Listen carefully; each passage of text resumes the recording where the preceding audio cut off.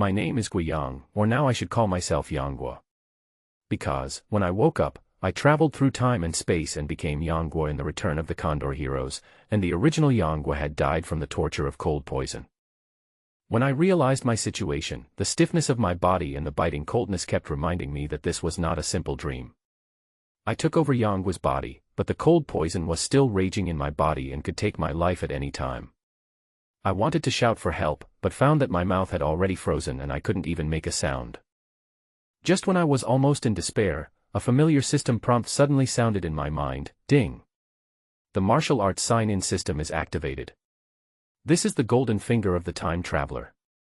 I immediately put my consciousness into it, opened the system, and saw the rewards inside: 9 Yang magic skill, Great Huandan, and Desolate Palm. Without time to think, I immediately chose the 9 Yang magic skill. As the system transmitted the skills, a series of cultivation formulas emerged in my mind, and the remaining internal energy in my body began to flow along the route of the 9 Yang magic skill. The cold poison was gradually suppressed, and I could finally feel the heat flow in my body.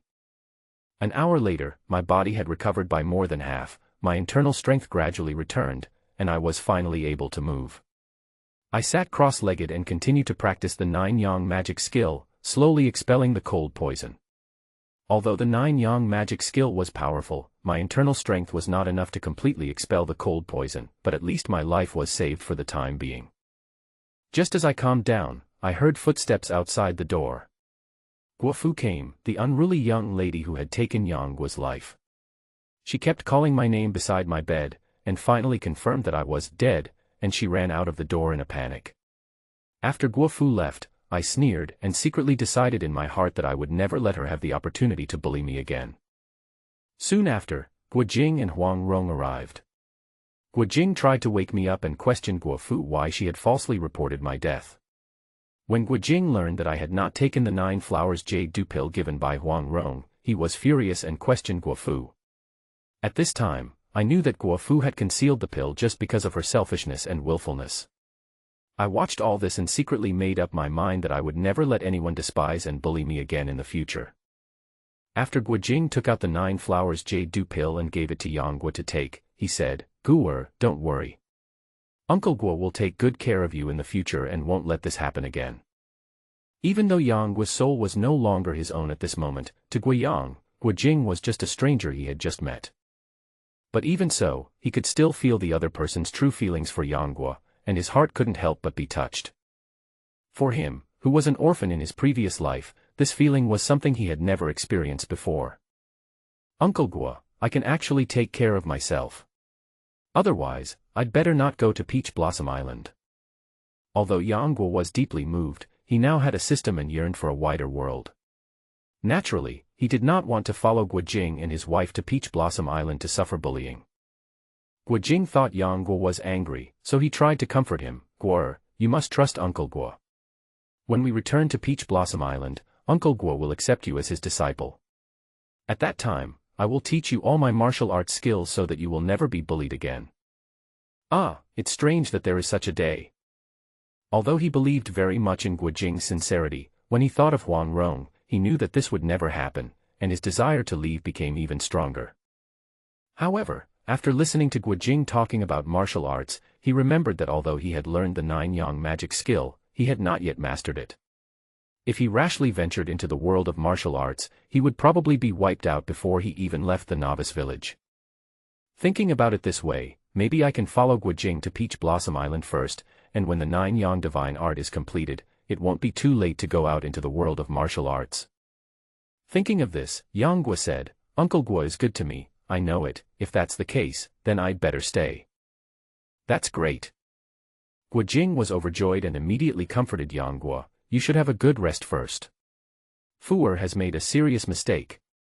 When we return to Peach Blossom Island, I will definitely punish her and give you an explanation." After saying that, he angrily pulled Guofu away. Guojing's attitude towards Yangguo and Guofu is completely different, and the treatment he gives them is also very different. If you don't know, you might think that Yangguo is his biological son, and Guofu was just given to him as a gift when he topped up his phone bill. Huang Rong still had many questions in her mind and wanted to ask Yang Guo for clarification, but when she saw her husband dragging Guofu out, she could not care less and hurriedly chased after him. Seeing Huang Rong leave quickly, Yang Guo finally breathed a sigh of relief. After all, it is easy to deal with Guo Jing, but it is difficult to deal with Huang Rong. If the other party asked him how he survived the attack of the Ice Soul Cold Poison without the 9 Flowers Jade Dew Pill, how should he answer? I guess I can only say it in the name of my adoptive father Ouyang Feng. But saying this would inevitably cause dissatisfaction in Guo Jing, and he would definitely give him a lecture afterwards, which would be comparable to Tang monk chanting sutras. After 2 days, everyone finally arrived at Peach Blossom Island. I don't know if the novice gift package used up all of Yang Guo's luck or what, but after signing in for 3 consecutive days, he only got 65 points, which was not enough to support a chance to draw a lottery. Because he still had to stay in Peach Blossom Island, Yang Guo did not dare to rashly take the Dahuan pill to improve his skills. Otherwise, with Huang Rong's suspicious nature, he would have to deal with her questioning every day. I'm afraid he would not have a good life. The other is the sorrowful palm. He has already learned this palm technique, but has not had time to practice it yet. Following Guo Jing and Huang Rong through the Peach Blossom Forest, they came to a place with beautiful mountains and rivers, and pavilions, and towers built beside the water. The scenery here is pleasant, with birds singing and flowers blooming.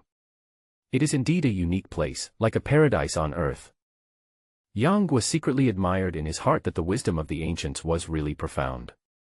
How could such a landscape painting with mountain walls as the scroll, buildings and pavilions, flowers, trees, birds as the paintings, and clear water and pond as the ink? It was something that ordinary people in previous lives could never have imagined. Guo, Duanru, Xiuwen, this will be your home from now on. Do you like it? Guo Jing looked at the 3 children behind him and asked. Wu Xiao and Wu De repeatedly said they liked it. Yang Guo also nodded. As if feeling tired after sailing for several days, Kuzhenwu said hello to Guo Jing and his wife, then went back to rest. Guo Jing and Huang Rong found their residence with the children. Yang Guo came to his own little house and pushed the door open. He was immediately hit by a scent of peach wood, which made him feel relaxed and happy. The furnishings in the room were very exquisite, with almost everything, but it gave people a clean, tidy, and comfortable feeling. In the past few days, Guo Jing did not tell the children what to do, nor did he teach them martial arts. Instead, he let them familiarize themselves with things on the island. Because Yang Guo and Guo Fu had a slight grudge before, Guo Fu and the other 2 often traveled together but ignored him. Yang Guo was naturally happy about this, and he often went to Liangwang Peak alone to secretly practice the sad palm. Occasionally, he would go to Qingxiao Pavilion to cast a fishing rod, and he lived a leisurely life. To be honest, at his mental age, he couldn't play with Guo Fu's 3 children, so there was no question of him being isolated. Before he knew it, Yang Guo had been on Peach Blossom Island for 7 days. He stayed up all night and waited until the next day. When the system prompted him to sign in, he finally added the 98 points to the 3 points he had earned from signing in today and successfully reached 101 points. Finally, I've saved enough. Draw prize. Yang Guo couldn't wait to spend the 100 points to draw the lottery. Soon, the voice of the system rang in his mind. Congratulations to the host for obtaining 1 comprehension card. In an instant, information about the reward appeared in Yang Guo's mind. Comprehension card, an attribute card that improves one's own comprehension. It is a one-time item, based on the host's own comprehension, and can increase comprehension by multiples once. It looks useful, but you have to experience it to know. Yang Guo didn't have time to think about it and directly used the comprehension card on himself. As the white light on his body dissipated, Yang Guo suddenly felt his mind clear, as if a lot of information had been added to his memory. When he tried to sort out this inexplicable information, he suddenly realized that this was not an extra memory in his mind, but something that existed in his mind, but he had always ignored it. Not only that, even his memory has improved a lot. Things that he had long forgotten as a child, he can now recall bit by bit, just like the progress bar when watching a movie, switching back and forth. This feeling is so wonderful. If I get another comprehension card, I feel like I can even leave my body. Yang Guo was very satisfied with the rewards he received this time. After carefully sorting out his gains, he immediately entered the state of practicing. Thanks to his enhanced comprehension, some of the key formulas that he had not been able to comprehend when practicing the 9-yang divine art before, now he understood them all by heart. When he practiced, he no longer had any shackles. The next morning, the door was knocked slowly. Yang came out of his training state, slowly exhaled a breath of foul air, and said, "Please come in." The door was pushed open, and an old man in plain robes came in, babbling something. It was the mute servant of Peach Blossom Island. Yang roughly understood what he was going to say, and immediately nodded and said, "Okay, I'll go right away." The mute servant nodded slightly, then retreated respectfully. After Yang washed up casually, he came to the front hall. I saw Guojing and Huang Rong had been waiting here for a long time. Even Kuzhen, who had not been seen for a long time, showed up. "Guo, come and sit next to me." Guojing warmly invited Yang to sit next to him. After Yang paid his respects to Kuzhen and Huang Rong, he followed the rules and sat down next to Guojing. Guojing saw this and was very fond of and satisfied with him. "After breakfast, don't rush to play. Uncle Guo has something to tell you." Guojing patted Yang shoulder and spoke softly. Yang nodded slightly, already thinking in his heart that Guojing was going to formally accept him as a disciple. Soon, Guofu and the 2 Wu brothers also came to the front hall. After everyone had breakfast together, Guojing first served Kuzhen a cup of tea, and then said, "Master, I would like to ask for your permission to accept 4 disciples from you." Kuzhen seemed to have known about this for a long time, and smiled as he said, "That couldn't be better. We, the 7 freaks of Jiangnan, now have a successor." Guojing quickly asked Yang and the others to kowtow to Kuzhen. After they had kowtowed to him, he allowed these little guys to kowtow to himself and Huang Rong. After the ceremony, Guojing couldn't help but smile and said, "From now on, the 4 of you are brothers." Guofu interrupted and said, "They are still senior brothers and sisters." Guojing couldn't help but glare at her. The latter thought of the matter of the 9-flower jade dew pills and that her father had not yet settled the score with her. She immediately shrank her head and dared not say anything. Guojing continued, "From today on, the 4 of you must love each other, share happiness and difficulties together, and stop arguing and fighting with each other. Remember." The 4 of them immediately echoed in unison, "Remember." Guojing nodded in satisfaction, then informed Kuzhen and began to explain the sex rules. Huang Rong watched these children from the side, and in less than half a month, she had already understood their personalities clearly. Dawu is honest and loyal, but has no opinion of his own. Xiaowu is lively and outgoing, but has difficulty seeing the big picture, not to mention his own daughter, who is a little willful and capricious. Although she is not stupid, she is not smart either, so there is no need to mention her. On the other hand, Yang is gifted, quick-witted, and has been working in the market since he was a child. He knows when to advance and when to retreat, and is brave and resourceful. He is indeed a promising talent. Compared with the Wu brothers, he is much better. It's a pity for his father. Alas, although he did not die at my hands, I am closely related to him. This child has been strong-willed and hot-tempered since he was young. If he knew what happened back then, I'm afraid he would end up raising a tiger to harm himself and become a great disaster in the future." Huang Rong's mind raced, and the more she thought about it, the more scared she felt. After Guojing finished explaining the sect rules, she couldn't help but say, "Brother Jing, it's too hard for you to teach 4 children by yourself. Let me teach Guo."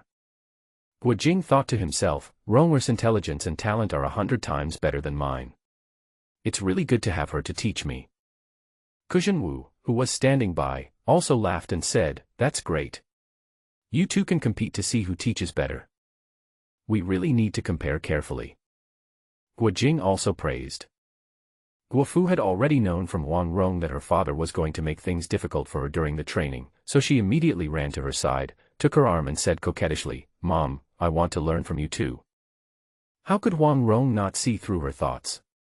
Under normal circumstances, she would have obeyed her, but this time, no matter what she said, she would not listen. "You'll never learn Kung Fu if you keep pestering me and making trouble. It's better for you to let your father teach you." Guofu was discouraged when she heard this. She secretly glanced at her father, and seeing that he was also looking at her, she immediately shrank behind Huang Rong and dared not say anything more. Huang Rong glanced at Yang Guo, who was silent beside her, and an idea came to her mind. "Brother Jing, let's make a rule. You can't teach Guo, and I can't teach the other three. And these 4 kids are not allowed to teach each other, otherwise it will mess up their skills and do more harm than good." Guo Jing did not doubt him and immediately responded, "Of course." After everything was finalized, Huang Rong said to Yang Guo, "Guo, come with me." After saying that, he led Yang Guo to Qingxiao Pavilion. "Please sit here for a while. I'll be back soon." Looking at Huang Rong's departing back, Yang Guo didn't say a word, and his eyes were calmer and more indifferent than ever before. He knew that under the circumstances, no matter what he said, Huang Rong would find a way to refute him. Rather than wasting his breath, he might as well go with the flow. He wouldn't be able to stay on Peach Blossom Island for long anyway. Not long after, Huang Rong came back with a few books in her hands. "Your master has 7 mentors, known as the 7 freaks of Jiangnan. The first master is Eunuch Ko, and the second master is Zhu Tsong, the scholar with wonderful hands. Now I will teach you the martial arts of the second master first." After saying that, he picked up a copy of The Analects of Confucius, and started reading. "From today on, you will start learning to read and write. If you don't know the profound meaning of Confucius words, poetry, books and etiquette, then no matter how great your achievements are in the future, you will still be a common man. You must study hard." Yang Guo knew that she was unwilling to teach him martial arts and was deliberately trying to evade him, but he still casually agreed, "Yes." Huang Rong felt something was wrong when she saw how calm he was, but she didn't think too much about it and recited, "Confucius said, isn't it a pleasure to learn and sometimes to criticize? Isn't it a pleasure to have friends coming from afar?" For several days, Huang Rong only taught him to read and never mentioned martial arts. Yang Guo was also patient enough not to ask her, but whenever he had free time during the day he would run to a secluded mountain to practice the sorrowful palm. At night, he would practice the 9 yang magic art until dawn. Repeating this process over and over again, practicing martial arts without sleep not only did not make him look listless, but instead made him more energetic. Even his originally sallow and thin complexion began to gradually become fair and delicate. In this way, half a month has passed unknowingly. During this period, Yang Guo had 2 sign-ins with great luck and earned more than 60 points. Considering whether there was a guaranteed minimum, he did not choose to draw the lottery immediately, but saved the points. As of today, his points have reached 436, enough to splurge 4 times. But it's still a little short of 10 consecutive draws. This day happened to be the end of the month, and he could sign in for free and receive a random reward.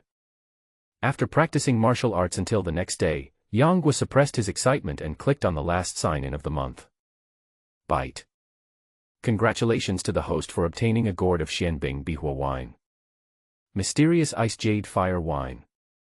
Yang Guo was slightly startled, then he thought for a long time before he remembered that this was a kind of medicinal wine in the Knight Errant, which had the effect of enhancing internal energy and strengthening the body. This wine is a combination of yin and yang energies. If someone who practices the fusion of yin and yang internal strength drinks it, he or she will be able to digest the medicinal power and enhance his or her strength.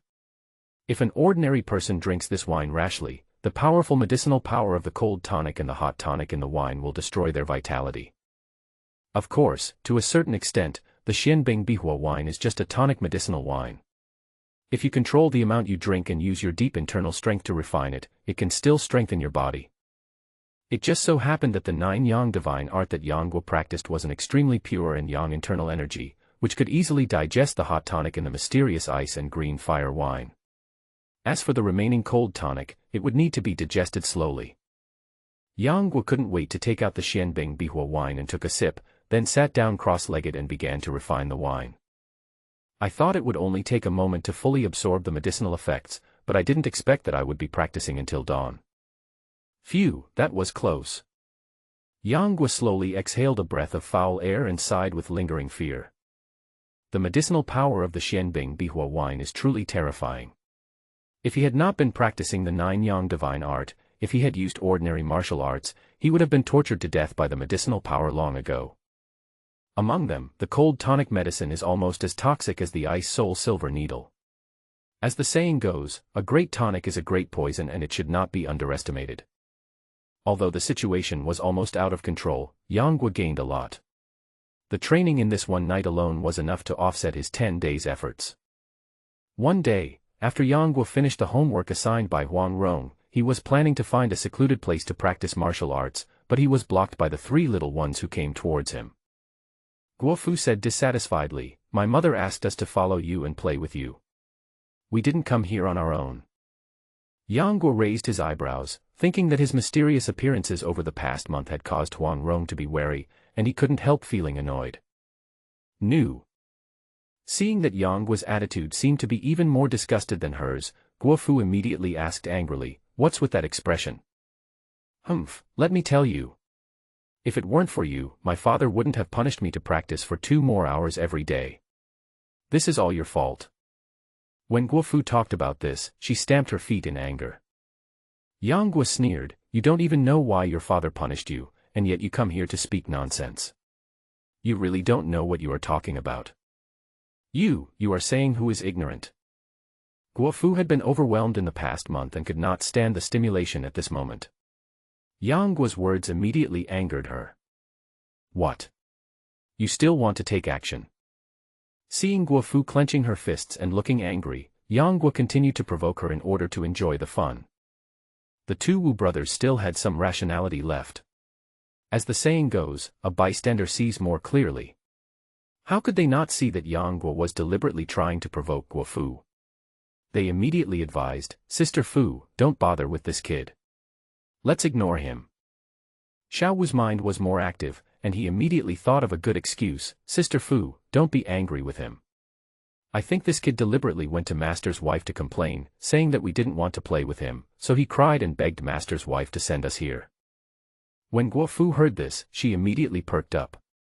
She no longer felt angry.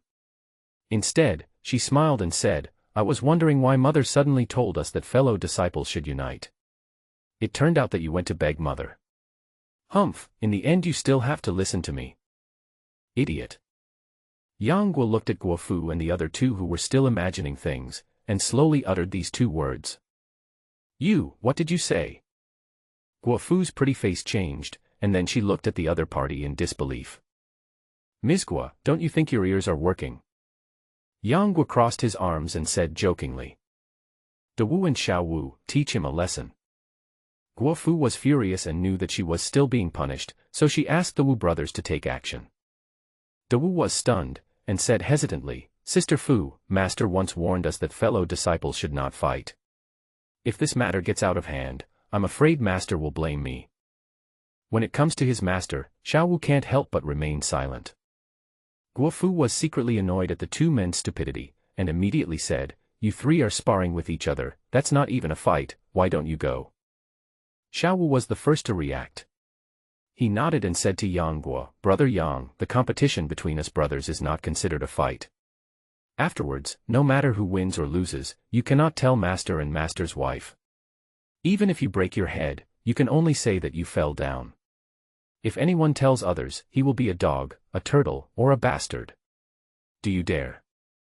Yanguo sneered, "I'm afraid you 2 have never been beaten before, so you come to me to suffer. Why are you afraid?" When he said the last 4 words, Yanguo's aura suddenly changed. There seemed to be a gleam of light in his eyes, so sharp that the Wu brothers couldn't help but take a step back. Guofu did not meet Yanguo's gaze. Seeing the Wu brothers retreating after being scared by the other party's words, she felt ashamed and could not help but scolded, "You 2 useless people, have you forgotten the martial arts my father taught you? Are you afraid of a country boy?" After all, both Wu and Dawu were born into a family of martial arts, so they were not afraid of fighting. After hearing what Guofu said, they immediately plucked up their courage and rushed towards Yanguo with their fists raised. Yanguo did not dodge or evade, and waited until Dawu's fist was about to reach his face, then he stretched out his left palm and flicked it, pushing Dawu and his fist to the side. Fortunately, Guo Jing was a law-abiding person who knew the joys and sorrows of practicing martial arts, so he helped the Wu brothers to lay a solid foundation. Although they did not learn any other skills, they did learn a good horse stance, so after stumbling a few steps, they stood up steadily again and did not fall on their faces. At this time, Xiao Wu's fists came one after another. Yang Guo did not block them again, but took half a step aside. He thought he could easily dodge it, but he saw Xiao Wu stepped on the ground with his right foot, and his left leg immediately turned around and swept towards Yang Guo's feet. It was exactly the returning wind and falling leaves that Guo Jing had taught him a few days ago, but he did not learn it very well, and this kick came a little late, and just brushed Yang Guo's toes and swept past. Ah, this. Yang Guo stared blankly at Xiao Wu, whose posture looked very handsome but was completely useless, with his eyes wide open. Xiao Wu stood up awkwardly, patted the dust stains on his trouser legs, and lowered his head unconsciously. When Yang Guo was finding it funny, De Wu behind him attacked again. He immediately raised his leg to kick the opponent, but saw De Wu squatting with his leg slightly, and put his left hand on the calf of Yang Guo's right foot, pushing him immediately, causing him to lose balance and lean backwards. This was the supporting the beam and replacing the pillar move that Guo Jing had taught them a few days ago. It was one of the grappling techniques that the hidden knight in the bustling city, Quan Jinfa, was good at. Yang Guo lost balance and was about to fall to the ground, but he kicked with his left leg, raised his hands above his head and slapped the ground, then he somersaulted and stood on the ground again, unharmed. Is this the martial arts moves that Uncle Guo taught them? They are quite useful when facing the enemy. Yang Guo originally thought that the two were just two weaklings, but he overlooked the fact that they already had martial arts skills. Coupled with Guo Jing's careful teaching, they were not really mediocre. When De Wu saw that Yang Guo was not tripped by his move, he immediately stopped. Xiao Wu came to his senses and said, "Brother, let's attack from both sides. If we lose when we're 2 against 1, we won't be able to hold our heads up in front of Sister Fu anymore." De Wu was startled when he heard this and nodded, "Okay, let's go together." Seeing the Wu brothers approaching from the left and right, Yang Guo moved and rushed towards Xiao Wu first. The latter was startled and afraid that Yang Guo would get close to him, so he subconsciously raised his leg and kicked him. Yang Guo raised the corner of his mouth slightly, grabbed his ankle with his left hand, and dragged his calf with his right hand. Xiao Wu immediately felt his feet slip, and the whole person fell backwards, and fell heavily to the ground with a bang. De Wu was furious when he saw his brother fall heavily to the ground. Then he saw Yang Guo had his back to him and rushed over immediately. At this moment, Yang Guo suddenly turned around and kicked De Wu directly on the ankle, causing him to hit the ground headfirst, breaking the skin on his forehead and bleeding immediately. The moves he used to subdue the two brothers were all the ones they used against themselves, but he only saw them once and already understood the key points. He learned and applied them immediately, and his moves were far better than those of the two brothers. Guo Fu stood aside and saw this. She couldn't help but open her mouth wide, her face full of disbelief. How come you know the martial arts that my father taught you?" "I know it, you must have secretly learned martial arts and broke the rules," Guo Fu said indignantly. Yang Guo just glanced at her, and said in a tone full of sarcasm, "I don't even bother to learn such simple and easy to understand martial arts. These two brothers have so many tricks. I can learn them just by watching them once. What's so difficult about it?" Although Guo Fu's martial arts skills were not very high, she was from a famous family after all and she had good eyesight. Thinking back now, she did find that the moves used by Yang Guo were somewhat different from those taught by her father, but they were quite similar. "You really only need to watch it once to learn it?" Guo Fu still couldn't believe her eyes and asked. "Why should I explain it to you? Believe it or not." Yang Guo snorted coldly, then ignored Guo Fu and left.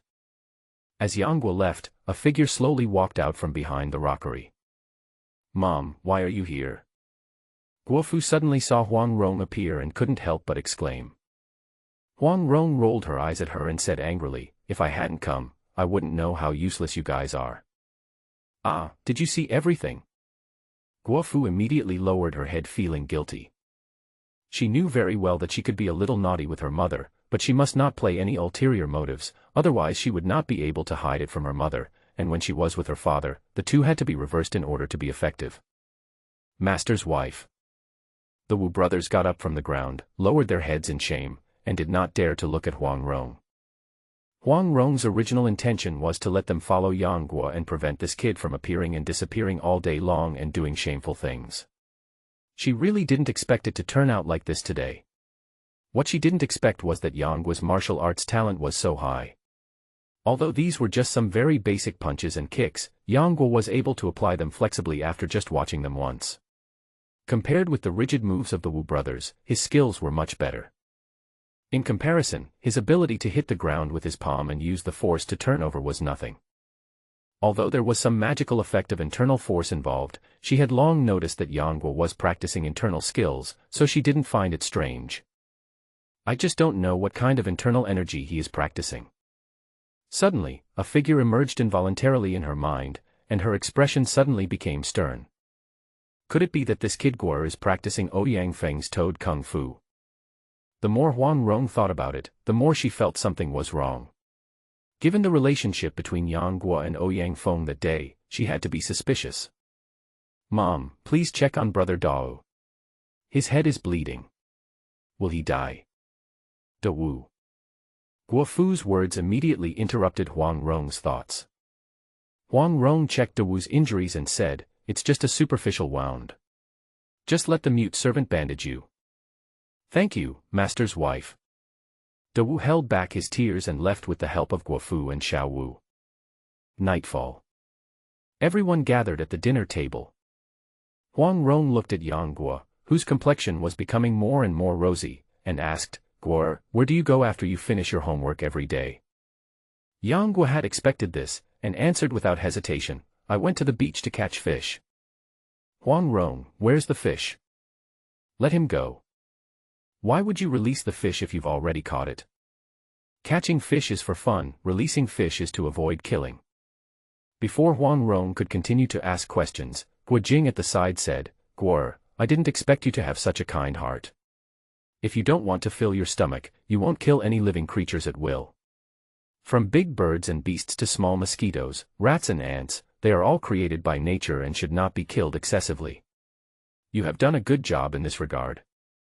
Fuer, Ruer, Wun'er, you three should learn from Guo. Look, you've made yourselves look like this when I'm not around." Looking at the Wu brothers with gauze wrapped around their heads and bruises on their faces, Guo Jing was furious. It's not that he deliberately favors Yang Guo, it's just that these two brothers are somewhat unsatisfactory in all aspects. Yang Guo smiled and said, "I just hope that after accumulating good deeds, I will be blessed by the heavens, and I will not intentionally harm others, and others will not harm me either." "Ha ha ha, don't worry, no one will harm you on this Peach Blossom Island." Guo Jing thought that Yang Guo was talking about his experience when he was wandering in Jiaxing town, and immediately patted his chest and guaranteed it. However, the speaker has intention, and the listener also has intention. How could Huang Rong not know that Yang Guo was talking about her? She felt very strange. She had never shown much hostility towards Yang Guo, but she could always feel his vigilance against her. Even though I didn't teach him martial arts, he never raised any objection to me, as if he had accepted his fate. Even with Huang Rong's intelligence, she couldn't guess what was going on in this child's mind. When Yang Guo mentioned this today, she couldn't help but reflect on herself, wondering if she was too harsh on him and had great prejudice against him. In fact, Yang Kong is Yang Kong, and Yang Guo is Yang Guo. They are completely different, so why should I be too serious about it? It was a dinner party, and everyone had their own thoughts. The atmosphere lacked the usual cheerfulness and liveliness. Even Xiao Wu and Da Wu, who usually had 2 big bowls of rice in a row, only ate half a bowl before leaving the table today. No one knew what Huang Rong was thinking. When she left, she still looked very worried. Not only others, but even Guo Jing could see it. After returning to the room, Guo Jing couldn't help but ask his wife, "Ronger, what's worrying you?" Huang Rong was slightly stunned, then smiled and said, "Nothing. There must be something wrong. Is it because of Da Wu and Xiao Wu?" Guo Jing thought that it was a rare opportunity for him to see a little bit of his wife's thoughts, so he was determined to help her solve her problems. Huang Rong smiled bitterly and shook her head, saying, "Though those 2 kids are a little naughty, they are pretty obedient. There's nothing to worry about." Guo Jing thought for a moment and asked again, "Then the only one who can make you so upset is Fu Er?" Huang Rong looked at her husband in surprise and asked in confusion, "Among the 3 children you asked about, they are either your disciples who have been with you day and night, or your biological daughters. Why can't it be Yang Guo?" Guo Jing said hesitantly, "Guo is well behaved and obedient, and never messes around with those 3 kids. What can happen to him? Huang Rong sighed helplessly, thinking that it was good that Brother Jing treated others so sincerely, but if the other party had evil intentions, how could he repay her with sincerity? Brother Jing, what if I say that Yang Guo makes me worried? Guo Jing was very surprised and asked, Guo? What is it about him that worries you? Huang Rong said in a colder tone, just because he is Yang Kang's son, isn't that enough? When Guo Jing heard this, the expression on his face suddenly became extremely complicated. Ronger, we have already discussed this matter. Back then, it was precisely because Kangdi had lived in a foreign land since he was a child and was raised by the people of Jin that he was loyal to Jin and refused to admit his identity as a Song person. He was blinded by wealth and glory and ended up committing suicide. Before Guo Jing could finish, Wang Rong interrupted him forcefully, didn't you also grow up in Mongolia, receive the favor of Genghis Khan, and be awarded the title of the Golden Sword Prince Consort, but didn't you agree to it? Having said this, Wang Rong's tone unconsciously softened a bit, and her pretty face turned slightly red. Guo Jing scratched his head and said frankly, it's been such a long time since this happened, why are you still mentioning her, Ronger? I just want to mention it. Not only do I want to mention it, I will mention it for the rest of my life. Huang Rong thought Guo Jing would say something to comfort her, but she didn't expect him to say such a cold sentence. Ah. Ronger, let's talk about our son. Guo Jing was at a loss for what to do and abruptly changed the subject. Huang Rong was so angry that she stamped her feet secretly, thinking that she had explained it so clearly. Why was this silly brother still so ignorant of romance? She felt angry and amused at the same time. Then let's talk about what happened last year. I noticed that Guo seems to be practicing internal skills recently, and has made some progress. Huang Rong changed the subject and straightened her expression. Ronger, have you already started teaching him the inner strength method? Guo Jing asked with a frown. According to his plan, he was going to teach several disciples the authentic Taoist inner strength. After all, this kind of practice requires gradual progress and there will be no bottlenecks or risks of going astray. Although progress is slow, it is still the most superior inner strength method. Huang Rong was so angry that she slapped her silly brother on the shoulder and frowned. How could I teach him any martial arts? I have only been teaching him to read for the past month. Ah. Ronger, you didn't teach me martial arts. Guo Jing was surprised. This child's appearance always makes me uneasy, fearing that he might be the second Yang Kang, so I have never dared to teach him martial arts. But today I saw him fighting with the two Wu brothers, and he only took one look and learned their martial arts skills, and used them even better than them. When I thought about his talent, I became even more worried. Huang Rong's words did not resonate with Guo Jing. He was still immersed in the fact that his wife did not teach Yang Guo martial arts, but Yang Guo beat the Wu brothers with his own skills. He thought this was a good thing. But when he thought about the discord between the brothers, he couldn't help but worry about it. But looking at his wife's expression, he still didn't make any comments. So Ronger, what do you mean? Huang Rong said in a deep voice, we can't keep this child around any longer. What? You want to let Guo go? He's still so young, where are you going to let him go? Guo Jing suddenly became anxious, thinking that he had finally found Yang Guo. How could he let him go back to his previous life? Huang Rong knew that her husband had misunderstood her, so she immediately comforted him. Brother Jing, you misunderstood. How could there not be a place for Guo to stay in this vast world? Ronger, what do you mean? Stop playing dumb with me. That's right, Brother Jing. I plan to send Guo to the Quanjin sect and let him become a disciple. Huang Rong did not keep the secret any longer and expressed her inner thoughts. Quanjin sect. Guo Jing murmured, then thought for a long time and said, if it is the Quanjin sect, it would be a good choice. He also understood that judging from his wife's behavior today, it would be difficult to keep Yang Guo here. But it is impossible for Guo Jing to ignore Yang Guo. Now Huang Rong gave Guo Jing a better suggestion. Even with his stubbornness, it seemed that the only way out at this moment was compromise. Huang Rong saw that her husband had wavered, so she continued to persuade him, Brother Jing, you are what you are today because of the teachings of Quanjin Taoist Master Ma. Guo's father was also a disciple of Taoist Master Qiu. It is the best choice to let him join the Quanjin sect now. You don't trust Ronger, but do you also not trust Taoist Master Ma, Taoist Master Qiu and the others? Guo Jing immediately said, Ronger, I don't distrust you, but it's just too unfair to Guo. He is now alone and helpless. If we abandon him again, do you think he will blame us in the future? Huang Rong said, if he can really understand our painstaking efforts, then we can also tell him how his father died. The endless pain in Guo Jing's heart turned into a deep sigh. In fact, Huang Rong's thoughts this time were very simple. She just didn't want Yang Guo to be with her husband day and night. Otherwise, even if Brother Jing didn't teach him martial arts, there was no guarantee that he would be gifted and see through Brother Jing's martial arts moves. What if one day Yang Guo got angry with the Guo family because of his father's affairs? Then, how could Brother Jing be his opponent if he was scheming unintentionally? But it would be easy if he was sent to the Quanjin sect.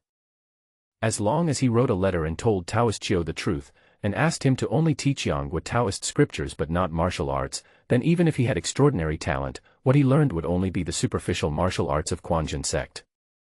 If he used them to deal with Brother Jing, it would be like hitting a rock with an egg, and he would never achieve anything great. Guo Jing naturally didn't think as clearly as Huang Rong did, so he just asked how to talk to Yang Guo.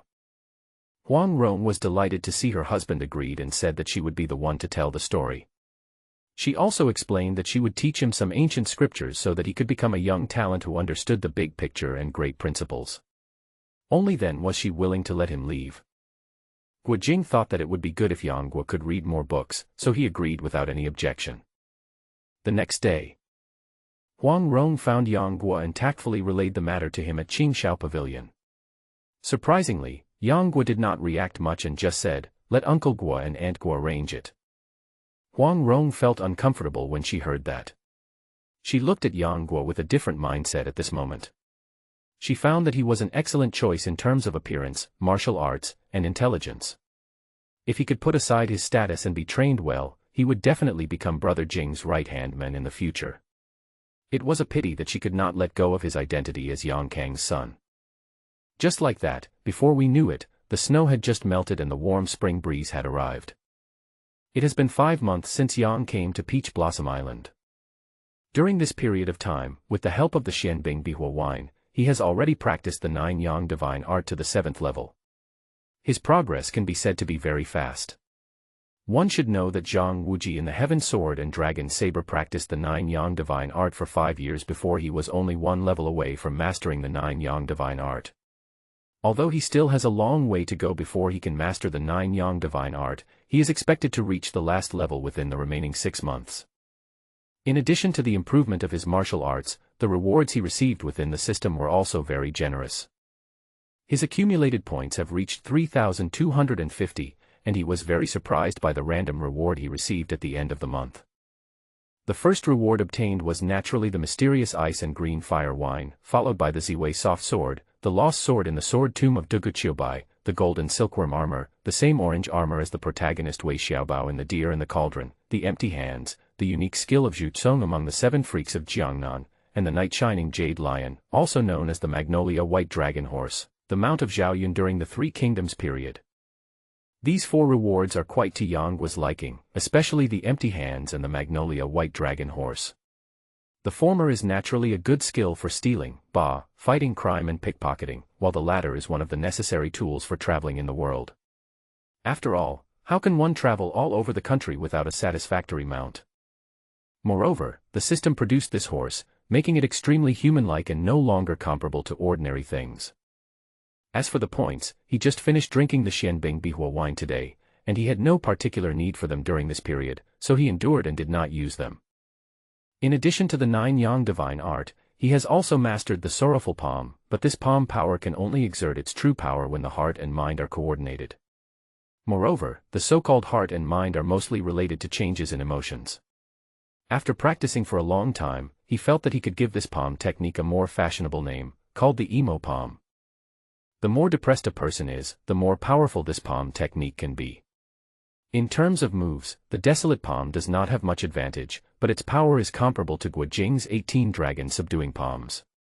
It is very different from ordinary martial arts, and the first element is understanding. Note, in the later period of the original novel The Condor Heroes, Wang Yaoshe commented on it himself. Therefore, after Yang Guo mastered this set of palm techniques, he put it aside temporarily, and used it as a trump card in times of life and death crisis. After all, at the moment of life and death, a person's emotional fluctuations are undoubtedly the greatest, especially at the moment when one knows that he is going to die and is in despair. This palm method should be able to exert its greatest power. However, compared to the true nature of the ancients, Yang has comprehended the true meaning of the sorrowful palm. He indoctrinated himself with toxic chicken soup, then briefly fell into an emo state, and then used it as an opportunity to perform the desolate and evil palm. Although he could not reach the true power of this palm technique, he could still bring out some of its effects, which was quite impressive. On this day, Guojing got up early in the morning, took some silver and luggage, and went with Yang to say goodbye to his master, wife, daughter, and the Wu brothers. Huang Rong looked at her husband with a hint of guilt and said, "Brother Jing, be careful on your journey." Guojing nodded and said, "Well, don't worry." Then he looked at Guo Fu and the big and small martial artists and said, "Although Guo is not my disciple now, you still have to help each other like brothers in the future. Do you understand?" Although they were taught a lesson by Yang a few months ago, the Wu brothers were just children after all, and they forgot about it after a few days. No one felt anything was wrong today, and they all responded with a yes. Even Guo Fu waved goodbye to Yang very obediently. Thinking that they had been partners for half a year after all, and now that they were separated, she didn't know when they would meet again, and she felt quite regretful. After saying goodbye to a few people calmly, Yang boarded the boat to leave. Not many days later, the two of them successfully arrived ashore at the Zhejiang coast. Guojing bought 2 horses and traveled north with Yang Guo, traveling day and night. Although it was his first time riding a horse, Yang Guo had a strong inner strength and already had a solid foundation. After practicing for less than half a day, he was able to control the reins with ease. With Guojing around, he naturally didn't dare to conjure up a white horse at will, so he could only ride this post horse to continue his journey. Due to his youthful nature and curiosity towards new things, he often competed in horse racing with Guojing. However, Guojing was a man who grew up on the Mongolian grasslands after all, and his riding skills were far better than Yang Guo's, so he never won even once. Once on the way, Yang Guo accidentally heard people in a restaurant talking about the world situation. He vaguely heard something about the young emperor of Qing dynasty succeeding to the throne and the war between Mongolia and Jin. He was confused. When he asked Guojing, he realized how chaotic the situation in the world was.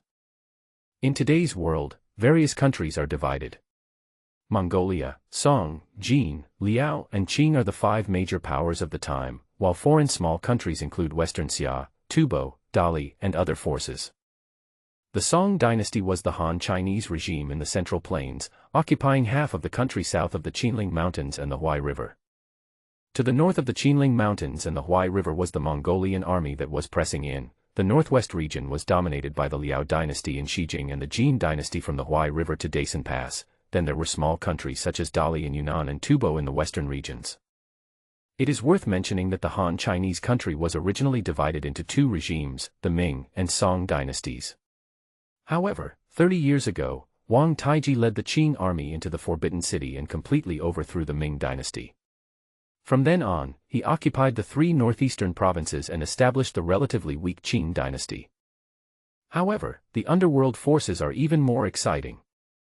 The 2 most prestigious martial arts schools in the world are Wudong and Shaolin, followed by Amei, Quanzhen, Kunlun, Kongtong, 5 Mountain Sword, Snow Mountain, and others.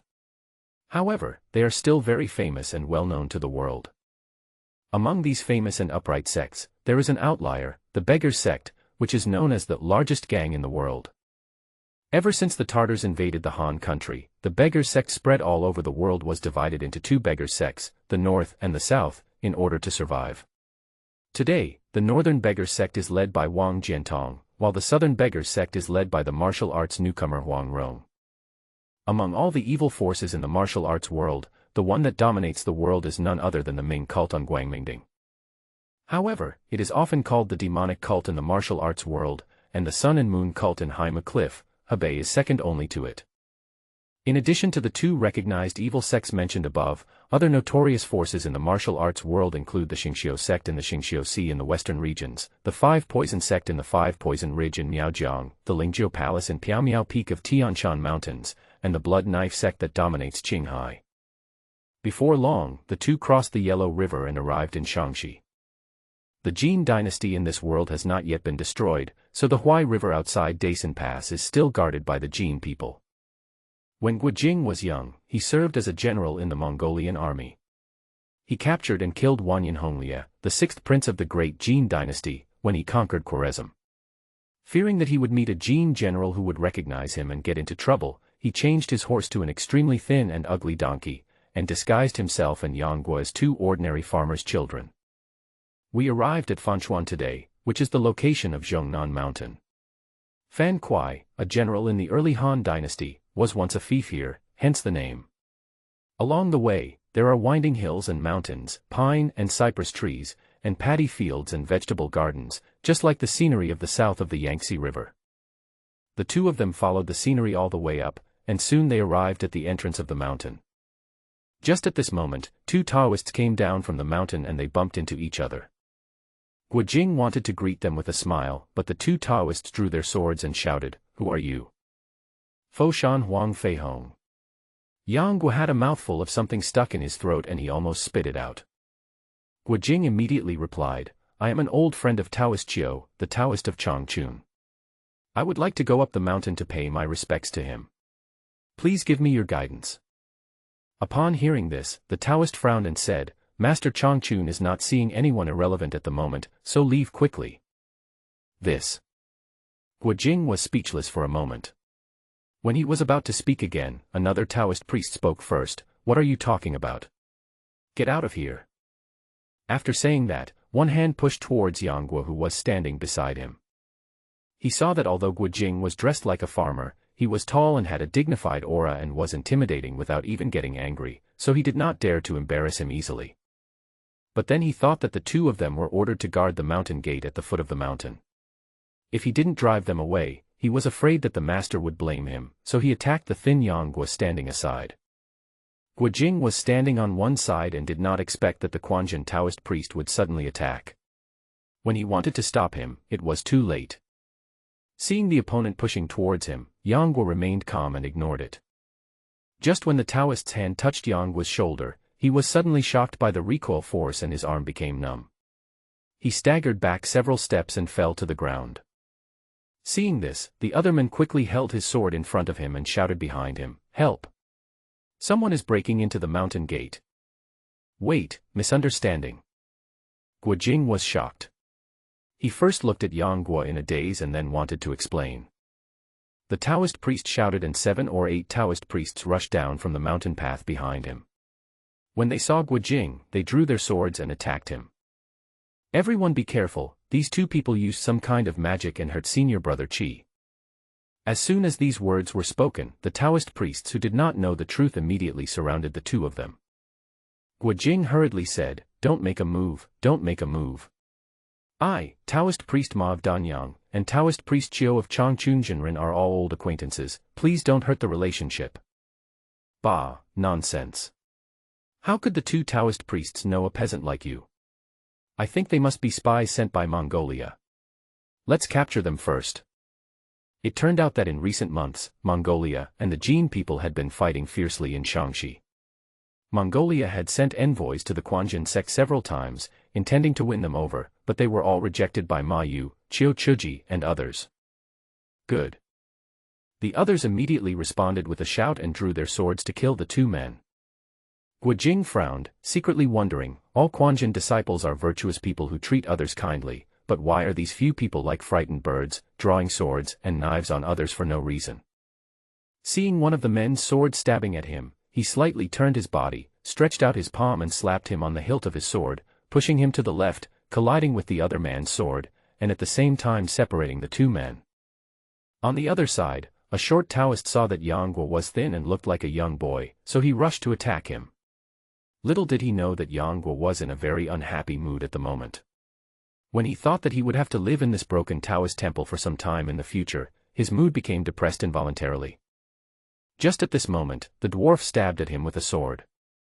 Then Yangguo raised his head to the sky, pretending he saw nothing, and slapped the air above his head with his palm slanting downward. The palm force turned into an arc and scattered down. The palm force was like a dome, round and wide, and there was no way to dodge it. The short Taoist's pupils shrank, and before he could react, he was hit by the palm force. The long sword in his hand was also broken by the palm force, and the whole person vomited blood and flew backwards. This was exactly the worry-inducing move in the palm of Desolate and Sorrowful. It was not a victory with just one palm, but with the continuous overlapping of palm forces, it accumulated a huge amount of true energy, first breaking the opponent's weapon, and then hitting him in the chest, causing him to fly out with serious injuries. This move was extremely powerful. If Yang Guo hadn't intentionally held back, he would have been killed with just one blow. Guo Jing came to his senses and saw that Yang Guo had injured a man with one palm strike. He immediately shouted, "Guo, don't hurt anyone."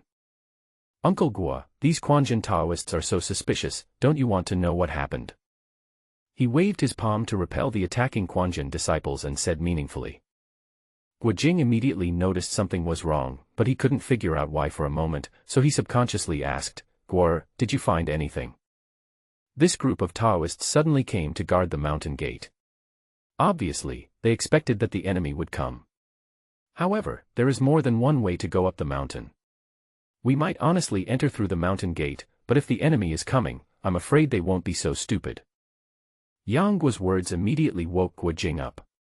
He was about to ask these Quanjin disciples, but the expressions on their faces showed that they wanted to kill them. How could they listen to his explanation? Thinking that Chongyang Palace might encounter a powerful enemy, Guo Jing was extremely anxious and did not want to get entangled with these disciples anymore.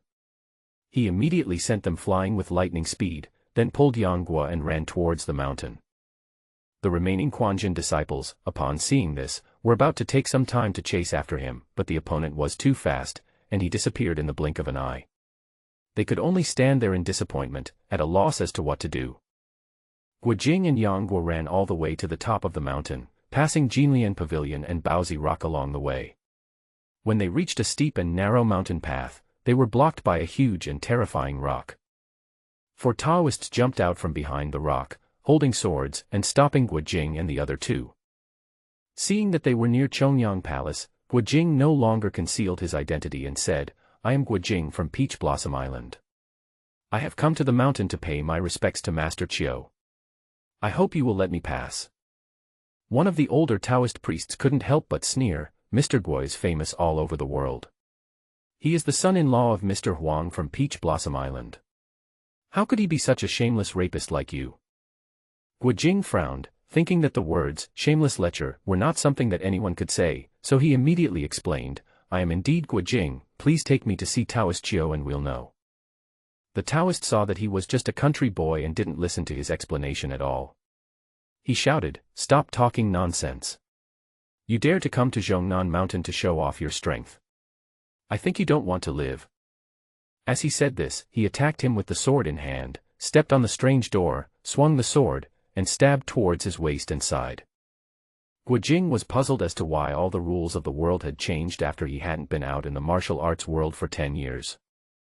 Seeing that the Taoist priest's martial arts skills were far superior to those disciples at the foot of the mountain, he did not dare to be distracted. He stretched out his index finger, clasped it under his thumb, and flicked it at the opponent's sword tip. With a slight ding sound, the sword in the hands of the older Taoist priest began to tremble violently, and a force exploded from the tiger's mouth, almost causing the weapon to fly out of his hand. The other three Taoists were shocked to see that this farmer was so powerful. With just a snap of his fingers he could have such great might, and they rushed up together. Guo Jing did not want to embarrass the Quanjin Taoist priests, so he dodged and asked, "What do you want me to believe that I am Guo Jing?" One of the fat Taoists saw that he was always dodging and his movements were extremely fast, so he shouted, "If you can stop dodging and take away the weapons from us, we will trust you." Guo Jing saw that they were ruthless and fierce, all trying to attack the vital points, and he was already feeling angry. Suddenly he heard one of them say this, and he couldn't help thinking, how difficult is this? He suddenly raised his palms, and just when Yang Guo thought he was going to perform the 18 dragon subduing palms, which was a feast for his eyes, he saw him send out palm power at a speed as fast as the wind, like falling petals, with palm shadows everywhere, rolling up the tender leaves on the branches, and suddenly it was like a sudden gust of wind, and all the flowers fell, and the palm wind was as sharp as a sword. The Taoists were dazzled and didn't know how to resist, so they simply stabbed at Guo Jing's vital points without resistance. When the long swords passed through the dense palm wind, they were suddenly tangled together uncontrollably, and the sound of fine iron clashing was heard. Guojing gathered his arms in front of him, and the four men's swords were immediately twisted into a knot by his internal energy. As he bent his arms and shook them, the four men could no longer hold their swords and were shocked and retreated together. These four people rarely move around in the martial arts world, so how could they know that there is a magical martial art called falling sword palm, which is like a sword but not a sword, and is forged by the power of palm? They were all called lewd thief and demon magic. Before Guojing could even open his mouth, they were so frightened that they jumped behind a huge rock and fled in panic. Although Yanguo had not learned martial arts on Peach Blossom Island, with his current eyesight, how could he not tell that what Guojing used was not the 18 dragons subduing palms? Thinking of the palm and sword skills on Peach Blossom Island, he knew it was the falling flower's sword palm. This martial art was created by Huang Yaoshi, and it can be considered as a very superior martial art. However, compared with the 18 dragon subduing palms, it is slightly inferior.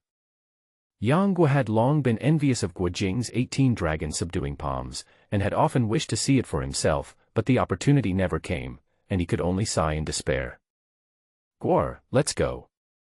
Seeing that the four Taoists were defeated, Guojing had no intention of pursuing them. He just pulled Yanguo and continued to move towards Chongyang Palace. Soon, the two of them entered the Quanjin sect and came to a large round square surrounded by mountains. There were about 100 Taoists in yellow crowns and grey robes standing in front of him, holding long swords with dazzling sword lights flashing. Guojing took a closer look and saw that this group of disciples consisted of 7 people forming a small Tiangangbei Do formation, and the 7 small formations formed a large formation. The 2 large formations, one positive and one strange, complemented and restrained each other and supported each other. The formation is so majestic that, although there are only 100 people, it gives people a sense of facing thousands of troops and arranging their troops. Guojing was secretly shocked. This formation was much more profound than the 7-person formation. One of the Taoist priests with a long beard said in a loud voice, "You have managed to get from the foot of the mountain to my Quanjin sect, which shows that you are very talented. But, with your martial arts skills, why are you obsessed with beauty and don't know how to love yourself?" Guojing's face turned blue with anger, and he thought to himself, "I have only loved my wife in my entire life. When did I become so obsessed with her beauty that I lost sight of loving myself?" Ever since he came up the mountain, the Quanjin disciples have been calling him a lecher and thief, and they won't listen to anyone's arguments. This is too rude. The more Guojing thought about it, the angrier he got. He said angrily, "I came to see Taoist Master Ma and Taoist Master Chiu sincerely. Please distinguish right from wrong and don't wrongly accuse a good man." The Taoist priest with long beard shook his head slowly and said, "If you really want to do that, you can tell my disciples and let them know on your behalf. But you really shouldn't force your way through the mountain gate and hurt my disciples. I would like to give you my final advice. Don't be stubborn and go down the mountain as soon as possible." Even though Guojing was a calm and honest person, he couldn't help but want to curse at this moment, thinking, "I did say it. But you disciples didn't listen." Originally thinking that a reasonable Taoist priest had come, he turned out to be a fool. Guojing immediately gave up the idea of communicating with this group of people. Yanguo took in all the changes in Guojing's facial expressions along the way. Knowing the whole story, he couldn't help but find it funny. The only person who could make this stubborn Guojing so angry could be a Quanjin sect disciple who was even more stubborn than him. "Uncle Guo, as you said, once we meet Taoist Chiu, the truth will be revealed. We don't need to waste time arguing with them." Seeing Yanguo's eager expression, Guojing immediately said, "You can't do it again. After all, they will be your fellow apprentices in the future. No matter who gets hurt, it will inevitably hurt the relationship. Let me do it." He didn't have the chance to ask Yanguo where his martial arts came from, but with his keen eyesight he could naturally see that the martial arts Yanguo had learned were quite good. If he injured one of them again, he would really have no chance of staying in Quanjin sect. He immediately refused to take action no matter what. Upon hearing this, Yanguo had no choice but to step back. Seeing Guojing was about to break into the palace, the long-bearded Taoist priest could not help but shout angrily, "Since you insist on breaking into the mountain and asking for advice from Master Ma and Master Chiu, you must first break our Big Dipper formation." Seeing how unkind the other party was, Guo Jing's tone turned cold. I am going up the mountain. If you try to stop me, please forgive me for being rude. Taoist Longbeard snorted coldly, then I will learn from your superior skills. Guo Jing walked forward slowly, looking at the large formation ahead, thinking that although the other side had a large number of people, their skills varied greatly, so there would definitely be flaws. Now no one knew what had happened in Chongyang Palace. There was such a big commotion in front of the mountain gate, but none of the 6 Quanjin disciples showed up. Looking from afar, he saw white smoke and faint flickering flames in the northwest direction. He was shocked, realizing that something big must have happened in Chongyang Palace. He did not intend to get entangled with this group of Quanjin disciples. He stomped his feet heavily, rose from the ground, and rushed into the formation. Guo Jing pushed out with both palms, using the technique of fighting with both hands to respectively perform the most powerful shock 100 miles away, and the arrogant dragon will regret, which he was best at among the 18 dragon subduing palms. Yang Guo's eyes lit up and he watched Guo Jing's movements carefully. 2 powerful palm powers were seen coming out from Guo Jing's palms, with a faint sound of dragon roar, whistling and shaking half of the people in the left and right Big Dipper formations, making them stumble. The arranged formations immediately collapsed, and wailing was everywhere. Guo Jing was concerned about the safety of Chongyang Palace, so he used his strength to break through the huge sword formation, intending to take the opportunity to break through. However, who would have thought that the Taoist with long beard was very skilled in the control of the formation? He let out a clear whistle and issued an urgent order, ordering the remaining disciples to surround them with swords. Before Guo Jing could run out 7 or 8 steps, he surrounded him again in the formation. Upon seeing this, the Taoist with a long beard heaved a sigh of relief and secretly sighed that this person's skills were so profound that they were truly rare in the world. Even the 6 uncles and aunts might not be his match. He must not be let go. And Guo Jing also cheered secretly, thinking that this man was proficient in the key points of the formation, and his control over the changes in timing was no less than that of Taoist Chiu and others in the past. Although he had just used the 2 most powerful palms among the 18 dragon subduing palms, he had retained some strength and did not hurt the Quanjin Taoist priests. At this moment, he was trapped in the formation again. Those Quanjin disciples who were knocked to the ground by the palm power immediately climbed up by holding on to the surging blood and energy in their bodies. Guo Jing's heart trembled, and he rushed out quickly.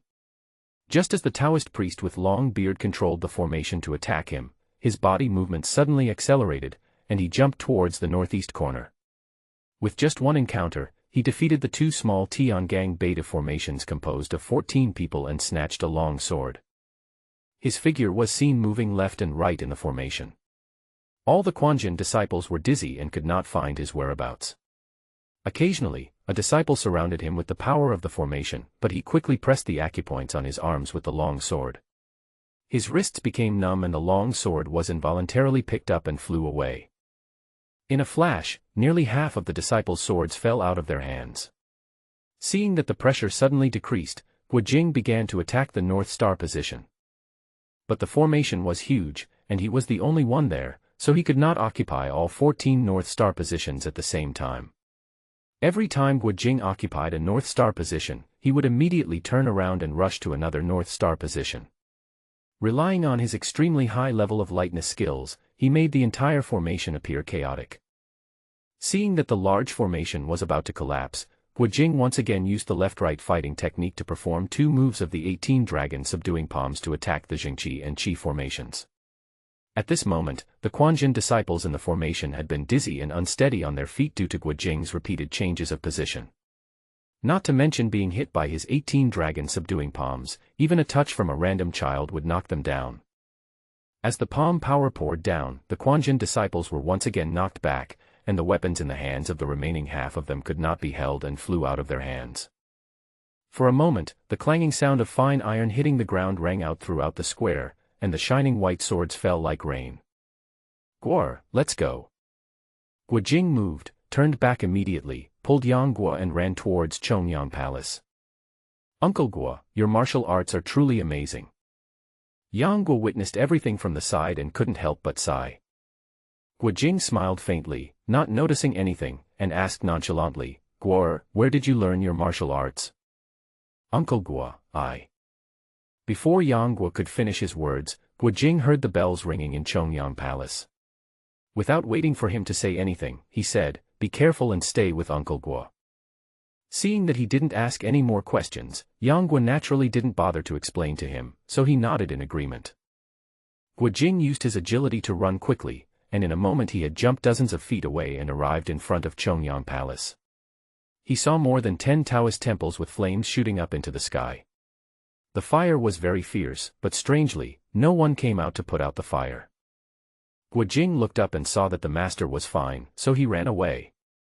Soon he heard shouting and cursing, as well as the sound of weapons clashing, coming from the master's hall.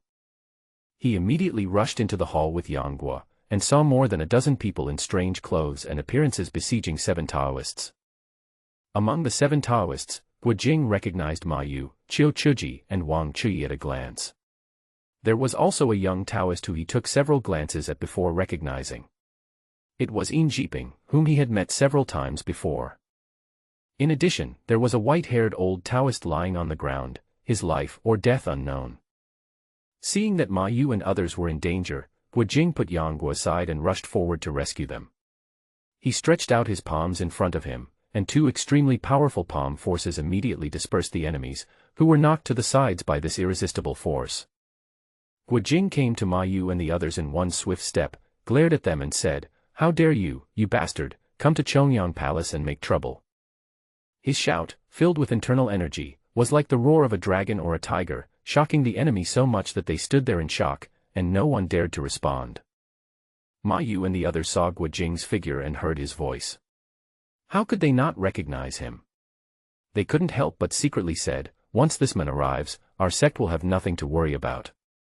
Seeing that this group of people did not dare to move, Guo Jing immediately turned around and bowed to Ma Yu and the others, "Disciple Guo Jing, I greet the Taoist priests."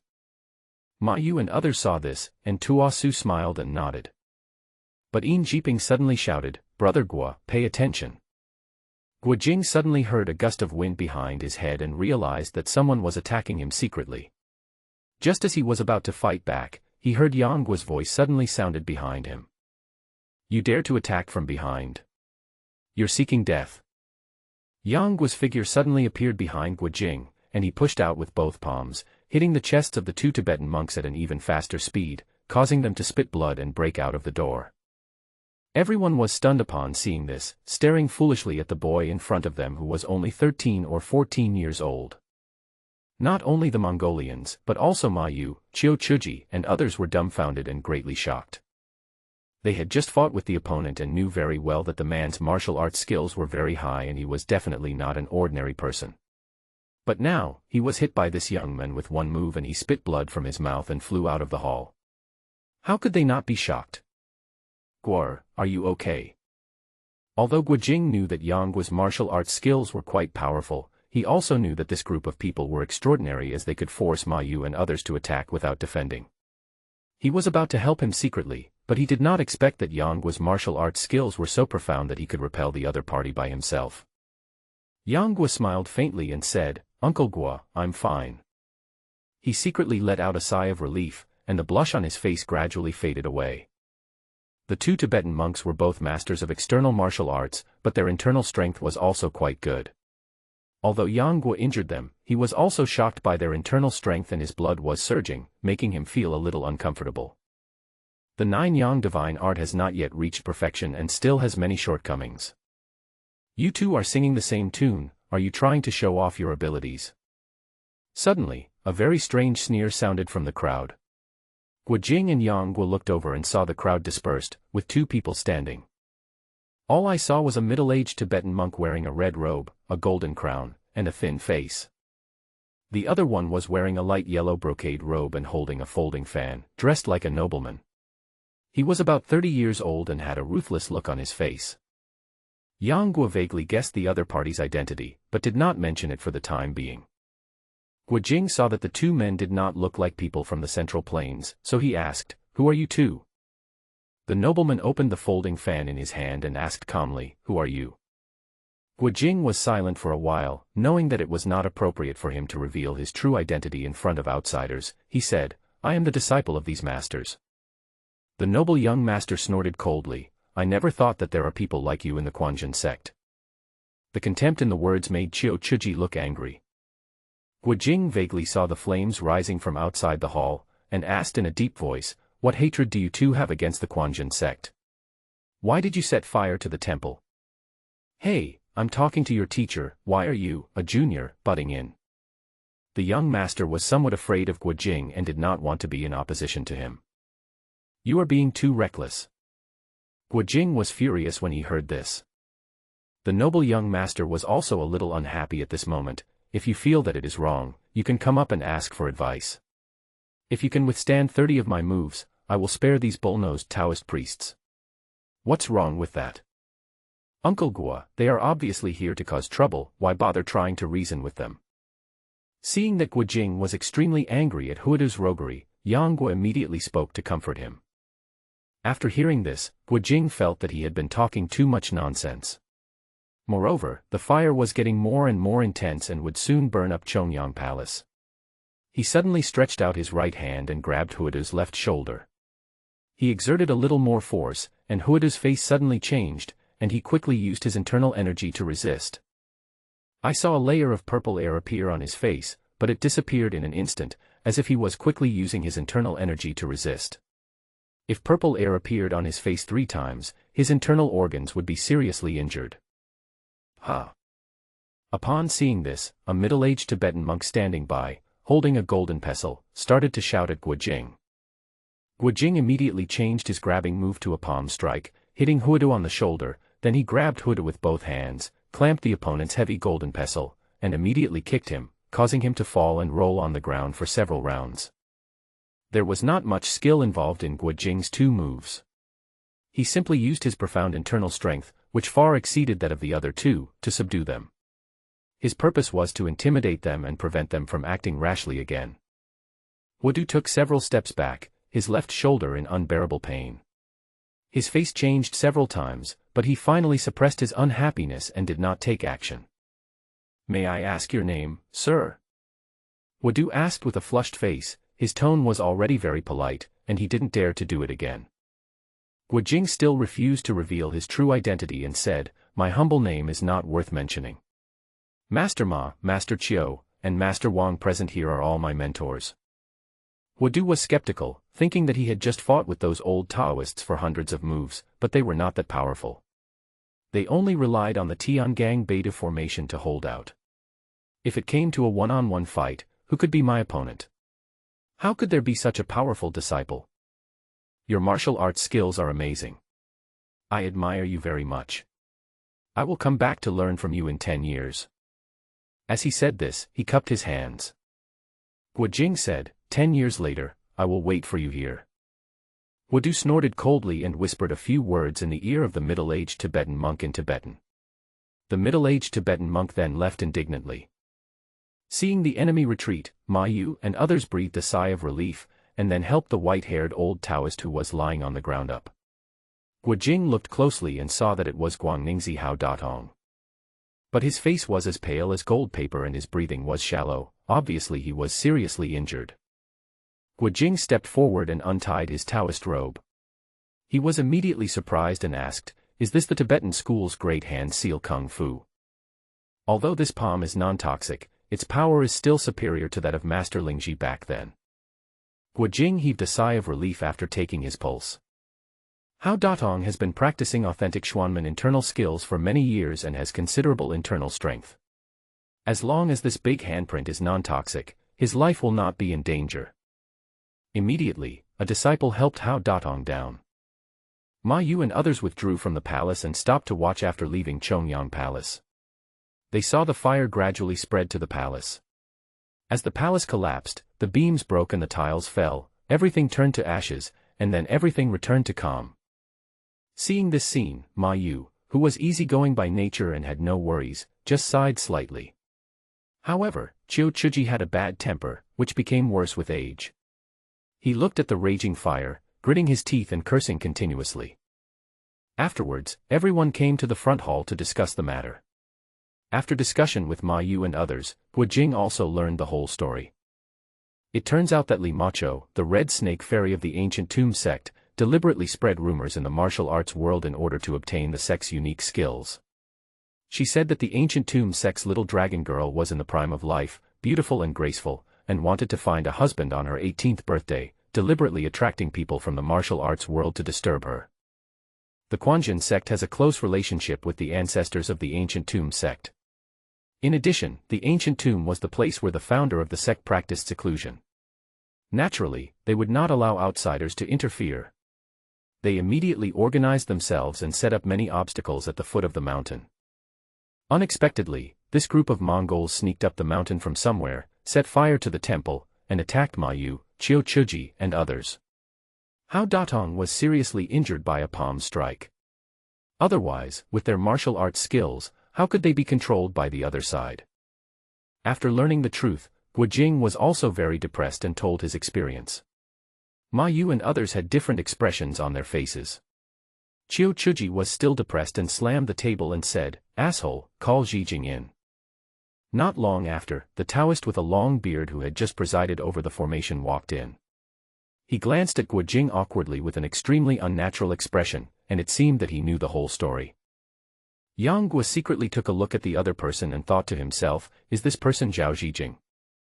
When Qiu Chuji saw Zhao Zijing coming, he immediately scolded him, then pointed at him and apologized to Guojing several times, and then he calmed down a little. Yang Guo saw this and couldn't help feeling speechless, thinking to himself, you taught him a lesson in front of outsiders and didn't even give him face, no wonder he hated you so much. He can't do anything to you, but your precious disciple is going to be in trouble. After venting his anger, Qiu Chuji sat back in his original position. Ma Yu heaved a sigh of relief after learning from his disciples that the fire had been put out, and noticed Yang Guo beside Guojing. Ma Yu smiled and said, "Jinger, this is your son.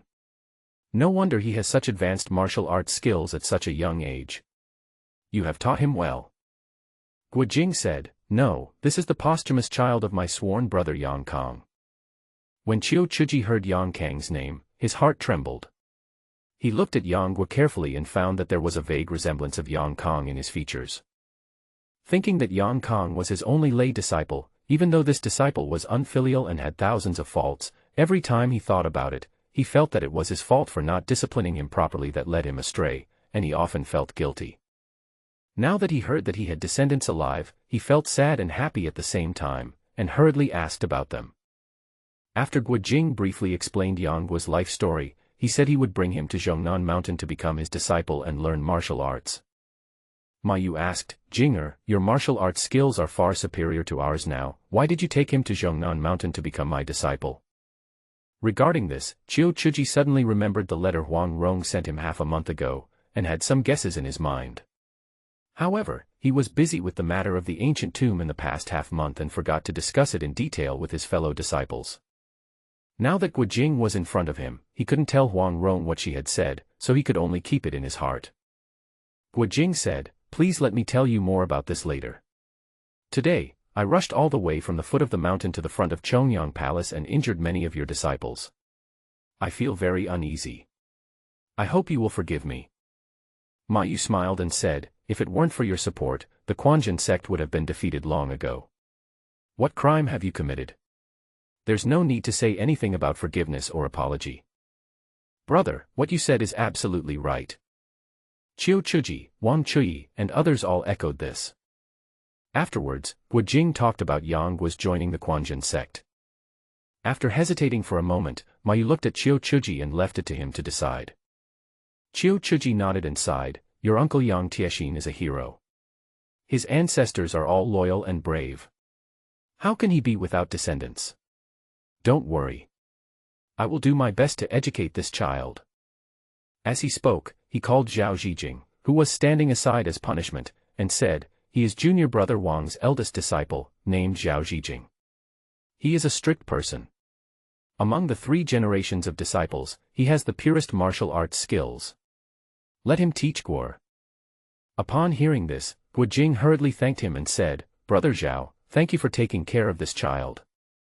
Zhao Zijing's eyelids jumped, thinking to himself, "Master Guo, you are such a great man, how dare I refuse you?" He smiled awkwardly and said, "Master Guo, you are too polite. It's my duty, my duty. Guo, come and meet your master." When Guojing saw that he agreed, he called Yang Guo over with an unhappy heart. Yang Guo looked at Zhao Zijing, deep in thought. He was destined not to stay in Quanjin sect for long. The best destination for him was undoubtedly the ancient tomb. Thinking of Xiaolongnu and the Jade Girl Heart Sutra, he was in urgent need of the Quanjin sect's internal skills and mantras. If he wants to obtain the secret formula of the Quanjin sect, he has to become a disciple.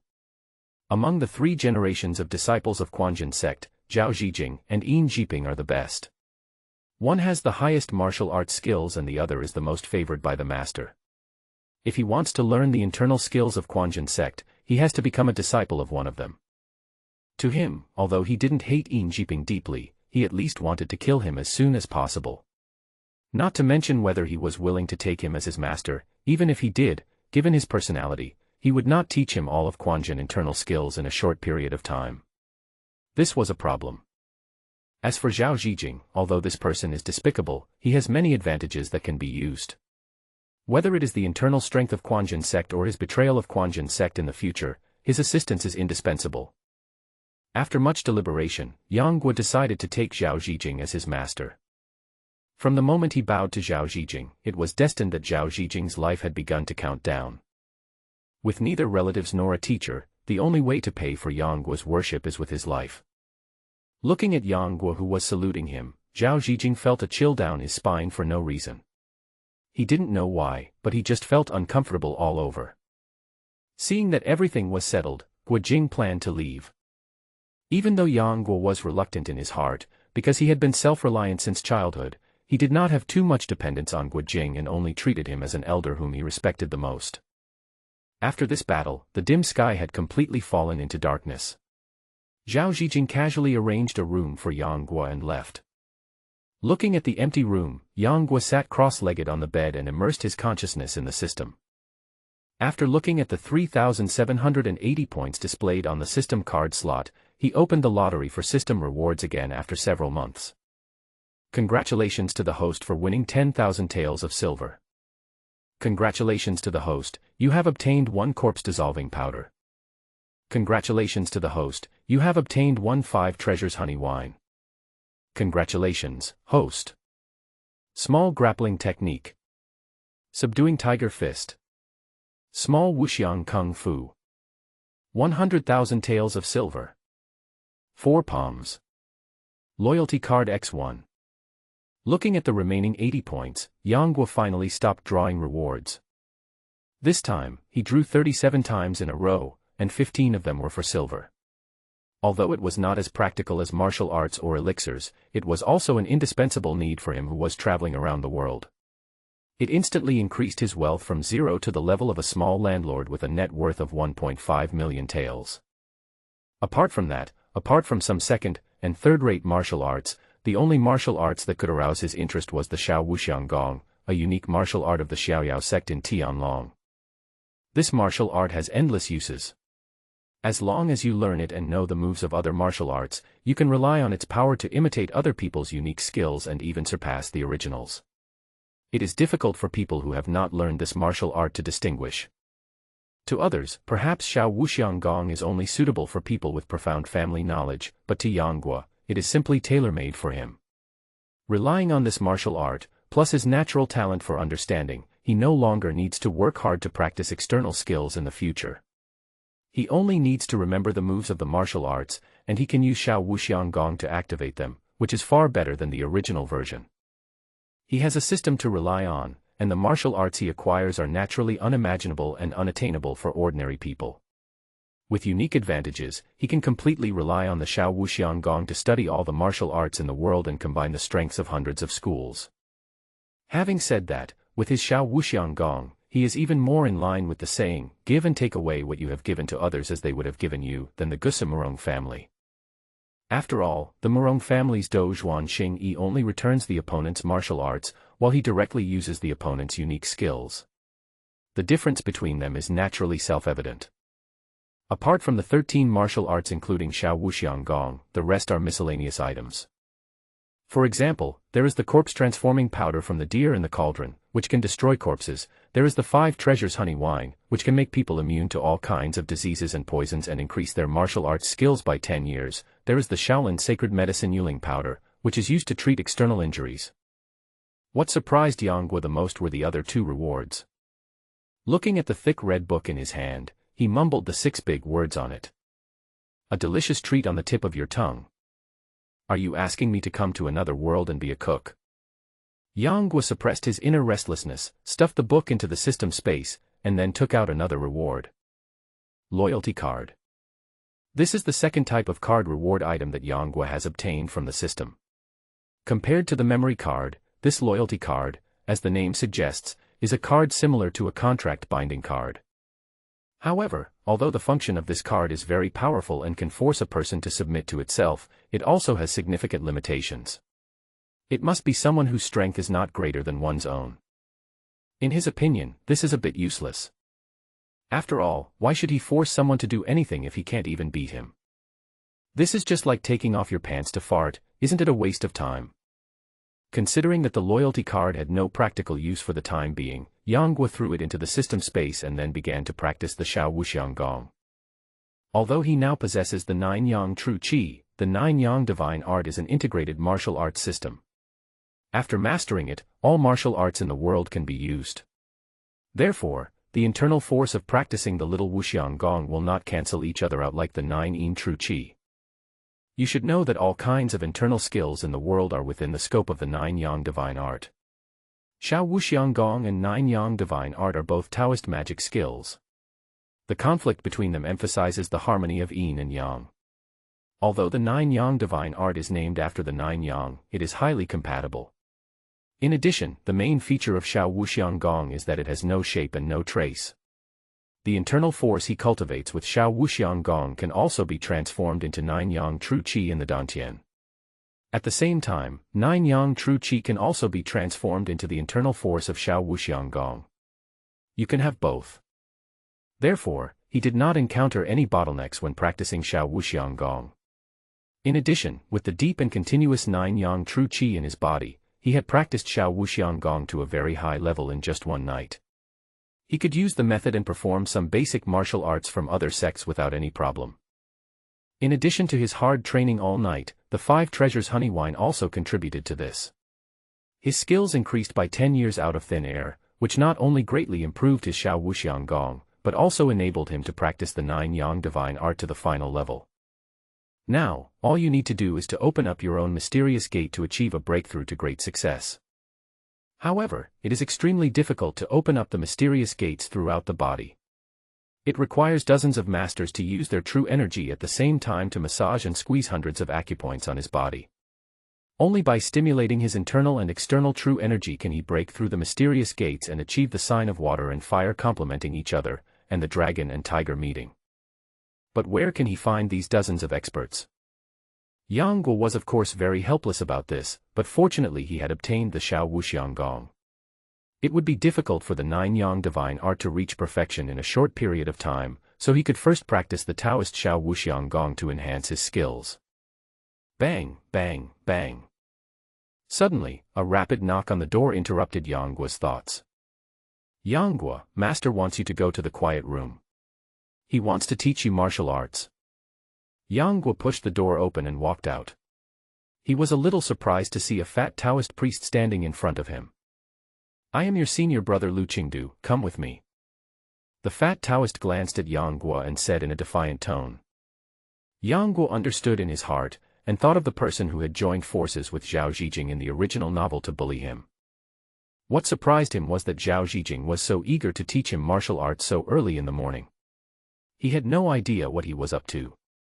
Following Lu Qingdu to the quiet room, he saw a Taoist with a long beard sitting upright on a cushion. Who else could it be but Zhao Zhijing? Yang Guo called out indifferently, Master. Compared with Lu Qingdu's respect and flattery, Yang Guo's attitude made Zhao Zhijing particularly unhappy. Sit down. Thinking of what the headmaster had said last night, even though he was angry, he had to hold it in for the time being. Qiu Chuji had found Zhao Zhijing last night and told him about Yang Guo's identity and origins. He also emphasized the fact that Huang Rong described Yang Guo's relationship with the Western poison Ouyang Feng in the letter. He then thought for a long time and said, Zhijing, this child's character needs to be studied. From tomorrow on, you can only teach him some Taoist scriptures or the secret formulas of our religion. Remember, don't let him learn any martial arts moves. What Qiu Chuji and Zhao Zhijing didn't know was that when Huang Rong wrote to him, she didn't mention Yangguo's talent in martial arts. She only said that he had a close relationship with Ouyang Feng, and was afraid that Yangguo would follow in Yang Kang's footsteps, so she asked Qiu Chuji not to teach him martial arts for the time being. It was really because Huang Rong was worried about this old Taoist Qiu Chuji, knowing that his lifelong ambition was to make the Quanjin sect famous throughout the world. When he was young, he would challenge others to fight everywhere, and now that he is old, his temper is still as bad as before. If he knew about Yangguo's talent, he might be tempted to admire his talent and create another Yang Kang. Therefore, Qiu Chuji only knew that Yangguo's character was impure and he was associated with evil spirits, so he wanted to educate him slowly. Of course, these were just the little thoughts between Qiu Chuji and Huang Rong, and Zhao Zhijing had no idea about them. He said calmly, "Yangguo, my Quanjin martial arts is practiced from the inside out, which is different from external martial arts that practice from the outside in. Now I will teach you my martial arts skills, you must remember them well." Zhao Zhijing glanced at Yangguo, who was sitting upright, and thought to himself, "I will only teach you the secret formula of the profound skill, but not any martial arts moves. What's the use of you memorizing hundreds of verses?" He originally wanted to teach Yangguo some Taoist mysteries first, but he thought that after all, the other party was entrusted by the Taoist master Guo to be his disciple. If he did not teach him any martial arts, if others knew about it, wouldn't he be taking the blame for the old Taoist Qiu Chuji? With this in mind, he decided to teach Yangguo the secret formula of the profound skill first. When this kid asks about it when he is with his fellow apprentices in the future, it won't be because I, Zhao Zhijing, didn't teach him, but because he himself was unwilling to work hard. He can use this as an excuse to shirk responsibility. However, Zhao Zhijing's words made Yangguo stunned. He was just thinking about how to use the Quanjin sect's Xian Gong formula. Unexpectedly, Zhao Zhijing presented himself to them. "You are quite smart." Zhao Zhijing just perfunctorily recited 10 formulas and asked Yangguo to recite them. Only after he had memorized them well did he let him go. Unexpectedly, Yangguo could recite it by heart after just listening to it once, which made Zhao Zhijing stunned. Then he recited 10 sentences of the formula again, but Yangguo could recite it again. Where did you learn the secret formula of this sect from?" Zhao Zhijing could no longer remain calm. He stood up from the mat and glared at Yangguo. The secret formula of his Quanjin sect's profound skills was extremely profound.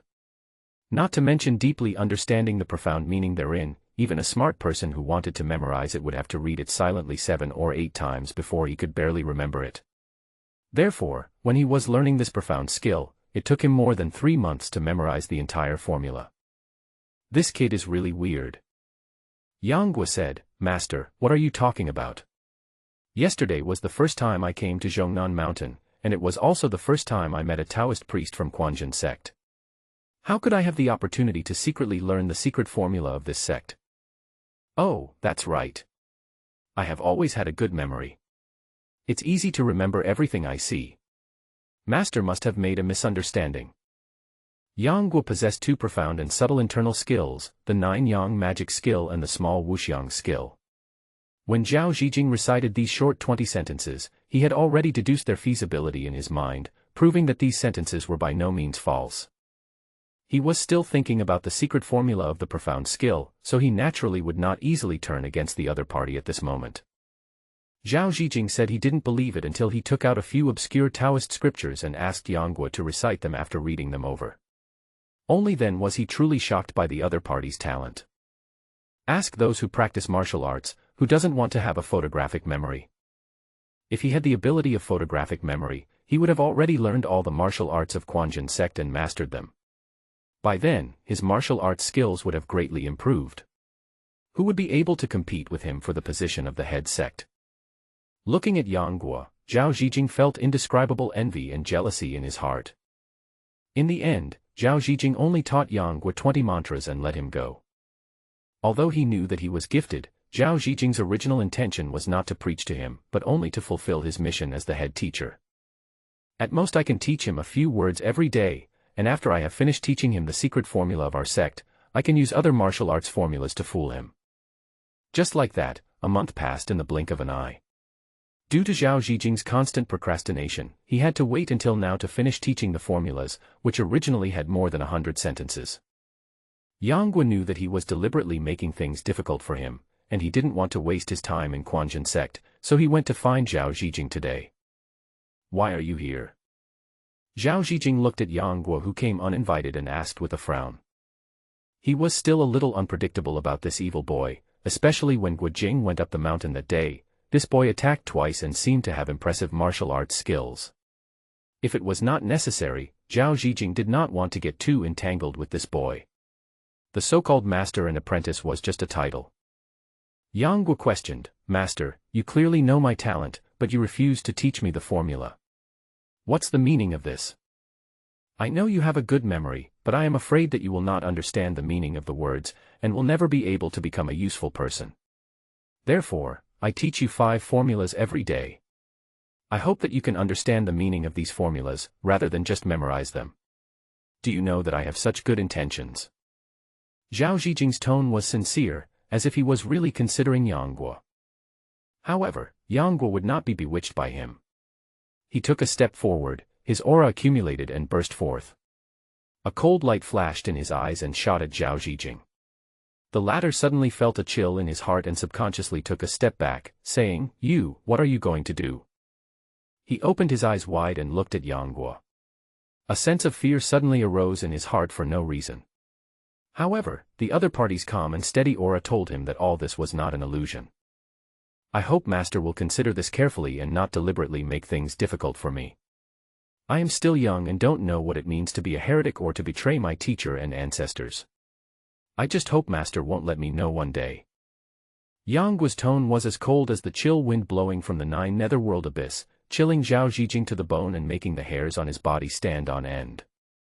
A drop of cold sweat ran down Zhao Zijing's forehead. His body was tense and his hands were gathering strength. He was already on high alert. Yang Guo took 3 steps forward slowly, and Zhao Zijing followed suit and took 3 steps back. Just when he was about to take the initiative to attack the other party, the accumulated momentum in Yang Guo's body immediately dissipated into nothingness in an instant, like a dam releasing floodwaters, as if nothing had happened. "I hope Master will consider this carefully. I will take my leave first." After Yang Guo left a cold word, he left the quiet room without waiting for Zhao Zijing's reply. Zhao Zijing's back was soaked with cold sweat at some point. His tense spirit immediately relaxed, his body swayed, and he almost collapsed to the ground. Kala la. Suddenly, 3 strange noises attracted Zhao Zijing's attention. He looked closely and saw that where Yang Guo had just taken 3 steps, the rock bricks had shattered with a bang, covered with tiny cracks, leaving 3 footprints the size of a sole, more than an inch deep. This. Zhao Zijing could no longer hold on and sat on the ground, with cold sweat pouring down his face. At the same time, he felt extremely humiliated. As the first among the 3 generations of disciples of Quanjin sect, it was normal for Zhao Zijing to be suppressed by the sect leader on a daily basis. As Yin Jiping was the master's disciple and was favored by him, he could tolerate him going against him everywhere. But who the hell is Yang Guo? How dare a yellow-haired kid ride on my, Zhao Zijing's, head and pee? How dare he? Yang Guo, even if you are a skilled martial artist, I, Zhao Zijing, have plenty of ways to discipline you in the Quanjin sect. Zhao Zijing was so angry that he gritted his teeth, kicked over the table, and smashed all the tables and chairs in the quiet room, but he could not get rid of the hatred in his heart. At this moment, Zhao Zijing's hatred for Yang Guo far exceeded Qiu Chuji's preference for Yin Jiping. Yang Guo returned alone. As for what Zhao Zijing thought, he didn't care at all. After all, he was deliberately trying to intensify the conflict today. If he didn't make Zhao Zijing hate him, how could he be willing to frame him and give him a reason to betray Quanjin sect? Yang Guo can do anything he wants, but he cannot embarrass Guo Jing. There are not many people in this world that he cares about, but Guo Jing is one of them. So even if he wants to leave Quanjin sect, he needs a reasonable reason. Now his skills are improving day by day. Just relying on his profound internal strength, even Ma Yu and Qiu Chuji may not be his opponents. Even if he provokes the Quanjin sect, he cannot defeat the other side's large numbers, but if he wants to escape, no one can stop him. After leaving the quiet room, Yang Guo did not return to the room but came to the back mountain of Zhongnan Mountain alone. As the cool breeze blew on his face, he suddenly felt all the pores in his body open up and he felt indescribably comfortable. After Yang Guo felt the speed of the wind, he did not even bend his legs or make any movements, but suddenly he stood up and jumped to the top of the tree. Yang Guo put his hands behind his back, his robe fluttering in the wind, and his whole body seemed to be rising up against the wind. He moved around in the forest at an extremely fast speed, his figure like a ghost, and it seemed as if he was floating lightly in the air without any effort. The so-called magical power of Bodhidharma crossing the river with a reed pole was actually due to taking advantage of the wind. The river breeze blew on his face, and the boats were already sailing, taking advantage of the wind to speed up. Bodhidharma followed this principle and took advantage of the wind to soar into the air, using a reed pole to walk on the waves. He created this formless and wonderful light skill that took advantage of the power of heaven and earth. It was truly amazing.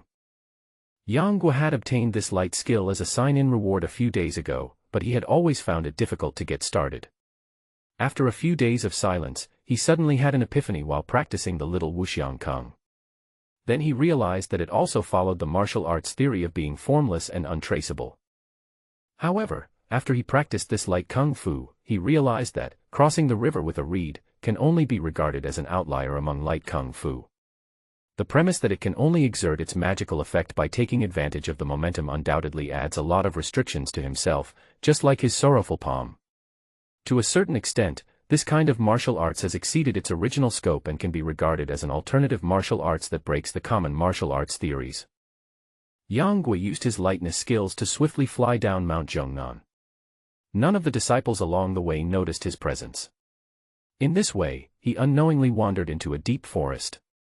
After walking a few steps, he saw a stone tablet standing nearby with the words, "No entry for outsiders," written on it.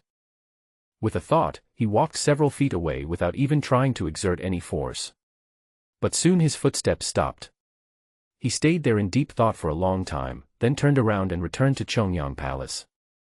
The word fate can also be written as fate. The distant is the fate, the near is the cause, it is the invisible connection between people, it is a kind of inevitable opportunity and possibility of meeting, it is composed of many coincidences, many mistakes, many sudden things, some accidents, and some necessities. Just as people say, the word fate is wonderful beyond words. Although Yang Guo's character is no longer that of a 13 or 14-year-old boy, it is undeniable that he is still full of fantasies about Xiaolongnu. Even though he has never met this destined woman, he cannot conceal his infinite longing for her as a reader, and his deep admiration for her as Yang Guo. He came to the stone tablet several times but never had the courage to step over it, because he was afraid that some of his unnecessary actions would make this hard-earned fate even more confusing and elusive. Thinking of the hardships and setbacks the two had experienced in the original novel, the only thing Yang Guo could do was to leave this destined encounter at the very beginning of fate. It seemed that only in this way could he grasp this hard-earned fate with peace of mind. Summer ends and autumn comes, autumn goes and winter comes, and several months pass in the blink of an eye. After Yang Guo's warning that day, Zhao Zhijing no longer dared to be perfunctory with him. However, he did not teach him the secret formula in person. Instead, he brought some martial arts techniques from Quanjin sect, mixed with some Taoist scriptures and asked him to recite them on his own. He never taught Yang Guo any martial arts moves. Yang Guo didn't care at all. He just locked himself in the room every day to read the books sent by Zhao Zhijing. In a blink of an eye, it was the 12th lunar month. According to the Quanjin sect's rules passed down by Wang Chongyang, 3 days before New Year's Eve every year, disciples will compete in martial arts to examine each person's progress over the past year. Seeing that the competition was approaching, the disciples practiced martial arts more diligently day and night. Yang Guo, who was usually very hard-working, actually relaxed during this period of time. When he had nothing to do on weekdays, he would go to the square in front of the main hall to watch the disciples practice martial arts, and he would watch for the whole day.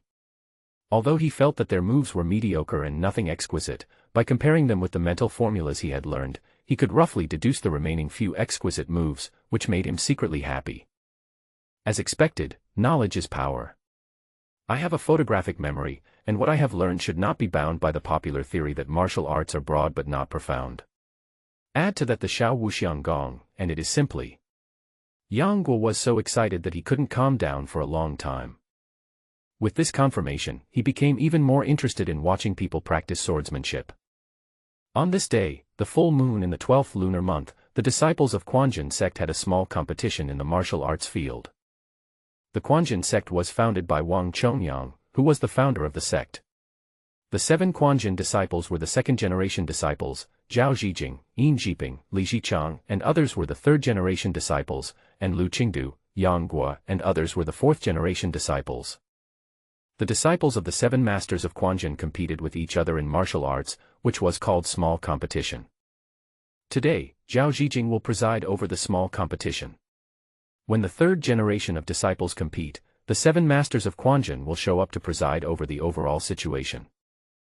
For generations of disciples were seen competing with each other in the arena, some using boxing, some using swords and guns, some using hidden weapons, and some showing their internal strength.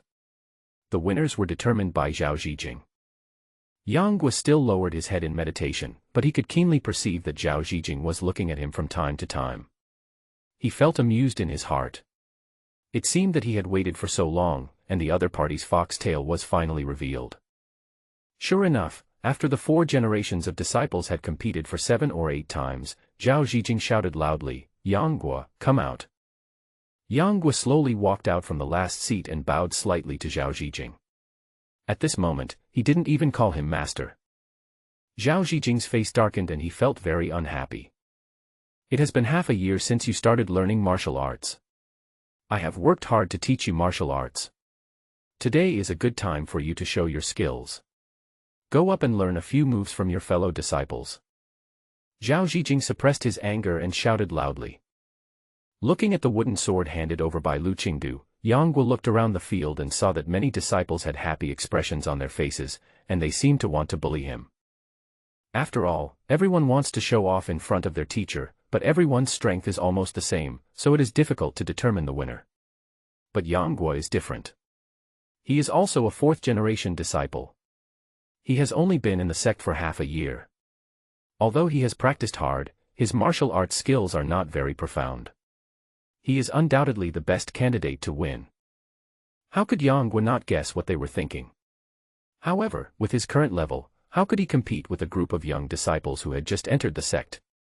He immediately set his eyes on Lu Qingdu, who was handing over the sword. "Since senior brother Lu has come up, please teach me a few moves." Yang Guo stood with a sword in his hand. At the age of 13 or 14, his figure was not tall and straight, but he had an outstanding temperament, which always gave people a sense of awe. Lu Qingdu didn't know that Yang Guo possessed martial arts skills. When he thought about how his master had only taught him to read and memorize formulas in the past 6 months but not martial arts, he immediately felt a hint of contempt in his heart. "Boy, you are pretending very well. Just wait and see how your master will teach you a lesson today." Lu Qingdu sneered on his plump face and said, "Junior brother Yang is really heroic. Now that you've spoken, I'll teach you a few moves." Seeing this, Zhao Zhijing on the field immediately stood up from his seat and stared at Lu Qingdu for a long time without saying a word. Cui Zhifang was also the host, but Zhao Zhijing was 10 years older than him, and he was the main host in the competition. Seeing Zhao Zhijing's strange expression, he couldn't help but ask, "Brother Zhao." Zhao Zhijing collected his thoughts and sat down, saying calmly, "It's okay." Li Xichang on the side said, "Perhaps senior brother Zhao saw 2 of his disciples fighting each other and felt that junior brother Lu was bullying the weak." Upon hearing this, the other 3 generations of disciples all laughed in agreement. Zhao Zhijing smiled but didn't say anything, but his eyes were fixed on the scene between Yang Guo and Lu Qingdu. Lu Qingdu took a wooden sword and stabbed towards Yang Guo. When he was close to him, he shouted, "Brother, be careful." Yang Guo's expression remained unchanged. He slowly took a step back and easily dodged Lu Qingdu's swift sword.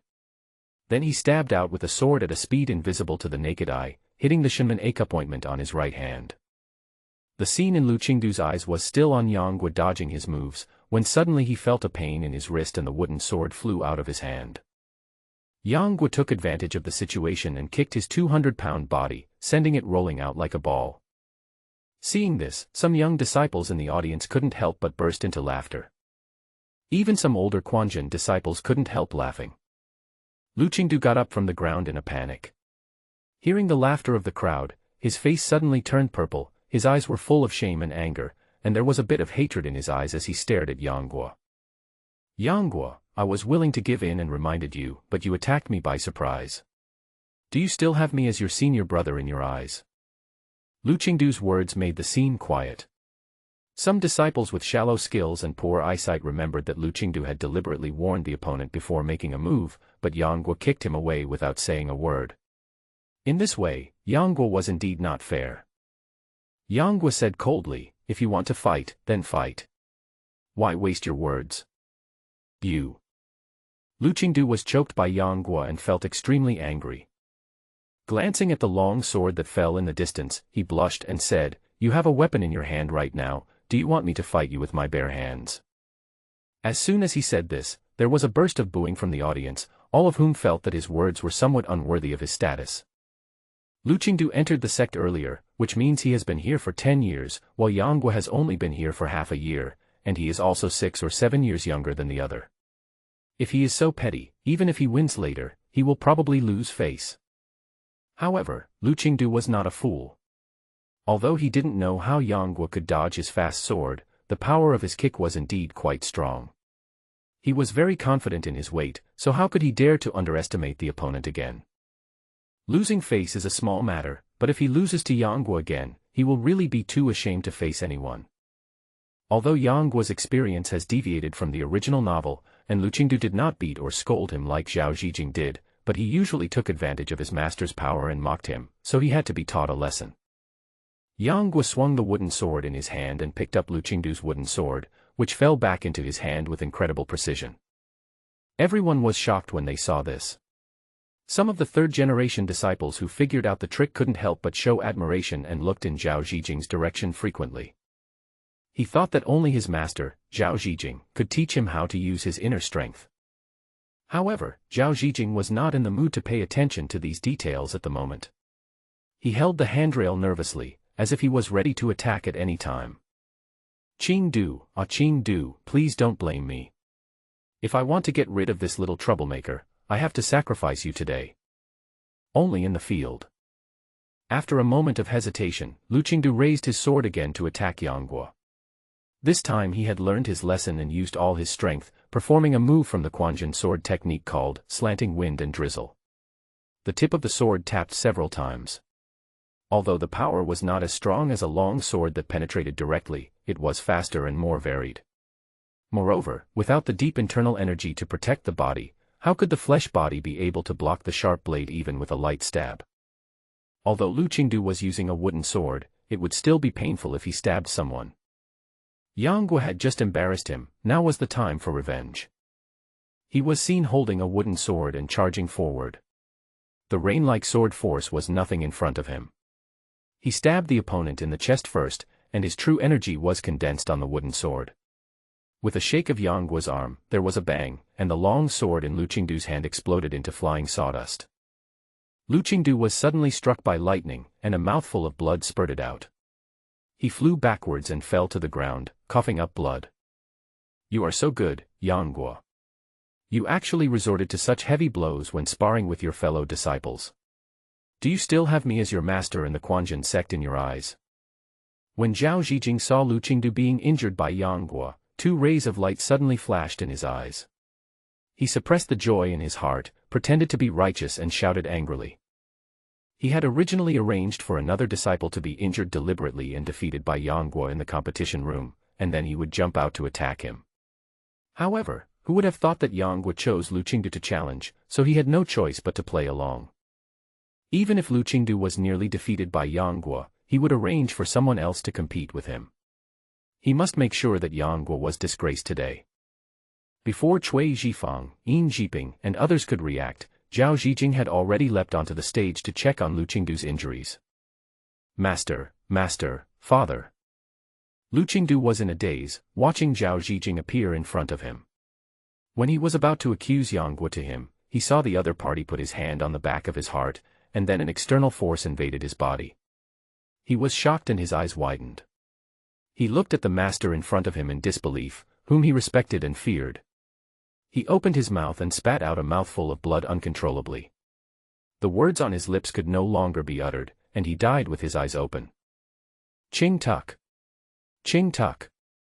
Cui Zhifang and others were about to get up when they suddenly heard Zhao Zhijing's mournful cry, and everyone's heart skipped a beat. Zhao Zhijing stood up, glared at Yang Guo and said, "You evil creature, you actually killed your fellow disciples and beat your brother to death." After these words were spoken, Cui Zhifang and others all lost their composure. Several disciples from the third generation rushed to the stage to check on Lu Qingdu's condition. When they saw that his eyes were wide open, his pupils were dilated, and he was no longer breathing, they all couldn't help but become angry. How could fellow disciples be so violent in their fight and even beat someone to death? Cui Zhifang immediately questioned, "Yang Guo, where did you learn this evil martial arts? Lu Qingdu is your fellow disciple, how could you be so cruel as to beat him to death?" Yang Guo glanced at Zhao Zhijing and saw that his face was flushed and his expression was excited. Although he concealed it well, the hint of pleasure that flashed in his eyes from time to time betrayed his current mood. "How can I beat him to death? You can think about who was the first person to run to Lu Qingdu." Zhao Zhijing was shocked when he heard this. He didn't give Yang Guo a chance to confuse him. He immediately retreated and said, "You evil creature, are you going to say that I killed my own disciple? I think you have really gone crazy in your practice. You are talking nonsense. My fellow disciples, let us first capture this rebellious little beast and hand him over to the headmaster for punishment." Naturally, he would not be a match for Yang Guo with his own strength, but now dozens of third-generation disciples were besieging him. Unless Yang Guo also had the same astonishing martial arts as Guo Jing, there was no way he could escape from Chongyang Palace. All he had to do was capture the other person and he had no other way to kill him. What about committing suicide out of fear of punishment, going astray, or dying by severing one's heart meridian? As long as he falls into Zhao Zhijing's hands, Yang Guo will have no chance of survival. Looking at the third-generation disciples who were about to surround him, Yang Guo slowly dispersed the condensed true energy in his hands, lifted his feet, and used lightness skills to flee outside the Quanjin sect as if riding the wind. His speed was so fast that even Yin Jiping and Cui Zhifang combined could not touch the corner of his clothes. Zhao Zhijing was startled for a moment, then he said gloomily, "Junior brother Li, please inform the head teachers of this matter. I will take the rest of my fellow disciples to continue chasing after the traitor Yang Guo." Yin Jiping frowned slightly and said, "Brother Zhao, the truth is not clear at the moment. Is it wrong to rashly call Yang Guo a traitor of Quanjin sect?" "What? Killing fellow disciples and escaping from Quanjin sect, isn't that considered a traitor? Junior brother Yin, don't be so naive." Zhao Zhijing snorted coldly, and immediately took Cui Zhifang and others to chase in the direction Yang Guo left. In the important place of Zhongnan Mountain, in front of the stone tablet where outsiders are not allowed to enter, Yang Guo grabbed a handful of dirt and grass from the ground and smeared them on his body, making himself look very messy. Then he set out on the path to the ancient tomb with excitement.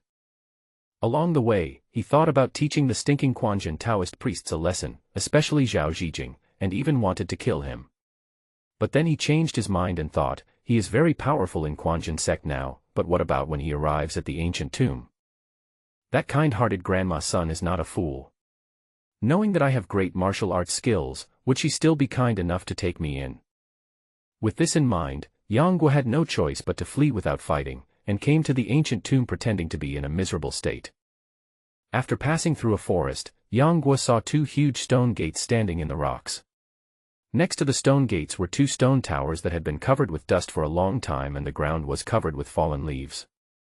Yang Guo took a deep breath, then yelled, "Ah!" with poor acting skills, and lay down outside the ancient tomb, pretending to be unconscious. Not long after, the stone door was slowly opened, and a slow sound of footsteps was heard, approaching Yang Guo. "Hey, why did this kid come to the mountain? Could he be a little Taoist priest from Quanjin sect? He doesn't look like a Taoist priest, but rather a refugee." As a gentle and kind voice sounded in his ears, Yang Guo knew who the person was, and an indescribable feeling suddenly surged in his heart. But he still didn't dare to move at all until Granny Sun carried him on her back and took him into the tomb of the living dead. Not long after, he felt himself being laid flat on a soft couch. Someone then brought him warm water and gently wiped the stains off his face. This was extremely considerate and attentive. Yang Guo was deeply moved and suddenly began to waver in his persistence. If he wanted to stay in the ancient tomb reasonably, he would have to sacrifice Grandma's son to make Xiaolong soften her heart for a while, otherwise she would never be willing to take him in the ancient tomb. But this mother-in-law is kind-hearted. Do I really want to indirectly harm her life? Yang Guo thought that he was not a soft-hearted person, but asking him to hurt innocent people was against his inner bottom line, not to mention that Granny's son treated him so well. For a moment, Yang Guo's heart was in great struggle. After a long time, he suddenly felt a cool, fragrant sweet liquid in his mouth, slowly flowing into his throat. He felt an indescribable pleasure all over his body and opened his eyes subconsciously.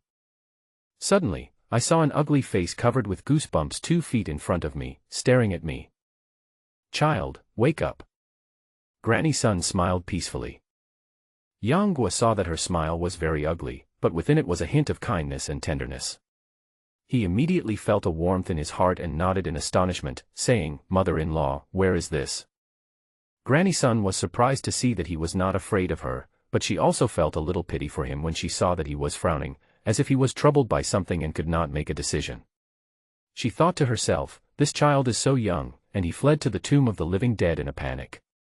He must have experienced great setbacks during his stay. Otherwise, how could he be like this? Granny's son replied softly, "This is the tomb of the living dead." "My dear, how did you get here?" Yang Guo let out an "ah" and looked surprised. Then he said dejectedly, "I was being chased by someone. I was in a panic and fled here." Granny's son saw that when he suddenly heard the words, "Tomb of the living dead," he was only startled for a moment, then his expression disappeared. She thought to herself, why is this child so fearless towards others, and not even afraid of frightening things? Could it be, yes, he must have suffered so much that he is no longer moved by external things.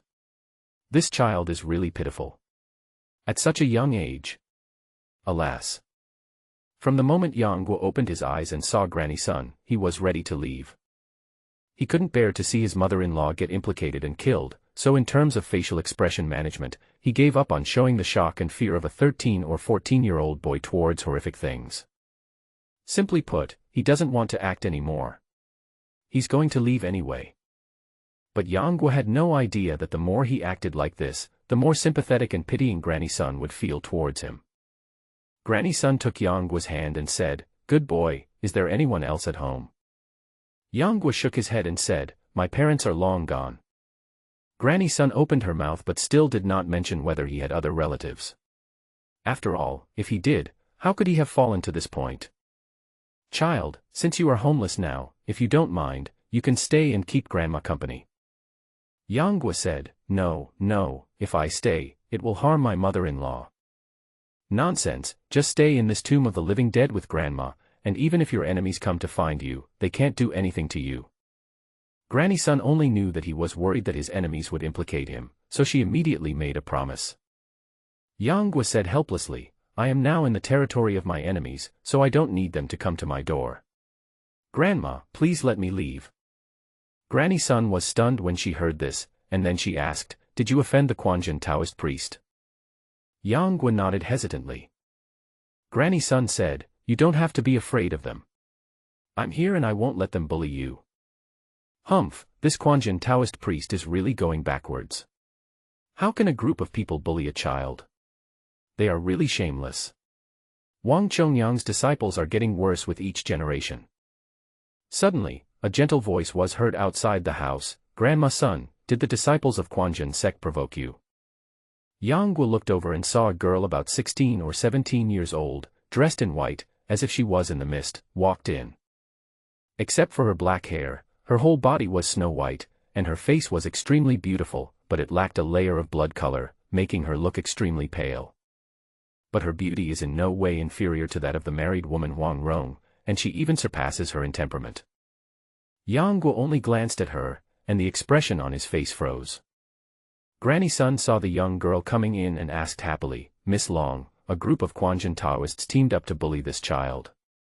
Do you think it's abominable or not?" The girl walked to the bedside and sat down. She placed her jade-like fingers on Yang Guo's pulse and said, "What does the Quanjin sect have to do with us? I think there's nothing wrong with this kid, so let him leave." When Yangguo's wrist touched her fingertips, he felt that her fingers were extremely cold and he couldn't help but shiver. This beautiful girl in white is none other than the owner of this ancient tomb, Xiaolongnu. Fortunately, Yangguo's current martial arts skills are far superior to Xiaolongnu's. In addition, due to the unique characteristics of Xiao Wuxiang Gong that it has no form, even Xiaolongnu did not realize that Yangguo possessed profound internal strength. When Granny Sun saw that Xiaolongnu was about to chase Yangguo away, she hurriedly said, "Miss Long, this child looks pitiful. He must have been bullied by the Quanjin Taoist priests. You must help him." After saying that, she turned to Yangguo and said, "This Auntie Long is the owner of this place. If you have anything to say, just talk to her." Yangguo stood up and greeted them, saying, "Disciple Yangguo, I greet Grandma, I greet Aunt Long." Granny Sun helped him up and said with a smile, "So your name is Yangguo, tell us all about your grievances."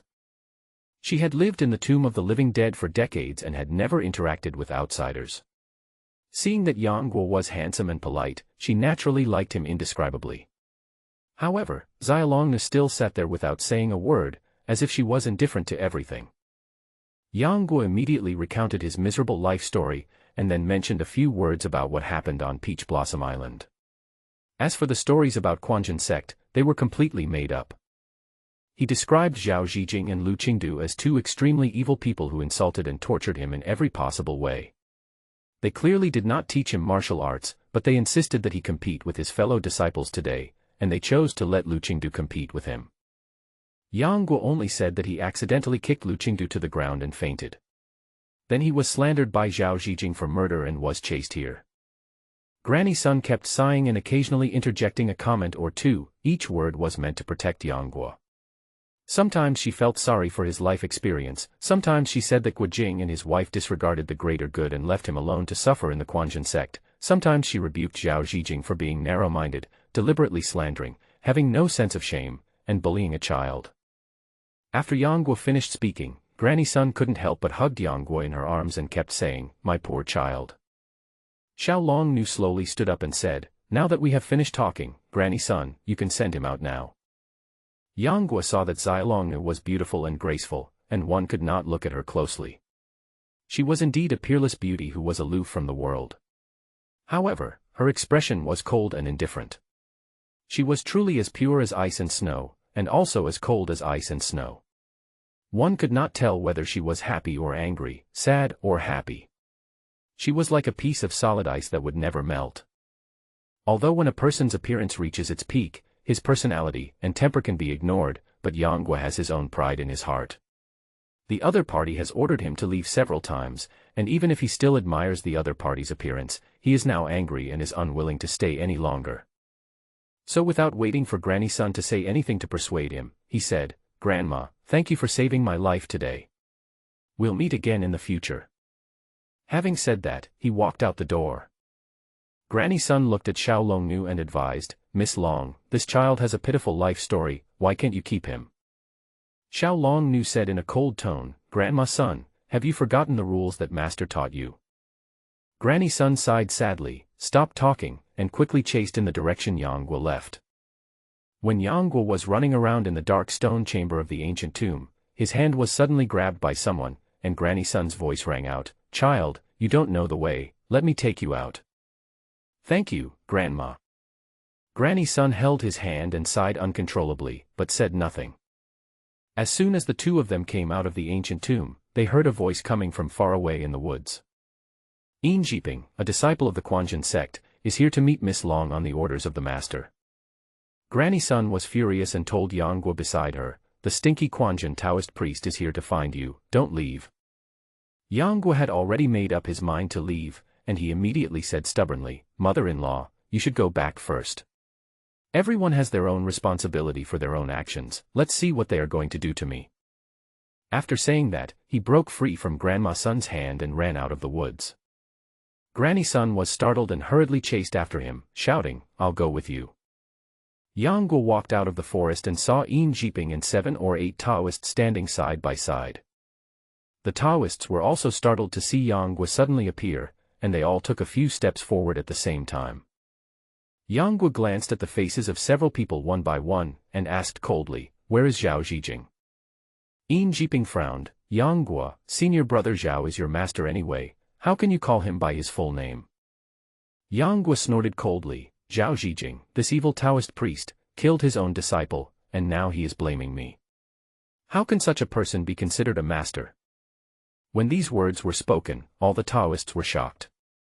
They looked at each other and whispered. Bullshit. You evil creature, stop talking nonsense and ruining my reputation. Zhao Zhijing's loud roar was heard in the distance.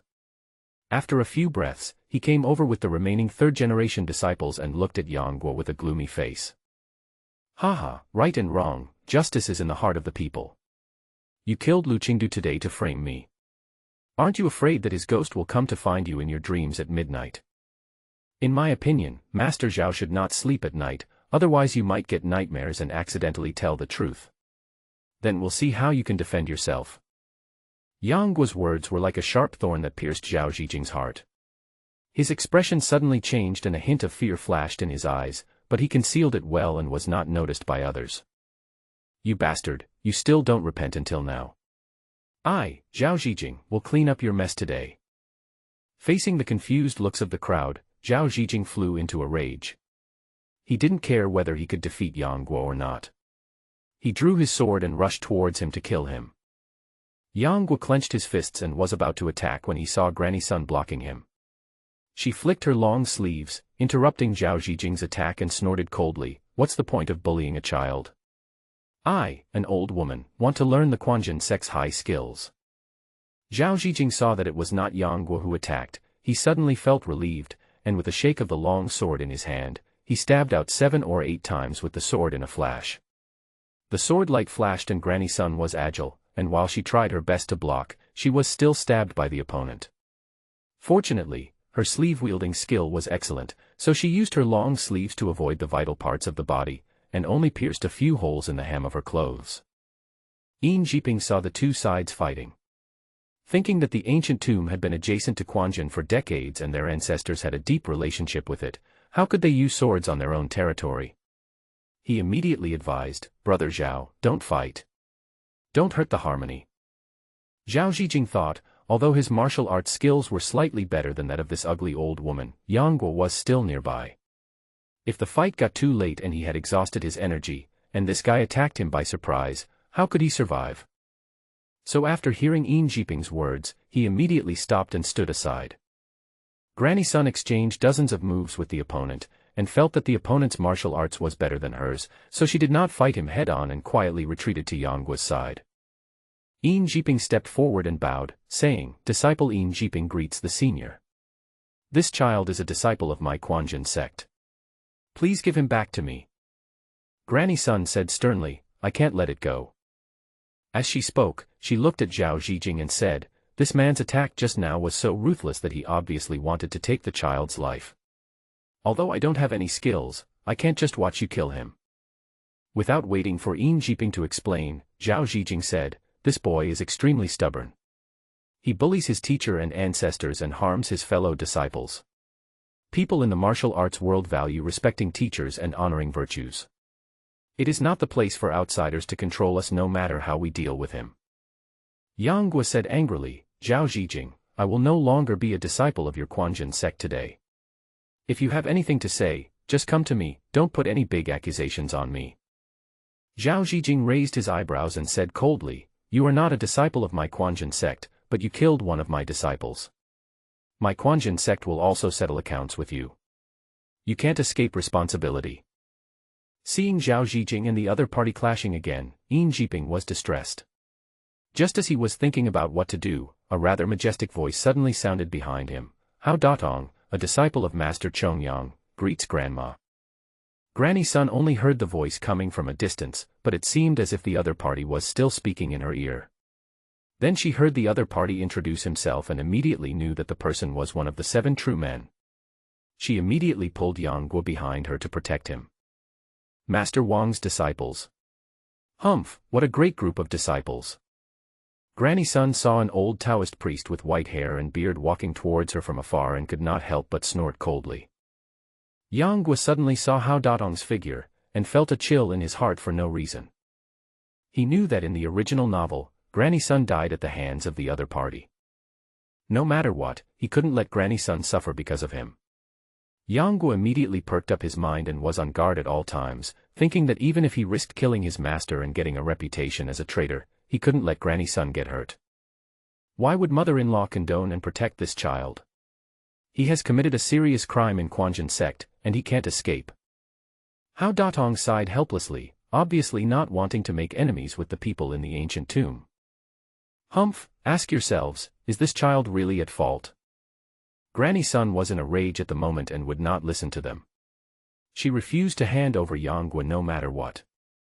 Yang Guo really wanted to take action at this moment and personally deal with Zhao Zhijing and others, but Granny Sun was present. If he showed off his profound martial arts skills, wouldn't that mean he was lying to her? Moreover, Granny Sun always believed that she did not have the ability to kill a fourth-generation disciple who had practiced martial arts for 10 years. If she did not take action, it would be fine. But if she did, I was afraid that even Granny Sun would think that she had killed Lu Qingdu. Granny Sun is the only person Yang Guo cares about so far. Call her hypocritical or cunning, but he is always unwilling to show his dark side to her. He clenched his fists again and again, but in the end he did not attack, choosing instead to wait and see. This kid killed his fellow disciple during a duel. This is something that everyone has seen. How can I make it up? Hao Datong couldn't help but feel annoyed when he saw how stubborn Grandma Sun was. After all, this is also the Quanjin sect's business. Why do you, an outsider, have to meddle in other people's business and even bring it to the head of my Quanjin sect? If he hadn't thought about the connection between the ancient tomb and Quanjin sect, he wouldn't have bothered to argue with the other party so much. He could have just snatched Yang Guo away and been done with it. You Quanjin Taoist priests are in collusion with each other. I, an old woman, naturally cannot argue with you. I don't need you to testify. I only believe in this child. As she spoke, Granny Sun looked at Yang Guo with a gentle gaze and asked, Guo, tell me, was that Taoist priest killed by you? Yang Guo said with a serious expression, Mother-in-law, I, Yang Guo, swear to heaven that I absolutely did not kill Lu Qingdu. No matter how bold he was, he would not dare to kill his fellow disciples in front of everyone. He was well aware of the harm of gossip and the destruction of people, so he would not dig such a big hole for himself to jump into. Now it was Hao Datong's turn to be a little stunned. He had seen countless people in his life and thought he had some judgment. But when he saw that Yang Guo's words were so sure and his expression did not seem false, he could not tell who was right and who was wrong for a moment. Zhao Zhijing didn't dare to say much after seeing Hao Datong coming, so as not to reveal his flaws. But now, seeing that everyone was beginning to doubt, he immediately interrupted everyone's thoughts and said, anyone can swear to heaven, but it's just your words. We in the underworld value real evidence. Do you think you can prove your innocence by just swearing casually? Can a wicked person who kills someone swear to heaven that he didn't kill anyone deceive himself and others? Upon hearing this, the Taoists immediately calmed down and stopped having wild thoughts. It is an indisputable fact that Yang Guo killed his fellow disciples in public, and there is absolutely no dispute about it. Yang Guo, since you said you didn't kill anyone, I won't wrongly accuse you. Come with me back to the Quanjin sect, and I will report this to the headmaster brother. Together we can investigate this matter, and the truth will be revealed. Hao Datong pondered for a moment and decided to calm the two of them down first. Yang Guo, humph, why bother with so much trouble? Bring out Lu Qingdu's body and we'll know the truth after a check. Zhao Zhijing said calmly, Uncle Master, Qingdu was killed by a strong energy piercing his heart. At that time, Yang Guo was holding a wooden sword and shattered Qingdu's wooden sword. His death was exactly the same as the other party's method. Junior brother Zhang was also there at the time, he can testify. A middle-aged Taoist priest came out and said, Master, this is indeed true. Hao Datong was very surprised and said, to be able to use a wooden sword to pierce the heart with true energy and kill someone, this requires extremely high internal strength. How can Yang Guo do it? Zhao Zhijing said, Uncle Master, you don't know, this kid learned a set of strange martial arts from somewhere, and it is incredibly powerful. This is something I discovered by accident. If you don't believe it, we can give him a try. Hao Datong turned his head to look at Yang Guo, and saw that he was in a carefree mood, with his eyes focused, just like the demeanor of an internal martial arts master, and his heart was suddenly startled. Although the few of them spoke in low voices, they did not deliberately avoid Granny Sun and Yang Guo. Granny Sun looked at Yang Guo in astonishment, thinking that it was true that the Quanjin Taoists slandered people, but they would never be so ridiculous as to say that a child was a martial arts master. Could it be that Guo? Yang Guo knew that he could no longer hide it, so he took hold of Granny Sun's hand, and the 9 yang qi in his body immediately rushed to her palm like a torrent, curing the cold in her body. He had noticed something was wrong with Granny Sun's health a long time ago. He thought it was because she had lived in the ancient tomb for a long time and her body was often corroded by the cold air. Granny Sun suddenly felt a warm feeling in her lower abdomen, especially several acupuncture points that had sometimes ached slightly at night. Now they felt most unobstructed and relieved. "Child, you." Yang Guo whispered softly, "Mother-in-law, I didn't kill anyone." For some reason, Granny Sun felt very sympathetic towards Yang Guo. Even though she knew that he had deceived her, she did not get angry at the moment. She just nodded and said, "Granny believes in you." Granny Sun's 5 short words touched Yang Guo's heart, and he immediately stepped forward and said, "Since you have repeatedly slandered me for killing Lu Qingdu, then fine, I, Yang Guo, will stand here, and if you have the guts, come and catch me." Yang Guo no longer concealed his strength at this moment, and he roared suddenly, with the sound waves rolling in like a tide. Some of the 3rd-generation disciples who were slightly inferior in skill were immediately dizzy and dazzled by the sound, and could not stand. The sound could be clearly heard within a radius of 5 miles. The birds and beasts on Mount Zhongnan were immediately frightened and scattered, and the sky became dark. How Datong's face suddenly changed. He tried his best to circulate his true energy to resist. He was already extremely frightened in his heart. How could he have such inner strength? Why did he come to study in Quanjin sect? Jinger, you have caused us so much trouble. How Datong was groaning in his heart. He never thought that Guo Jing would bring such a huge hidden danger to the Quanjin sect. If he had known this, he should not have accepted this child into the Quanjin sect. Zhao Zijing's face was filled with fear. He had expected Yang Guo's skill to be higher than his own, but he never expected that the other party's skill had reached such a level. How could this be possible? He was only 14 years old. Not to mention the people from Quanjin sect, even Granny Sun was astonished. How could she have imagined that a child she had just rescued could have such extraordinary martial arts skills? In her opinion, Yang Guo's skills are now better than Xiaolongnu's master. Perhaps only the heroine Lin Chaoying of that time could surpass him. Yang Guo vented the anger in his heart, and at that moment he felt happy both physically and mentally, and he felt indescribably refreshed.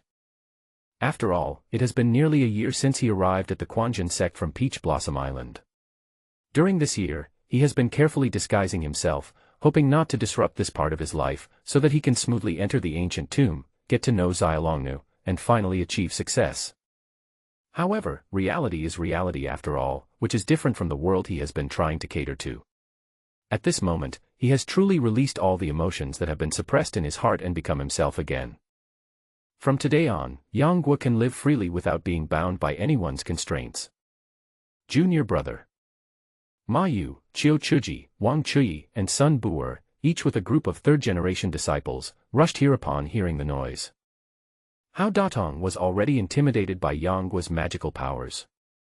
When he saw his fellow disciples rushing over, he immediately whispered a few words to them and explained the whole story. Ma Yu and Qiu Chuji immediately showed embarrassment on their faces. The former was able to keep his composure, but the latter could not help but walked forward and shouted angrily, "Yang Guo, what exactly are you going to do? It's ridiculous. You guys surrounded me here and asked me what I was doing. Is Master Qiu getting old and confused?" He had already decided to leave Quanjin sect at this moment, so naturally he didn't need to worry about anything anymore. Today, it was Quanjin sect that was rude and arrogant first. Even if he met Guo Jing in the future, he would definitely not be afraid of them. When Qiu Chuji heard Yang Guo scolding him for being old and muddle-headed, he was immediately furious. He blew his beard and glared at him, saying, You are such a traitor. How dare you go against your superiors and insult your teacher? Who taught you all this? Yang Guo didn't want to waste time talking to them at this moment, and said in a cold voice, I don't need anyone to teach me. The Quanjin sect is just a group of blind people. Since you choose to believe in that Taoist Zhao Zhijing, why are you still talking nonsense? Come and capture me to avenge Lu Qingdu. Qiu Chuji was so angry that his face turned red. He pointed at Yang Guo for a long time and was unable to speak. There was both anger and disappointment in his eyes. Thinking of Yang Kong in the past and Yang Guo today, he suddenly felt an endless sense of frustration in his heart. Ma Yu stepped forward and said, Yang Guo, this matter must be explained. Come with us and investigate it thoroughly. If it is true that you accidentally killed Qingdu, we will let you off the hook for the sake of your father and your uncle Guo. You must not act on impulse. If it were at the beginning, Yang Guo might have listened to Ma Yu and left Quanjin sect after the matter was settled. However, he already knew the cause of Lu Qingdu's death after Zhang Zhiguang came out. If he went back now, all the clues would surely have been destroyed by Zhao Zhijing. After investigating again and again, he would only be convicted of manslaughter at best. What good would that do him? There is no need to investigate this matter any further. No one knows right from wrong better than Zhao Zhijing and I, Yang Guo, have a clear conscience. Seeing Yang Guo's stubbornness, Qiu Chuji's last bit of guilt for his poor teachings was replaced by anger. He hated Yang Guo for not fighting back and said, why are you so unwilling to listen to advice? You can't tell right from wrong. Do you really want to repeat the same mistakes as your father? As soon as he said this, Qiu Chuji immediately regretted it. I feel that I shouldn't use this sentence to provoke the other party at this moment. But strangely, Yang Guo did not react much after hearing this, his expression unchanged as he said, for Uncle Guo's sake, I don't want to embarrass you, but if you continue to pester me, I will have to fight back. As he spoke, his aura condensed, and an invisible air wave spread out from his body, stirring up clouds of smoke and dust. When Wang Chui learned that his apprentice was beaten to death, he had been holding a grudge in his heart for a long time, especially when he knew that it was Yang Guo who killed his apprentice. Thinking of what happened in Prince Zhao's mansion that year, when he almost died at the hands of his father Yang Kong, he became particularly displeased with him. Now that new grudges and old grudges were combined, he immediately drew his sword and rushed forward to meet Yang Guo. Well, I want to see what skills you have learned to dare to shout like that in front of us. He stood there with a sword in hand, seemingly unwilling to take the initiative and bully a junior. Yang Guo masters two peerless martial arts, Xiao Wuxiang Gong and Jiuyang Divine Art. Although his skills are unprecedented, they are already superior to Ma Yu, Qiu Chuji and others. However, the depth of skills is one thing, and actual combat is another. Facing the Quanjin 7 masters who are rich in actual combat experience, even he does not dare to be careless. Yang Guo just lightly tapped his feet and appeared in front of Wang Chui. He slapped his palms forward fiercely. The palm wind was whistling as if it came from all directions, blocking all of Wang Chui's retreat routes. This is one of Shaolin's unique skills, the closed palm, one of the 8 magic palm strikes.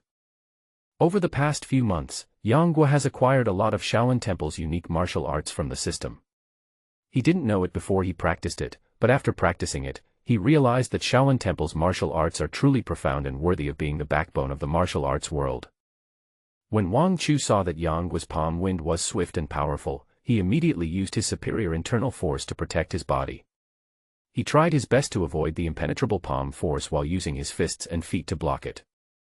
The Divine Palm 8 Strikes is one of the 72 unique Shaolin skills and has been passed down for 100 years. Needless to say, the exquisiteness of the palm technique is beyond description. Now that Yang Guo uses the internal force of the lesser Wuxiang Gong to activate it, the power is several times greater. After Wang Chui narrowly avoided 3 palm strikes, he was already in a situation where he had no way to retreat. He was hit on the chest by Yang Guo's palm, his face turned pale instantly, and he retreated 7 or 8 steps.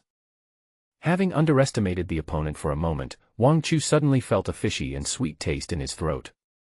He hastily suppressed it. His face immediately turned from pale to red, and his breathing gradually became disordered. This was the case when Yang Guo had used only 30% of his strength. If it weren't for the fact that Wang Chu was holding a long sword in one hand and had no advantage of the weapon, he would have definitely seriously injured the other party. Granny Sun felt a little relieved when she saw Yang Guo displaying his prowess. Otherwise, with her martial arts skills, she might not be able to save the child. In terms of being conservative, Sun Bu'er is the best among the 7 true immortals, and no one dares to claim to be second. Even Chiu Chuji is a little more tactful than her. Seeing that Yang Guo actually attacked and injured her master, she immediately shouted angrily, "How dare you, Yang Guo, to commit treason?" Yang Guo snorted coldly and said, "I, Yang Guo, have been surrounded by your Quanjin sect today, and I have sworn that I will no longer be your Quanjin sect disciple. How can I be accused of insubordination?" As he said that, he looked at Zhao Zhijing and said, "Mr. Zhao, hiding behind your master is nothing. If you have the guts, come out and confront me, Yang Guo." But I thought in my heart, how dare you, a coward, show up? Today I will let you know what treason is. Speaking of resentment, what he had towards Zhao Zhijing was only the beating and scolding he received from Zhao Zhijing in the original novel, and the kneeling when he became his disciple. Yang Guo had countless chances to kill him silently. The reason why he had endured and did not kill him was only because he had always been against Yin Jiping, so he kept his life to make use of it a little. Compared to Zhao Zhijing, Yang Guo's murderous intention towards Yin Jiping is even stronger than the former. After all, keeping this person alive would be a huge disaster. Of course, considering his status in Quanjin sect, there is no rush to take action against him now. Zhao Zhijing panicked when he saw Yang Guo challenging him, but he was always cunning and said, "After all, you and I are a master and disciple. Even though you have committed such a heinous crime, if I were to deal with you, wouldn't it be ridiculed by the people of Jianghu? I, Zhao Zhijing, really don't want a master and disciple to kill each other, so I asked the headmaster, master, and all the uncles to clean up the mess." "Humph, you sound so righteous, but you're just afraid of death," Yang Guo said mercilessly.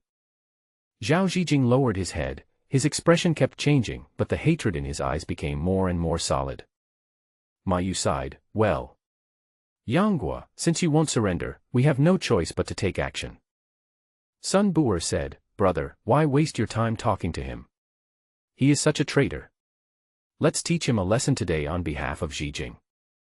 Wang Chuyi recovered his breath and echoed, "People from my sect should not die in vain." Hao Datong sighed when he heard the voice, and took a step forward.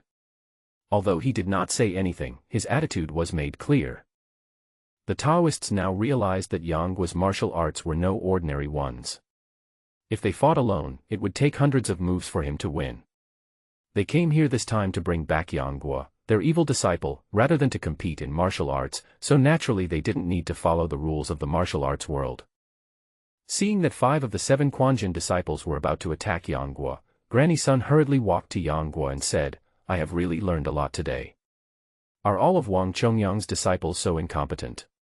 They need 5 shameless old men to attack a child together." Granny Sun's words made Ma Yu and the others blush, but they thought that the ancient tomb was a forbidden area for Quanjin disciples, and even if it was just a stone tablet, they should not stay there for long. So they pretended not to hear anything and went forward with swords in hand. "Mother-in-law, go to the side and have a rest. Watch how I teach these old bastards a lesson."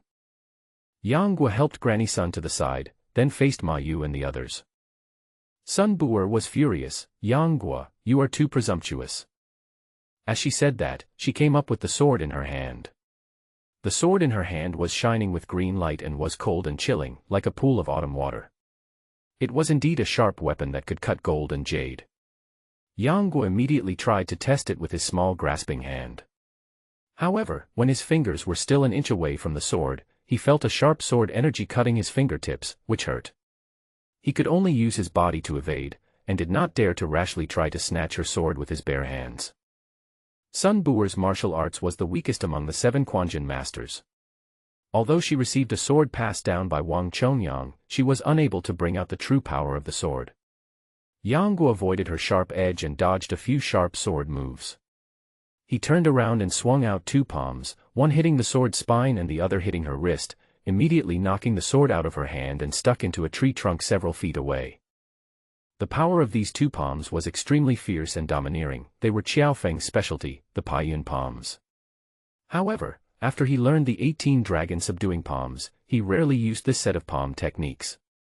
After Yang Guo obtained this palm technique from the system, he simply read through the moves and memorized them.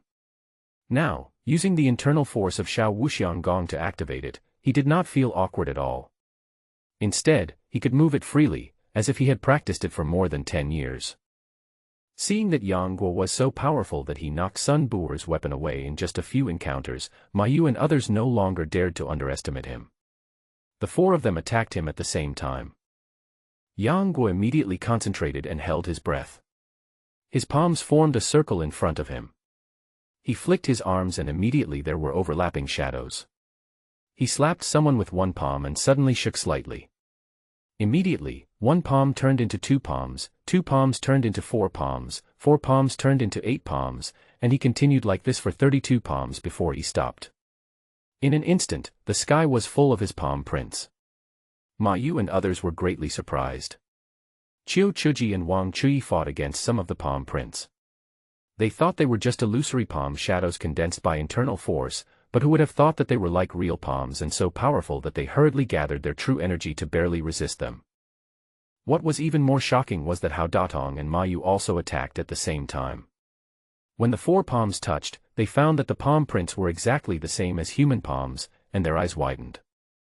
Ma Yu seemed to have thought of something, and blurted out, "Thousand-handed Tathagata palm." Qiu Chuji was also surprised and asked, "The Shaolin's secret martial arts, one of the 72 unique skills, the Thousand Hands Tathagata palm." At this moment, Sun Bu'er took back his sword and rushed forward. Impossible. How can the 72 Shaolin secret techniques be taught to outsiders? What the hell is this kid doing? Yang Guo just used his palm power to meet the enemy and did not answer the questions of several people. However, when he used his internal energy to prepare to transform into 64 palm powers, the true energy in his body stagnated. His hands paused, and the 32 palm prints suddenly turned into 16, and soon turned into 8 palm powers. When there were only 2 real palms left, this martial art could no longer be used. Yang Guo's heart sank, as if he had thought of something. Seeing the 5 men stabbing at him with swords, he used his lightness skills to jump up, dodging the 5 men's swords. At the same time, he quickly used the huge true energy in his body and punched down with the subduing tiger fist. The tremendous power directly shocked the men and made them scatter and stagger to a standstill. The 72 Shaolin unique skills are the supreme treasure of the Shaolin Temple that has been passed down for 100 years. They are the inheritance left behind by dozens of martial arts masters who have studied Buddhism in depth. Each skill has its own unique accomplishments, and can injure people's vital points and take their lives. They are fierce and brutal, and can greatly violate the harmony of nature. Therefore, each skill must be resolved by the corresponding compassionate Buddhism. However, if one does not use the corresponding Buddhist teachings to dispel the negative energy generated when practicing these superior martial arts, and instead forces oneself to learn more and practice more, the negative energy, which is 100 times more powerful than external poison, will penetrate deeply into the internal organs, sinking deeper and deeper, and will accumulate into internal injuries, which will not only be difficult to heal but will also lead to possession. If Shao Wuxiang Gong is evolved to its extreme, it will become extremely powerful. However, since it is called Shao Wuxiang, the addition of a small word indicates that it is only the initial stage of the Taoist's profound internal power. It can indeed be used to apply Taoist Kung Fu with ease, but if it is used in other martial arts, it will inevitably be incompatible and fail to achieve its full potential. Yang Guo used the Taoist Shao Wuxiang Gong to utilize the 72 unique skills of Buddhism, which was undoubtedly putting the cart before the horse and was completely chaotic. If others learn the 1,000-armed Tathagata palm and practice it to perfection, they can create 8 palm prints. If they want to create 2 from 1, it will be a test of the strength of their own skills. However, Yang Guo rashly used the 1,000-handed Tathagata palm after only learning it once. Although he was able to transform into 32 palms, he undoubtedly relied on his profound internal strength that was beyond the reach of ordinary people, plus the bonus of the small Wuxiang Gong, to achieve the effect of 2 consecutive transformations on the original basis. When he wanted to conjure up 64 palm seals, because he did not have the corresponding Buddhist foundation to resolve the harm brought by this martial art, the true energy in his body involuntarily became jerky and stagnant, so that he could not even maintain the original 32 palm powers. After thinking all this through, Yang Guo no longer dared to use Shao Wuxiang Gong rashly and promoted Buddhist martial arts without any bottom line. However, apart from Buddhist martial arts, the only martial art he knew was the top-notch sad palm. But in order to practice this martial art he had to fall into a sad state of mind. With his current state of mind, which seemed to have suddenly become clear, and he only needed a bottle of snowflakes to travel the world. How could he be sad? As expected, one only regrets not having enough martial arts skills when they are needed. Yang Guo thought he had learned a lot of martial arts, but when he fought with real masters, he found that none of them could be used. Seeing that their attacks were becoming more and more fierce, the tacit understanding of the five people for decades, although they did not use the Tiangang Beta formation at this moment, still forced Yang Guo to dodge everywhere and gradually fell into a disadvantage. Old Biden, I don't believe I can't do anything to you. Yang Guo felt very aggrieved, and immediately used the silk wrapping grappling technique to deal with them. He stared at their moves, and then verified them with the Quanjin school's profound skills that he had learned. In just a moment, he had figured out some of the tricks. But seeing Sun Bu'er raising his sword to stab at him, Yang Guo seemed to have anticipated it and took a step to the right, dodging the sword by a hair's breadth. At the same time, Wang Chuyi's sword stabbed at him from behind. The two men's faces changed slightly, and their swords collided with a clang, and Wang Chuyi's sword broke. They were both dumbfounded. At this time, Qiu Chuji had already stepped forward, and with a whisk in his left hand, he immediately restrained Yang Guo's left hand. Unexpectedly, Yang Guo retreated 3 steps, then leaned back, raised his arm high, and a white light flashed, and Qiu Chuji's whisk broke into pieces, being scratched by the sharp weapon. Qiu Chuji stared at Hao Datong with eyes wide open, looking confused, as if to say, "What are you doing?" Hao Datong was also staring at the other party, thinking, "Didn't you stop him just now?" And I attacked from the side, put my sword against his neck, and subdued him. Why is the plot completely different from what I expected? Ma Yu saw some clues and said in surprise, "Everyone be careful, this kid has seen through our martial arts." What? Wang Chuyi and others were shocked when they heard this. Qiu Chuji looked directly at Zhao Zhijing and angrily shouted, "Asshole, didn't I tell you not to rush to teach him martial arts?" Zhao Zhijing stretched his neck, completely stunned, and said with tears in his eyes, Master, I didn't teach him martial arts. At most, I taught him some of our sex mental formulas." After these words were spoken, Ma Yu and the others did not feel relieved, but became even more confused. Ma Yu sighed, "What a pity, what a pity." When Qiu Chuji and others heard this, their expressions became very complicated. As for Ma Yu's sigh of pity, how could they not know what it meant? Not to mention Ma Yu, even Sun Bu'er could not help but feel deeply shocked.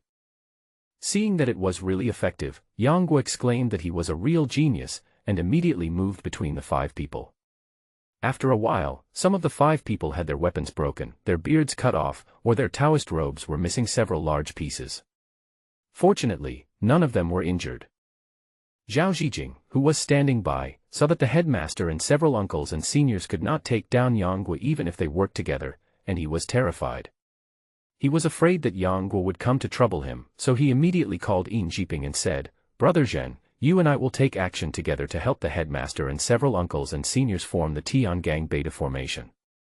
We must take down this little beast today, otherwise what will happen to the reputation of our Quanjin sect?"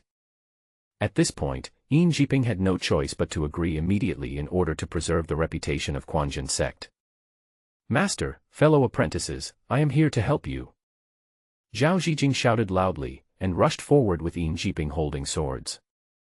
Before Ma Yu and the others could start to reprimand him, Zhao Zhijing spoke first, "Master, fellow masters, if we don't capture this boy as soon as possible today, the reputation of our Quanjin sect will be in jeopardy."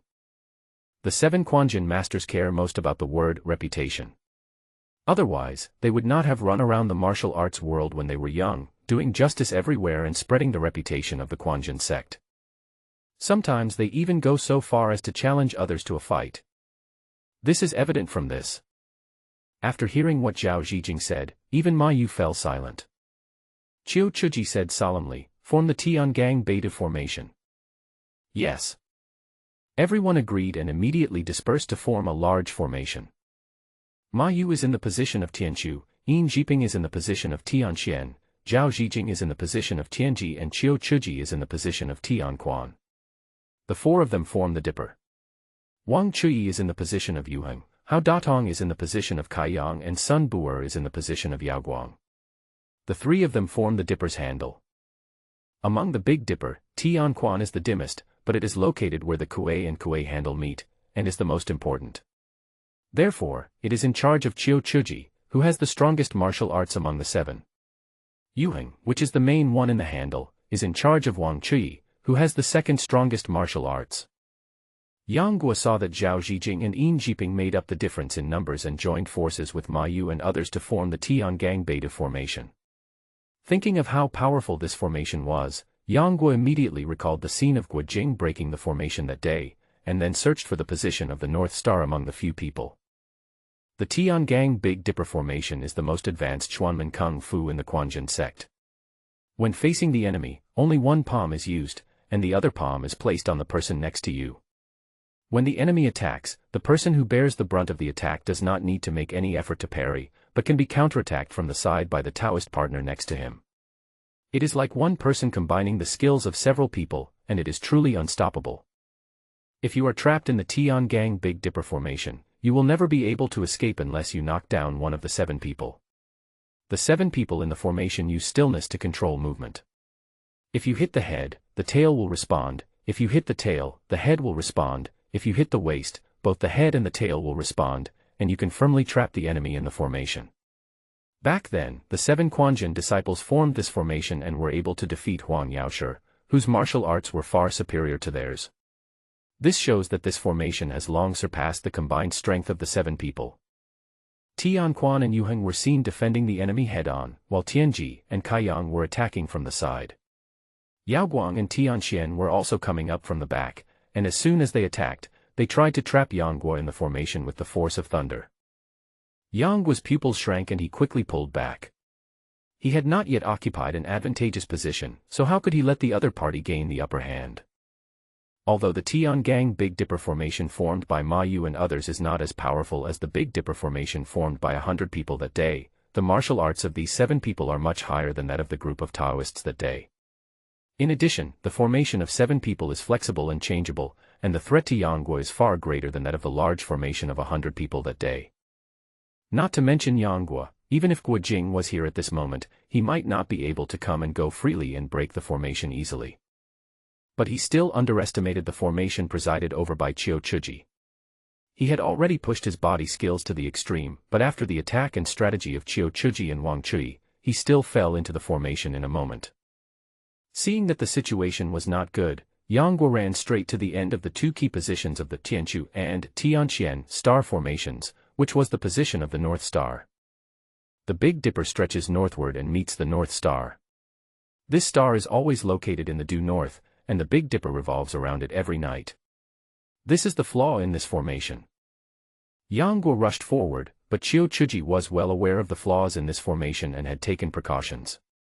As soon as the formation moved, it immediately changed its position. Not only did it instantly trap Yang Guo in the center of the formation, it also moved the North Star position behind him. Even if Yang Guo wanted to occupy it, it would be difficult. Yang Guo was secretly annoyed, thinking that he knew the flaws in the formation, but he should not be able to prevent the opponent from changing the formation. This was extremely difficult. Seeing that the formation was getting closer and closer, Yang Guo immediately changed his position, took a step forward, and came in front of Sun Bu'er. He hit out with both Paiyun palms repeatedly. Seeing this, Wang Chui and Hao Datong drew their swords to rescue her. Yang Guo retreated quickly, and then immediately chased towards the North Star. Chiu Chuji was startled and changed the position of the formation again. Unexpectedly, Yang Guo flashed and attacked Sun Bu'er again, striking her with 3 palms. Seeing that Yang Guo was attacking Sun Bu'er, Chiu Chuji knew his intention. Huang Yaoshi had used this trick to break out of Ku Zhenyi and Yin Jiping's formation. But now Yin Jiping is no longer the little Taoist boy, and Zhao Zhijing is no longer Ku Zhenyi who knows nothing about formations. With Chiu Chuji's skillful changes in formations, he can easily resolve Yang Guo's attacks every time. In this way, Yang Guo and Chiu Chuji and others had exchanged thousands of moves, and the sky had changed from dusk to moonlit night. Under the moonlight, the bright white light and the sword light merged into one, as melting as water, dazzling the eyes and very powerful. At this moment, Yang Guo still had 60% to 70% of the internal energy in his dantian, but on the other hand, the 7 Quanjin disciples had become pale, breathless, and their moves were no longer as swift as before. Several of them are old, and although their internal strength has become deeper and deeper with practice, they are old and weak after all. In addition, the Tiangang Big Dipper formation consumes a lot of energy and internal strength. Therefore, after fighting for this moment, Qiu Chuji and others are already exhausted and their skills have been greatly depleted. This kid is draining our internal energy. Master, order all the disciples to attack together. Seeing that Qiu Chuji and others were becoming increasingly tired, Zhao Zijing could not help but speak. Qiu Chuji remained silent, but Ma Yu shook his head and said, "Today we have used our strength to bully the weak and our numbers to bully the few. This has already greatly reduced our reputation. If we attack together again, even if we win, how can our Quanjin sect have the dignity to survive in this world?" Zhao Zijing cursed inwardly, thinking, why bother with these things at this point? Besides, everyone present here is a disciple of Quanjin sect. Even if we did it, who would reveal the shortcomings of their own family members? Zhao Zijing was naturally very disdainful of the pedantry and stubbornness of Ma Yu and others. Qiu Chuji said at this time, "Brother, fellow disciples, let's fight this guy again. If we lose, it will be considered that our Quanjin sect is incompetent and cannot avenge our disciples. This grudge can only be avenged another day. What do you think?" Can. Ma Yu, Wang Chui, and others felt frustrated and responded one after another. Qiu Chuji was seen controlling the formation and jumping out, then with his own strength, he raised his palm and attacked Yangguo. Ma Yu and others put their palms behind his back and injected their internal force. A competition of internal strength. I'm the best at it. Relying on Qinggong and deep internal strength, Yangguo and a few others can fight until dawn. After all, this formation is indeed unique. With his current martial arts, it is too difficult to break through. Only by fighting a war of attrition with a few people can you determine the winner. I thought that these experienced Taoists would keep fighting with me, but I didn't expect that they would actually compete with me in terms of internal strength. They immediately waved their palms without fear and collided with Qiu Chuji's palm force. In an instant, an invisible force of true energy came out. With the two people as the center of the circle, it spread to all directions, and the dust and fallen leaves on the ground were suddenly cleared. In the competition of internal strength, Yangguo used 9 Yangjin Qi as the main one, and a layer of red light appeared on his face, which was very different from the purple Qi on Qiu Chuji's face. By this moment, all the people watching the battle were already numb. Now seeing the two parties exerting their inner strength, especially seeing the Hongmeng aura on the faces of the headmaster and Yangguo, they were all shocked and felt that it was something magical. It would have been fine if it was just the head teacher, but I didn't expect that Yangguo's internal strength had reached such a level. He is truly a monster. Granny Sun had been watching the fight for several hours and had been worried about Yangguo's safety. Now seeing that he was so careless as to use his internal strength to fight with the opponent, she immediately became alert and guarded against the people from Quanjin sect for him. If someone took the opportunity to attack Yangguo at this moment, given his current condition, even if he didn't die, he would probably be attacked by the backlash of his true energy, his meridians would be severed, or he would go crazy. Yangguo had fought with Qiu Chuji and others for thousands of moves and had long been immersed in the pleasure of fighting. He had completely forgotten his own situation and used all his internal strength to leave the empty door behind him to the enemy. At the end of Qiu Chuji and others, Zhao Zijing was still holding his breath, searching the crowd with his eyes, and then faced Zhang Zhiguang. The latter immediately understood and nodded slightly. After whispering a few words to the two fellow apprentices beside him, the three of them slowly moved to the side. At this moment, Yangguo, Qiu Chuji, and others were concentrating on competing in internal strength and paying no attention to the situation outside the arena. Granny Sun was always alert to her surroundings, fearing that a Quanjin Taoist priest would suddenly appear from the dark and attack Yangguo, but she somewhat overlooked Zhang Zhiguang and others who were standing blatantly opposite her. By the time she noticed something was wrong, the three of them had already circled behind Yangguo. "What are you going to do?" Granny Sun immediately yelled angrily and quickly stood in front of them. When Zhang Zhiguang and the other two saw that they were discovered, they immediately ran towards Yangguo. "Stinky bitch, stop doing bad things." Seeing that Granny Sun blocked their way, Zhang Zhiguang and the other two attacked her together. All three of them were third-generation disciples of the Quanjin sect. Although their martial arts skills were not outstanding, they had made some achievements. Taken individually, they were not necessarily worse than Granny Sunday. At this moment, the three of them attacked at the same time, and she could only hurriedly block the attacks of the other two. But when facing Zhang Zhiguang, she had no strength left and was immediately hit on the heart by his palm. She spurted out a mouthful of blood and flew backwards. "Brother, you." The other two were terrified. They had not expected Zhang Zhiguang to be so violent. Zhang Zhiguang said coldly, "What nonsense are you talking about? Why don't you kill this evil disciple?" As he said that, he and the other two used their own methods to attack Yang Guo's back. 2 fists and 1 palm hit Yang Guo's back solidly. Everything happened in a flash and he had no time to avoid it at all. Yang Guo was suddenly in great trouble, and the true qi in his body immediately retreated like a dam releasing floodwaters. At the same time, the combined power of the 7 Quanjin masters and others suddenly rushed into his body like another torrent.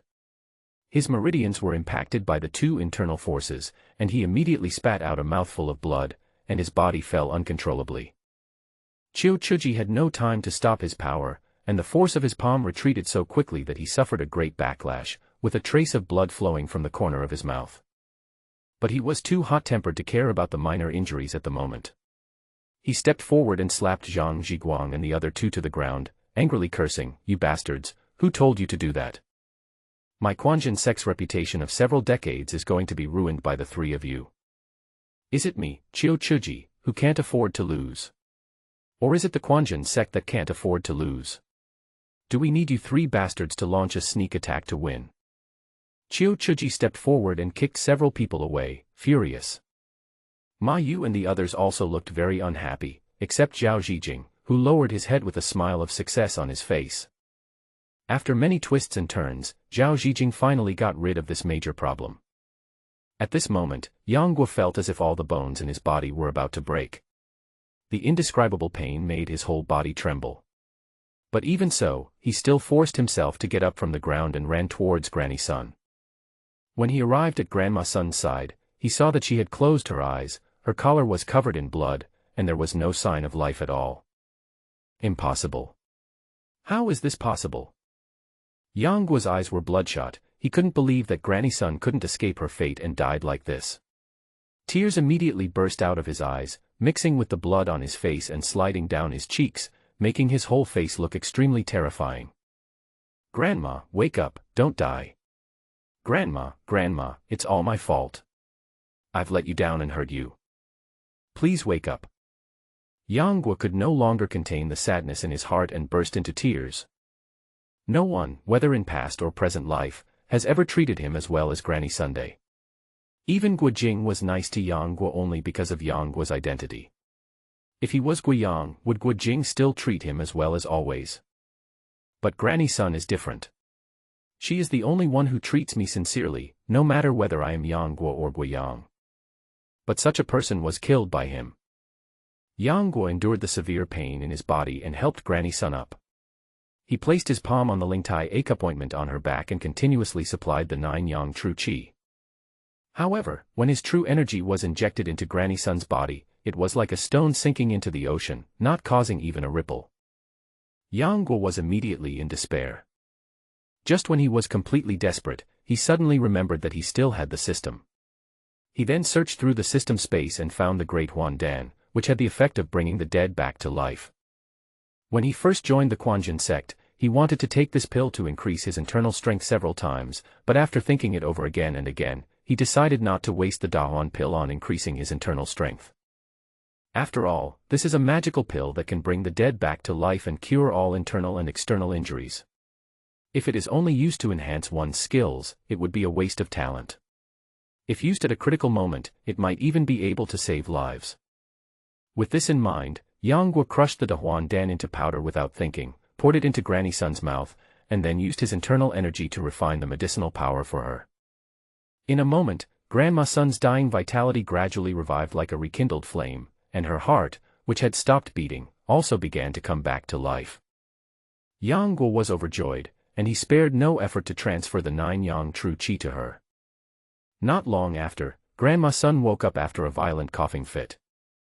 "Grandma, you're okay?" Yang Guo asked, trying hard to hold back the tears in his eyes. As soon as Granny Sun opened her eyes, she saw Yang Guo's cheek soaked in blood.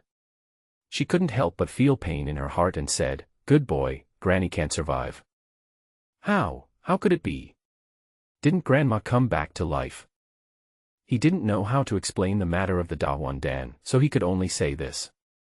Granny Sun looked gloomy, and shook her head, saying, "I don't know what elixir you gave me, but I don't have many years left to live. I was seriously injured today, and even if I recover, my life will be cut off. Even if the Golden Immortal arrives, he can't save me. It's impossible. We can definitely save him. We can definitely save him." Yang Guo couldn't believe that the legendary Dawan pill couldn't save Granny Sun, so he immediately used his internal energy to transfer her vital energy. Granny Sun's voice became weaker and weaker as she said, "Don't waste your energy. Child, you actually gave such a precious elixir to a dying person like me. What about you?" At this moment, her eyes were filled with tears as she looked towards Yang Guo, and her eyes were full of reluctance. While Yang Guo was trying his best to treat Granny Sun, Zhao Zijing was already secretly approaching him. He really didn't expect that after being ambushed during the internal strength competition and then suffering from the backlash of the seven people's true qi, Yang Guo was still alive and kicking. His murderous intent became even stronger, and he could no longer restrain himself from planning to take action himself to wipe out the entire affliction. When he got close to Yang Guo's back, he shook his wrist and the sword immediately stabbed towards Yang Guo's back. What kind of hero is it to bully two young children and an old woman? Suddenly a cold voice was heard from the sky, and then a strong wind blew over.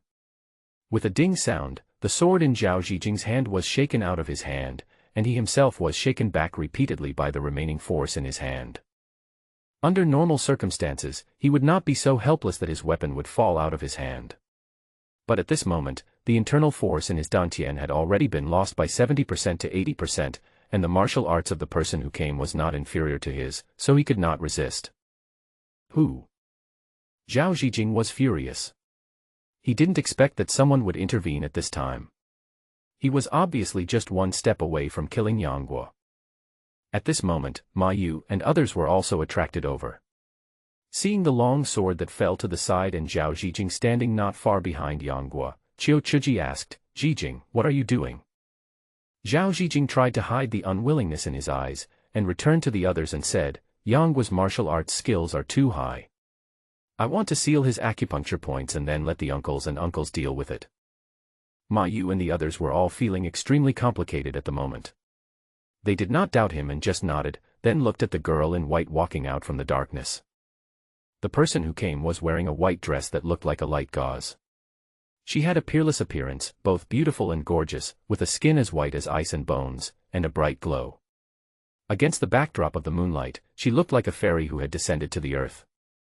Yang Guo only glanced at her and turned back, unwilling to look at her. Because of Granny Sun's death, he became more paranoid than ever before, and in his heart, he also unwillingly blamed her for part of Granny Sun's death. Grandma Sun suddenly heard Xiao Longnu's voice, her eyes flickered slightly, and she called softly, "Miss Long." Xiao Longnu had actually left the ancient tomb when Yang Guo caused such a commotion, and had a clear view of everything that happened here. Although she did not expect Yang Guo to have such magical powers, she thought that with him here, there was no need for her to show up. Unexpectedly, everything that happened later was so unexpected that even she couldn't react. After all, as a disciple of the ancient tomb, although she didn't have any good feelings towards the Quanjin sect, she didn't believe that they would be so despicable as to attack a young man.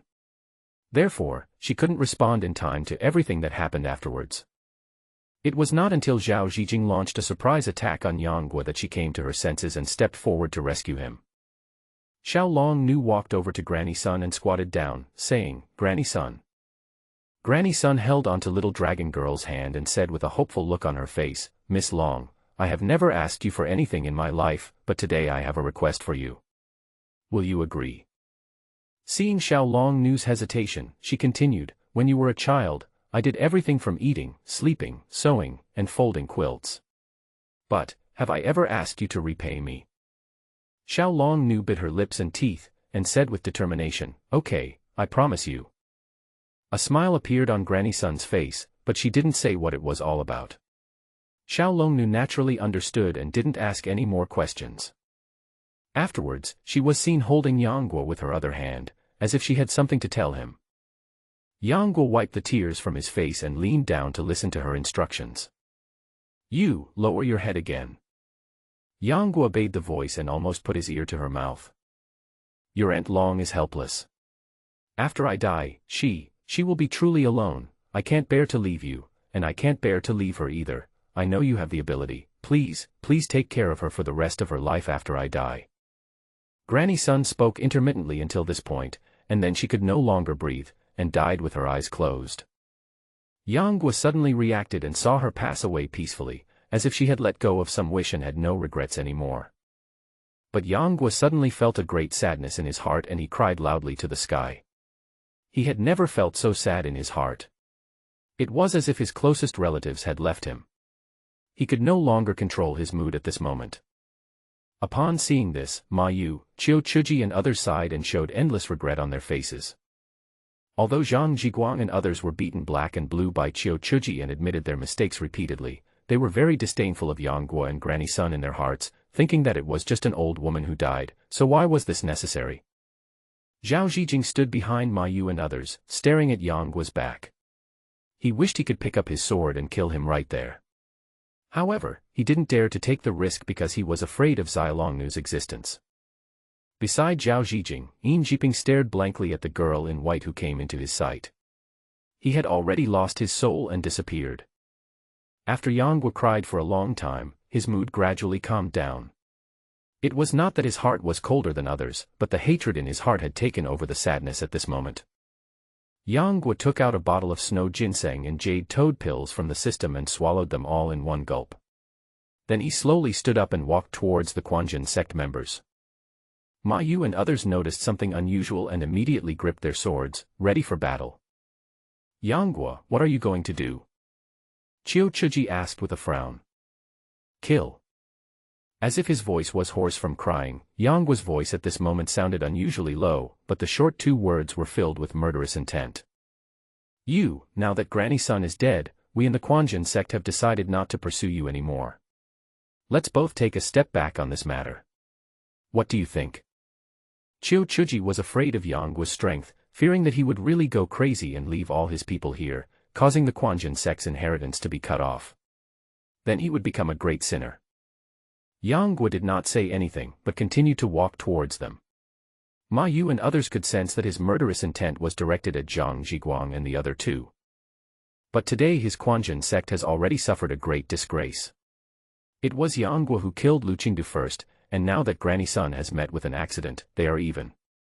If Yang Guo kills Zhang Zhiguang and the other two in front of them, then the other party will really have rubbed the three words Quanjin sect into the ground.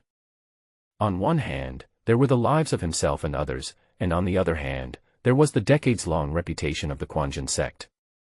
Not surprisingly, Qiu Chuji and others chose the latter. Seeing Qiu Chuji, Wang Chui, and others blocking his way, Yang Guo looked indifferent.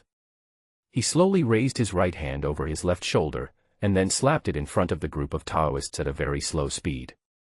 It was an ordinary palm, but in the eyes of Ma Yu and others, it seemed as if a huge skeleton appeared in front of them. A gust of cold wind blew, and Ma Yu and the other four people flew out like a kite with a broken string, spitting out a lot of blood. This was the first time that Yang Guo had reached the state of mind where he could exert his full strength since he had learned the sorrowful palm. He just raised his palm and unleashed the Walking Dead move. If 70% of his strength had not been wasted into the air, I'm afraid that none of the so-called 5 Quanjin disciples would be left alive. The Taoists who had been planning to help fight the enemy, after seeing Yang Guo's ferocity, were all like being cast under a spell. They stood there in a daze, not daring to even breathe. Zhao Zhijing was so frightened that he turned around and ran away. In the blink of an eye, he disappeared. Zhang Zhiguang and the other two were left trembling in fear. As Yang Guo approached step by step, Zhang Zhiguang and the other two looked to their fellow disciples for help, but they pretended not to hear them and looked away, beads of sweat sliding down their cheeks, as if only this could reveal their current state of mind. Kill someone and you must pay with your life. I don't want to waste my time talking to you. Please shut up. Yang Guo's voice was like a cold wind blowing from the depths of the netherworld. Zhang Zhiguang and the other two shuddered with fear. They felt a chill running from the soles of their feet all the way to the top of their heads. They were so scared that they almost lost their souls. Yanghua slowly raised his hand above his head, and then brought it down with one hand. Suddenly, a palm force condensed by the true energy pressed down like a huge rock. There was a sound of bones cracking that made the eardrums numb, and the three people left this world completely before they could even utter a scream. Their deaths were horrific, with their eyeballs bulging out of their sockets, their bones broken, and their faces horrible, as if they were enduring great pain at that moment. Looking at the deaths of the three people, the Taoists all felt a chill down their spines, and were extremely grateful that they did not take action just now, otherwise there would be a few more corpses lying on the ground. Yanghua took a deep breath, then turned his gaze towards Ma Yu and the others. You are not good at handling things and you don't know how to judge people. You deserve to die. Yanggua's eyes were bloodshot, and he no longer had any rationality left. He actually walked towards Ma Yu and the others. My life is over. When the 5 Quanjin disciples saw this, they all couldn't help but sigh in their hearts. At this moment, Ma Yu stood up tremblingly, holding the sword. Yanghua, is it really hard for you to let go of your hatred? Yanghua simply replied with one word, yes. Okay. Ma Yu laughed grimly, and his body swayed, and he almost fell. Fortunately, he used his sword to block it in time and managed to stand firm. As the leader of the 7 sons of Quanjin, I should be held responsible for today's incident. Since you want to avenge Granny Sun, you can find me alone. Senior brother. Chiu Chuji, Wang Chuyi, and others couldn't help but speak out. Ma Yu saw that Yanghua didn't say anything but didn't stop, and he immediately understood his determination. In this case, I can only force you one more time. Ma Yu put the sword to his neck and said, You, Yanghua, are gifted, and no one can match you. If you do good, you can benefit the people, if you do evil, you will bring disaster to the world. I, Ma Yu, am destined to die today, but I cannot die at your hands, and let you bear the infamy of betraying your teacher and destroying your ancestors. It's just death, so what's there to be afraid of? I, Ma Yu, invite myself. As he spoke, Ma Yu swung the sword in his hand and slashed it across his neck. Immediately a stream of blood gushed out. His whole body stiffened and he fell to the ground. Senior brother. Chiu Chuji and others opened their eyes wide and struggled to crawl towards Ma Yu's body, tears welling up in their eyes and looking sad. Yanghua paused, and a trace of clarity regained in his eyes. He stared at Ma Yu's fallen body, slightly moved. Are the 7 Quanjin disciples evil people? They have spent their whole lives pursuing fame, but have they ever violated the word chivalry? Even if someone is extremely paranoid, it is just his nature. Just because you don't like them, do you have to map them to the opposite side of yourself, and kill them at the slightest thought without feeling any guilt? Even if the 7 Quanjin masters have faults and mistakes, does that mean I can kill them openly out of hatred, anger, and resentment just because of this one incident? Then all the chivalrous deeds they performed in the past and the blessings they accumulated would be of no value. Now that the culprit has been brought to justice, shouldn't all the grudges be put to rest? Yanghua suddenly felt empty in his heart. He felt that any hatred or vengeance were just temporary delusions. Even if he killed Chiu Chuji and others, would Granny Sun come back to life? Or will she be happy in her grave? Yanggua's thoughts became heavier and heavier. He turned around and left woodenly. He carried Granny Sun on his back and walked towards the ancient tomb without saying a word. Xiaolongnu didn't say a word the whole time. She just looked at Yanghua until he left, then she followed him slowly. When the Quanjin Taoists saw that the evil star had finally left, they felt as if all the strength that had been drained from their bodies finally returned to their bodies. They hurried over to help up several of their uncles and aunts, and carried the bodies of Ma Yu and others on their backs, and ran towards the Quanjin sect as if they were fleeing. Following Xiaolongnu's guidance, Yanghua came to the secret room of the ancient tomb where the sarcophagus was stored and buried Grandma Sun in the coffin. Yanghua did not rush to close the sarcophagus.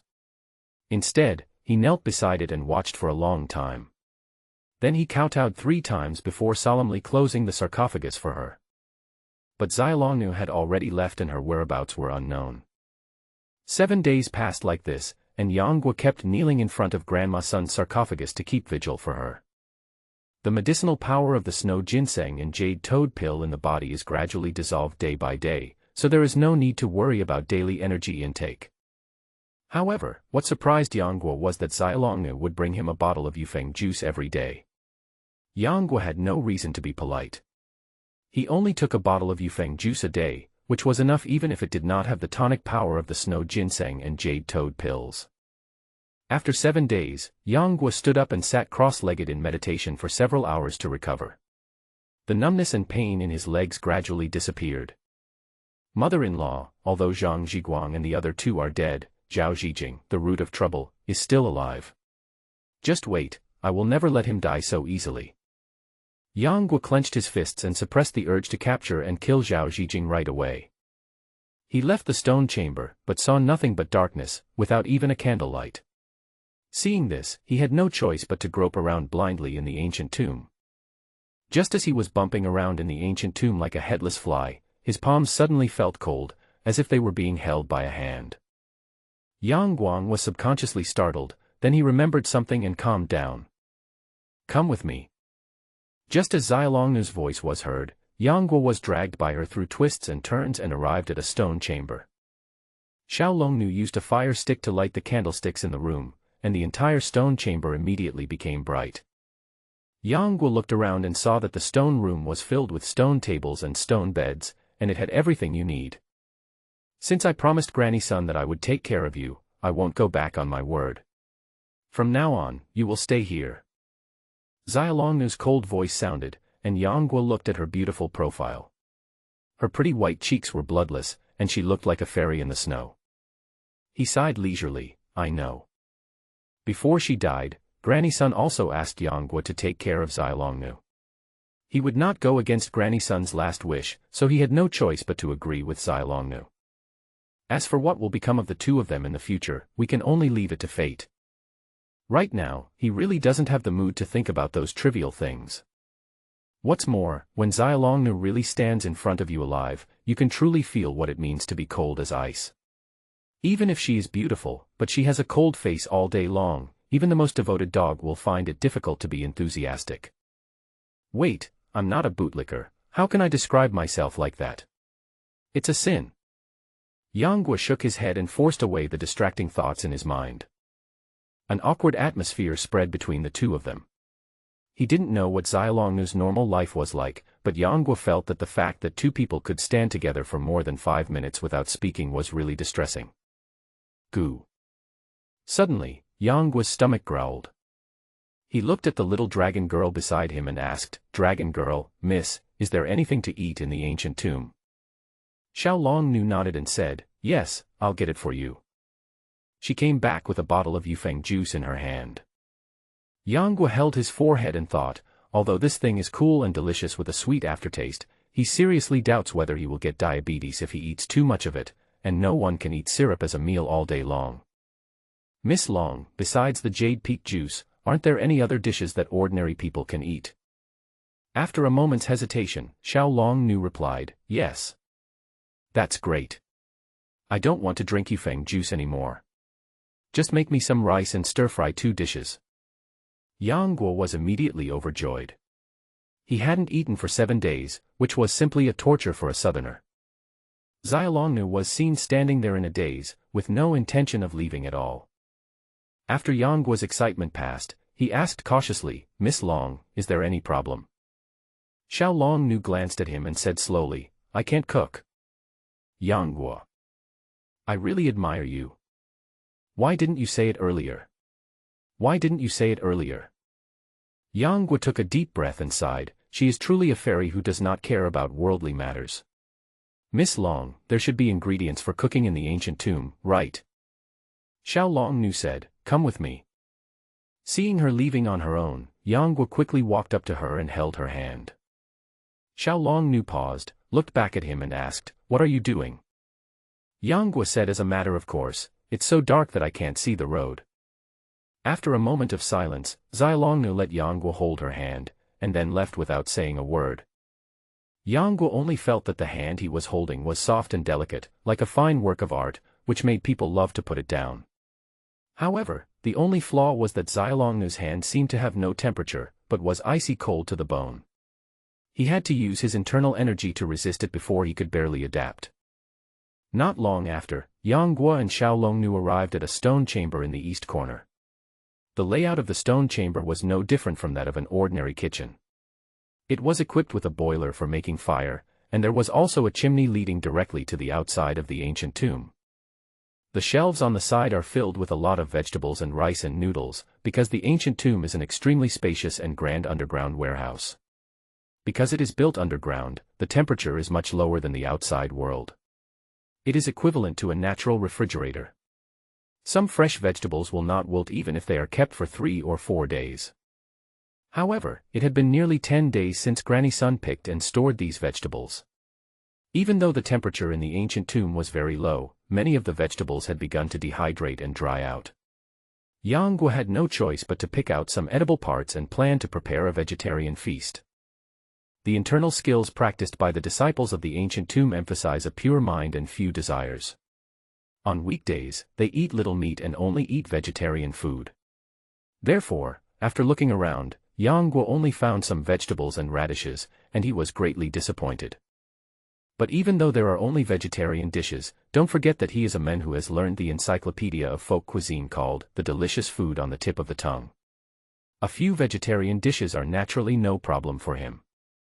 After Yang Guo searched for a while, he started to light a fire and cook. His movements were quite skillful and looked very professional. Xiao Longnu had nothing to do, so she moved a wooden stool over, propped her cheeks with both hands, and looked at him curiously. It was unknown how long it had been, but just when Xia Longnu was drowsy, a clear scent of oil slowly drifted into her nostrils, and her sleepiness was immediately swept away, and she became alert. She slowly walked behind Yang Guo and looked at the red, green and white dishes on the stove with curiosity, quite surprised. Of course she was familiar with the vegetables and radishes, but the aroma she smelled was very different from what Grandma Sun had made before. Just looking at them made her very hungry. The green vegetables wrapped in clear oil seemed to be glowing with a faint luster under the candlelight. The potato shreds were also round and shiny, with each shred evenly sized, crisp and translucent, not to mention the braised eggplant in soy sauce. The aroma was enough to make Xiao Longnu's appetite grow and her eyes lit up. After Yang Guo cooked the last dish of winter melon soup, he brought it to the stone table, then served 2 bowls of fragrant white rice and handed them to Xia Longnu.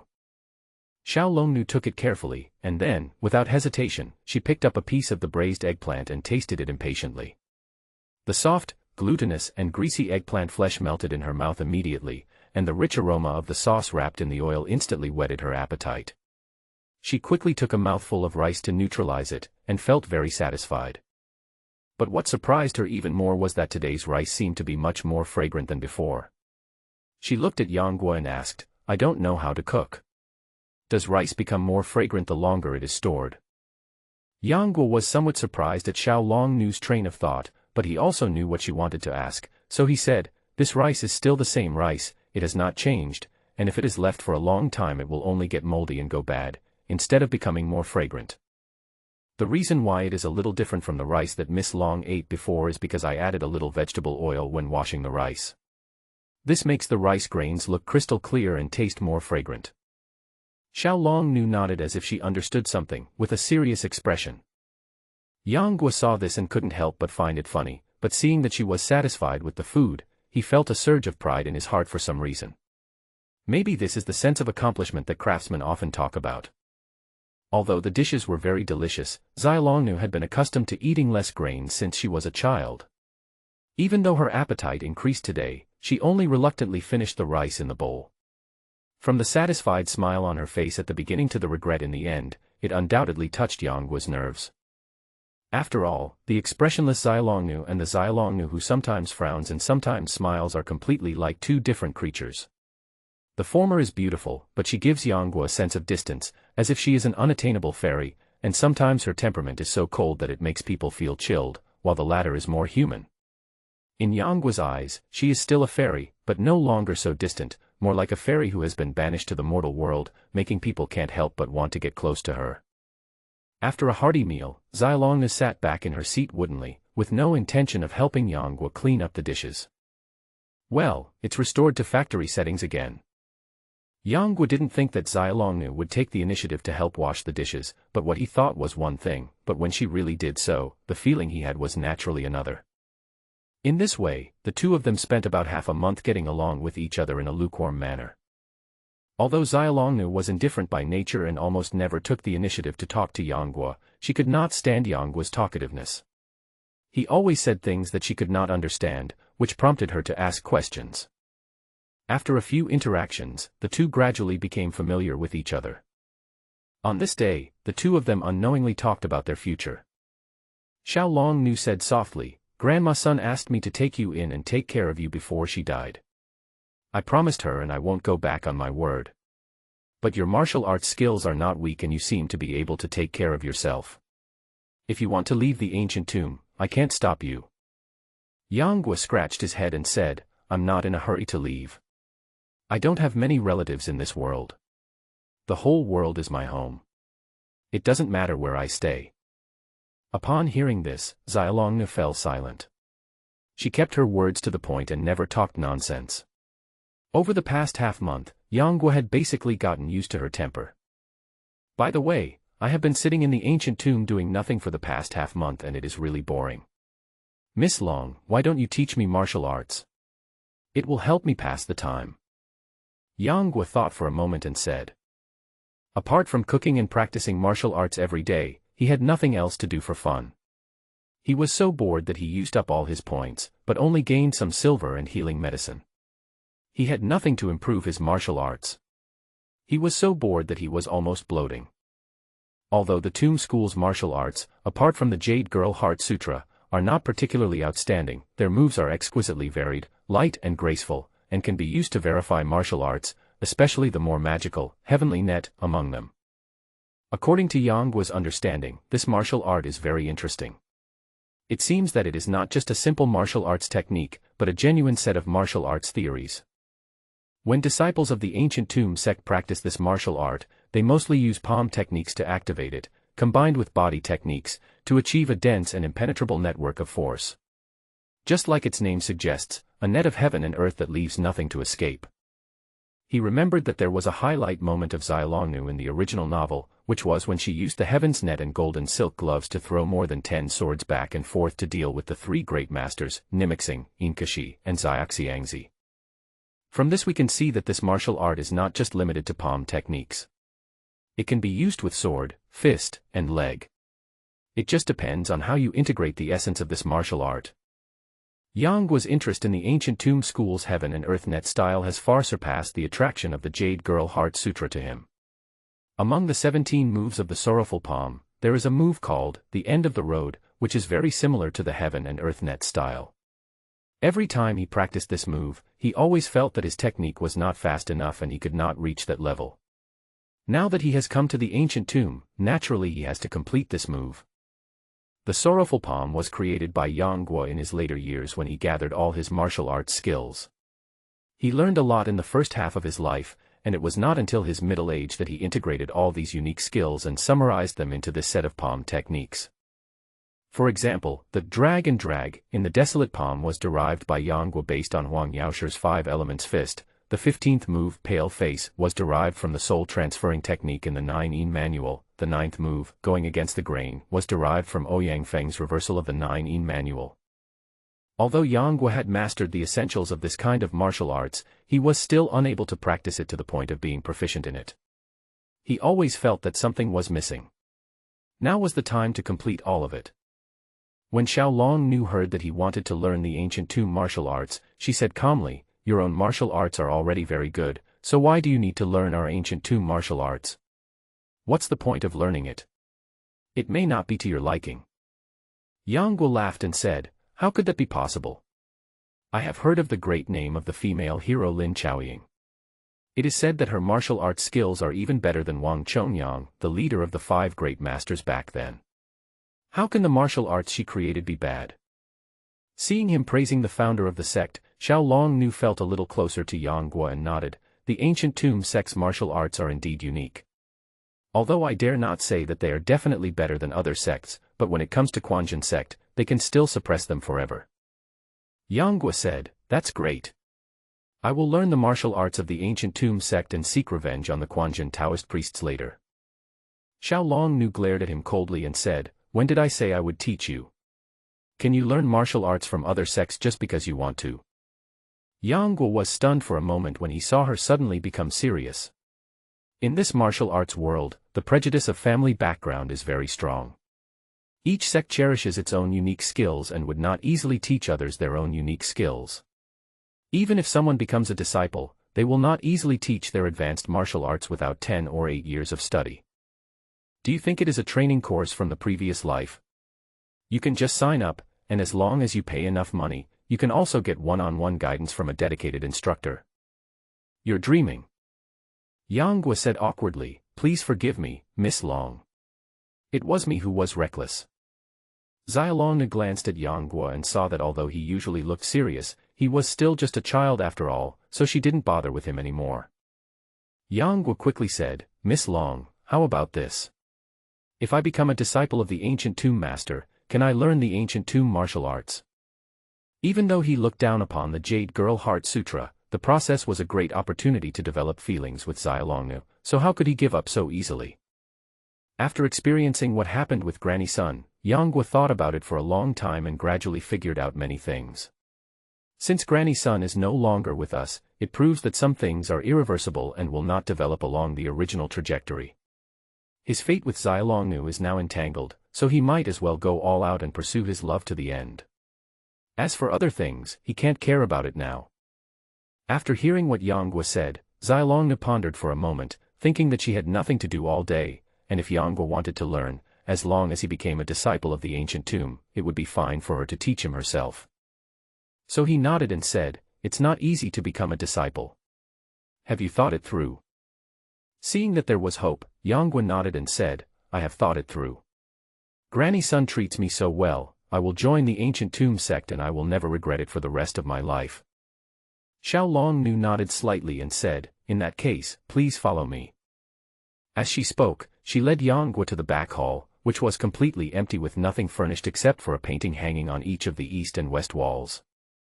The west mural depicts two girls, one is about 25 or 26 years old, dressing herself in front of a mirror, and the other is a maid about 14 or 15 years old, holding a wash basin in her hands, serving beside her.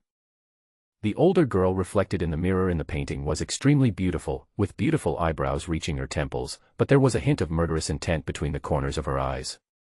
Yang Guo took a few glances and couldn't help but feel awe in his heart, thinking to himself, "This must be Lin Chaoying."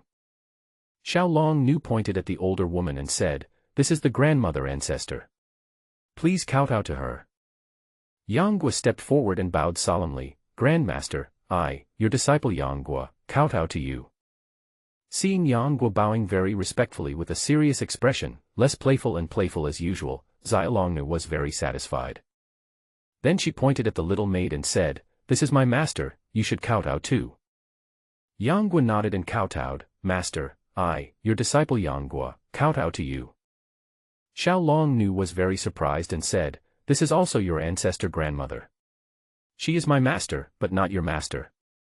Hearing this, Yang Guo was dumbfounded and said, "I just want to worship this master." Xiaolong immediately understood what he meant and said hurriedly, "Since I'm teaching you kung fu, you should take me as your master." "That won't do. Miss Long, you are only a few years older than me. I don't want to be your disciple. I want to be your master." What a joke. All the troubles in the future are caused by this so-called master-disciple relationship. How could I be so foolish as to take you as my master? Yang Guo directly rejected this self-inflicted idea in his mind. Xiaolong frowned and said, "When you first entered the ancient tomb, didn't you also call me aunt? After all, I am older than you." In fact, at this moment, Xiaolong already had some thoughts of her own. After living with Yang Guo day and night for the past half-month, she felt more and more that she was useless. In terms of martial arts, she had already seen it, and she knew that she was no match for Yang Guo. As for knowledge, Yang Guo was undoubtedly much stronger than her. Finally, when she turned her attention to life, she felt that she was a useless person who could not even cook a simple meal, let alone needlework. She was really useless. She had been taken care of by Granny Sun since she was a child, so she naturally didn't take these things to heart. But after Granny Sun left, she had to do many things by herself. But after trying by herself, she found that things were not as simple as she thought. Often at the end of things, Yang even had to finish the work for her. After doing this for a long time, not only did she not develop a character that depended on Yang, but she became angry and secretly competed with him. However, Yang had long been accustomed to being independent, and besides being partial to Xiaolongnu, he also tried his best to accommodate her, so he did not notice her little thoughts for a while. So when he suddenly heard Xiaolongnu's words, he was a little at a loss. He frowned again and said anxiously, "No, no, I can't become your disciple. If you like, I can continue to call you aunt, but not master." Xiaolongnu saw that he seemed determined to accept a disciple on his behalf, but after hearing his words, she began to waver a little. She asked herself if she had anything that could beat him. If there was any advantage, it was only her age. After thinking it over, she agreed after realizing that she had the upper hand.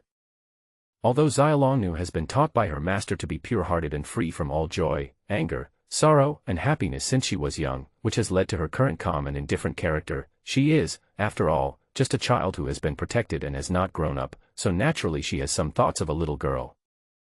When the master and Granny Sun were alive, both were women, so their appearance was bound to be not obvious. However, Yang Guo was warm-hearted and young, so his speech and behavior were completely different from those of the two grandmothers. Xiaolongnu listened to him, and even though she knew it was wrong, she talked with him so much that she forgot to be tired. Gradually, she was also influenced by Yang Guo, and her temperament changed from being cold and aloof to being more humane. After Yang Guo finished his greeting, Xiaolongnu pointed to the portrait hanging on the east wall and said, "Spit at that Taoist priest." Yang Guo didn't have time to ask more questions. He accumulated a mouthful of thick phlegm and spat it onto Wang Chongyang's portrait. Xiaolongnu's eyes moved and she said, "You treat me so badly without even asking me." Yang Guo asked doubtfully, "Didn't you tell me to vomit, senior sister?" Xiaolongnu's face turned serious and she said, "Call me auntie." Yang Guo. Aunt. Thinking that a good man does not fight with a woman, he still shouted out reluctantly. Seeing that he was so obedient, Xiaolongnu did not care about it anymore and just said, "This is the founder of Quanjin sect, Wang Chongyang. There is a rule in our sect that after paying homage to the founder, you must spit on him." Yang Guo chuckled and said, "That's right. I'm afraid it will take a month or so for this thick phlegm of mine to dissolve." Xiaolongnu turned around silently and walked out. Even with her calm mind, she couldn't bear it at this moment. Yang Guo turned around and bowed to the portrait of Wang Chongyang, silently mourning in his heart, "Master Wang, I have no intention of offending you. I will offer you a few glasses of wine when I am free some other day as a token of my apology." After reading it, he hurriedly chased after Xiaolongnu. Xiaolongnu brought Yang Guo to an empty stone chamber and then left. About half an hour later, she came back. "I saw someone holding a golden silk bag." After he opened it, 8 sparrows flew out immediately and flew around in the stone chamber. Xiaolongnu said, "I will now teach you the Qinggong of the ancient tomb school. Remember these few formulas. Do not damage the feathers and claws of the sparrows. Catch them." At that moment, Xiaolongnu taught Yang Guo a few mantras, and he remembered them after listening to them once. Xiaolongnu felt relieved and stepped aside to watch him perform. Yang Guo had an extremely high talent for martial arts, and after using the comprehension card, he was able to learn some simple and easy-to-understand martial arts almost instantly. He followed the method taught by Xiaolongnu and immediately flew out, his body suddenly rising and falling, moving along the wall of the stone chamber with great graceful and agile movements. In the blink of an eye, he caught all 8 sparrows. Xiaolongnu saw this and felt very surprised. "Master, auntie, I'm done." Facing Xiaolongnu's icy gaze, Yang Guo immediately changed his words. Xiaolongnu nodded slightly and said, "You have achieved so much at such a young age. It is true that you have amazing talent in martial arts. In this case, I will not teach you the basic martial arts. Come with me to the training room." Then, the two came to a very strange stone chamber. The stone chamber was narrow in front and wide in the back, forming a trapezoid. The east side was semicircular, and the west side was triangular. Before Yang Guo could ask, Xiaolongnu said, "This is where Wang Chongyang studied martial arts. The front is narrow for palm practice, the back is wide for fist practice, the east is round for sword practice, the west is corner for darts. I forgot to tell you the origin of the ancient tomb. Xiao Longnu suddenly remembered that she seemed to have not yet told Yang Guo the reason for the founding of their sect. She immediately recounted the story of how Wang Chongyang fought with Lin Chaoying and won the right to use the ancient tomb. Even though Yang Guo knew the cause and effect of this, perhaps even more in detail than Xia Longnu, every time he heard Xia Longnu's voice, he felt it was as pleasant as heavenly music. How could he not want to hear it again? Some even echoed, "If I had known that this ancient tomb was snatched from Wang Chongyang by the grandmother ancestor, I would have been even happier living here." Xiao Longnu found it quite funny to see his childish appearance. She could never associate him with the majesty he displayed when he defeated the Quanjin Taoist priests outside the ancient tomb that day. She pointed to the stone slab on the ceiling and said, "All of Wang Chongyang's martial arts are here." Upon hearing this, Yang Guo looked and saw that the ceiling of the stone chamber was engraved with various patterns and symbols, all of which were carved with sharp tools. Some were deep, some were shallow, and there was no regular pattern, but they were extremely profound and unfathomable. As the leader of the five great masters, Wang Chongyang naturally has his own unique qualities. Even though Yang Guo is standing on the shoulders of giants and looking down on the world, when faced with such a scholar, he still can't help but admire him and feel inferior to him. Then, Xia Longnu led him through a stone door and came to another stone chamber that was perfectly symmetrical with the other one. Xiao Longnu said, "What is engraved in this stone chamber is the essence of our ancient tomb sect's martial arts. After I teach you a set of palm techniques, you can learn the rest by yourself. If you have any questions, you can always ask me for advice." Yang Guo nodded, "Aunt, please teach me the palm technique first." Xiao Longnu has always been quick and decisive in her actions. She immediately told Yang Guo that what she was teaching him was a set of palm techniques from the ancient tomb martial arts called Heavenly Net. Yang Guo's eyes lit up and he immediately listened attentively. After Xiao Longnu finished imparting the secret formula of the technique, she began to demonstrate the palm technique in front of him. Her arms were flying, and her two palms seemed to have turned into thousands of hands. A dense palm wind was always shrouded in a place less than half a foot in front of her, like a sphere formed by air, becoming increasingly visible. Yang Guo was greatly amazed at what he saw. He memorized her palm movements carefully and began to practice them in his mind. Not long after, Xia Longnu clapped her palms in the air, and the sphere in front of her that was almost solidified suddenly burst and exploded. A stream of air spread in all directions, and her white sleeves were flying, and her clothes were fluttering. She was indescribably beautiful and moving. Yang Guo had memorized 80 to 90% of the palm moves, but after being distracted by Xia Longnu's posture, he instantly forgot 20 to 30% and couldn't help but curse himself for being so useless. "How is it? How much have you learned?" Xiao Longnu had long been accustomed to Yang Guo staring at her, but she was unmoved and didn't think there was anything wrong, so she asked calmly. Yang Guo retracted his gaze and said awkwardly, "I only remembered 60% to 70%. Xiao Longnu's beautiful eyes trembled, and she said in a somewhat uneasy tone, "You just read it once and you memorized 70% of such a complicated palm technique." Seeing that Xia Longnu didn't believe him, Yang Guo immediately began to perform the heavenly net style according to her example. His palm power was exactly the same as the one Xia Longnu had just used, but due to the difference in his own internal force and true energy, the palm wind Yang Guo sent out was swift and whistling, like a violent storm. After only 32 palms, he already had the posture of Xia Longnu's final display. Xiao Longnu knew that his skills were profound and far beyond her reach, so she was not surprised. Only when Yang Guo had performed 128 palms did he stop reluctantly, and Xia Longnu finally believed him. So, she performed the heavenly net move 3 times in a row. Unexpectedly, Yang Guo actually learned it after practicing it twice. His talent in martial arts is really rare. Next, you should start practicing the martial arts according to the instructions above. If you have any questions, just ask me. Xia Longnu was devastated and was about to leave the stone chamber when she was suddenly stopped by Yang Guo. "Aunt, have you ever learned the martial arts in the other stone chamber?" Xiao Longnu shook her head and said, "Although what is recorded above is what Wang Chongyang has learned throughout his life, it only has moves but no formulas or mental methods, so it cannot be practiced. You should practice our martial arts well, don't try too hard." Yang Guo knew that she had misunderstood him, so he said, "Aunt, have you forgotten that I used to be a disciple of Quanjin sect? I can recite the secret formulas of Quanjin sect by heart." If you want to learn, I will teach you. Xiao Longnu was silent for a moment, then looked at the pile of inscriptions in the corner of the ceiling and said, I didn't expect you to know the secret formula of Quanjin sect. It seems to be God's will. In addition to the ancient tomb martial arts left by the founder, there is also a set of martial arts called Jade Girl Heart Sutra. She studied and understood the martial arts left by Wang Chongyang, and created a method to restrain his martial arts with her life's efforts. Yang Guo looked at it hurriedly and saw that the martial arts recorded here included both internal and external skills, which were extremely exquisite. He could tell at a glance that some of them were moves that could restrain Quanjin swordsmanship, and he found it very interesting.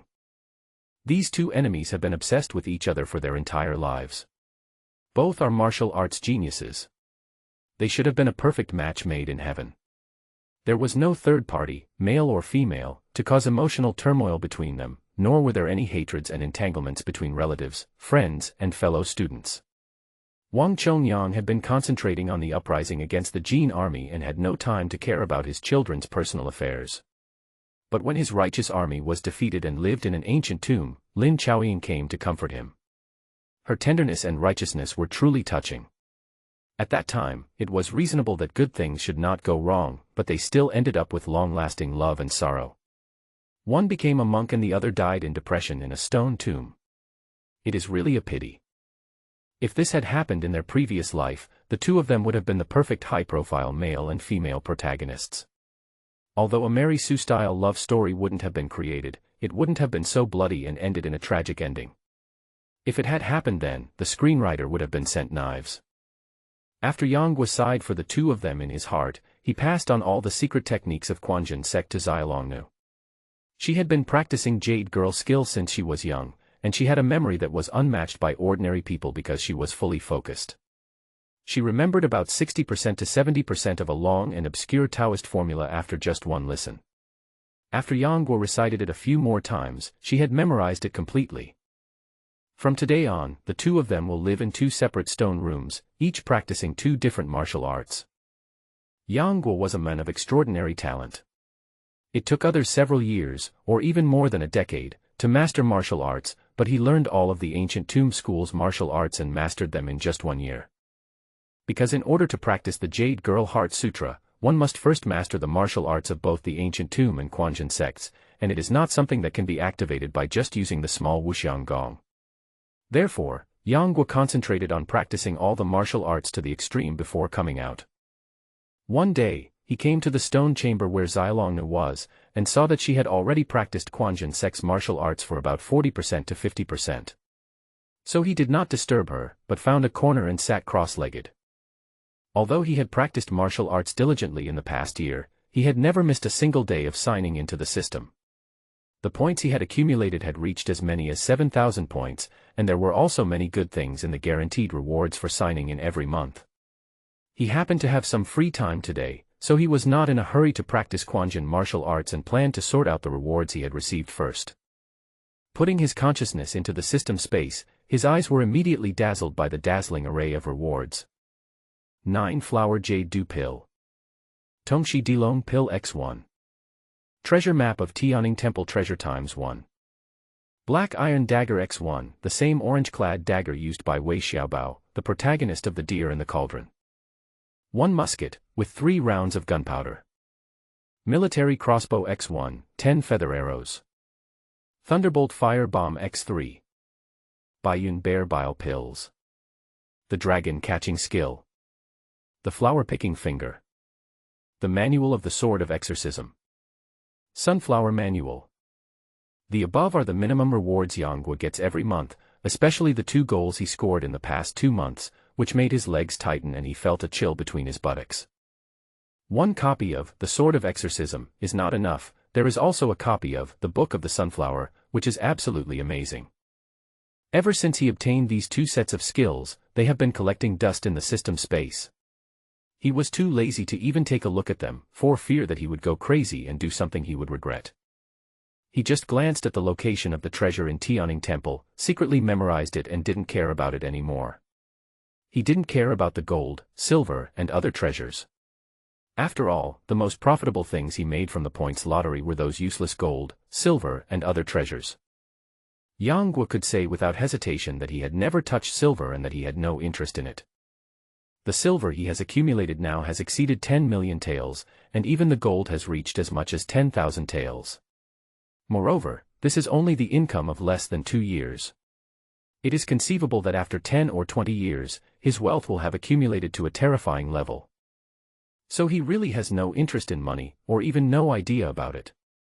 Next is the 9 flowers jade dew pill which can nourish the mind and body, and prolong life, the tongshi dilong pill which can avoid all kinds of poisons, and the baiyun bear bile pill which can be taken internally to heal injuries. Since Yang Guo practiced the 9 yang magic art, immunity to all kinds of poisons has become his passive ability, so he did not need the tongshi dilong pill, so he gave it to Xiaolongnu. Xiaolongnu had no intention of accepting it at first, but she couldn't resist Yang Guo's constant nagging and finally had no choice but to accept it. Finally, there are the dragon capturing skill, the flower picking finger, 2 sharp weapons and 2 hidden weapons. Because of his training in ancient tomb martial arts, he did not choose to immediately practice the magical skill of capturing dragons, which could take objects from a distance. Therefore, he only had time to learn it now. In the final analysis, the more magical and mysterious the martial arts are, the more internal energy is needed to support them in order to perform them. The dragon capturing technique is no exception. It can even be said that it is the best among this type of martial arts. Its prerequisites are very harsh. Without a solid foundation of internal energy, this martial art will not be able to exert its original power. After all, it involves telekinesis, so the requirement for internal strength is naturally very high. Fortunately, Yang Guo had the 5 treasures honey wine which added 10 years of strength to him. In addition, he combined the 2 great magical skills, Xiao Wuxiang Gong and Jiuyang divine art, into one. Naturally, his internal strength far exceeded the requirements of the dragon capturing skill. He stood up with an idea in his mind. Yang Guo jumped high on the spot, then condensed his right palm into a claw and reached out to the stone wall through the air. The vast internal force in his body burst out immediately, and a huge suction force carried his body with him, and he leaped into the air to the wall about 10 feet away in a movement trajectory that almost violated common sense of martial arts. Yang Guo continued to accumulate internal energy in his palms, and his whole body seemed to be attached to the wall, with no sign of falling. However, to outsiders, his expression did not seem abnormal. But only he himself knew how much of his internal energy was consumed in just a short moment. His 9 yang divine art has not yet reached its full potential. Although the internal force in his dantian is enormous, it is still far from reaching the level after full potential, when the internal force is endless and regenerated at an extremely fast speed. Therefore, he recovers a little faster than ordinary people. Yang Guo immediately stopped and lightly jumped down from the stone wall. After seeing that he did not disturb Xiaolongnu, he continued to sit cross-legged and began to use the points he had obtained to carry out the second wave of harvest. Congratulations to the host for winning 1,000 taels of gold. Congratulations to the host, you have obtained sanbei pills, black in color, can soothe the throat and relieve cough. Congratulations, host. Huiyang Wulong paste, Kongtong School's secret medicine for trauma, containing aconitum kusnazofi. A box of 5-star mitai. A pack of brine spices. Akan of bean paste. Wait, why is the style of the system lottery becoming more and more wrong? Wasn't it supposed to be a martial arts system? Why does it become more life-oriented? Yang Guo looked at the familiar objects placed in the system space and felt confused. He couldn't tell whether it was reality or illusion. It can only be said that these days, even the system is involuted. It feels like I have won a jackpot, but the system doesn't have much reward to give me, so it randomly gave me some items from my previous life to make up the number. But mitai is really good. He had never tasted such good wine. Of course, it would be even better if he could get 30-year-old Limao, or even Handi mitai, or even 1935 Limao. As for the brine spices, bean paste and the like, just think of it as improving Xiaolongnu's diet. Continue the draw. Yang family spear technique. 10,000 ounces of silver. The demon subduing staff technique. Taizu Changquan. Skill card X1. 100-year-old snow ginseng X1. After a wave of 70 consecutive withdrawals, Yang Guo's belongings were directly filled up, and his wealth value increased from 10 million at the beginning to 13 million. He also acquired a lot of martial arts skills, but none of them were particularly outstanding. Yang Guo couldn't help but think of the Sword of Exorcism and the Sunflower Manual. He immediately shook his head and forced away the suicidal thoughts in his mind. As for elixirs, most of them are preliminary medicines for strengthening the body and treating injuries, and there are no magical medicines as needed like the Black Jade Ointment. The reason why Yang Guo wanted to obtain the Black Jade Healing Ointment was naturally for the girl Lu Wushuang. Although they have not met yet and it is not known whether they will have this opportunity in the future, Yang Guo sympathizes with her situation very much. Thinking of her broken leg, he is afraid that only the Black Jade Healing Ointment can help her recover. After all, she was the woman with whom he had a deep friendship in the original novel. If he could save her, he would naturally not sit idly by. This draw was not without unexpected rewards for him, such as the third special card he obtained from the system, the skill card. Yang Guo used his consciousness to control the skill card in the system space to float in front of his eyes, and then clicked it. The red card immediately rippled like heat waves, and then a few words that looked like game options appeared in front of him. Skill options: painting mastery, calligraphy mastery, music mastery, chess mastery, cooking mastery. Note: the host can choose any one of the proficient skills to learn. After learning the skill, he can master the art and reach the pinnacle of perfection, returning to the original state. Sure enough, as long as it's a card reward, there's nothing bad about it. But why are they all these things? Can't I just master martial arts and become the best in the world? Yang Guo discovered that this system was becoming more and more unorthodox. Not only were the rewards starting to become closer to real life, but even the skill cards had become the same. He wasn't here to be a life expert. After complaining for a while, Yang Guo had no choice but to choose mastering music. There was no other reason for this, because among the martial arts he drew, there was a piece called Song of the Rising Tide of the Blue Sea. After choosing music mastery, a large number of unfamiliar memories immediately appeared in Yang Guo's mind. He closed his eyes tightly and tried to comprehend the memory. After a while, he understood it thoroughly and his mind suddenly became clear. All sounds arise from the human heart, and the movement of the human heart is caused by things, it is moved by things and thus takes shape in sound, the sounds respond to each other and thus change, when they become square, they are called music, and when one enjoys this music, along with the use of halberds, shields, feathers and pennants, it is called music. Huang Yaoshi is knowledgeable in the field of music. The fact that he can create the rare blue sea tide rising with the sound of the flute and the martial art of using music to hurt people is enough to prove that this way has profound implications and is not just a pastime that everyone knows about. Yang Guo, who originally didn't know how to practice the rising tide of the blue sea, now had his musical talent maxed out. He could be said to have learned it by himself. He immediately understood the unique essence of this martial art. Even without practicing it, it was enough to reach the pinnacle of perfection.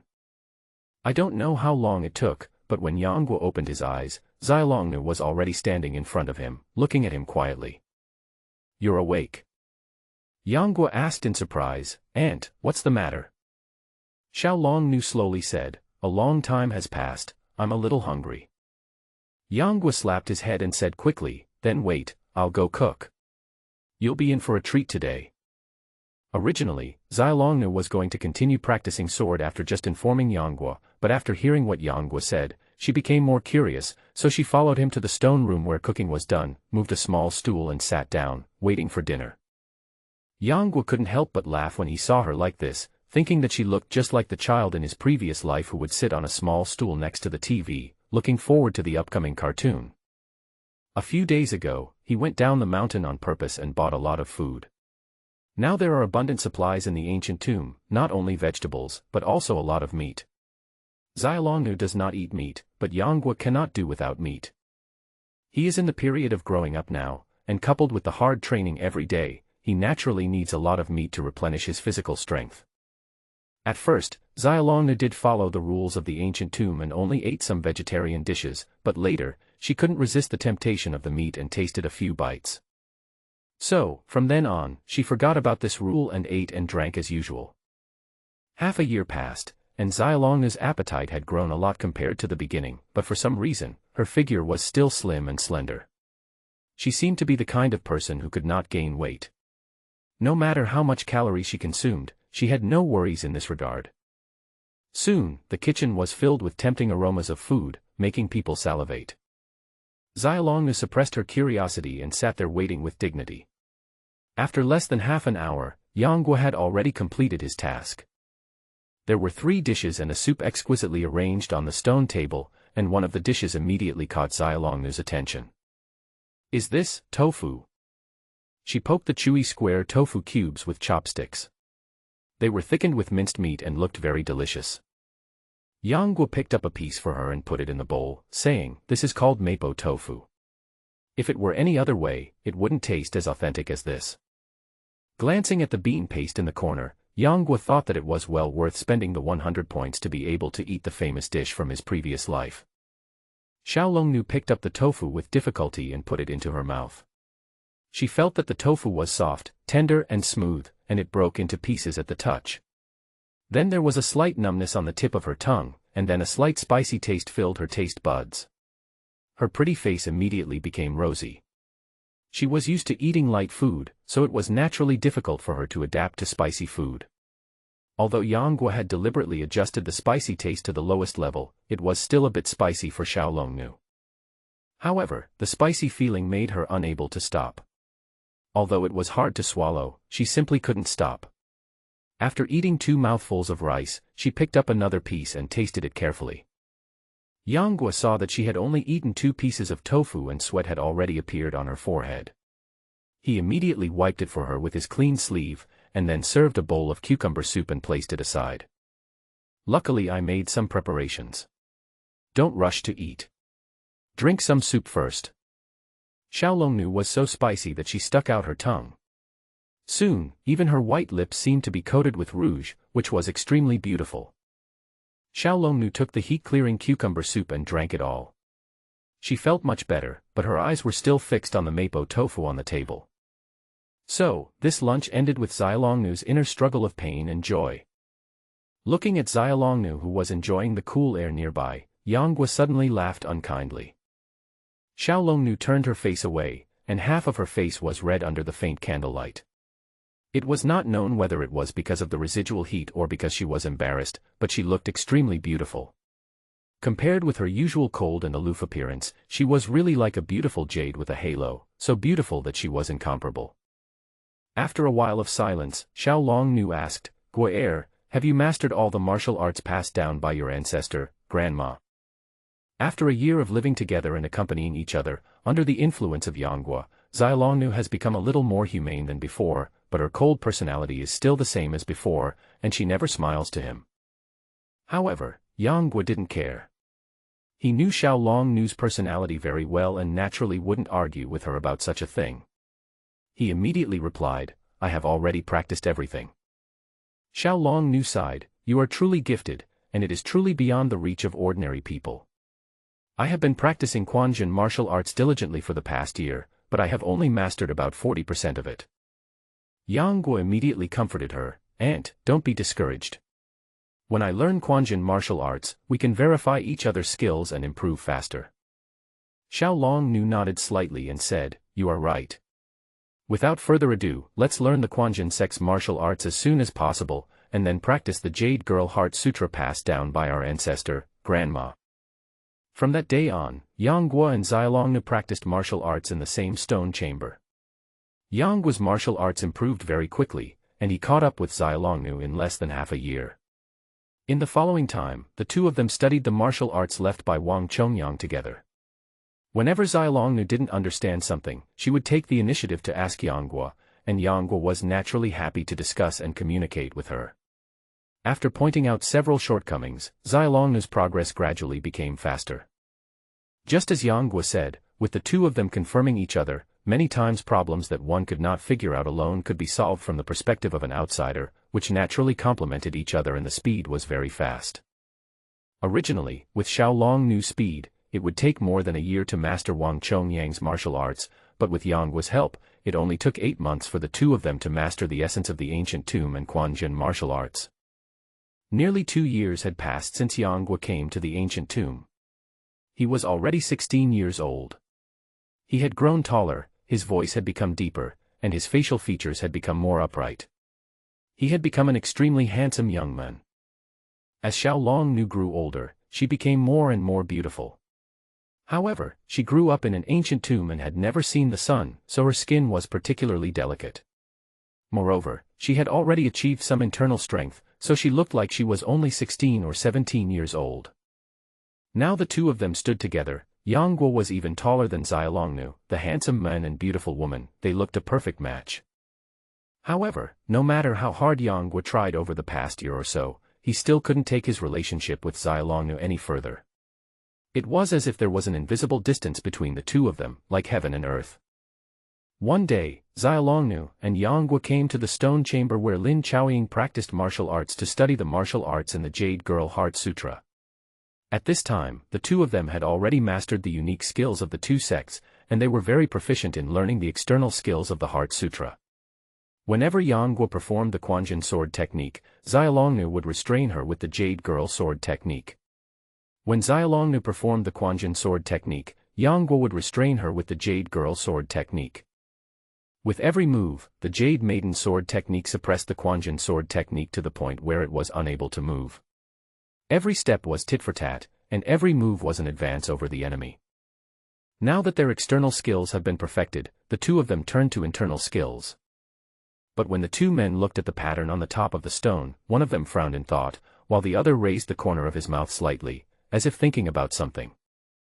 After a while, Xiao Longnu sighed and said, "Forget it, I won't practice this martial arts anymore." She had heard from her master before that the Jade Girl Heart Sutra needed to be practiced by two people together, and she thought that she could practice it with Yang Guo, but she didn't know that she couldn't.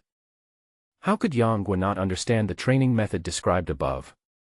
Naturally, he couldn't play dumb and said, "Aunt, we have already practiced to the last step, how can we give up so easily?" Xiao Longnu frowned and said in a cold voice, "After all, there is a difference between you and me. How can you take off your clothes and face each other? This is so indecent." If it was any other girl, Yang Guo would probably not be able to resist making some flirtatious remarks, but Xia Longnu was of a cold temperament. If he said anything presumptuous, she would probably get really angry and ignore him, so he kept silent. After Xia Longnu paused for a moment, she seemed to feel that her tone was a little too harsh. Although Yang Guo had grown into a teenager now, in her eyes, he was still the same as the child when he first entered the ancient tomb. In her heart, she did not really regard him as a man capable of taking responsibility. But even if he was just a child, there were still differences between men and women, and they could not be spoken to in the same way. So she was not targeting Yang Guo. After an unknown amount of time, Yang Guo suddenly said, "Aunt, I have a solution." Xiao Longnu looked calm and asked in a cold voice, "What's the solution?" "Yang Guo, in fact, we can just find a place where we can't see each other to practice." Xiao Longnu shook her head and said, "It's easier said than done. When practicing, the whole body will be steaming with heat. You should choose an open place with no one around and practice with all your clothes open so that the heat can be dissipated immediately without any obstruction. Otherwise, the heat will be accumulated in the body, which may result in serious illness or even death, which is extremely dangerous." But she had to leave the ancient tomb, and it was not easy to find such a precious place in Mount Zhongnan. Yang Guo immediately patted his chest and promised, "Leave this matter to me. I'll be back soon." Yang Guo left a few words and ran out of the ancient tomb. In the past 2 years, he had basically figured out the terrain of the ancient tomb, so it was no problem for him to go straight in and out alone. When he ran out of the ancient tomb, a large ball of white light appeared beside him. When the light faded away, a handsome, majestic and strong white horse appeared in front of him. The entire body of this white horse is snow white without a single spot of other colors, and the mane around its neck is thick, just like a lion. It is the top-grade Magnolia White Dragon Horse, also known as the Night Shining Jade Lion. "Hey!" As soon as the white horse appeared, it paced happily on the ground. When it was in high spirits, it raised its front hooves high, looked up to the sky and let out a long neigh, venting the depression in its heart. "Bai Long, come here." Seeing that it had had enough fun, Yang Guo called out. The white horse was very spiritual. Upon hearing its master's call, it came immediately, leaned its neck on his shoulder and rubbed it affectionately. Yang Guo smiled and said, "I'm sorry for having wronged you over the years. From today on, you don't have to stay in that dark space anymore." Upon hearing this, the white dragon stomped its forehooves on the ground repeatedly, as if it was dancing happily to celebrate. Yang Guo burst out laughing and leaped onto Bai Long's back. He clamped his legs around the horse's belly and patted its neck lightly. Bai Long followed his instructions and immediately neighed, galloped away, and disappeared into the woods in the blink of an eye. He thought it would be a bit bumpy without the harness, but he found that sitting on the white dragon's back was unusually stable, as if he was walking on flat ground on the rugged mountain path, and the speed did not slow down much. The strong wind blew past his face, making his cheeks hurt. "Good brother, when you have time, I will help you with the horse harness." Bai Long's eyes lit up and his speed suddenly increased a bit. Yang Guo took Bai Long and searched everywhere in Mount Zhongnan from morning till dusk. After turning a corner, they discovered a sea of flowers. Without giving it any thought, he immediately rode back to the ancient tomb and brought Xiaolongnu here. When Xiaolongnu saw him suddenly coming on a white horse, she was very surprised and asked about his origins. Yang Guo only said that he bought it when he went down the mountain. Xiaolongnu had never been down the mountain, so she naturally didn't know that such a top-quality horse could not be measured by money, so she didn't suspect anything. However, what was strange was that when Bai Long saw Xiaolongnu, he showed an extremely abnormal degree of closeness. Xiaolongnu gently stroked Bai Long's mane and was also quite surprised. Yang Guo saw this and thought that Xiaolongnu had an ethereal aura about her. She was also very beautiful, so beautiful that there was no one in heaven or earth who wouldn't like her, so he didn't take it to heart. "Aunt, if you like, you can let Bai Long take you to see the place I found." Xiaolongnu hesitated for a moment and said, "Okay." She took light steps, jumped up and landed on the horse's back. Just when Yang Guo was about to jump on the horse to ride with her, Xiaolongnu slapped the horse's back, and the white dragon rebelled and rode away with Xiaolongnu, leaving Yang Guo's lonely figure disheveled in the wind. Yang Guo used his Qinggong skills to the fullest and finally caught up with Xiaolongnu, arriving at the Sea of Flowers almost at the same time as them. I saw the red flower clusters here stretched out for several meters, densely packed with layers, with a strange fragrance, like a large screen, with red petals and green branches, which were very beautiful. The shade of trees hung all around, making it like a natural flower house or tree house. If two people hide in this half-person high bush and take off their clothes, and just stretch out their hands to practice martial arts, neither of them will look down on the other. It is really a perfect place to practice martial arts. Seeing Xiaolongnu's satisfied expression, Yang Guo felt proud in his heart. After all, he had a god's perspective. After the second watch that night, the master and the disciple came to the depths of the shade of flowers, and smelled the fragrance of the flowers even more intense in the quiet night. The two of them reviewed the Jade Girl Heart Sutra's internal energy formula, and after confirming that it was correct, they went to the sides of the flowers, undressed, and began to practice. Yang Guo's left arm passed through the flowers and touched Xiaolongnu's right palm. As long as one of them encountered difficulties in practicing, the other would be able to sense it and use his internal energy to help immediately. From then on, the two of them used night as day, practicing at night and resting in the ancient tomb during the day. It was the height of summer, so it was cooler to practice at night, and this went on for more than 2 months without any problems. The practice of internal strength requires gradual progress. Even if Yang Guo is gifted, he cannot master it at a speed far beyond that of ordinary people like practicing external strength. The Jade Girl Heart Sutra is divided into 9 stages. That night, Yang Guo and Xiaolongnu had already practiced to the 8th stage. Thanks to the former's strong internal strength, he was always successful whenever he opened up the acupuncture points and meridians. As a result, he completed the practice more than a month faster than the time recorded in the Heart Sutra. 2 people were seen bathing in the Sea of Flowers, their bodies steaming with heat, which made the fragrance of the flowers even more fragrant. The Jade Girl Heart Sutra's odd-numbered exercises are called Yin Jin, and the even-numbered exercises are called Yang Tue. Yang Guo was practicing Yang Tue, which was a powerful exercise and he could rest at any time. However, Xiaolongnu was practicing Yin Jin, which had to be completed in one go without any pause in the middle. Her practice was at a critical juncture at this moment. Suddenly, a hoarse neighing was heard in the distance.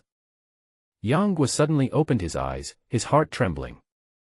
He had long been prepared for the situation in the original book, so he let the white dragon guard the mountain pass every night. Now it was hissing, obviously someone was coming. There was a flash of murderous intent in Yangguo's eyes. He immediately gathered all his internal energy and injected it into Xiaolongnu's body to stabilize the internal energy she needed for her practice. Then he used the dragon capturing technique to grab the clothes beside him and put them on. He lightly stepped on the ground and disappeared from the spot like a ghost in an instant. Soon, he arrived at the mountain pass and saw a white dragon running towards him. Yangguo hid in a tree and glanced at it. The white dragon also spotted its master and, following his instructions, immediately pretended to escape and galloped away into the distance. Damn it! Where did this horse come from on this mountain? It almost scared me to death. As a curse sounded, Yangguo saw two black shadows slowly approaching this place. Who else could it be if not Zhao Zhijing and Yin Jiping? Zhao Zhijing wiped the sweat off his forehead and said, "Brother Yin, now that we've come to this point, you can't deny it. At worst, I'll report it to Uncle Chiu and ask him to investigate." Yin Jiping's expression changed slightly and he said, "You are forcing me so hard. Why are you here? Do you really think I don't know? You just want to be the leader among the 3 generations of disciples so that you can inherit the position of the headmaster in the future." Zhao Zhijing sneered, "You are the one who didn't follow the rules and violated the precepts. How can you still be the chief disciple?" Yin Jiping angrily asked, "When did I break the rules?" Haha, the 4th commandment of Quanjin sect is the prohibition against lust. As soon as Zhao Zhijing said this, Yin Jiping's face suddenly turned pale, and with a trace of horror in his eyes, he said, "What kind of lust ring is this? Don't slander me." As he spoke, he involuntarily pressed the hilt of the sword. Zhao Zhijing saw this and was slightly shocked. He said calmly, "Ever since you saw the little dragon girl in the ancient tomb, you have been distracted and had wild thoughts all day long. Haven't you thought about holding the little dragon girl in your arms, being affectionate and intimate with her, and doing everything you can? My religion emphasizes cultivating the mind and nurturing one's character. If you think like this in your heart, haven't you violated the precepts of adultery?" Yangguo, who was on the tree at the moment, heard these words, and a soft sword that flickered with purple light appeared in his hand without him noticing. Yin Jiping argued, "Brother Zhao is really capable. How can you know what I am thinking? These are just my personal conjectures." Seeing him like this, Zhao Zhijing stopped hiding it and said, "I don't know what you are thinking, but when you talk in your sleep at night, don't you allow others to hear you? When you write Xiaolongnu's name over and over again on paper, don't you allow others to see you?" Zhao Zhijing took out a piece of white paper covered with words and said, "Since you are not giving up, I will take this paper to Uncle Chiu to verify it and see if it is your handwriting, Yin Jiping." How could Yin Jiping not recognize that the handwriting on it was exactly his own? He could no longer endure it and drew his sword, rushing towards Zhao Zhijing. Zhao Zhijing was prepared and dodged to the side, stuffed the white paper into his arms, drew his sword and confronted him. Yin Jiping roared, raised his sword again and attacked, stabbing out 3 times in a row, all of which were sharp and dangerous killing moves. In his rage, he had already decided to kill. Zhao Zhijing defended himself so steadily that no matter how hard Yin Jiping tried, he could not hurt him. One of them is Qiu Chuji's first disciple, and the other is Wang Chuyi's first disciple. Both are the best among the 3 generations of Quanjin sect disciples. Their martial arts skills are roughly on par with each other. If it comes to a life-and-death fight, Zhao Zhijing is several years older than Yin Jiping, and may have a slight advantage in experience in battle. Zhao Zhijing grinned and said, "You want to kill me to silence me? Now you have violated another major taboo of our sect, harming your fellow disciples." Yin Jiping's eyes widened, he gasped, and rushed forward with all his might without saying a word. However, what the two knew and learned was exactly the same. It was extremely difficult to even determine who was better in martial arts, let alone a life-and-death duel. The two of them exchanged dozens of moves in a row. One of them kept attacking and frequently used killing moves, while the other was defending with all his might. The moves they used were all the same, just like looking in the mirror. How could one of them win?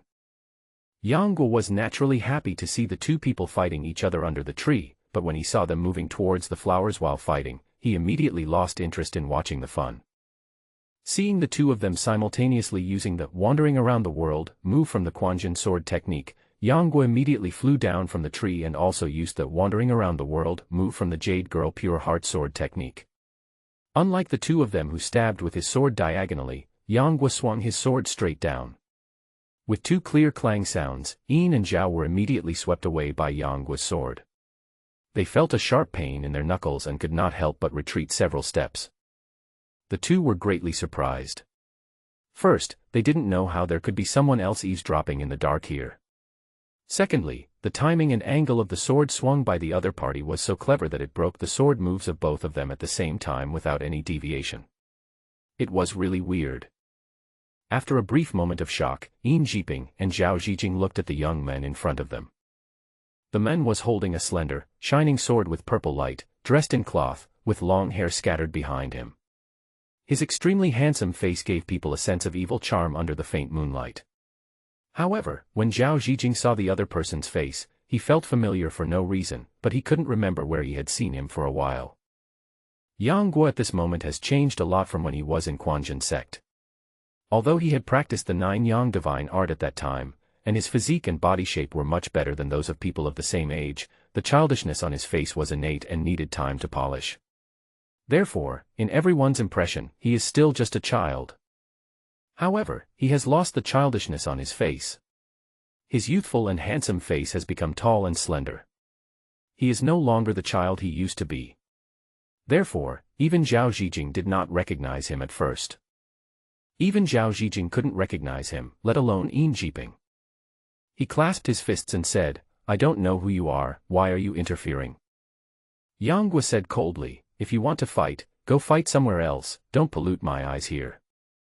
Zhao Zijing had always doubted Yang Guo's identity. When he heard his voice, his nightmare was immediately brought back to his mind, and his body began to tremble uncontrollably. Yang Guo's voice has changed a lot compared to before, but Zhao Zijing was worried all day, afraid that Yang Guo would come to seek revenge on him, so Yang Guo's voice always rang in his mind inexplicably. Today, when he heard his voice again, coupled with this slightly familiar face, how could he not recognize him? Yang Guo. I just heard Zhao Zijing pointing at the other party and speaking in a trembling voice. Yang Guo. Yin Jiping was stunned at first, then he remembered something and stepped back in fear, tightening the sword in his hand. Yang Guo looked at Zhao Zijing in surprise, and said with some surprise, "It seems that Taoist Zhao has not been doing well in the past 2 years. What do you mean?" Zhao Zijing pointed the sword at Yang Guo, but the sword and his arm were shaking violently, unable to conceal his inner fear. 2 years have passed. I asked myself whether my appearance or voice is very different from that year. It is difficult to distinguish me. But what I didn't expect was that Taoist Zhao recognized me at first sight. It's really rare. Doesn't this mean Taoist Zhao still cares about Yang? Yang Guo's eyes narrowed slightly, and a dangerous aura emanated from him. Yin and Zhao only felt that even the air around them had dropped a few degrees, but for some reason, Yin Jiping felt that Yang Guo's hostility towards him was greater than Zhao Zijing's. Yang Guo, don't mess around. I am your master after all. Killing your master is a serious crime and will be despised by the people in the martial arts world. I am no longer a Quanjin disciple. Before Zhao Zijing could finish, Yang Guo interrupted him harshly. It was Taoist Master Zhao who personally drove me out of Quanjin sect back then. What? Now you are trying to suppress me in the name of master and disciple? Don't you think this is ridiculous? Zhao Zijing swallowed deeply, cold sweat ran down his face. He opened his mouth several times but was too scared to speak. I can only sigh that now I am in the wilderness and have been met by this evil star. Even gods cannot save me. Looking at Zhao Zijing's legs that were shaking like sieves, Yang Guo suddenly changed the subject and sneered, "But you are right. Considering that we are master and disciple after all, I will spare your life today." Thank you very much, thank you very much. When Zhao Zijing heard this, he immediately bowed respectfully, suppressing his trembling voice. It was really because the oppressive feeling that Yang Guo gave him back then was too strong, so when he saw the other party today, he didn't even have the courage to make a move. No, it seemed that even back then, he was no match for the other party. Now, 2 years have passed, and it is still unknown what level the other party's martial arts has reached. Even if they stood still, that was not something Zhao Zijing could afford to provoke. Yang Guo suddenly said, "You don't have to thank me so quickly. As he finished speaking, a purple light suddenly flashed out of nowhere, and a few drops of blood splashed onto the ground, along with an extremely glaring severed finger. After Zhao Zhijing was stunned for a moment, he felt a piercing pain. He lowered his head to look at the severed little finger of his left hand and immediately let out a shrill scream. Blood continued to flow from between his fingers, and a faint smell of blood spread in the air. You. Yin Jiping's expression tensed and he was unable to react in time. He did not expect Yang Guo to suddenly attack and cut off someone's fingers. Yang Guo continued, "I've already told you not to be in a hurry to thank me. Sparing your life is not my intention, it's just the secular rules that let you save your life. Zhao Zhijing, remember this. I won't bother with you for the time being about how you hurt me, but from today on, every time I see you, I will cut off one of your fingers. When you have no more fingers to cut off, that will be the day you die." Zhao Zhijing immediately held his breath and dared not scream again. His forehead was covered with beads of cold sweat. He lowered his head, picked up the severed finger on the ground, and fled without saying a word.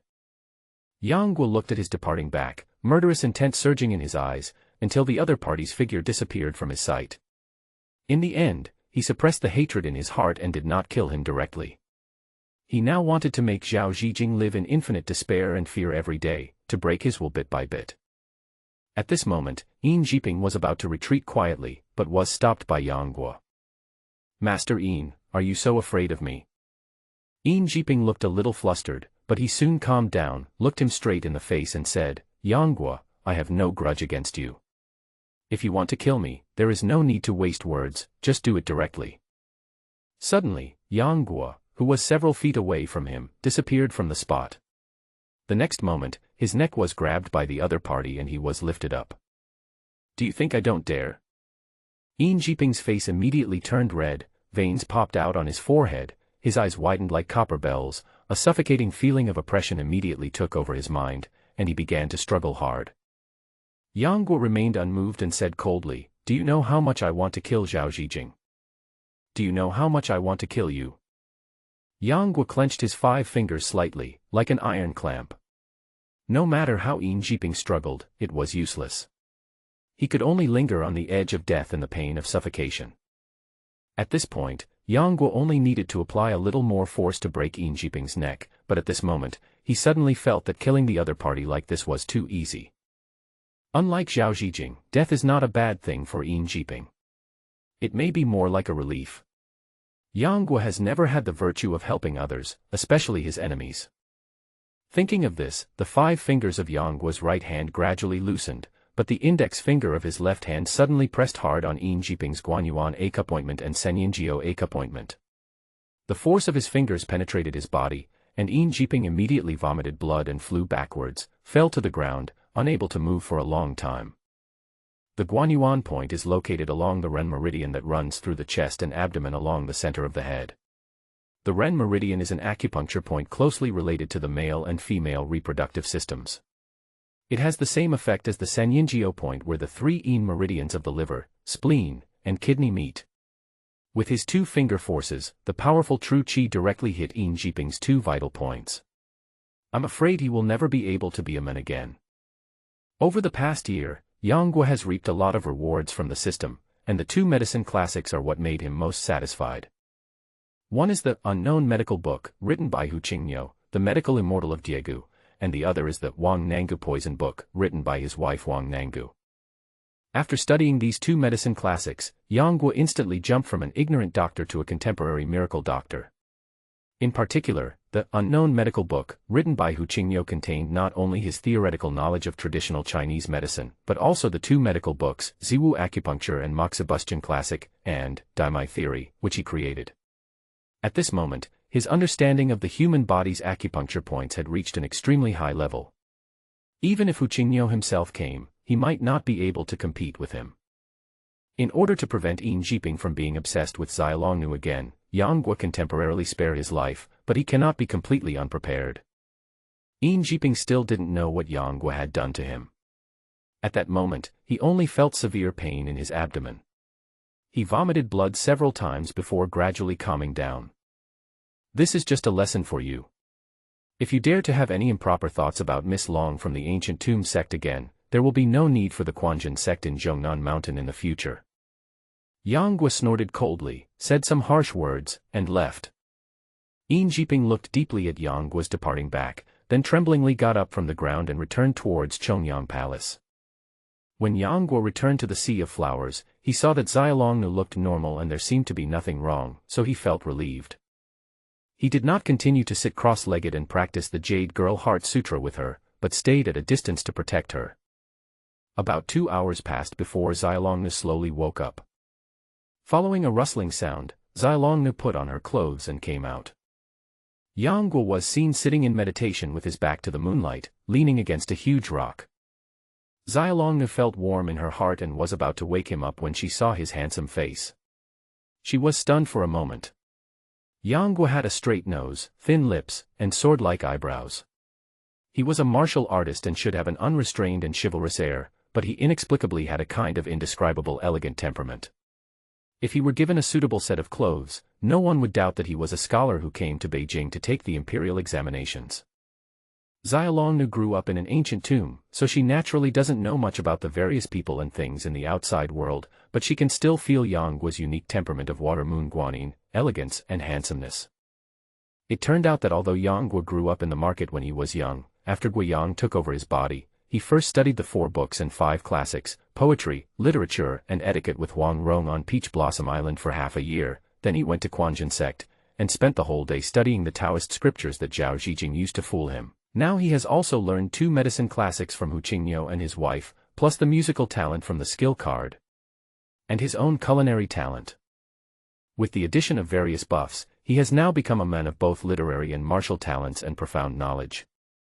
As the saying goes, a man may live in coarse silk and cloth, but he has a refined air due to his knowledge of poetry and books. This is what it means to have a natural temperament from the inside out. At some point, Yang Guo opened his eyes, and the two looked into each other's eyes. Yang Guo's gaze was open, but Xiaolongnu unconsciously shrank back, looked away and said, "Are you awake?" Yang Guo has been with Xiaolongnu day and night for 2 years, so he certainly can't say that he is tired of seeing her. But now he is no longer like he was before, when he would blush shyly whenever he saw Xiaolongnu. Instead, he can look at her with appreciation. On the contrary, it was Xiaolongnu.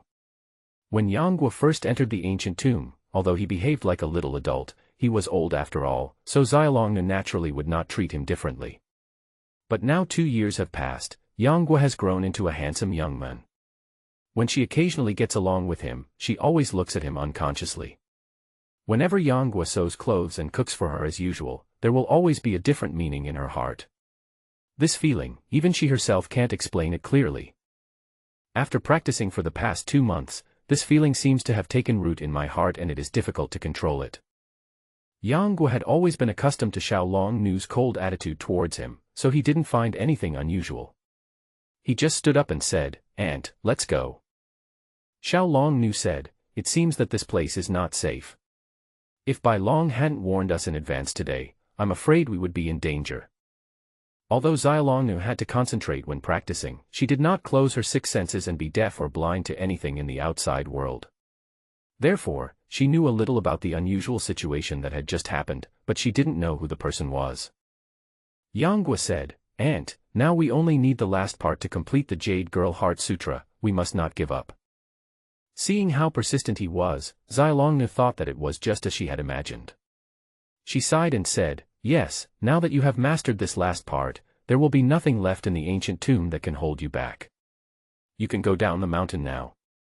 For some reason, when Xiaolongnu thought of this, all kinds of thoughts came to her mind, and for a moment she felt confused and at a loss. Yang Guo saw that she had her back to him and her body suddenly swayed as if she couldn't stand steadily. He immediately supported her and asked with concern, "Aunt, what's wrong with you?"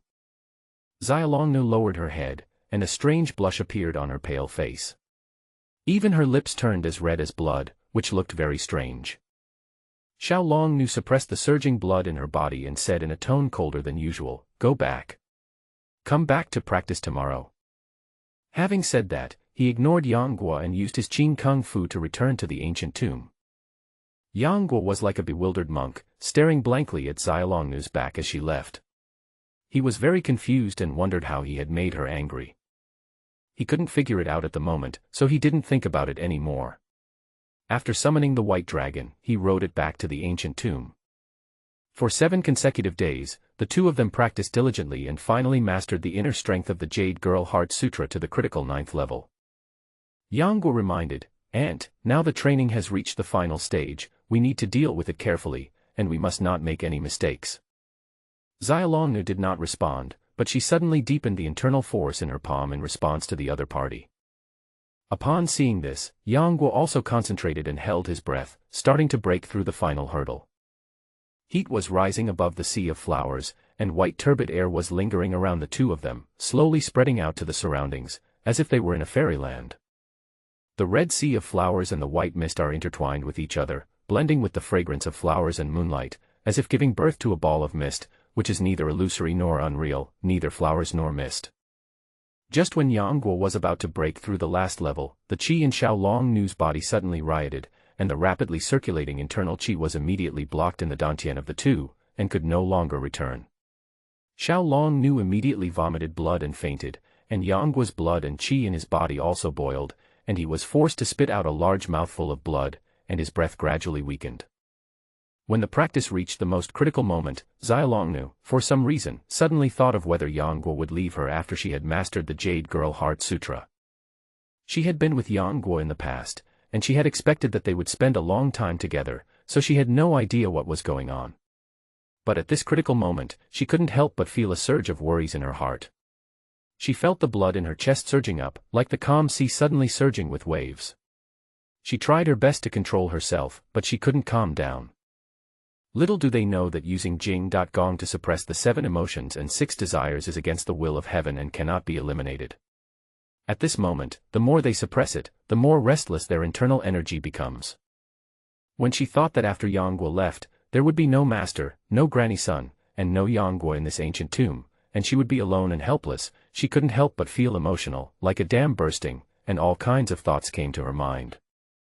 Thinking about how Yangguo had taken care of her over the past 2 years, she could say that he was meticulous.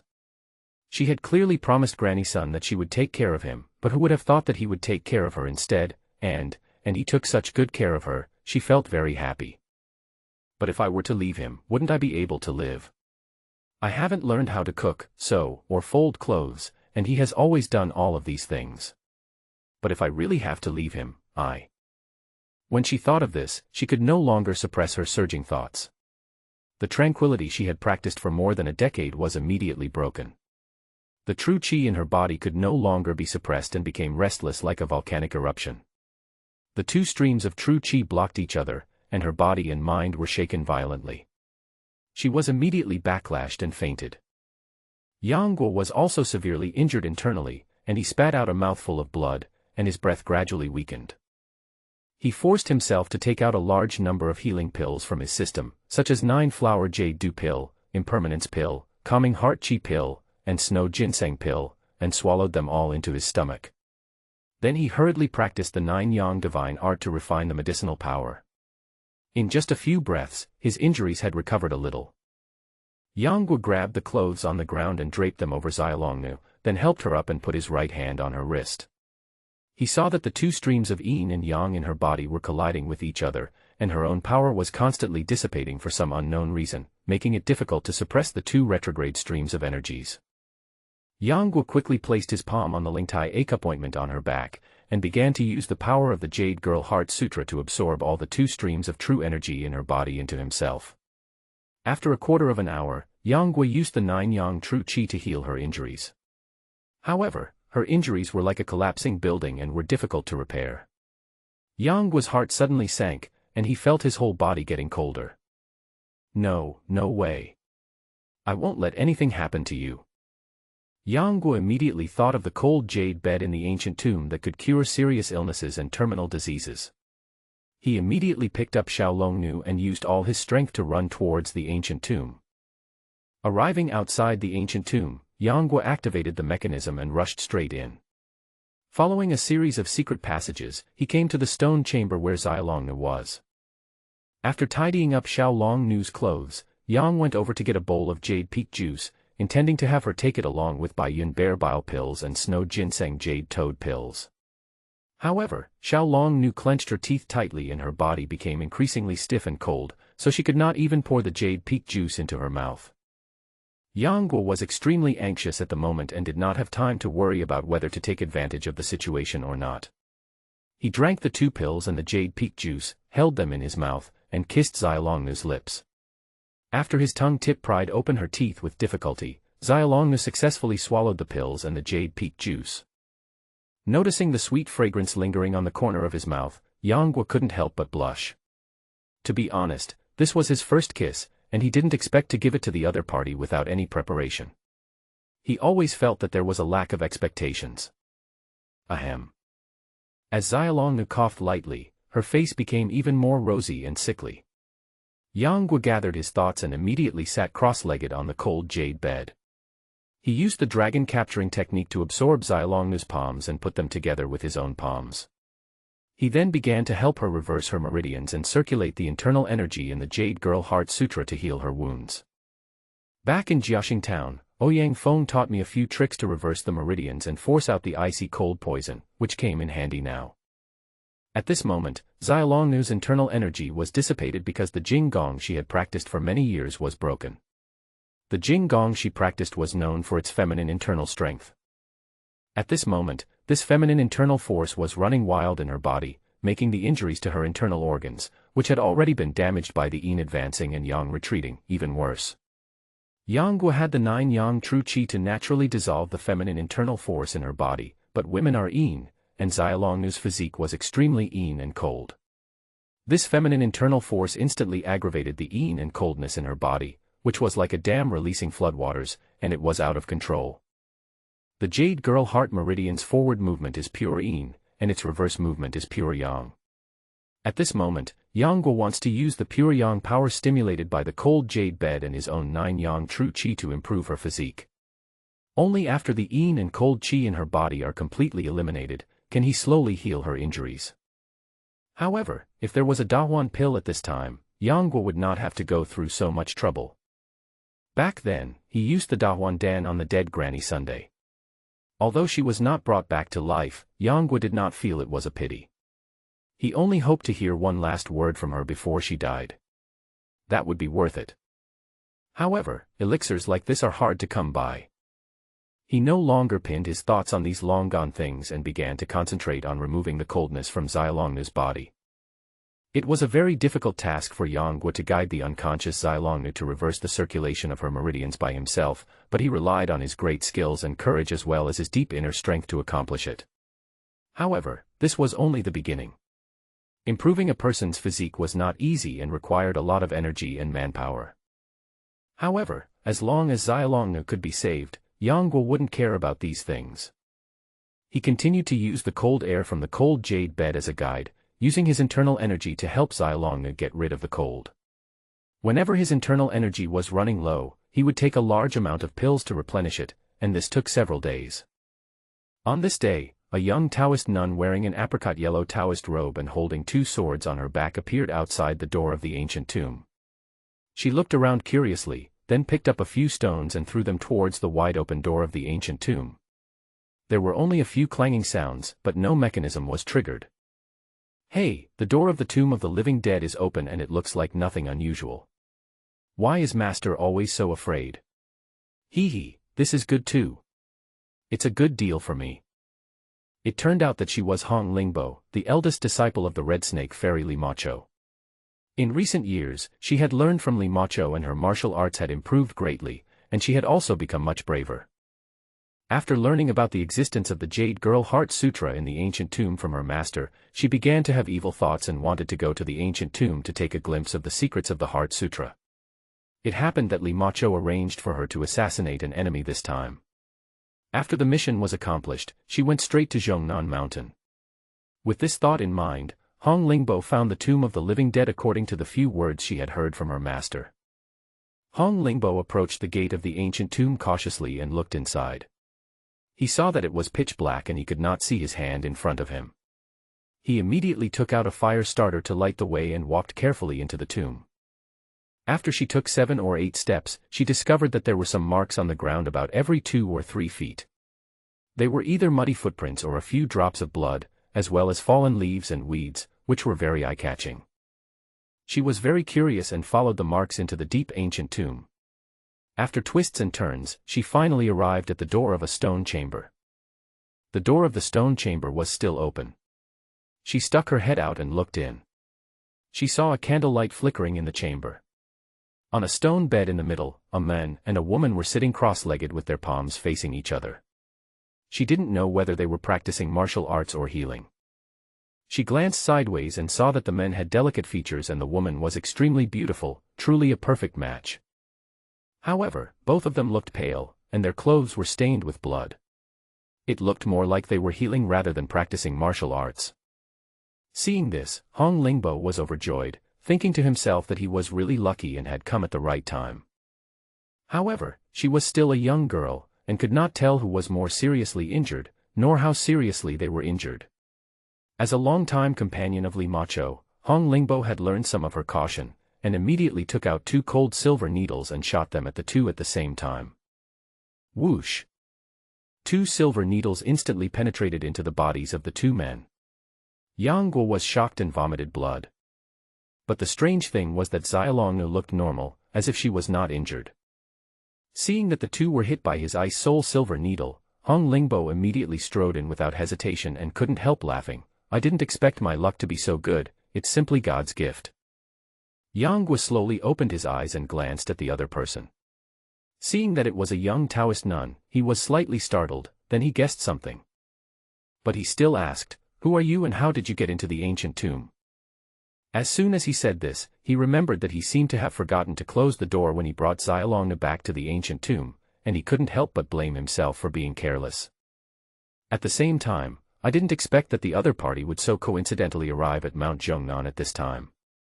Hong Lingbo ignored his words and was attracted by Xiaolongnu's beauty. He was slightly surprised and never thought that there was such a stunning beauty in the world. He felt ashamed of himself. Hong Lingbo replied after realizing it belatedly, "I should ask you this question. Men are not allowed to enter the tomb of the living dead. Why are you here?"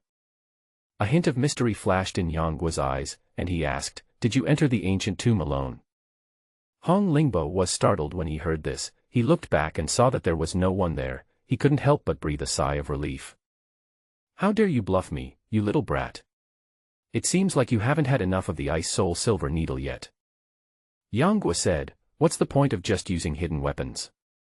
Who is your master? Why did he only teach you such lowly martial arts?" Although Hong Lingbo disliked her master Li Macho, people in the martial arts world would not talk about their master, and they would never let anyone insult their master in front of them. She immediately drew her sword and shouted angrily, "Can't you see that I am a swordsman? This is my specialty." Yang Guo sneered, "A person who carries a sword on his back is called a swordsman. Then I put on a dragon robe and call myself the emperor."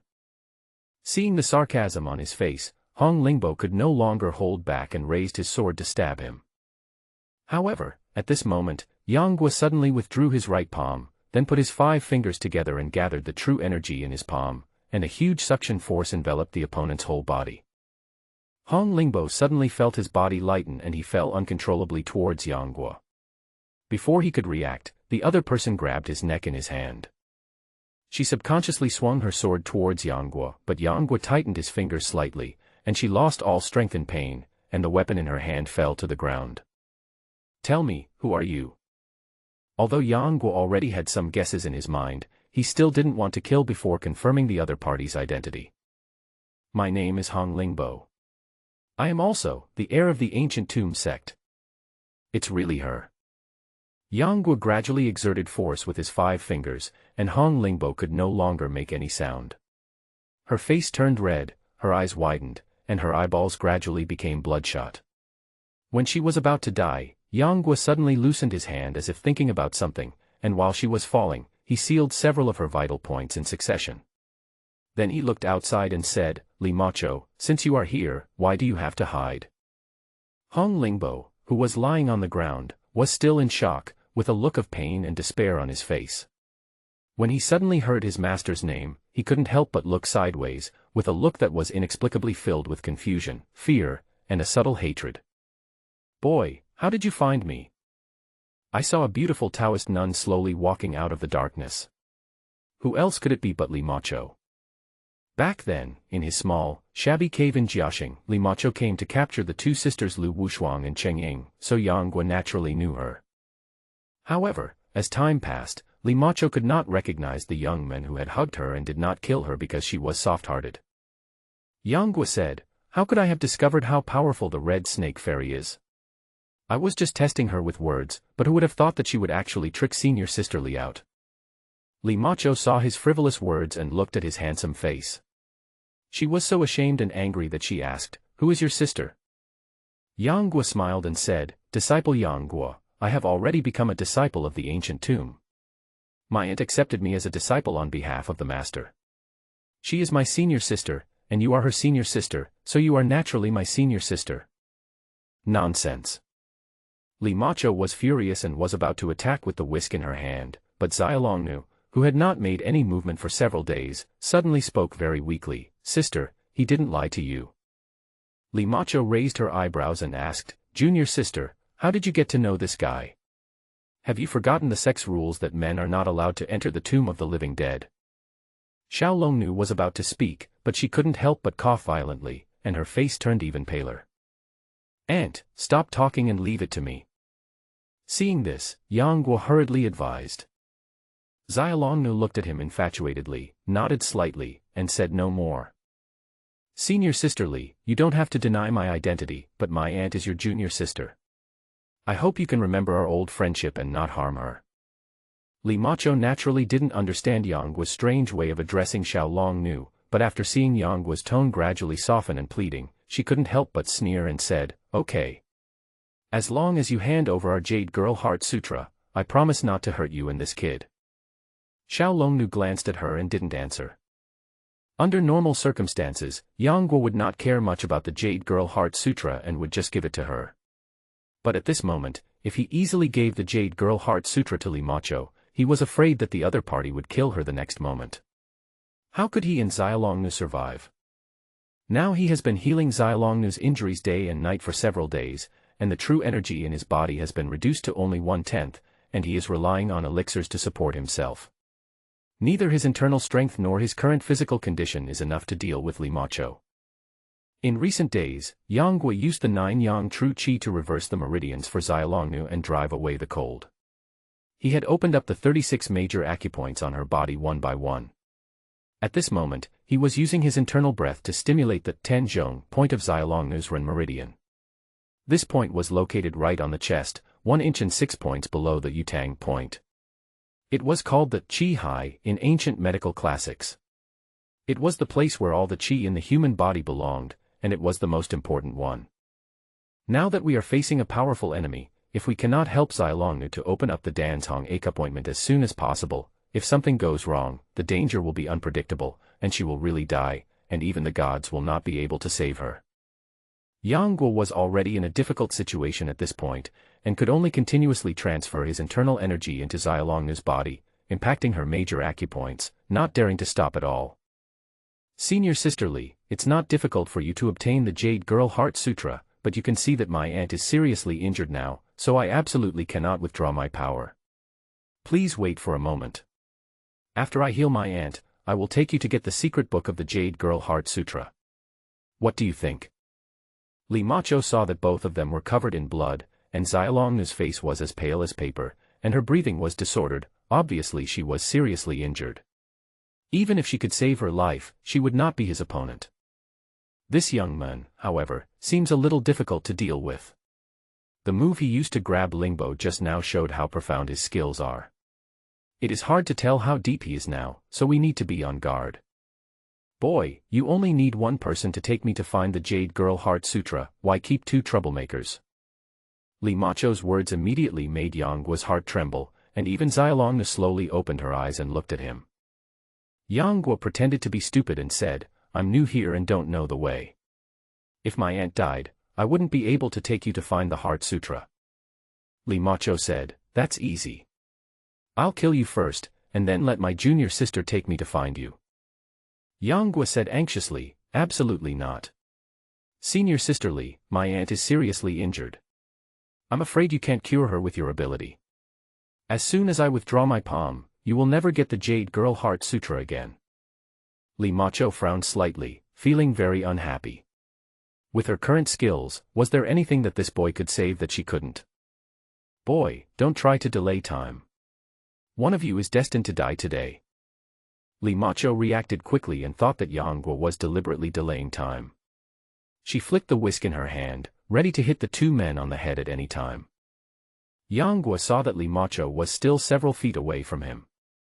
Although the dragon capturing skill could certainly have an effect on her, given her skill, he was afraid that she would not be easily subdued by him like Hong Lingbo.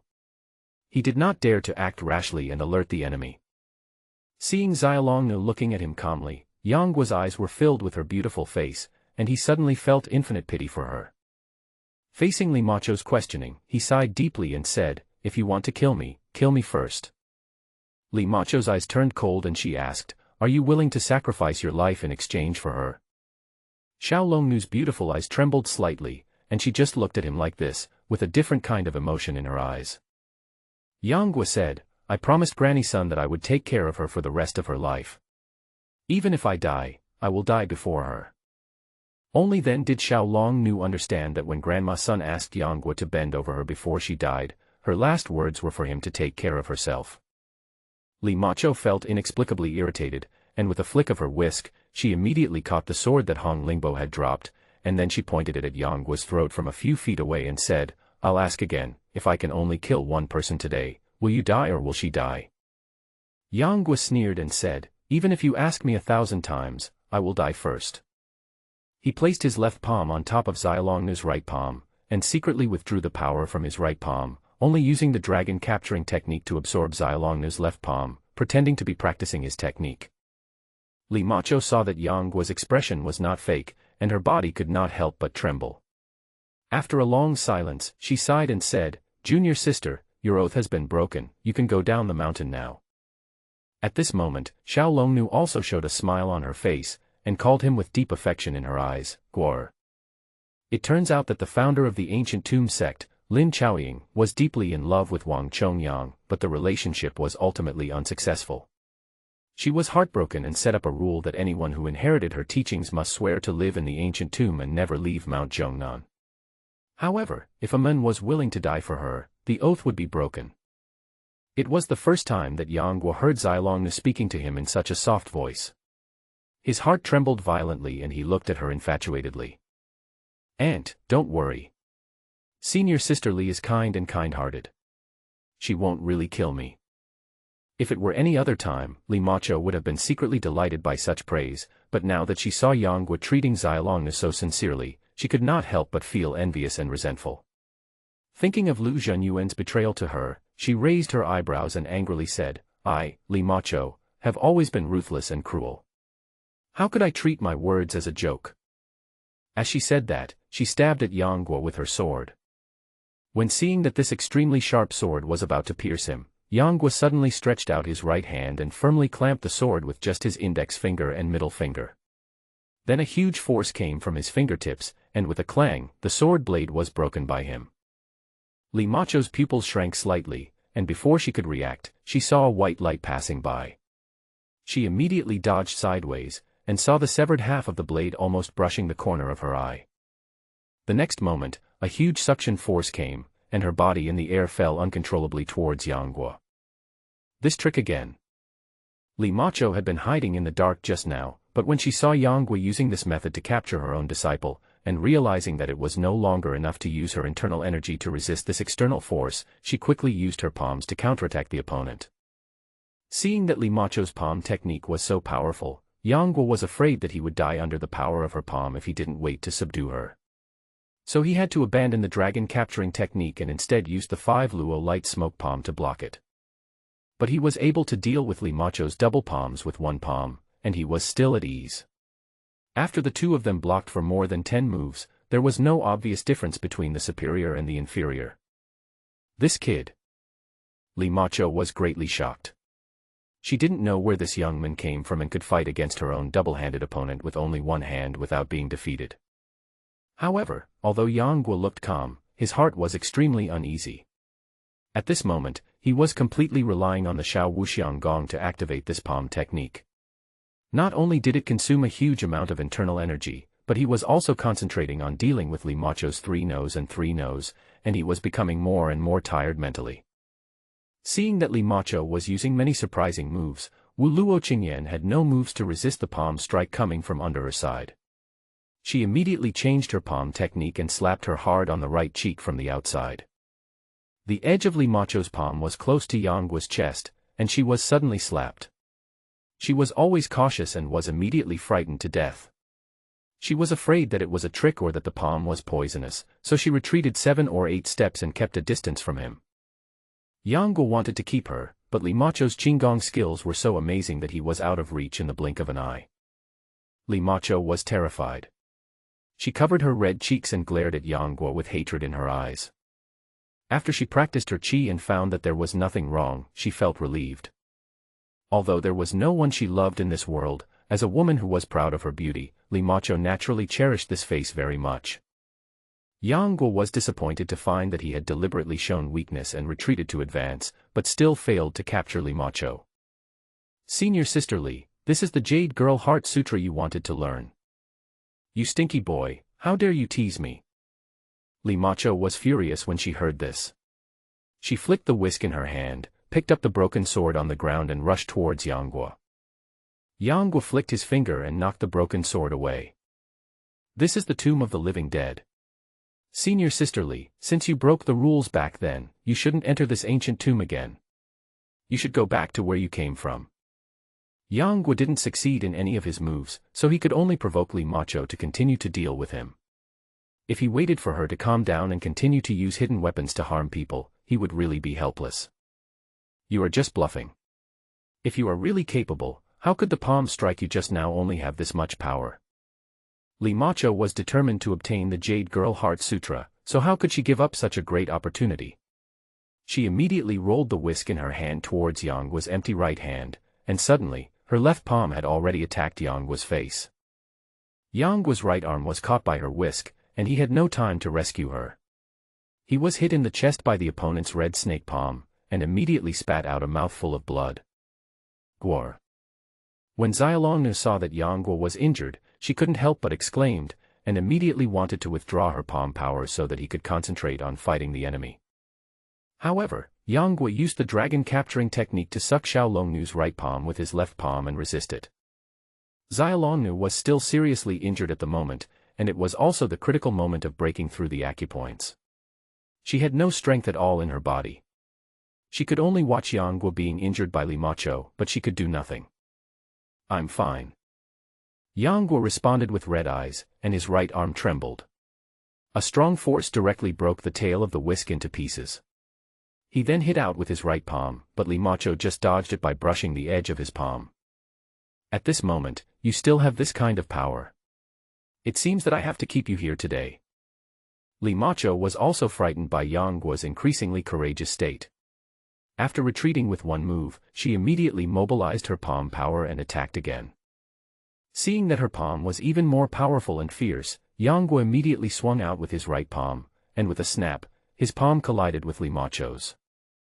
The next moment, the 9 yang qi in his body, which was supposed to be transmitted to Xiaolongnu, suddenly retracted, immediately generating a sticky force that sucked Li Macho's palm. At the same time, Xiaolongnu seemed to have noticed something, and immediately closed her eyes, concentrated, and sat quietly holding her breath. As the two palms collided, Yang Guo suddenly felt a heat coming straight from his palms. Li Macho's face changed slightly, and he found that he did not resist, but instead added his own palm power and transferred it to Xiaolongnu. In this way, Li Macho and Yang Guo worked together to help Xiaolongnu pass the acupuncture points. Xiaolongnu suddenly felt a strong help. She felt a strong force rushing over her, and her Tanzhong acupointment suddenly became unblocked. The heat in her chest went all the way to her dantian. She was very energetic and said happily, "Sister, thank you very much." As for the poison in Li Macho's scarlet snake palm, it was eliminated when it merged with Yang Guo's 9 yang true qi. Li Macho's face immediately turned very ugly. Without waiting for her to speak, Yang Guo mobilized the remaining internal force in his dantian and knocked Li Macho back with a palm. Then, he bent down and reached under the cold jade bed, and pushed hard on a protruding stone slab where he could reach. After a few creaking sounds, the cold jade bed suddenly sank. Li Macho stepped back 6 or 7 steps before she stood still. She saw that the cold jade bed actually had a mechanism hidden inside. She was about to capture the 2 men, but Yangguo was quick-witted and shot out 3 jade bee needles at an extremely tricky angle, forcing her back again. With 2 loud bangs, the stone bed fell into the lower stone chamber, separating Xiaolongnu and her apprentice and Li Macho and her apprentice into 2 parts, one above and one below. Yangguo's internal energy has been completely depleted at this moment, and all the elixirs in the system space that can restore his internal energy have been eaten up. Now he can only take a few 9 flowers jade dew pills, which is better than nothing. It was dark all around. Yangguo dimly saw some stone tables and chairs. He stood up with difficulty, lit the remaining candles one by one, and then helped Xiaolongnu sit down beside him. Xiaolongnu held Yangguo's hand tightly, not letting him leave. She leaned very weakly in his arms and asked softly, "Guo, why are you willing to die for me?" "I like you, so I'm willing to die for you." Yangguo knew very well that an ambiguous and hesitant answer would only make the relationship between them more complicated, so he spoke frankly. Upon hearing this, Xiaolongnu couldn't help but smile knowingly. "I don't know my own feelings, let alone yours. Now that you've said it yourself, I feel. I'm really happy, but..." Yangguo held her hand tightly, fearing that she might have wild thoughts, and asked quickly, "Just what?" Xiaolongnu sighed, "Senior sister is determined to seize the Jade Girl Heart Sutra. I'm afraid she won't let us go." Seeing her like this, Yangguo immediately comforted her, "Don't worry. I'm here, and I will definitely not let her hurt you." Xiaolongnu shook her head and said nothing, but her eyes showed a bit of indifference to life and death. She thought in her heart that at worst she and Yangguo would be killed by Li Macho, and with him by her side, she would have nothing to regret. Yangguo was thinking about how to avoid Li Macho's pursuit next, and didn't pay attention to Xiaolongnu's expression. Over the past few days, he has squandered all the deep inner strength he had cultivated over the years. If he wants to practice again honestly, he may not be able to do so within a month. His mind raced, and he couldn't help but recall the plot of the original novel and how the 2 of them escaped. Got it. Yangguo immediately thought of something, and quickly looked at the little dragon girl in his arms and asked, "Aunt, do you remember where the stone coffin chamber where Grandma's son was buried is?" Originally Yangguo knew the location, but he had never been to this stone chamber before, and as soon as he entered it, he lost his way. Xiaolongnu thought that he had accepted his fate and wanted to be buried in the stone coffin with her, so she nodded and said, "It's not far from here, come with me." She was about to stand up, but suddenly she felt weak all over, and fell on Yangguo again as if without bones. "Aunt, I'll carry you there. Just show me the way." Yangguo had regained some strength at this moment. After picking up Xiaolongnu by the waist, he walked out of the stone chamber. Xiaolongnu's body was as light as a willow catkin, and seemed weightless, so Yangguo did not feel any effort. Of course, being able to carry Xiaolongnu in his arms was what he longed for. Following Xiaolongnu's guidance, the 2 walked to a corner. Unexpectedly, she suddenly changed direction. When Yangguo saw the faintly glowing white light in front of him, his whole body hair stood on end. "Junior sister, you really came." "I saw 2 figures, one big and one small, blocking the door of the ancient tomb. Who else could it be but Li Macho and Hong Lingbo?" Yangguo was so frightened that he became alert and asked Xiaolongnu in his arms, "Aunt, why did you take us outside the ancient tomb?" Xiaolongnu did not expect that Li Macho and his disciple would actually be waiting here. She said innocently, "I thought you would rest in the ancient tomb with me, so I thought of putting down the dragon-breaking stone and keeping me here with you, so that I could fulfill the last wish given by Master." Yangguo was dumbfounded, thinking, "I knew that Li Macho and his disciples would not be able to find us, so they would definitely be waiting at the exit of the ancient tomb gate, that's why I didn't escape from this side. But you just walked into the trap and invited yourself in." He was too weak to complain, so he could only bite the bullet and say, "Senior sister Li, what a coincidence."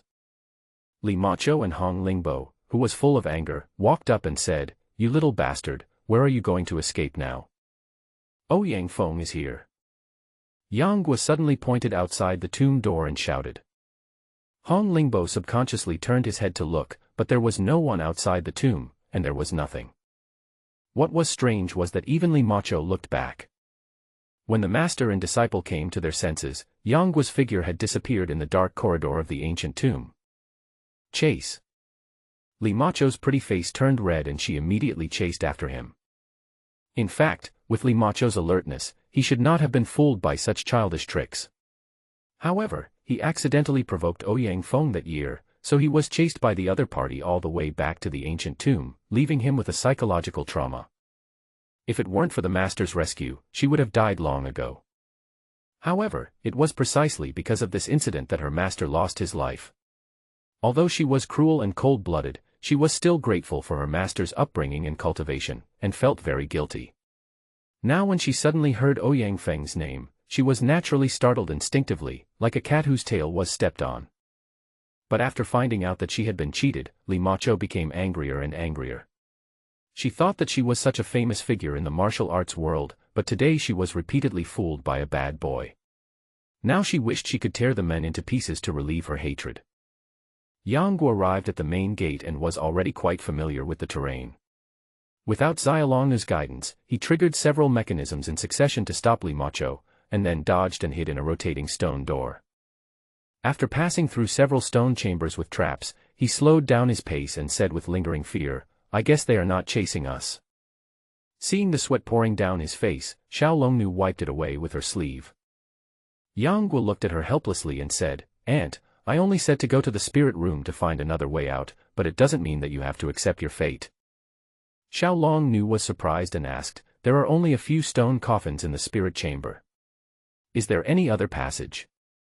Even she didn't know this. "I discovered this by accident. One time when I was worshipping Grandma Sun, out of curiosity, I opened the other two empty sarcophagi and found some secrets in them. It turns out that there is a secret room under the spirit room, which was left by Wang Chongyang back then." What Yangguo said was true. As early as a year ago, he had opened the other two sarcophagi and found the inscription left by Wang Chongyang, but he was not in a hurry to sneak into the secret room to check it out. What was recorded in the secret room were nothing but fragments of the 9 Yin scriptures and the escape map of the ancient tomb. Because he had practiced the 9 Yang magic art, he could no longer practice the 9 Yin scriptures. Therefore, this magic skill that everyone in the world dreams of had limited appeal to him. At that time, Xiaolongnu was devoted to studying her own martial arts, and he didn't want her to do two things at once, so he just put it aside. Now he was in sudden disaster, but fortunately he was careful at that time. As long as he could sneak into the secret room and escape through the secret passage, he could completely get rid of Li Macho's entanglement. Once Yangguo and Xiaolongnu find a quiet place to recuperate, they can return to the ancient tomb within a month and no longer fear Li Macho's threats. The stone door opened, and Yangguo brought Xiaolongnu to the spirit chamber where the sarcophagus was placed. He first helped Xiaolongnu to sit aside, then came to Grandma Sun's sarcophagus and kowtowed 3 times respectfully, then walked to the sarcophagus nearby and wanted to open it. "Aunt, let's go." "Junior sister, where are you going?" Suddenly, Li Macho's voice sounded behind the two of them. Yangguo's heart trembled. He quickly protected Xiaolongnu behind him and looked at the other party with disbelief. He didn't know how Li Macho had chased them all the way here. She had clearly activated many mechanisms to block them along the way, so how come he arrived first and she caught up with him right after him? "You little brat, do you really think you're the only smart one?" Li Macho stared at Yangguo with murderous eyes and said in a cold voice. Yangguo frowned, and then a fragrance suddenly entered his nostrils. He suddenly came to his senses and sniffed the cuffs and collar, only to smell a medicinal aroma. It was not strong, but it lingered for a long time. It turned out that when Yangguo was fighting with his opponent before, Li Macho had smeared some medicine powder on the edge of his palm. Once it touched, it would not go away for several hours. Yangguo, being a man, naturally would not be very sensitive to these smells, and Li Macho was a woman, so in this quiet room, it was really easy for her to find someone by following the smell. However, it was indeed the case. Yangguo did smell a hint of fragrance, but as he was holding Xiaolongnu in his arms at the time, he thought it was emitted from her body and did not pay much attention to it. Now, thinking about it carefully, he was terrified.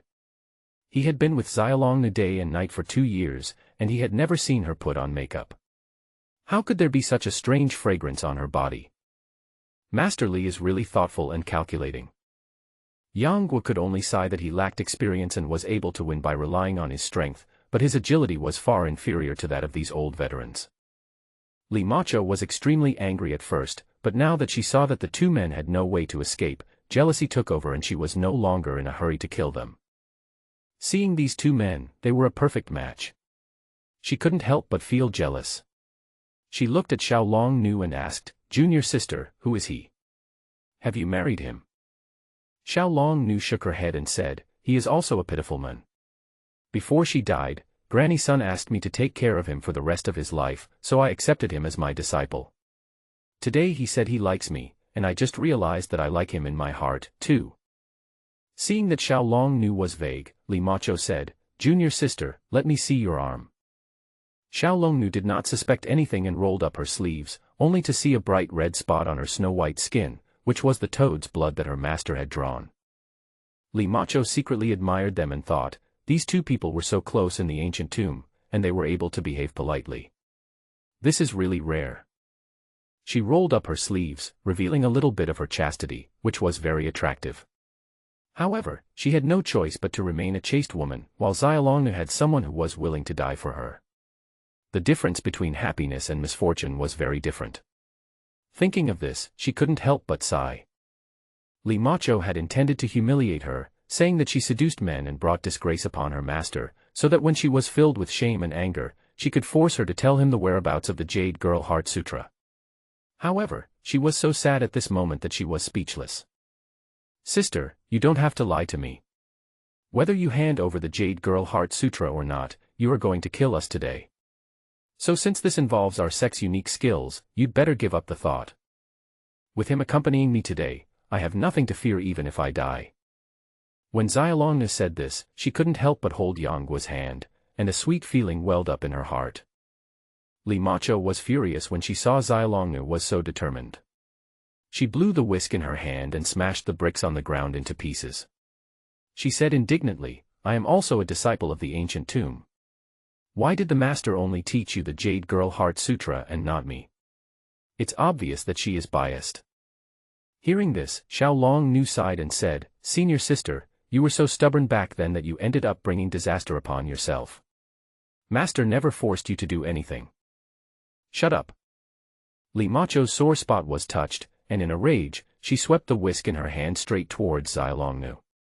At this moment, her anger turned into hatred, and she no longer cared about the Jade Girl Heart Sutra. Seeing this, Yang Guo immediately stood in front of Xiaolong. His chest was swept by the whisk with a swish sound, and his clothes were torn to pieces. His chest was bleeding as if it had been cut by countless sharp blades. Gwar. When Xiaolong saw the blood splattering on her face, she hurriedly supported Yang Guo from behind. She lowered her head and saw the tragic condition on his chest. Even with her calm mind, she couldn't help but feel a little angry towards Li Macho.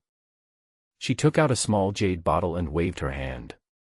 Immediately, a sweet fragrance filled the air. Soon, a buzzing sound was heard in the distance, and under the light of the white candle, a white and gray object flew towards them. "Master, what is that?" Hong Lingbo noticed something unusual and asked in surprise. Unexpectedly, Li Macho's face suddenly changed. She waved the whisk in her hand continuously, releasing more than a dozen blasts of energy, trying to knock down the flying swarm of jade bees. However, the jade bees were immediately broken into small pieces under Xiaolong's control, and stabbed towards Li Macho and his disciple from all directions. Li Macho knew very well how powerful the jade bee was, so she waved her long sleeves, barely cleared a path, and pulled Hong Lingbo to escape outside the spiritual chamber. Hong Lingbo's martial arts skills were far inferior to Li Macho's. After just one encounter, she was stung by 2 or 3 jade bees. The pain, which was far stronger than being hit by swords and knives, suddenly surged into her heart. She was in so much pain that she couldn't help but burst into tears. Seeing Li Macho being forced back by the jade bee, Xiaolong hurriedly closed the door of the spirit chamber and then came to check on Yang Guo's injuries. Fortunately, this place is not far from the beekeeping area of the ancient tomb. If it were somewhere else, they would have been killed by Li Macho before the jade bees arrived. Yang Guo took out a jade porcelain bottle filled with powder from somewhere and poured it on his wound. "Guo, what is this?" Xiao Longnu asked in surprise. Yang Guo gasped in pain and grinned, "Yuling powder, a holy medicine that treats external injuries." With his current wealth, the only things left in the system space are medicines for treating external injuries. In just a few days, not only did he squander all his inventory, but even his points were cleared to 0. Now he has returned to the time before liberation. However, he did not regret saving Xiaolongnu. When Xiaolongnu saw him scatter the jade spirit powder on his wound, she immediately tore her clothes into strips and bandaged his wound. However, she was not very skilled and often poked Yang Guo's wound with her fingers, causing him to grimace in pain. After a short and painful torture, Xiaolongnu finally succeeded. Yang Guo got up with difficulty, casually cleaned the blood on the ground, and then came to the sarcophagus left by Wang Chongyang with Xiaolongnu. The jade bees can only be resisted for a while. Once Li Macho finds the torches, I'm afraid it will be useless. Let's leave quickly. Yang Guo's internal and external injuries were even more serious than Xiaolongnu's. The two of them barely pushed open the heavy sarcophagus. Then Yang Guo touched a concave space in the sarcophagus that could accommodate a hand. He immediately followed the control method of the ancient tomb mechanism, first turning it to the left and then lifting it upwards. With a click, the stone slab at the bottom of the coffin opened. "Ant, let's go." Yang Guo and Xiaolongnu jumped into the sarcophagus and did not forget to close the lid again to prevent Li Macho from finding this place again. Now the bloody smell on his body had already overshadowed the medicinal fragrance left by Li Macho, so he was not afraid of her using the same trick again. The two of them supported each other and walked to the bottom of the sarcophagus. Below was a row of stone steps. At the end of the steps was a short corridor. After turning a corner, they came to a stone chamber. There was nothing special in the room. When the two looked up at the same time, they saw that the ceiling was covered with densely written words and symbols, and on the far right were 4 large characters, 9 scriptures. Yang Guo immediately showed joy on his face and said, "It really is the 9 manual." Xiao Longnu had lived in an ancient tomb for a long time, so naturally she had never heard of this world-famous martial art. She just took a few glances at it, found it mysterious and difficult to understand, and then looked away. As her gaze moved horizontally, Xiaolongnu unexpectedly saw a picture painted on the southwest corner of the ceiling. She looked at it intently, and the next moment, she was stunned. After a long while, she looked at Yang Guo, who was still reading the 9 manual, and said in a sad tone, "Guo, we can get out now." Yang Guo was not surprised by this. After taking a look at the map carved on the ceiling, he understood it by heart. "We will have to pass through water if we go down this road. Ant, there is a secret of holding your breath in the 9 manual. You should learn it quickly. Let's get out of the ancient tomb and hide for a while first." After a while, Yang Guo had memorized the incomplete 9 scriptures on the ceiling in his mind. After leaving the ancient tomb, he asked Xiaolongnu to practice the internal energy of the 9 scriptures to restore her internal strength as soon as possible. Although the 9 scriptures engraved by Wang Chongyang in those days was incomplete, what was left behind were all methods to conquer the Jade Girl Heart Sutra. The Jade Girl Heart Sutra's internal strength took a different approach, using a wonderful method of practicing together as a double practitioner in order to surpass the Quanjin sect's internal strength. Wang Chongyang refused to admit defeat, so he engraved the practicing methods of the upper volume of the 9 scriptures, and then left behind some side magical powers within the secrets of unlocking acupoints, specifically to restrain the ever-changing acupoint pressing techniques in the Jade Girl Heart Sutra. After Xiaolongnu memorized the secret of holding her breath as she was told, she and Yang Guo followed the direction indicated on the map and walked downhill along the winding passage. The two of them walked for about half an hour. The road gradually became smoother, but the moisture became heavier. Later, they heard the sound of gurgling water, and the water on the road was already up to their ankles. When Xiao Longnu saw this, she looked at him with some concern in her eyes and said, "Guo, you're wound. According to the map, this waterway is not short. It will take at least a quarter of an hour to reach the exit." Yang Guo was seriously injured and he was afraid that he would lose his strength before he could swim out of the water. Yang Guo knew the worries in Xiao Longnu's heart. However, although this place was hidden and Li Macho might not be able to find him, he never dared to be careless after suffering several losses. Only by sneaking out from the waterway could he be completely relaxed. After all, Li Macho was not good at water. As long as she got to the other side, even if she had great abilities, she wouldn't be able to catch him. A little injury, it's nothing to worry about. Yang Guo could only say in relief. He had been practicing the 9-yang magic art since he was a child, and his physique was far stronger than that of ordinary people. Although his wounds would be more difficult to heal once soaked in water, it was still better than being captured by Li Macho and losing his life. Seeing that he insisted, Xiaolongnu had no choice but to agree. After taking a deep breath each, the two of them dived into the water. At this time, the sound of water was roaring. Although it was an underground undercurrent, the sound was also shocking. The two of them were uncontrollably swept away by the undercurrent. They could not stand steadily and drifted with the flow. About half an incense stick of time had passed before the two of them were able to stabilize their bodies. They focused their energy on their dantians and walked forward step by step under the water, hand in hand.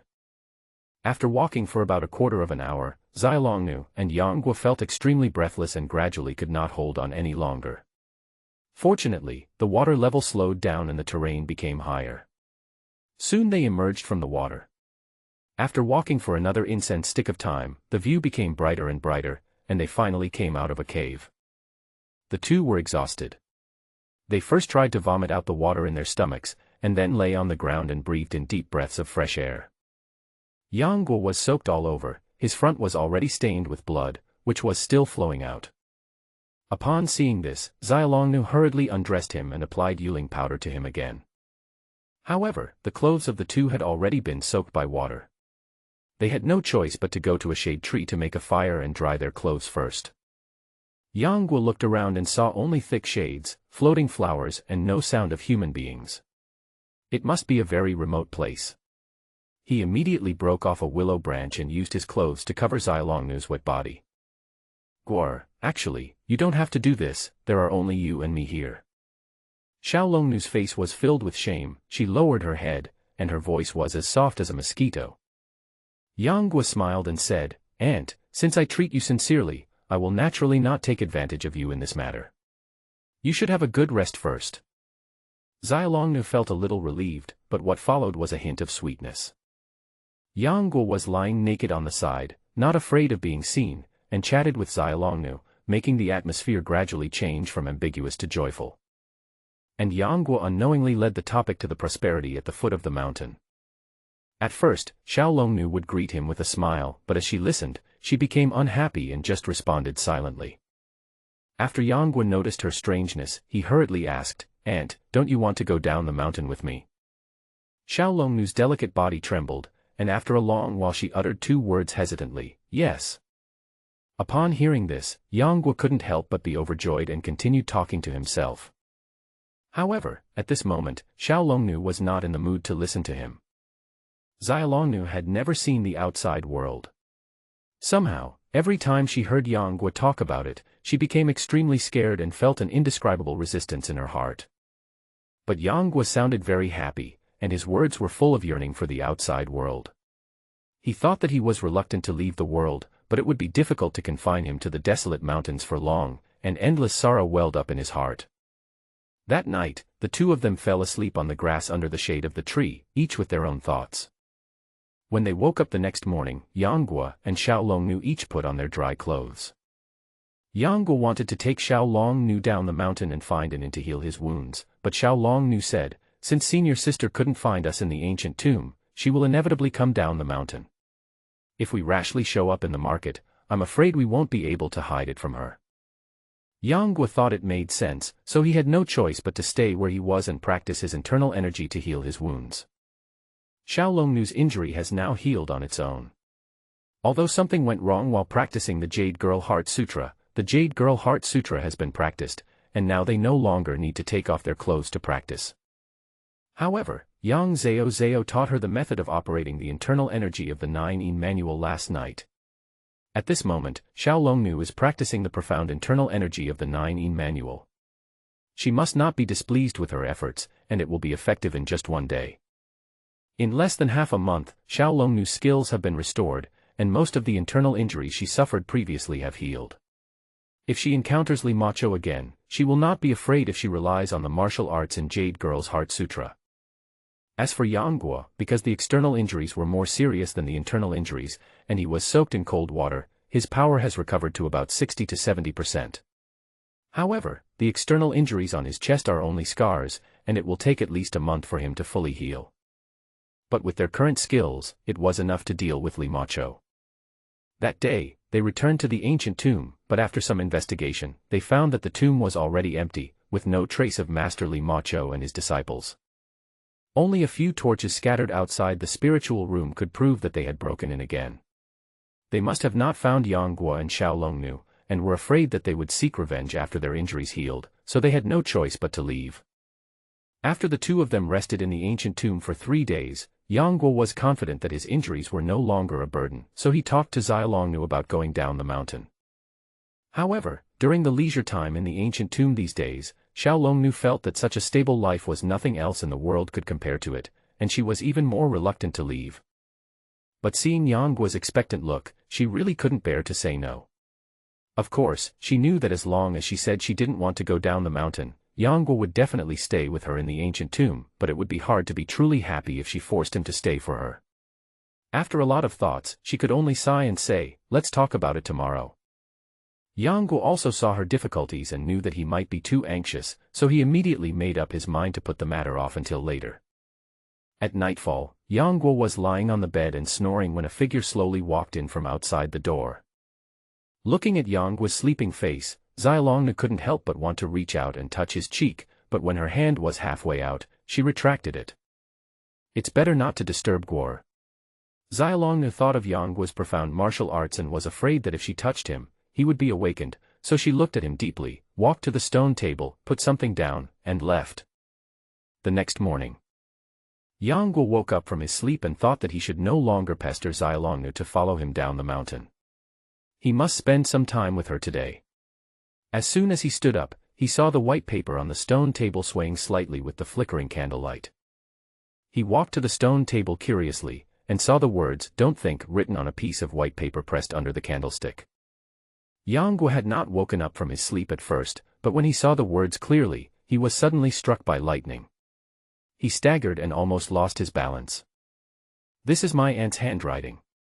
What do you mean by, 'don't think of it'?" Yang Guo immediately ran out of the door and came to Xiaolongnu's boudoir, but she was nowhere to be seen. Looking at the empty stone chamber, Yang Guo suddenly collapsed on the ground as if he had lost his soul, with a blank look in his eyes. Thinking about how he and Xiaolongnu had been inseparable for several years and their relationship had become even closer recently, he thought that after a year or so, he would go to Peach Blossom Island to ask Uncle Guo to preside over their wedding.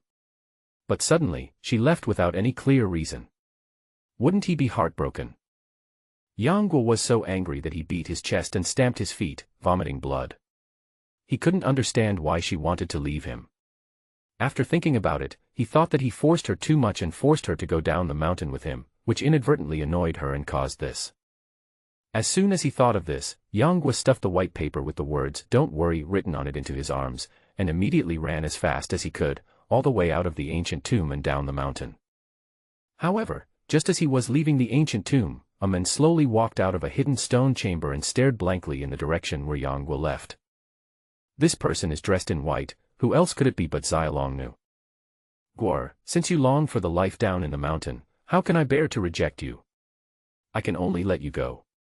When you get tired of the life down in the mountain, you can come back to the ancient tomb to accompany me." Xiaolongnu looked at Yang Guo's departing back, tears rolling down her eyes unconsciously. Her expression was sometimes gentle and affectionate, sometimes upright and resolute, sometimes weeping and complaining, and sometimes like the drizzling spring rain, which made people feel sad and pity. Yang Guo did not go straight down the mountain, but came to the flowers where he and Xiaolongnu practiced the Jade Girl Heart Sutra that day. He saw a white horse playing among the red flowers. Without saying a word, Yang Guo kicked it and rode it down the mountain. The white dragon screamed, and reluctantly carried Yang Guo down the Zhongnan Mountains and headed towards the official road. But the land was so vast that he had no idea where to find Xiaolongnu. he could only ride on the white dragon and search around Zhongnan Mountain. For 6 or 7 days, he traveled hundreds of miles around Mount Zhongnan but found no trace of Xiaolongnu. Now that he calmed down and thought, Xiaolongnu might not have gone far, but she just didn't want to see him. Thinking that Xiaolongnu was hiding from him like this, he was afraid that she would wander aimlessly in the world. With her beauty, she might be plotted against by someone with ulterior motives. What's more, she was simple-minded and ignorant of worldly affairs. Thinking of this, Yang Guo became even more worried and just hoped to find her as soon as possible. However, with Xiaolongnu's beauty, she would attract a lot of attention wherever she went. So when Yang Guo arrived at a house with people, he would ask if anyone had seen a beautiful woman in white. For several days, he asked no less than 100 villagers, but they all shook their heads and said they had not seen it. Yang Guo became more and more anxious. He rode on his white horse and unknowingly, he was getting farther and farther away from the ancient tomb. Today, he saw several beggars begging in the market, and suddenly remembered that there were disciples of the beggar gang all over the world. If he could get help from the beggar gang, then he would have no worries about not being able to find his aunt. He immediately intended to ask the beggar's sect for help, but he thought that he had no status, so how could he convince the beggar's sect disciples to help him? At this moment, he was heading eastward and had unknowingly arrived in Hunan, which was not far from Xiangyang, less than half a month's journey. So he planned to go to Xiangyang to ask Huang Rong for help in finding Xiaolongnu's whereabouts. Although Huang Rong deliberately did not teach him martial arts on Peach Blossom Island, Yang Guo did not have much resentment towards her. After all, if they were in her shoes, who would be willing to bring the son of their enemy to live with them? He asked himself if he had such magnanimity. Although Huang Rong was not as open-hearted to him as Guo Jing, she had never harmed him. Just based on this point, loving Guo Jing should be like loving his family. With Guo Jing's true love for him, Yang Guo should not have any bad thoughts about him. As for how she wanted to be afraid of him, let her be afraid of him. Of course, except Guo Fu. Now that I can do Huang Rong a favor and make her less wary of me, why not do it? After thinking this through, Yang Guo no longer wanted to delay and rode his horse towards Xiangyang. As dusk approached, Yang Guo saw that there were only mountains all around and no houses or inns to stay in, so he quickened his pace. When night fell, he was still in a forest and couldn't get out. Forget it. It's not like I've never slept outdoors before. I'll just find a place to stay for the night. Yang Guo drove the white dragon to a tree, then jumped onto the top of a thick tree and lay down to rest. The white dragon wandered around for a while, and after eating enough grass and food, it stood there motionless to rest. Today was a full moon day with a clear sky. The moon was hanging in the sky like a lamp. The bright white moonlight shone through the dense woods onto the white dragon's body, giving it a touch of silver light and making it look extremely holy. Rustling. Yang Guo opened his eyes and looked warily at the swaying branches under the tree. Everyone, come and see, why is there a horse here? What's so strange about horses? Haven't you seen, is this a divine horse? How could there be such a handsome and extraordinary horse in the world? As several discussions were heard, Yang Guo saw 4 young men in green shirts walking out from the darkness under the tree, with excitement on their faces that was difficult to conceal. One of them said, "If we capture this white horse, will the Valley Master be pleased and reward us generously?" Although the Valley Master is not a horse lover, who would not like such a divine horse? The Valley Master will definitely give a big reward. Another person immediately agreed. Although the remaining 2 did not speak, they also looked eager to try. Yang Guo on the tree couldn't help but wonder who the Valley Master these people were talking about was. In Jinshu, how many Valley Masters were there? Etc. They are wearing green shirts, could it be? It can't be such a coincidence. Yang Guo had some guesses in his mind, so he held his breath and concentrated, not making any sound. One of them took out a green fishing net from his back, and attacked together with the other 3, covering the white dragon's head. The 4 men were very skilled, and by the time the sleeping white dragon reacted, it was already unable to escape, and it immediately kicked its 4 hooves and wailed incessantly. However, in just a blink of an eye, the 4 men carried the fishing net around and tied it up tightly. This white horse is really powerful. If this fishing net wasn't made of strong and flexible gold wire, it would have been kicked apart in one go. Stop talking, catch him back quickly and bring him to the valley master. Another person immediately urged, and then the four of them exerted their strength, lifted the white dragon high up, and ran away. When leaving, facing Bai Long's extremely resentful eyes, Yang Guo jumped down from the tree quite embarrassedly. He wiped his nose and thought that if this was really the place, he had to go there. Yang Guo used his Qing Kung Fu to chase after the four people. After a while, they passed through a forest and saw them walking up the mountain along a path. The mountain path became higher and higher, and more rugged. Fortunately, his skill of crossing the river with a reed was getting better and better, and the other party could not easily find him. After walking for a while, they arrived at a flat area on the top of the mountain. In the distance, they could see a faint glow of fire. Facing the silver glow of the bright moon, the surrounding grass and trees are lush and green, and the flowers are in full bloom. It is indeed a place of rare beauty. Seeing that the four men were about to sneak into a bamboo forest, Yang Guo hesitated for a moment, then suddenly took action, knocked out the other three, and subdued the remaining one with one move. You. The men in green looked at Yang Guo in disbelief, wondering where he came from.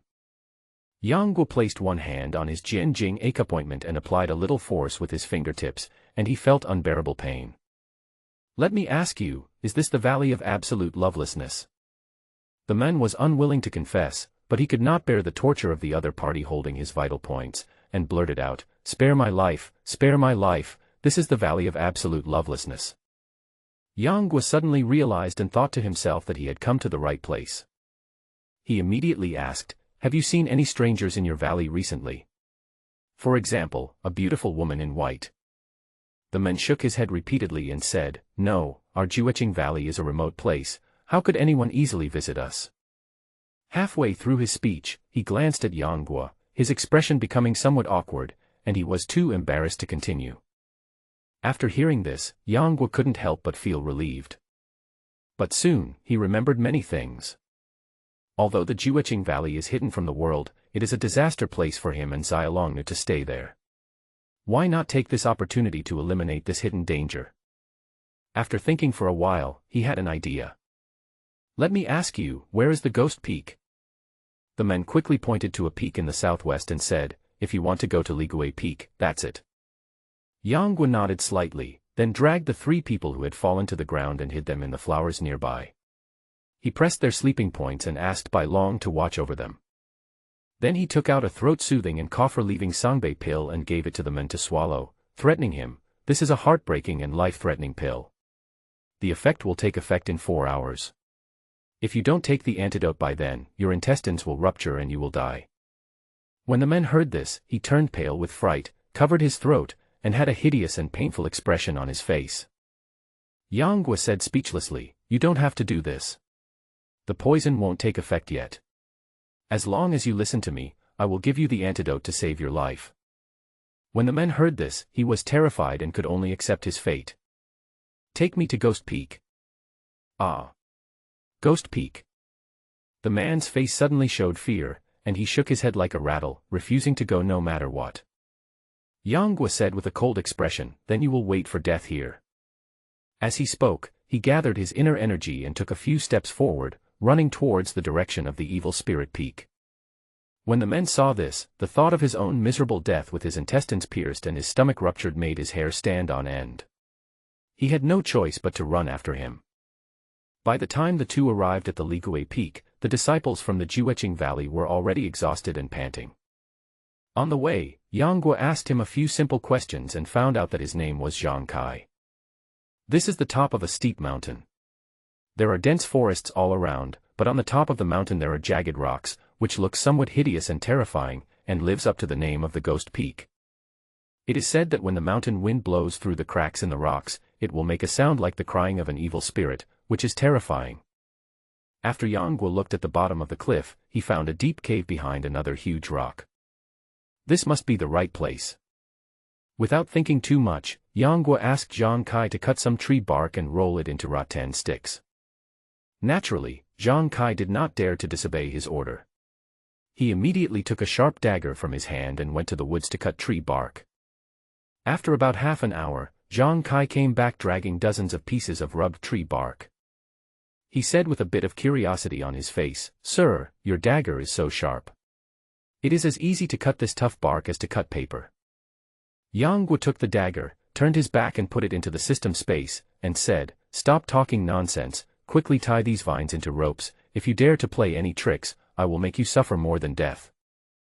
Zhang Kai immediately calmed down a bit and concentrated on tying the bark together. In fact, with Zhang Kai's personality, he would not play any tricks on these matters. The people in Jueqing Valley have been vegetarians since childhood. In addition, the ancestors of the valley owner moved into the valley and lived in seclusion during the reign of Emperor Xianzong of Tang Dynasty. They rarely interacted with the outside world, so they still retained the feudal ritual thinking of the time. Hundreds of years of ancestral teachings made their thinking pedantic and restrained, and lacked some of the sophistication of ordinary people. After another half an hour, Zhang finally tied the rope. Just in case, Yang Guo pressed his acupoints directly, then tied the other end of the rope to a long wooden stick and fixed it across the cave. He held the other end and jumped into the dark cave under Zhang Kai's shocked gaze. Of course, Yang Guo would not be stupid enough to jump directly into a cave hundreds of feet high. He used a rope to climb back and forth on the stone wall, and soon he arrived at the bottom of the cave. He saw that there were still a dozen jujube trees hanging where he had just jumped. Seeing this, Yang Guo became more confident. As soon as he landed on the ground, he heard two strong gusts of wind coming towards him. He slightly turned sideways and dodged. Is this how you treat your savior? Hee, your Qinggong skills are pretty good, but your ability to brag is not that good. From the dark place away from the light, there came a mournful and sad sound, like a ghost crying, which made people feel cold all over and their hair stand on end. Yang Guo smiled and said, Senior Qiu, don't you believe it? He deliberately added his last name at this moment. Sure enough, the voice in the darkness was slightly stunned. Do you know who I am? Qiu Qianqi, the former leader of the Iron Palm Gang, Qiu Qianren, is your second brother, and your eldest brother's name is Qiu Qianzhang, right? Yang Guo said with a solemn oath. The person in the dark was startled, and then quickly grasped the key words in his words and asked hurriedly, Boy, what does the former leader of the Iron Palm Gang mean? Did my second brother pass the position of leader to someone else? Yang Guo didn't expect that she cared about this, and immediately said, No, the Iron Palm Gang was disbanded 20 years ago. Your brother died or became a monk. The once famous Iron Palm Gang no longer exists. He saw a black shadow trembling all over crawling out from the darkness, staring at him fiercely with a pair of eyes like an evil ghost, roaring, You lied to me. Did that old thief Gong Suanji ask you to lie to me? Tell me. Is it true? The man had an angry look on his face and looked very imposing. His clothes were already torn and tattered, barely enough to cover his body. All his hair had fallen off, and his face was dry and ugly, making it unbearable to look at him. Yang Guo frowned slightly and said, Who the hell is Gong Suanji? Do you think he can order me around? Qiu Qianqi said, You are so arrogant. Although she hated the old villain Gong Suanji, half of the old villain's martial arts were taught to her. If Yang Guo looked down on him, wouldn't he also look down on herself and the martial arts of her Iron Palm Gang? Although Qiu Qianqi looked very pitiful now, she was not a good person. It was not an exaggeration to say that she was a shrew. Yang Guo naturally had no good impression of her and said impatiently, I will only say this once. I rescued you today only to deal with Gong Suanji. When you regain control of Jueqing Valley, this place should be at my disposal. Qiu Qianqi glared fiercely and scolded, You are so arrogant, you dare to order me around. Laugh. Suddenly, she spat out a date pit nail from her mouth, which attacked with the force of breaking the wind. A dark cold light flashed in Yang Guo's hand, and a black iron dagger appeared in an instant. He swung it in the air and split the jujube core nail in half. It is one of Wei Xiaobao's orange treasures in the deer and the cauldron. It is extremely sharp and can cut iron like mud. Qiu Qianqi was startled and spit out several date pit nails to attack him again. Each date pit was like a sharp weapon, whistling towards him with the sound of wind. Yang Guo did not dodge or evade. He swung the dagger in front of him several times, blocking all the jujube core nails. Qiu Qianqi, my name is Yang Guo, remember this. Yang Guo's hand flashed with golden light, and a card with a strange shape appeared. As he silently recited Qiu Qianqi's name, the card immediately turned into a golden light and penetrated into the other party's eyebrows. Qiu Qianqi was horrified and stretched out her hand to catch the fleeting golden light, but the golden light went straight through her palm and hit her forehead. Qiu Qianqi opened his eyes wide, his pupils instantly dilated and became depressed, and his whole body became listless, as if his soul had been pulled out of him. Yang Guo just stood there quietly. After a few breaths, Qiu Qianqi's hollow eyes gradually regained some spirit. After seeing Yang Guo, he immediately leaned down and bowed respectfully. "Old slave, hello, master. Stand up." Yang Guo said this calmly, thinking that this loyalty card was indeed useful and it saved him a lot of trouble. However, what made him regretful was that he had originally regarded this card as useless, but seeing its power, he only used it on Qiu Qianqi. Wasn't it a waste of talent? Since the setting is that people who are weaker than him can be controlled, why doesn't he control the emperor of the Song dynasty? Wouldn't he be able to walk sideways in the territory of the Song dynasty? However, this thought only flashed through his mind and did not stay for long. Not to mention that he did not yearn for the pinnacle of power above everyone else. Even if he did, he could only control Emperor Gaozong, and could only be a behind-the-scenes figure. If he wanted to replace him, he would have to overthrow the country, which was undoubtedly a suicidal act in troubled times. If he made a mistake, the entire Han dynasty would be ruined. Note, the background of the Condor heroes should be the reign of Emperor Lizong Zhaoyun, but in order to rationalize the subsequent plot, the historical background was deliberately changed. I hope you will be aware of this. In fact, the emperor is not as high and mighty as people think. On the contrary, he has to pay attention to checks and balances in everything he does, especially in times of chaos. He cannot do everything as he pleases. Even they themselves cannot do whatever they want. If they are puppets, they are just puppets of a higher level. Yang Guo was not interested in this, so naturally he had no interest in getting involved in the government. Qiu Qianqi sat up straight and apologized. "My legs are disabled and I cannot kneel down to worship you.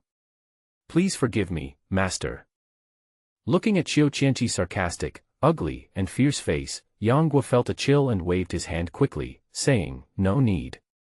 You can just call me master from now on." "Yes, sir." Qiu Qianqi is now bound by a loyalty card and is 100% loyal to Yang Guo, so naturally she will not disobey him in the slightest. Yang Guo squatted down and checked the condition of her lower body. He found that apart from the severed tendons in her hands and feet, she had no hidden illness. On the contrary, she had devoted herself to practicing internal skills in this cave for more than 10 years, and the internal energy in her dantian was greatly replenished. "Your internal strength is quite good.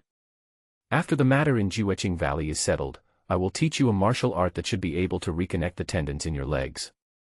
Qiu Qianqi was overjoyed when he heard this. "I, your old servant, thank you for your kindness, and I will never forget you for the rest of my life." Yang Guo was not fooling her. It just so happened that some time ago, he acquired a martial art called Whirlwind Sweeping Leaf Kick from the system. This martial art was improved and created by Huang Yaoshe. It combines internal and external skills. People with lower limb disabilities can meditate and practice Qigong every day according to the method. If they make rapid progress, they can gradually recover their ability to walk after 5 or 6 years. Huang Yaoshe once gave this martial art to Lu Qingfeng. Qiu Qianqi's situation was similar to that of Huang Yaoshe's disciples. They were all disabled because their leg tendons were removed. However, her situation was even worse. Even the tendons in her hands were disabled. However, as he had inherited Hu Qingyou's legacy, he naturally had a way to cure this condition, but it would take a long time, and he was in a hurry to find Xiaolongnu, so he was destined not to be able to stay in the Jueqing Valley for long. Yang Guo didn't say much. He tied the hanging vines around Qiu Qianqi's body. After seeing that there were no flaws, he used his lightness skills to return to the Ligui Peak.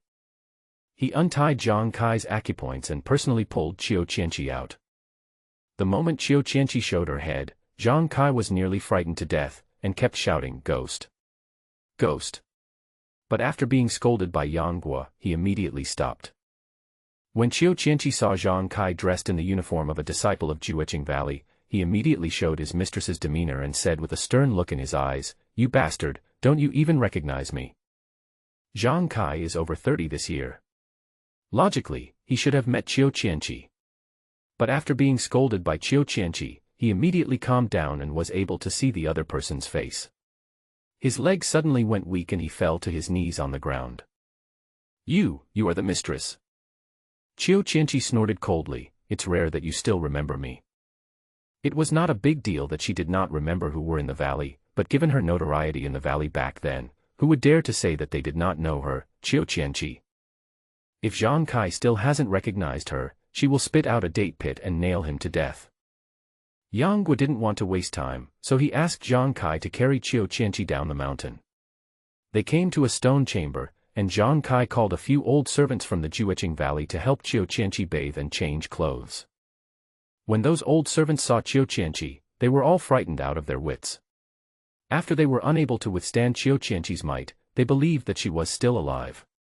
They served her well, bathed her and helped her change clothes. They put on a green robe. It was a pity that her sparse hair could not hide her ugliness. When Qiu Qianqi was carried out by several old servants, her eyes were still filled with deep hatred for Gongsuanji. Thinking back to her past, she was known as the Iron Palm Lotus in the martial arts world. Although she could not be said to be a beauty, she was still a beautiful young woman. But today she has become an ugly bald old woman. All this is thanks to Gongsuanji. How can she not hate him? Yang Guo saw Qiu Qianqi's face full of bitterness and hatred, which made her ugly face even more horrible. He couldn't help but shook his head and said, "You don't have to be so sad. After this matter is over, I will give you a prescription. If you take good care of yourself, in a few years, your appearance will be restored to almost the same as it was back then." Now Qiu Qianqi is already his subordinate, and with the blessing of the system skill card, she is almost the kind of death warrior who will never betray him. Yang Guo naturally does not need to be prejudiced against her because of her evil deeds in the original novel, and can completely treat her as the person he trusts most and command her. Even afterwards, he would teach the other party the 9 Yin scriptures, in an effort to help her recover as soon as possible and train a thug. I believe that with the blessing of the 9 Yin scriptures, within a year or two, and with the effect of the whirlwind sweeping leaf kick, her legs will be able to recover, and her martial arts will be able to reach a higher level, catching up with the iron palm water floating Qiu Qianren of the past. The group did not return to the Jueqing Valley with a big fanfare, but went straight to the stone house where Gongsuanji was. The few of them did not hide their tracks, so when they just stepped into the courtyard, they saw the door bang open from the inside, and a middle-aged man in a brocade robe and blue satin strode out. When Qiu Qianqi suddenly saw the other person, she couldn't help but clench the handles of the chair with both hands, staring at him with resentment on her face, and the murderous intent in her eyes almost solidified. Gongsuanji sensed that someone was hostile towards him, so he looked in the direction of Qiu Qianqi. After seeing the other person's face clearly, he was so scared that he took 2 steps back. You. Gongsuanji, do you still recognize me? Qiu Qianqi said sternly. The panic in Gongsuanji's eyes flashed away, and then he glared at him, pointed his spear and shouted, "Bitch, you actually have the nerve to come back." The noise here at this moment also woke up the disciples in Jueqing Valley from their sleep and they rushed over. After seeing Qiu Qianqi, several older servants were extremely loyal and came forward to kowtow and said, "Madam, you are still alive. This is truly a blessing from heaven." When Qiu Qianqi saw these people, he couldn't help but soften his tone and said, "Second Uncle Zhang, it's a relief that you all still remember me. Old slave, welcome the mistress home." The old men cried for joy and bowed to the ground. Gongsuanji, who was standing by, saw this and his face turned grim. He said, "You bastard, what's the point of God opening your eyes? This bitch deserves to die. Someone come. Capture them for me." As Gongsuanji finished speaking, no one around, whether they had seen Qiu Qianqi or not, did not dare to move rashly at this moment. After all, her face was ugly and somewhat powerful. Some children who had never seen her before, how dare you come forward and offend? And some people who had seen Qiu Qianqi's methods were even mute at this moment, and they didn't even dare to breathe.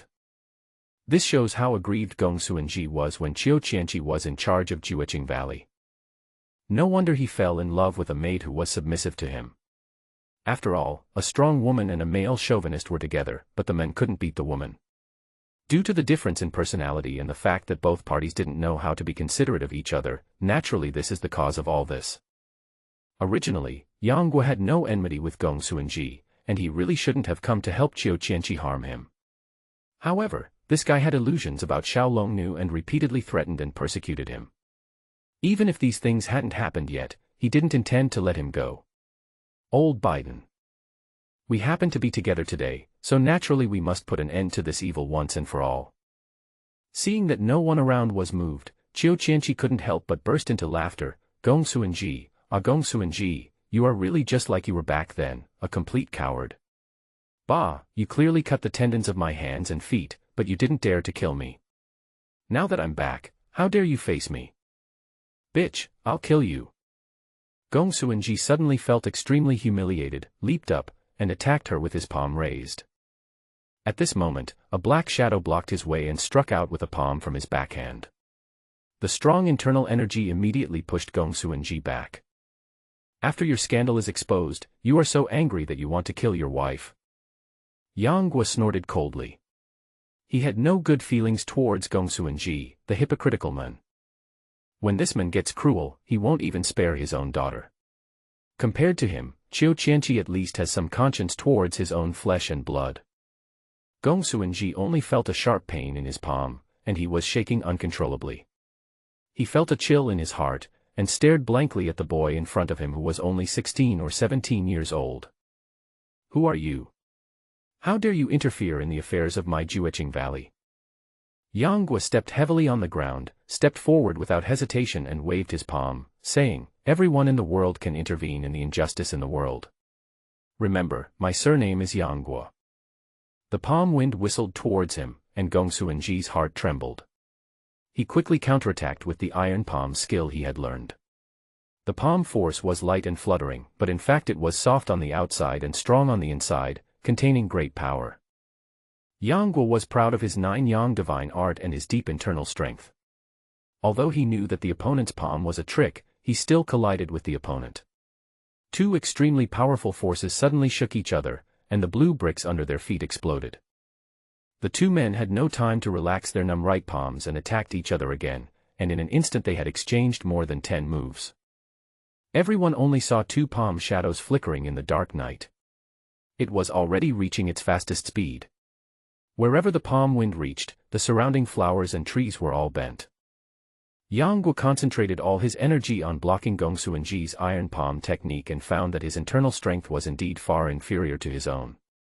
However, the advantage was that this palm technique was fierce and swift, and was difficult to defend against, which was why he was unable to defeat him for a long time.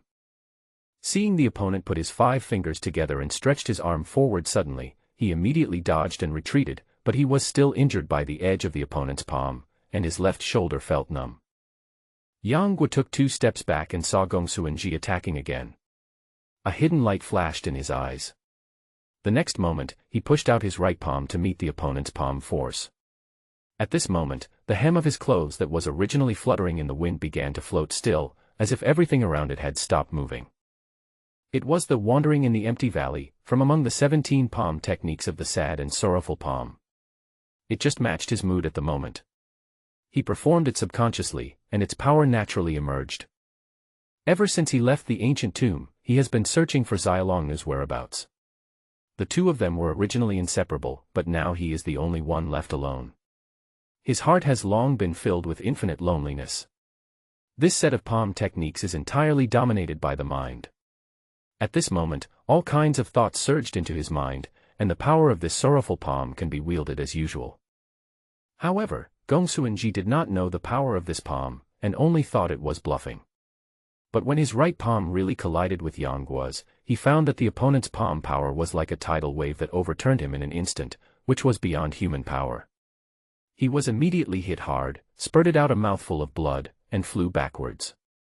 Yang Guo slowly closed his palms, but there was no joy of victory on his face. Instead, his expression was very complicated. Qiu Qianqi watched the fight between the two and was amazed in his heart. The old villain Gong Suan's iron palm skills have become more and more refined, but I didn't expect that this palm of yours is even more powerful. Even if my second brother was here, he might not be able to block it. The young master is truly a young talent, unparalleled in the world. Master, take the weapon. At this moment, an old man no more than 4 feet tall climbed over the wall and threw the 2 objects in his hands at Gong Suanji. This man was wearing a dark green cloth robe and a green straw rope around his waist. He had a very strange appearance, with 5 mountains facing the sky and a strange look. The strangest thing was that he had a beard that hung down to the ground, which made him look a little funny. Gong Suanji suppressed the surging blood in his body and immediately jumped up to catch the 2 objects.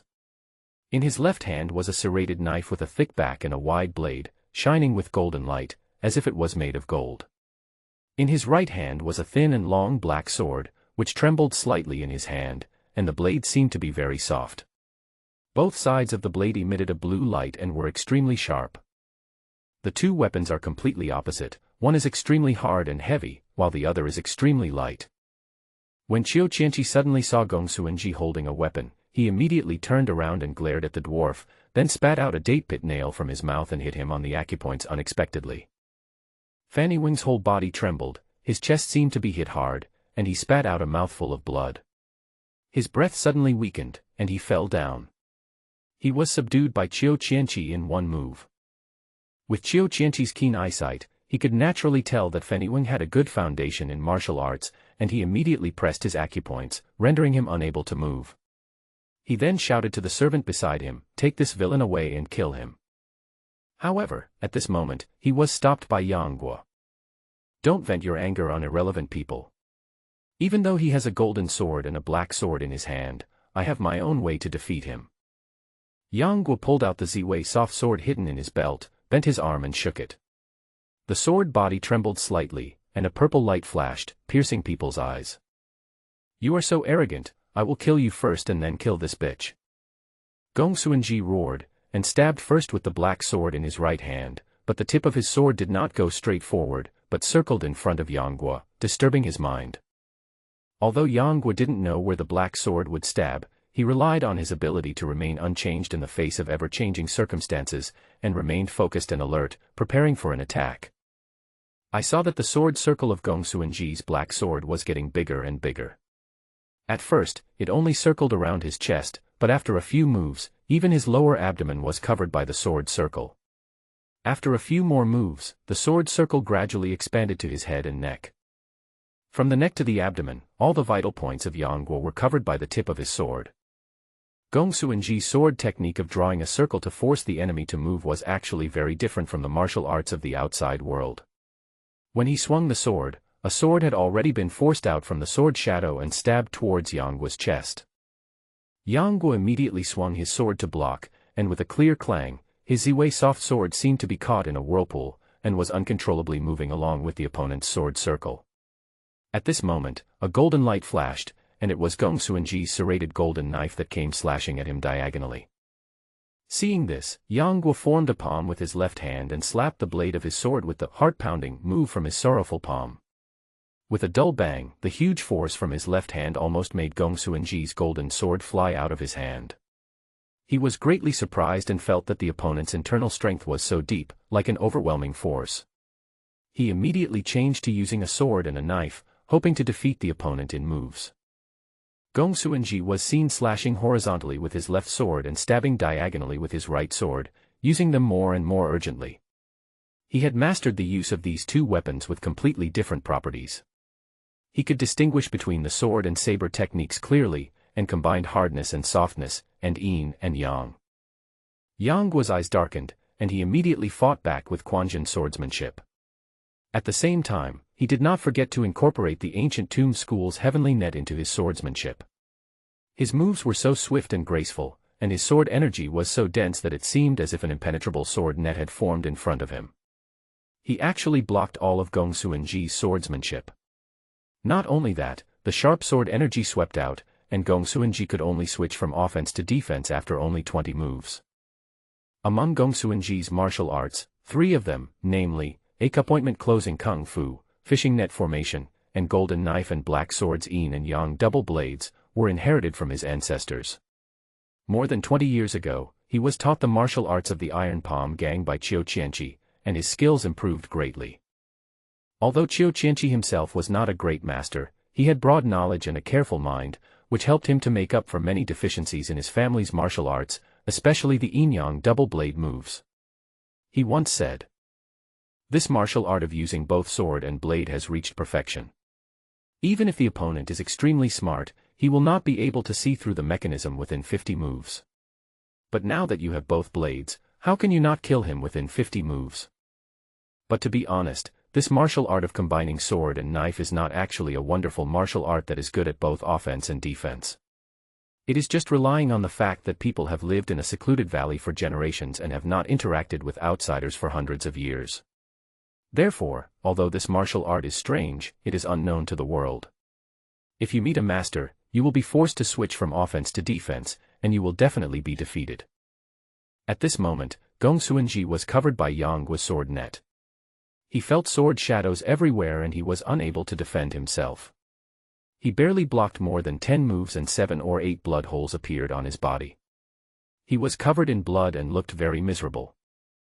Seeing this, Qiu Qianqi couldn't help but praise in his heart, "It's not difficult for others to see the flaws of this martial art.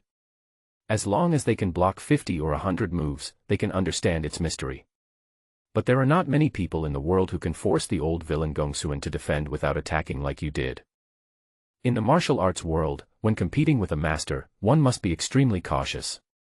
Not to mention carefully considering each move and each style, but also leaving some room for oneself, not daring to be greedy and reckless. Like Yang Guo, I can't see through your moves and directly suppress you so that you can't fight back. This is truly rare and first-rate.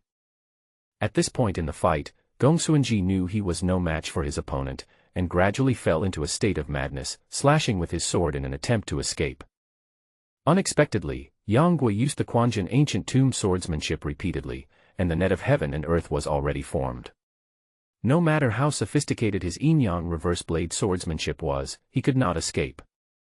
In a blink of an eye, Yang Guo had stabbed Gong Xuanji into a bloody man, but he cleverly avoided the opponent's vital points, only causing him to lose too much blood, which was not fatal.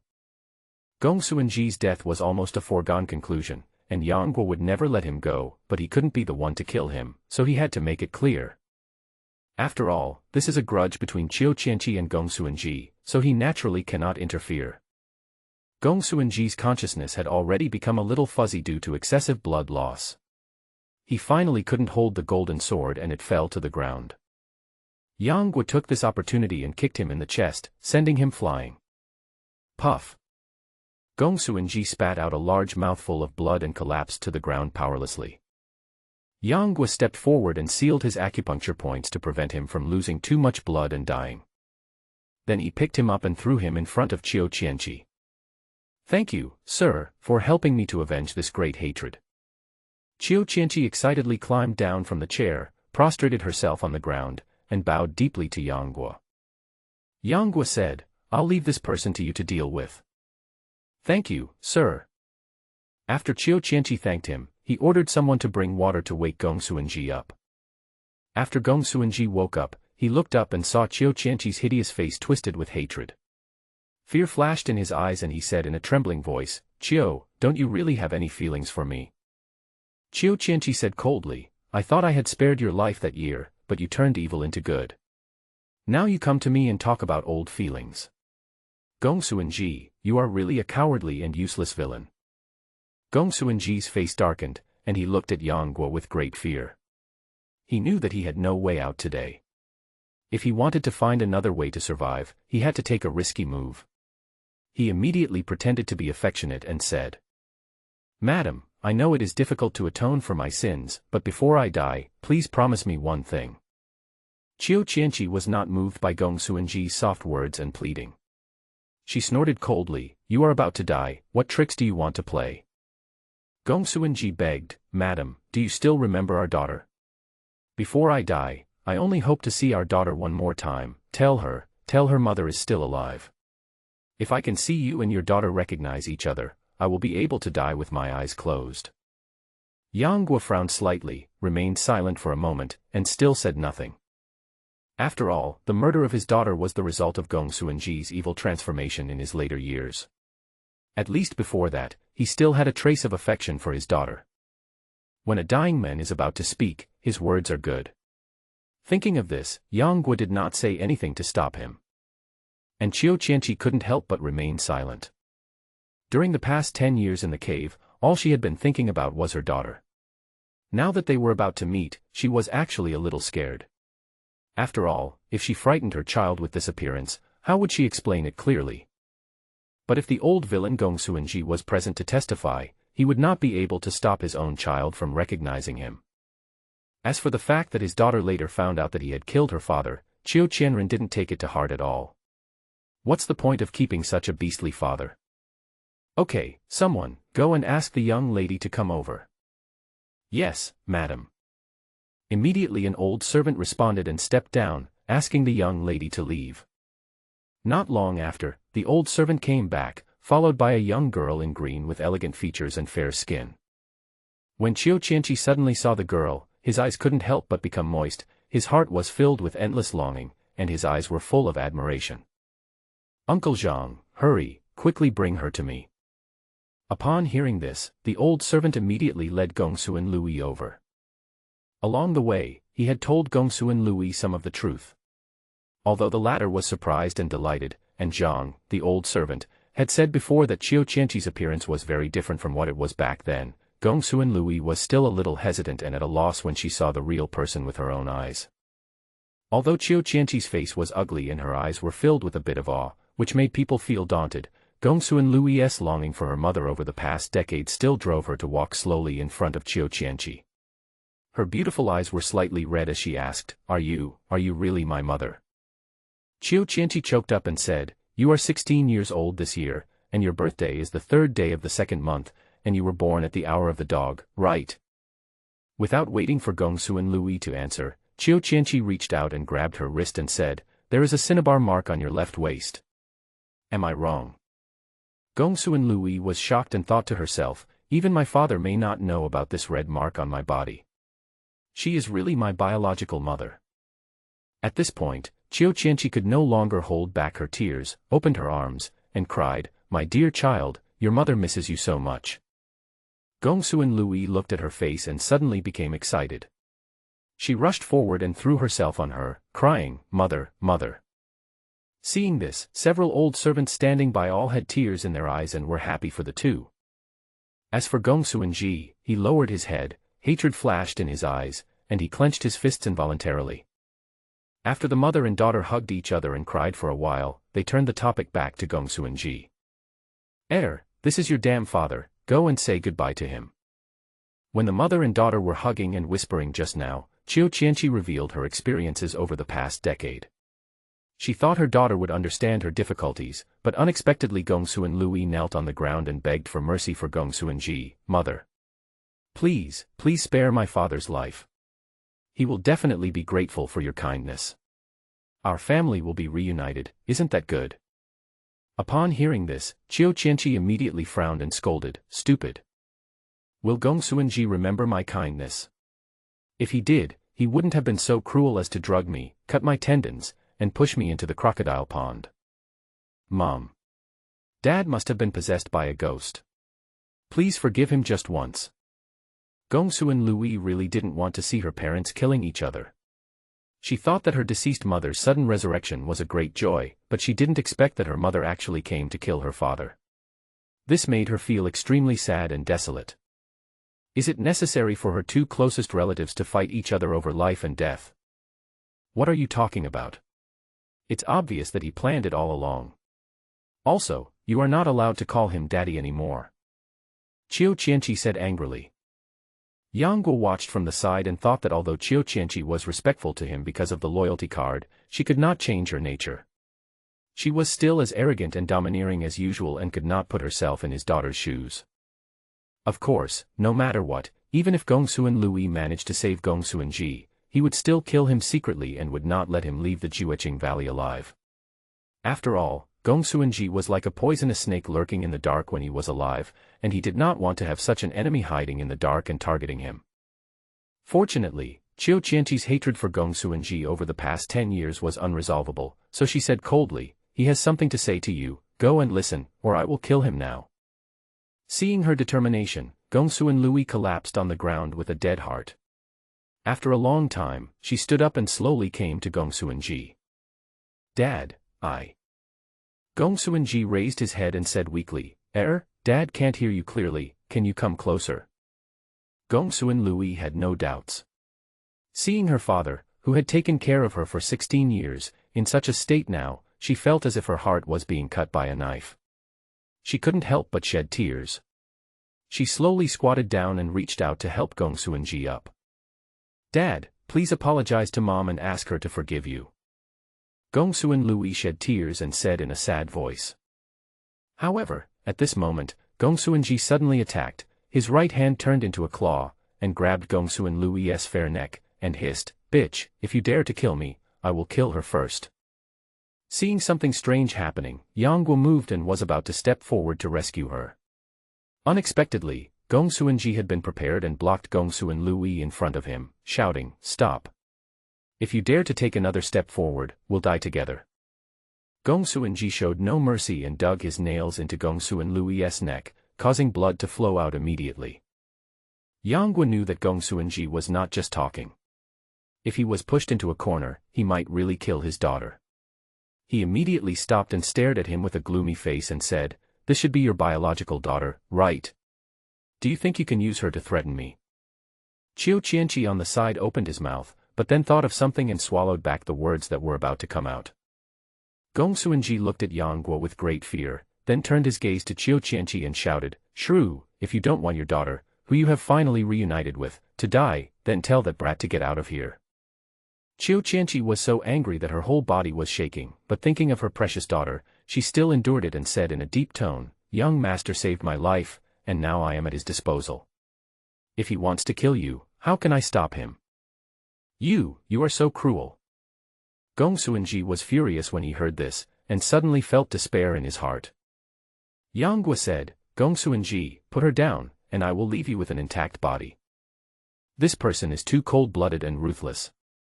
When facing such an enemy, the only thing to do is to kill him quickly. If he stays for a moment longer, he will become a threat to oneself." Ha ha ha ha. Gongsu and Ji smiled up to the sky. His laughter was indescribably sad and lonely, and then he was seen gritting his teeth and staring at Qiu Qianqi, cursing with a tone full of hatred, "Bitch. Shrew. Since you don't care about our daughter's life or death, instead of leaving her to suffer in the world, you might as well accompany me, your father, to the underworld, so that we can keep each other company." As he spoke, veins popped up on his forehead and his 5 fingers gradually exerted force. Gongsu and Louis's eyes were filled with sadness. At this moment, a strong feeling of suffocation spread throughout her body. She couldn't help but groan in pain. Her face was full of pain and despair. A line of clear tears rolled down the corner of her eyes, and she closed her eyes, waiting to die. "Stop." Yangguo's heart tightened and he wanted to rescue him immediately. However, at this moment, Qiu Qianqi had already spit out a date-pit nail and hit Gongsu and Ji's forehead with incredible precision. Gongsu and Ji felt a strong wind coming at him, and his heart trembled.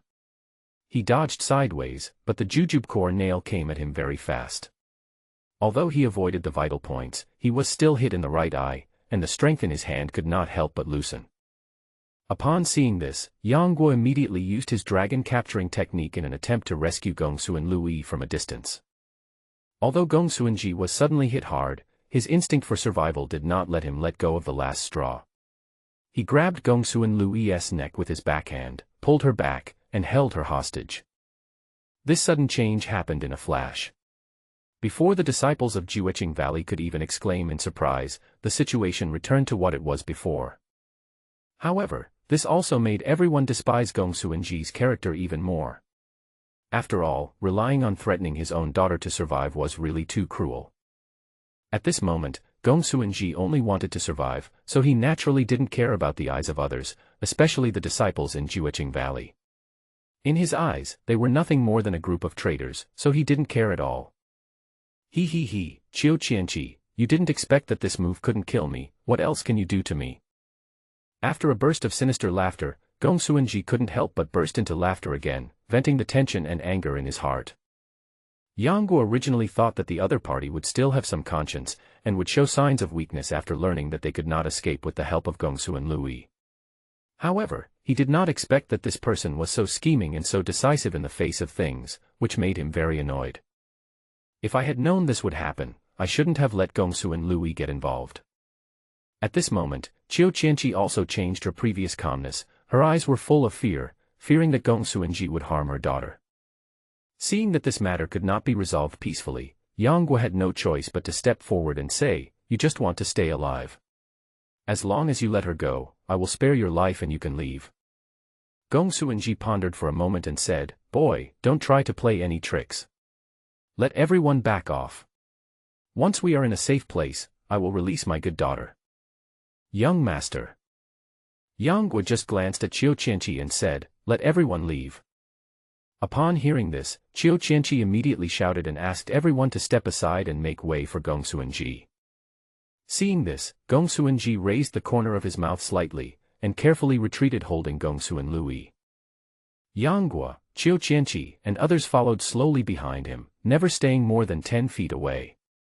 However, to their surprise, Gong Suanji did not object. Seeing that he didn't seem to be heading out of the valley, Yang Guo immediately discovered something and asked Qiu Qianqi in a low voice, "Where is he going?"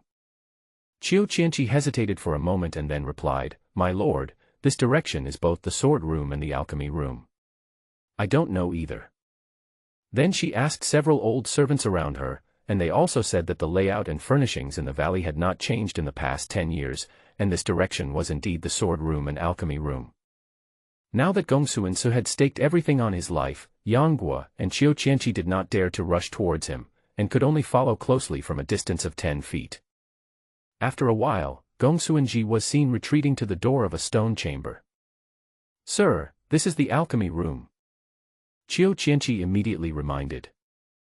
Yang Guo's expression remained unchanged, but he was wondering in his heart what Gong Suanji was planning. If he wanted to escape, why would he have come to this alchemy room? At this time, Gong Suanji shouted from the front, "If you want her to live, stay outside the door. If you dare to get close, you will be destroyed together with her." Having said that, he retreated into the room and slammed the door. "Sir, please forgive me for being rude, but please save my daughter." Qiu Qianqi couldn't guess Gong Suanji's plan at the moment, but she was concerned about her daughter's safety. She knew that Yang Guo was a martial arts master and he was the only one who could save her daughter, so she immediately pleaded. Yang Guo nodded slightly and said, "Don't worry, I won't let anything happen to your daughter." When he thought of Gong Suan Lui in the original novel, he couldn't bear to see this kind girl suffer the same misfortune again and end up being killed by her biological father. Probably less than half an incense stick of time later, the sound of heavy objects being pushed and rubbing against the ground was heard faintly from the alchemy room. Yang Guo frowned slightly and looked at Qiu Qianqi beside him. The latter was also stunned for a moment, and then, as if thinking of some terrifying memories, he blurted out, "Crocodile Cold Pond." Yang Guo was startled and immediately ran out, kicked open the closed door, and saw Gong Suanji grabbing Gong Suan Lui and jumping into a secret compartment. Yang Guo glanced at the bottomless cold pond and jumped in without hesitation. Yang Guo's eyes went dark and he felt empty under his feet, as if he had fallen dozens of feet before landing. He immediately circulated the 9 yang true qi to protect his body, and with a splash, he fell into the water and sank rapidly. He held his breath, and when his sinking slowed down, he immediately swam out of the water. By chance, at this moment, he saw Gong Suanji turning towards a corner deep in the cave. When he was about to swim to the shore, he heard Gong Suanji's voice coming from afar. "Boy, I haven't fed the crocodiles in this cold pond for half a month. If you don't want my daughter to die, chase after me." Gong Suan Lui. Yang Guo then realized that Gong Suanji had escaped alone. He then looked around but did not see Gong Suan Lui. At this moment, a hint of bloody smell gradually filled the air. He followed the smell and found that it was mixed with the water of the cold pond. He immediately dived into the pond and found a figure slowly sinking not far away, with red blood flowing from her wrist. Not far from Gong Suan Lui, several dark shadows were approaching rapidly against the current, like huge monsters, following the turbulent waves at the bottom of the dim pool. He couldn't see their appearance clearly, but knowing the original work, he naturally knew that the only creatures raised in the crocodile cold pond could be crocodiles. Fortunately, Yang Guo had gone into the sea many times to fish and catch shrimps when he was on Peach Blossom Island, and had mastered underwater skills. He immediately swam towards Gong Suan Lui and rescued her before several crocodiles arrived.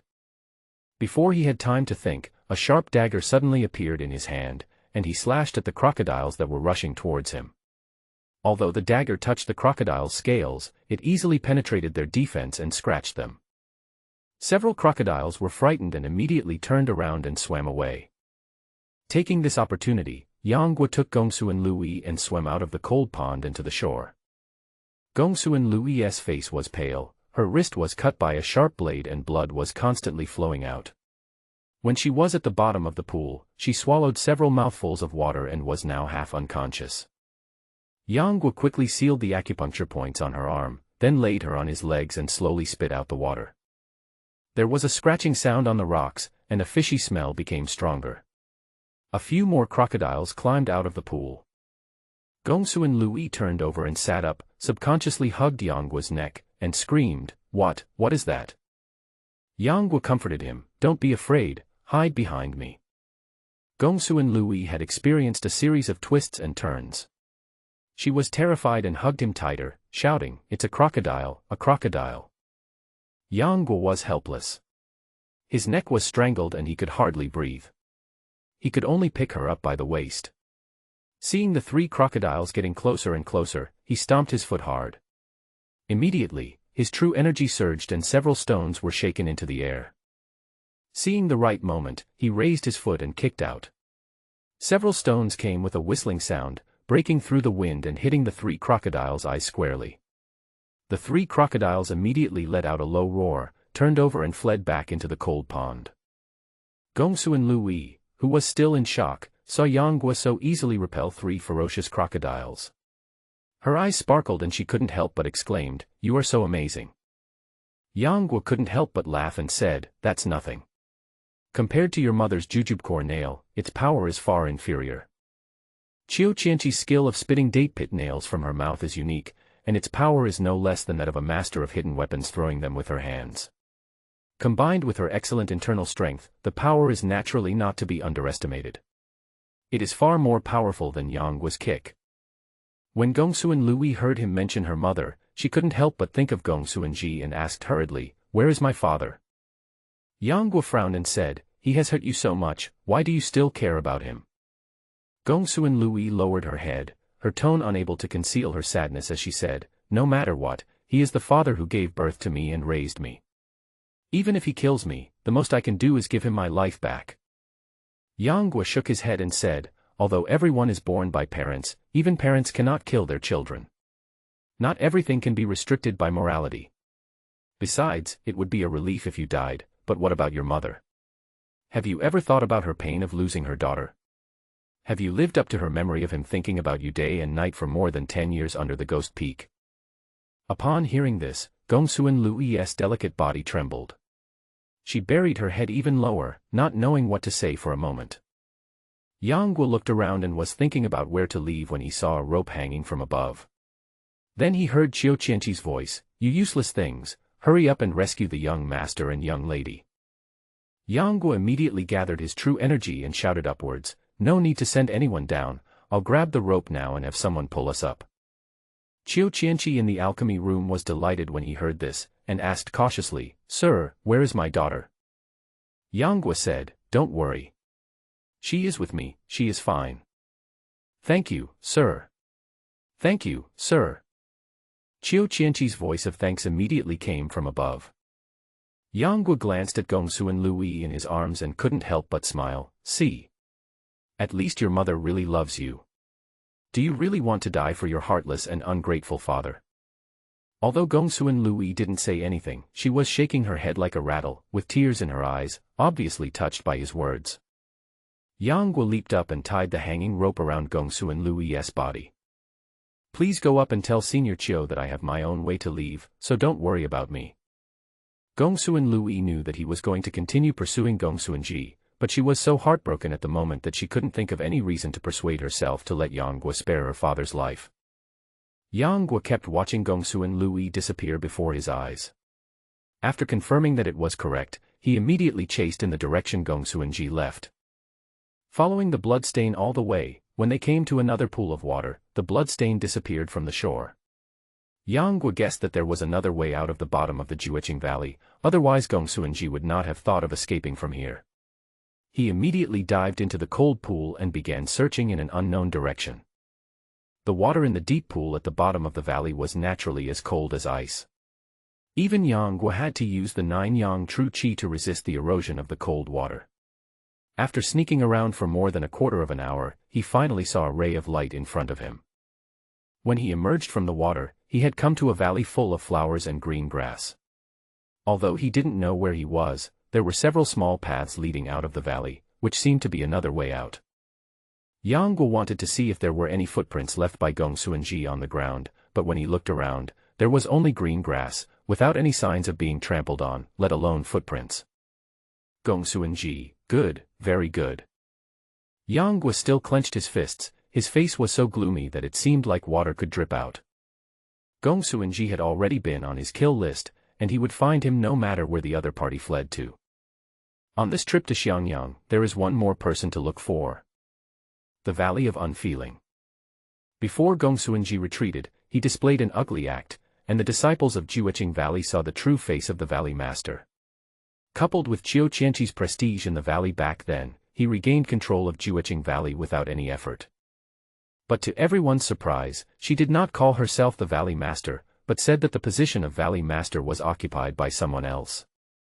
Even though Qiu Qianqi didn't say it, everyone had almost guessed who the new Valley Master was. According to Qiu Qianqi's personality, Fengying had followed Gong Suanji the longest and had helped him before, so he had to be killed. However, thinking of what Yang Guo had said before, he just ordered people to lock him up. In the bedroom, Qiu Qianqi looked nervously at her daughter who was lying on the bed with a pale face, and asked with concern, do you have any hidden injuries? Gong Suanlui was weak, but she still smiled and shook her head, saying, Mother, you have asked me this for the 3rd time. It's just that I lost some blood. It's nothing serious. Having said that, Gong Suanlui still felt a warmth in her heart.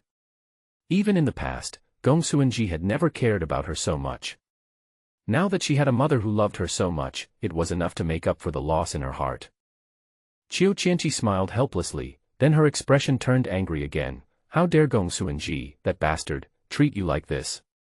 If it weren't for you, my poor daughter would have been fed to the crocodile. As he spoke, he caressed Gong Suanlui's pale face with great pity. Gong Suanlui was moved when she heard this, and couldn't help but ask curiously, Mother, who is that young master? Why does he want to help us, mother and daughter? Qiu Qianqi's eyes flashed with confusion, and then he said with a firm expression, the young master is a kind man. He not only saved me from suffering, but also promised to heal my legs. We must thank him well. Gong Suanlui thought to herself, this young man really has excellent character and is a very nice person. She nodded slightly and said, Mom, I understand.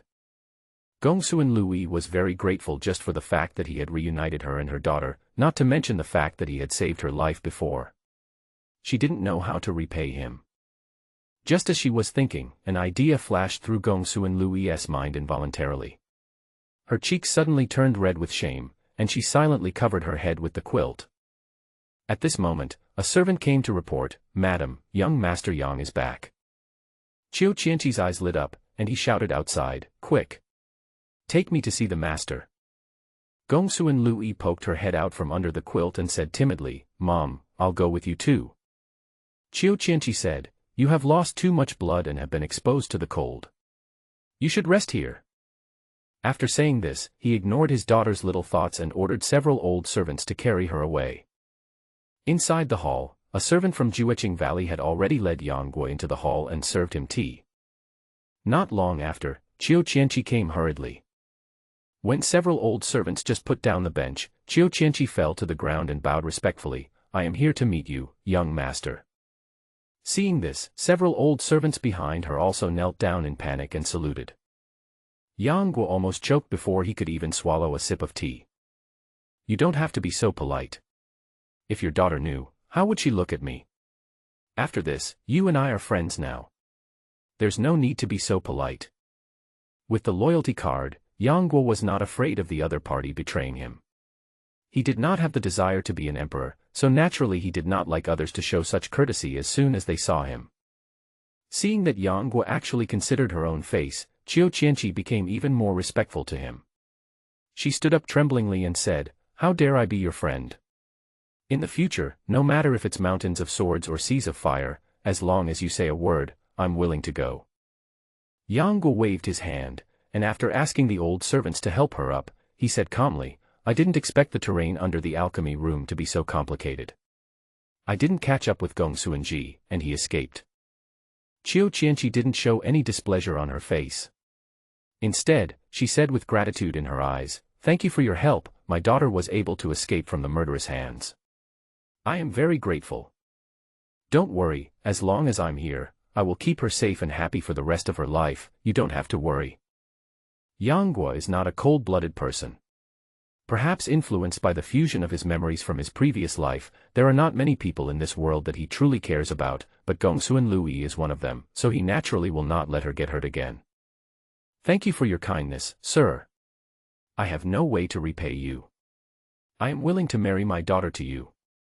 Qiu Qianqi's eyes rolled and he immediately smiled happily. Yang Guo was drinking tea when he suddenly spat it out. He waved his hands and said, that's not necessary. I already have someone in my heart. Don't let your daughter suffer.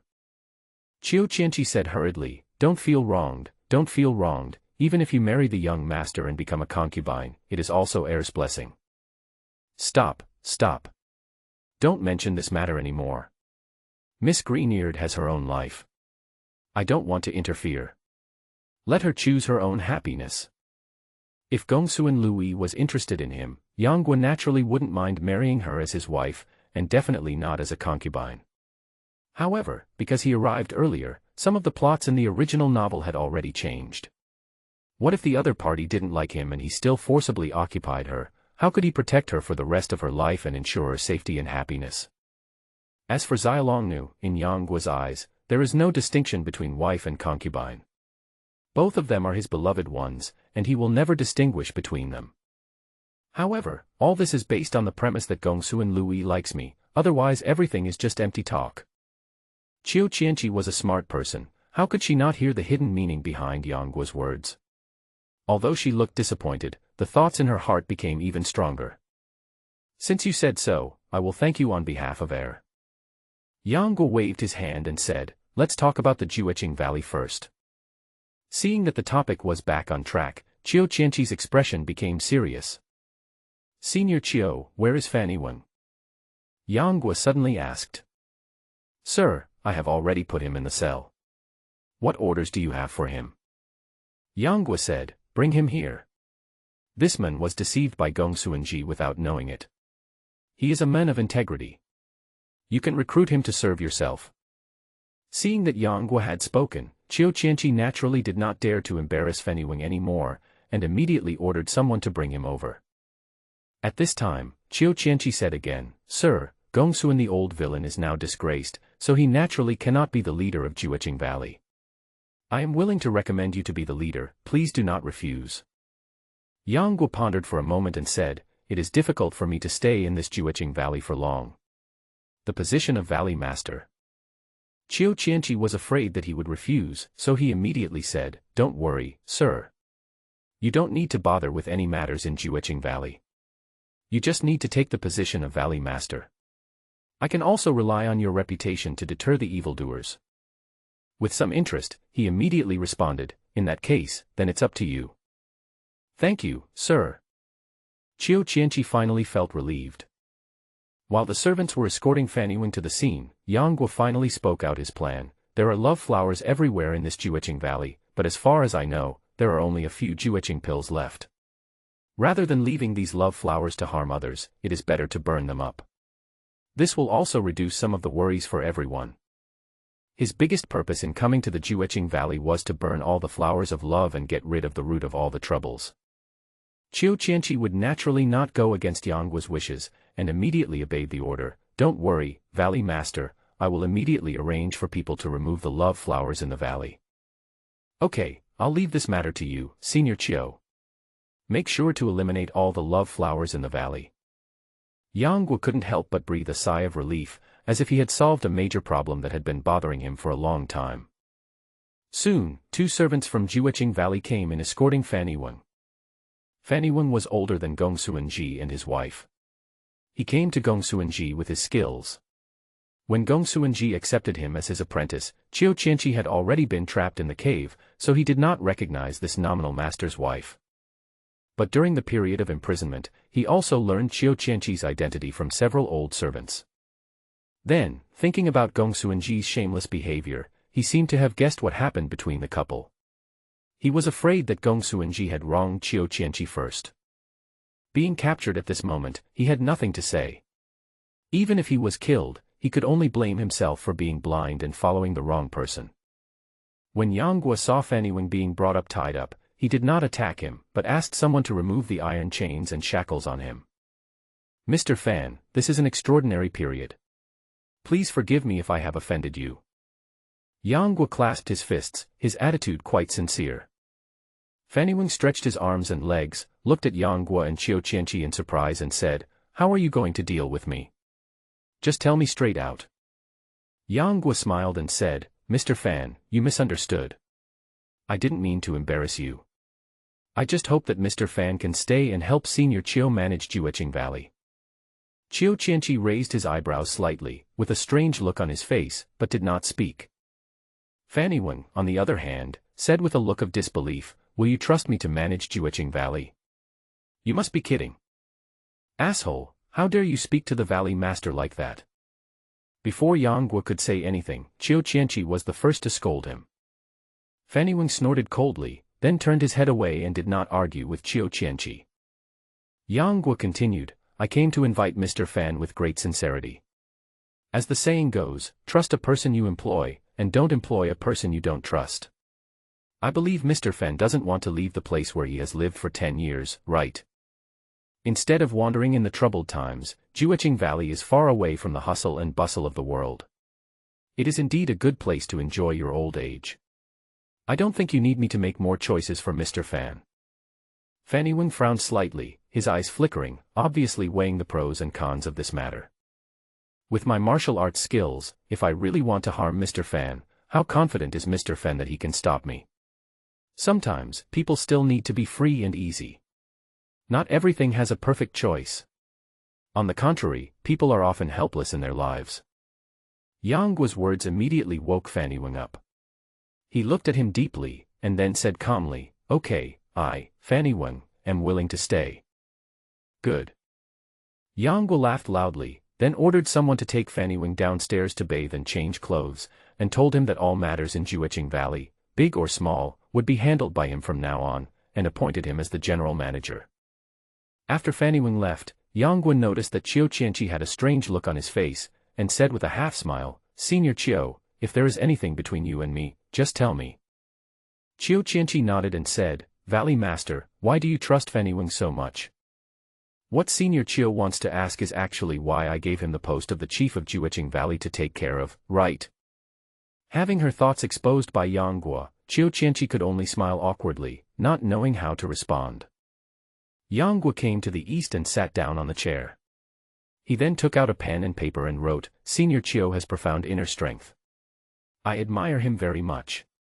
But if it were in today's world, with your martial arts skills, I'm afraid you wouldn't even be ranked in the top 100. Does Senior Qiu only want to hide in this Jueqing Valley for the rest of his life?" Upon hearing this, Qiu Qianqi subconsciously felt that Yang Guo was exaggerating. She had been practicing diligently in the cave for the past 10 years without distraction, which was enough to equal 20 years of hard work. Perhaps her current skills were not as good as her second brother Qiu Qianren, but compared to her second brother when he left home, she was much stronger. Even though there are many masters and talented people in this world, he asked himself that his profound skills acquired over the past few decades are enough to rank among the top 30 masters in the world. How could it be possible that he is not even as good as the 100th? Yang Guo lowered his head and wrote something, and continued, "Senior Qiu, please don't disbelieve me. In today's world, even my martial arts skills cannot be ranked in the top 50. You have to know that the martial arts world today is not the same as it was 20 years ago." Qiu Qianqi's pupils shrank suddenly, and he said in disbelief, "Are you serious, Valley Master?" She had of course seen Yang Guo's martial arts skills, and after hearing what he said, she no longer dared to look down on any hero in the world. Yang Guo said, "If you want to live in peace in this chaotic world, if you don't have enough strength to make others fear you, you will eventually be eaten by others without leaving even a bone. Although Jueching Valley is a remote place, who can guarantee that you can stay hidden from the world and not be discovered? At this moment, Yang Guo seemed to have finished writing something. He put down his pen, blew on the ink that had not yet dried on the white paper, then raised his hand and threw the paper covered with words steadily into Qiu Qianqi's hands. This is the internal energy method of the whirlwind leaf sweeping kick. If you practice meditation and practice qi every day according to the method, and if you progress quickly, you will be able to gradually recover your walking in 5 or 6 years. Tomorrow, I will teach you another method of running the internal energy of the magical skill. As long as you practice diligently, the two will complement each other. I believe that within 2 years, your legs will be healed. Qiu Qianqi's eyes widened, and after carefully reading the inner strength method on the paper, he knelt down excitedly. Thank you, Valley Master, thank you, Valley Master. Yang Guo nodded slightly and said, I will only stay in Jueching Valley for 3 days at most. During these 3 days, I will write down all the martial arts I know.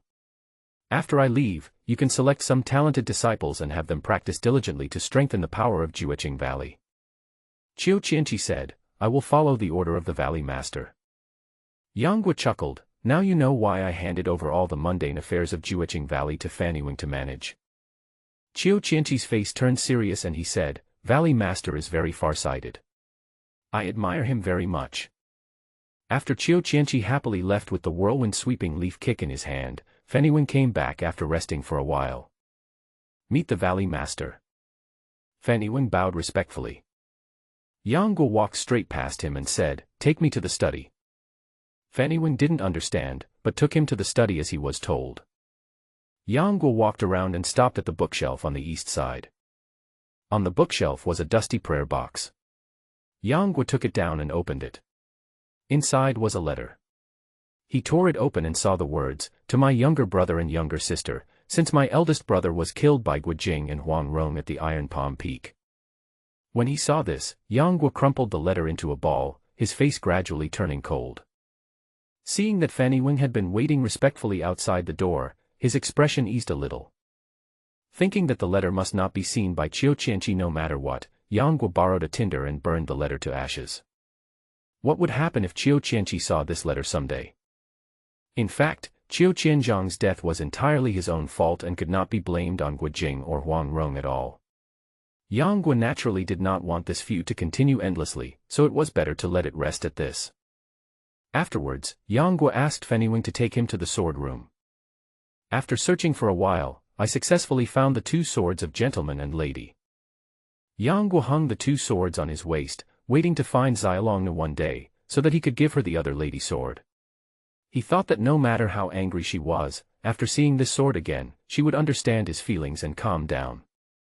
Thinking of this in his mind, Yang Guo wished he could leave the Valley of Unrequited Love immediately to look for Xiaolongnu. After a series of mishaps, Yang Guo felt a little tired, so he asked Fanny Wing to take him back to his residence. He slept from the afternoon until the next day when the sun was shining on his butt, and he woke up reluctantly. Coincidentally, at this moment, there was a knock on the door. Come in.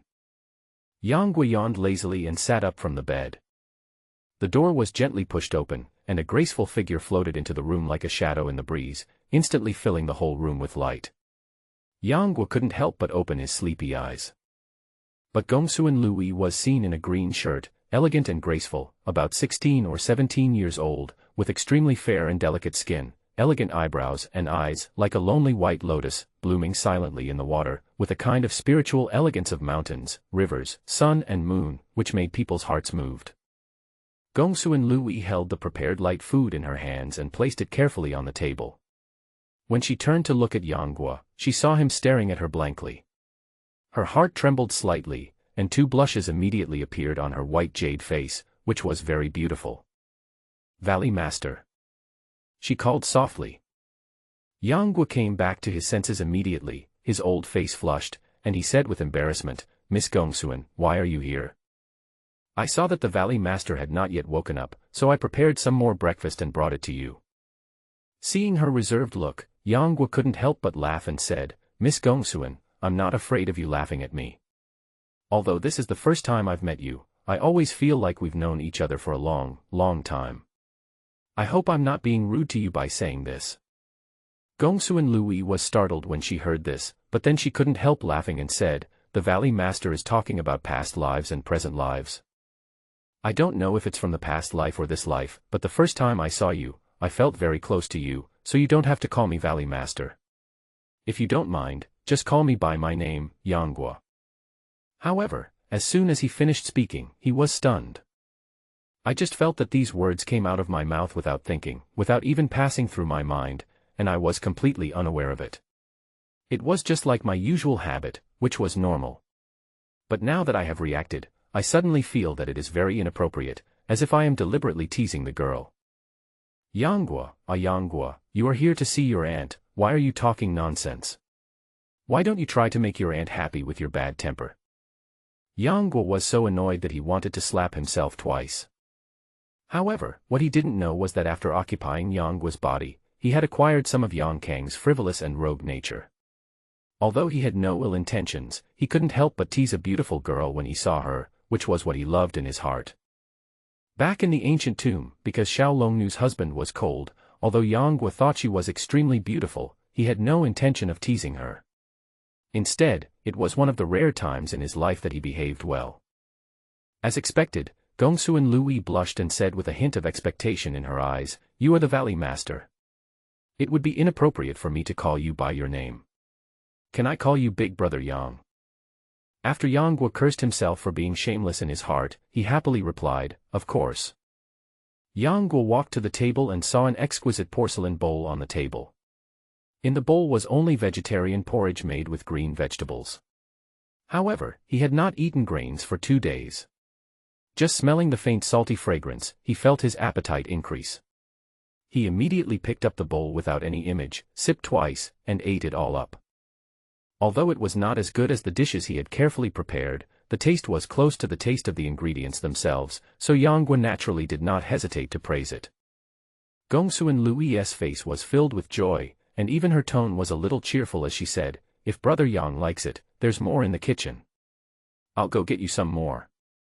When Yanghua saw her holding up the food plate, her right wrist was still wrapped in white cloth, but at this moment the cloth had gradually turned red with blood. Etc. Yanghua immediately grabbed her hand and asked her to sit down.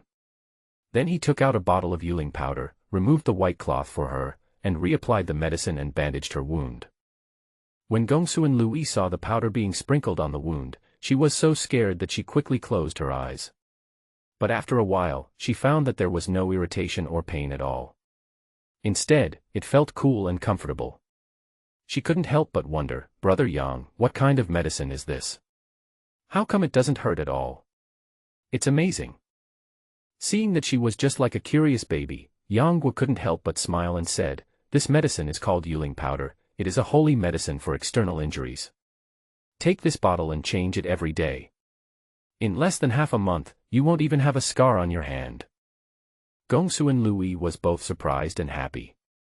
After all, she was a woman, so how could she not care about the scar on her hand, especially in such a conspicuous place? Brother Yang, thank you. She was filled with gratitude, but when she wanted to express it, she didn't know where to start. After struggling for a long time, she could only say these 3 words. Thinking that Yanghua had saved her mother's life and later saved her own life, Gongsuan Lui's gratitude to him was beyond words, so much so that when she saw him carefully reapplying medicine and bandaging her wound, she couldn't help but feel a strange feeling in her heart. 3 days were obviously not enough to clear out all the love flowers in the entire Jiuqing Valley, but fortunately most of them had been cleared away. With Qiu Qianqi's guarantee, Yanghua naturally didn't need to stay here, and he said goodbye to everyone and left today. Brother Yang, I wish you a quick reunion with Miss Long. Gongsuan Lui looked at Yanggua's departing back, feeling sad and praying for him with mixed feelings. During these few days of getting along, she has learned a lot about Yanggua's past. Yanghua did not deliberately conceal the existence of Xiaolongnu. When Gongsuan Lui learned that Yanghua already had a lover, she was naturally heartbroken. But with Qiu Qianqi's guidance, for her, who was new to love between men and women, as long as she could get what she wanted, whether she was unique or not was no longer that important. However, when she saw Yanghua running around for Xiaolongnu, even though she had already let it go, she still felt a little sad. After leaving the unrequited valley, Yang Guo rode the white dragon all night and finally arrived at Xiangyang City 7 days later. However, before he entered the city, he heard the news that Wang, the leader of the beggar gang, had led people to Jiangling, Jingzhou City, to transport food and fodder. Yang Guo thought about it and decided that it didn't matter whether he was looking for Guojing or Huang Rong, so he went straight into the city. However, when he arrived at Guo's mansion, there were many soldiers and beggar gang disciples in the mansion, but there was no sign of Guojing. After searching for another 2 rounds, Yang Guo guessed that Guojing might not be in the city. He might have gone to Jiangling with Huang Rong to escort food and fodder. However, in order to deceive the Mongolian army outside the pass, he lied that Guojing was still in the city. This should be a fabricated plan to deceive the outside world. In fact, Yang Guo didn't know whether Guojing and Huang Rong were in Peach Blossom Island or Xiangyang City. He just instinctively chose the place that was closer to him. If the couple were not in Xiangyang City, he would have to travel thousands of miles to Peach Blossom Island. Since Guojing and Huang Rong were not in Xiangyang City, Yang Guo turned his horse around and headed towards Jingzhou. It took Yang Guo nearly 5 days to reach Jingzhou after chasing closely. After making some inquiries, I learned that the members of the beggar gang had arrived in Jingzhou City 3 days ago and were now staying at the prefect's house. When he was about to rush to the prefect's house, a figure suddenly ran out from the corner in front of him and ran into his arms. Yang Guo subconsciously used his internal energy to resist, but he heard a cry of "ouch," and the man was immediately shocked by his body protecting inner energy and fell to the ground, covering his forehead, tears coming out of his eyes due to the pain. "Feng Mei, Feng Mei." I heard a voice calling from afar, and then I saw a tall, slightly thin, and handsome young man from a wealthy family chasing after me. However, when he saw Yang Guo, his eyes suddenly became fiercer, and he pulled up the innocent and beautiful girl on the ground and asked, "Feng Mei, who is this brat?" The girl wiped away the tears from her eyes and then looked at the other person. She saw that the man in front of her was handsome, much better than the man next to her, with sword-like eyebrows and majestic eyes. He was heroic and yet had the elegance unique to scholars and writers, giving people a sense of unfathomable mystery. Even though she never judged people by appearance, when she saw Yang Guo, she couldn't help but tremble in her heart and her cheeks turned red. "Feng Mei, who is he?" Seeing the girl standing there in a daze, the rich young man couldn't help but ask again, and this time there was a hint of gunpowder in his tone. The girl came back to her senses and said hurriedly, "I don't know him, I just bumped into him accidentally." "Real?" The rich young man looked at the two of them suspiciously. Yang Guo was in a hurry to find Guojing and Huang Rong, so he naturally didn't want to become a victim of the young couple, so he walked past them leading his horse. "Stop. Did I let you go?" The rich young man stood in front of Yang Guo and spoke in a bad tone. Just as Yang Guo was about to speak, he heard the girl shout, "Wan Gui, what are you going to do?" Hearing this name, Yang Guo raised his eyebrows slightly, feeling that it was a little familiar, but for a moment he couldn't figure out who it was. Wan Gui said indignantly, "Feng Mei, this kid bullied you, how can I let him go?" The girl heard this and thought that she was the one who accidentally bumped into the other person because she didn't look at the road. How could she blame others? She immediately said, "He didn't bully me. I accidentally bumped into this young man. Don't be unreasonable." As if she had thought of something, she continued, "You don't let me go see senior brother, is there something wrong with him?" Wan Gui's tone suddenly turned cold and he said, "What could possibly happen to him?" "But you, tomorrow is our wedding day, but you insisted on going to see him today. What's your intention?" When the girl heard his words, her eyes dimmed and her tone became weaker. I just want to see him one last time." I said no. "Do you still want to insist on seeing him?" Wan Gui said gloomily, "If you want to save him, don't go looking for him at this time. If Prefect Ling blames you, don't regret it." When the girl heard this, she immediately said in panic, "I just went to visit him once, how could I offend the prefect?" "Humph, recently Magistrate Ling has been troubled by a group of beggars. If you dare to offend him at this time, your senior brother will never come out again." Wan Gui snorted coldly, and when he was about to go looking for trouble with Yang Guo, he saw that he had already left on a white horse. He could catch up with him now, but it would be beneath his dignity. After thinking about it, he couldn't help but get angry and blame the girl. However, what he didn't know was that even though Yang Guo had gone far away, he heard every word the two men said. It seems that this Ling Jifu is not a good person either. No wonder the beggars' gang arrived in Jingzhou 3 days ago, but have not escorted any food and supplies away yet. It seems that Mongolia and the Jin dynasty have been fighting fiercely recently, and the temporary truce with the Song dynasty has made these officials have evil thoughts again. Yang Guo asked along the way and came straight to the residence of the prefect of Jingzhou. Seeing 2 servants guarding the door, he quickly stepped forward, clasped his fists and said, "2 young men, may I ask if the beggars' sect disciples are in your house?" The 2 saw that Yang Guo was dressed in ordinary clothes. Although he had an extraordinary appearance and temperament, they did not take it seriously. They just asked indifferently, "Who are you?" "I'm Yang Guo. Please inform gang leader Huang in the mansion that an old friend wants to see you," Yang Guo said immediately. However, one of them frowned and snorted coldly, "What gang leader Huang?" "There is a gang leader sure in the mansion, would you like to meet him?" "Shit boss. You 2 are kidding me." Yang Guo frowned. Although he was dissatisfied, he thought that this was the gate of a powerful official. Even the gatekeepers would be a bit arrogant. He did not want to argue with them and said, "I only want to see gang leader Huang. Please pass on the message." "What? Chief Huang, go, don't you know this is the prefect's residence? Get out of here." Seeing that Yang Guo was so ignorant, the 2 of them immediately urged him impatiently. Yang Guo frowned, thinking that with Huang Rong's reputation, if she came to the Ling mansion, everyone would know about it. But looking at the expressions of these 2 servants, it seemed that they really had no idea.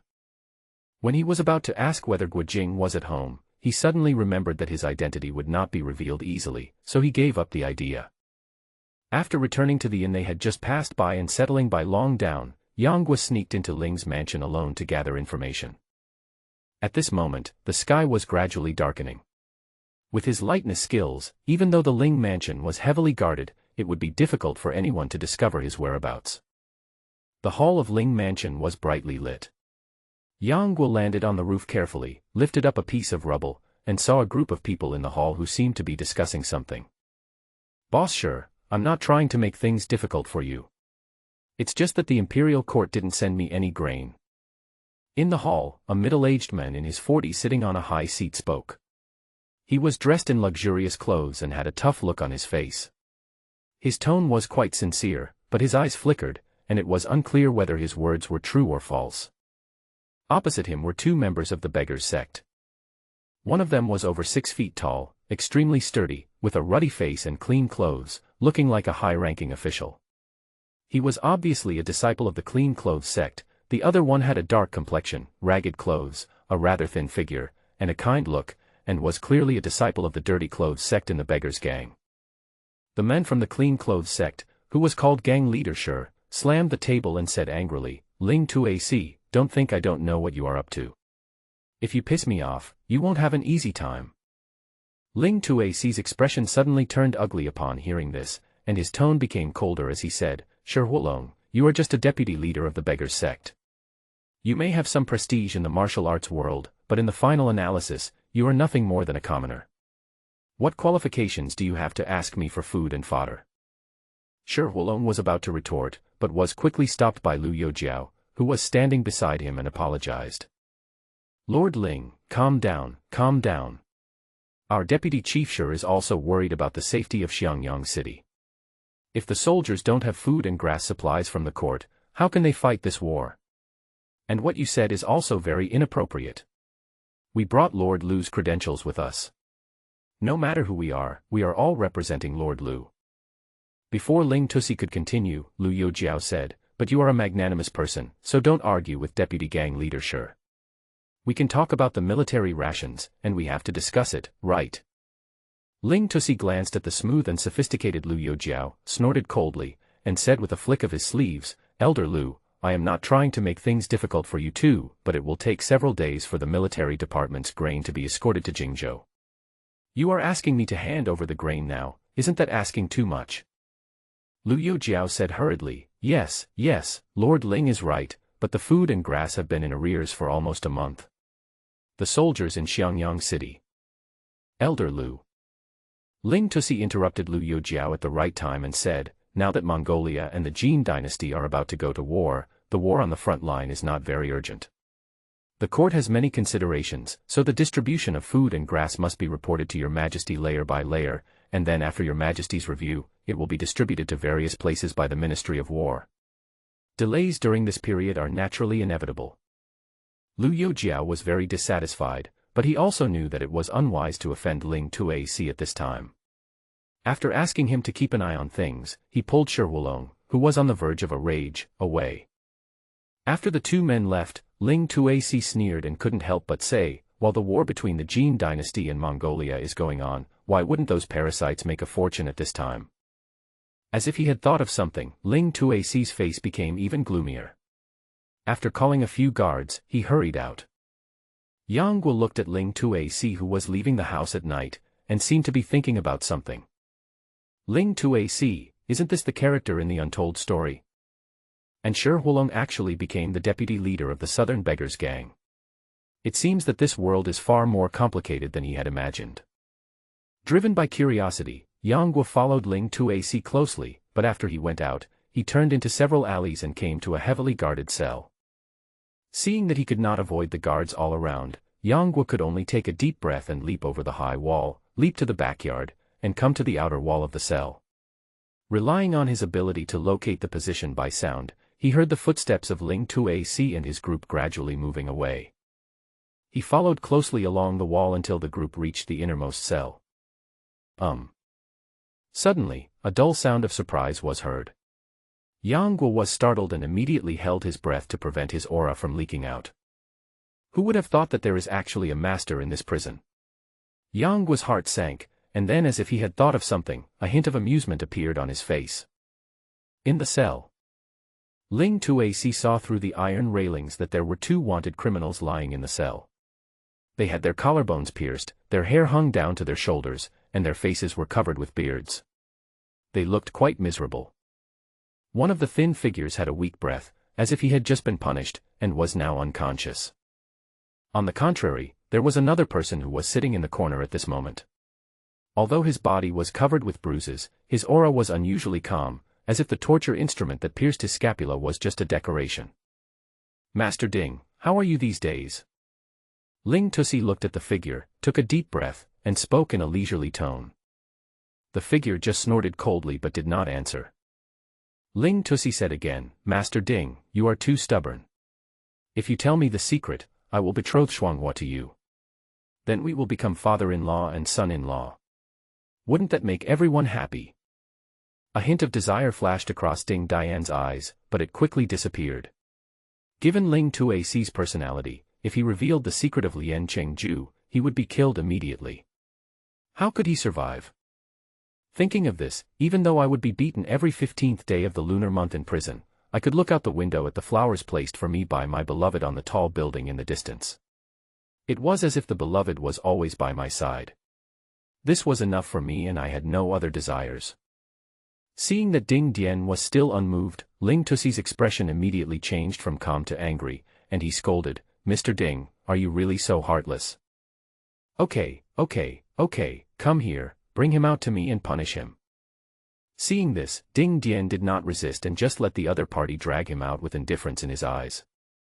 Ling Tuac glanced at the other unconscious men in the cell, and became furious. He pointed at him and said, take him out and beat him too. Yang Guo. Could it be that someone with such an unlucky attribute is Di Yun, the protagonist in the Untold Story? After a while, screams were heard from the prison, which were very shrill. Yang Guo wanted to save the two of them, but after thinking about the current development of the plot, he finally restrained himself and did not take action. Naturally, he felt extremely sympathetic towards Di Yun. After all, he was known as the most miserable male protagonist in Jin Yong's books. The first half of his life was simply a tragedy within a tragedy. He was definitely a miserable male protagonist. If it weren't for the halo of the protagonist, he would have been a character who would not have survived more than one episode in a TV drama. As for Ding Dian, Yang Guo had reason to suspect that he had become mentally ill after being tortured for so many years. After all, if he were a normal person, as long as he had mastered the magical power, he would have broken out of prison long ago, kidnapped his sweetheart, and gone to the ends of the earth to live with her. But he insisted on staying in prison and suffering. This is simply the pinnacle of his masochistic nature. Not to mention that Ling Xuanghua was foolishly filial and dared not disobey his father. If any normal person were here, they would say, "I've already mastered the divine power, why would I care whether your father agrees or not?" At a time like this, what's wrong with being a bandit or a hooligan? Therefore, Yang Guo really didn't understand Ding Dian's train of thought and would rather call him the Great Emperor of Prison. However, the appearance of the two also allowed Yang Guo to have a basic guess about the development of the storyline of Lian Chengju. The two people he ran into on the street today, the man was called Wan Gui, he should be the descendant of 5 cloud hands Wan Jinshan, and Wan Gui called the girl Fang Mei. If his guess was correct, she should be Di Yun's junior sister Qi Fang. Speaking of which, Di Yun and Qi Fang had been childhood sweethearts and were in love with each other. They should have finally gotten married, but Wan Gui interfered, and not only did Di Yun end up in jail, but even his beloved junior sister was deceived into marriage. How tragic it was. However, because of this imprisonment, Di Yun also learned the magical skill Shen Zhao Jing. Although I have the 9 Yang divine art and the small Wuxiang art as my foundation, in terms of internal strength, perhaps only by practicing the 9 Yin manual can I play a certain role. However, the Shen's Heijing is not an ordinary martial art. The internal strength cultivated in it is enough to bring the dead back to life and reconnect the meridians. In terms of the healing effect alone, it is still better than the 9 Yang divine art. I must learn it. Although Yang Guo has the system, the rewards obtained from the system are not fixed.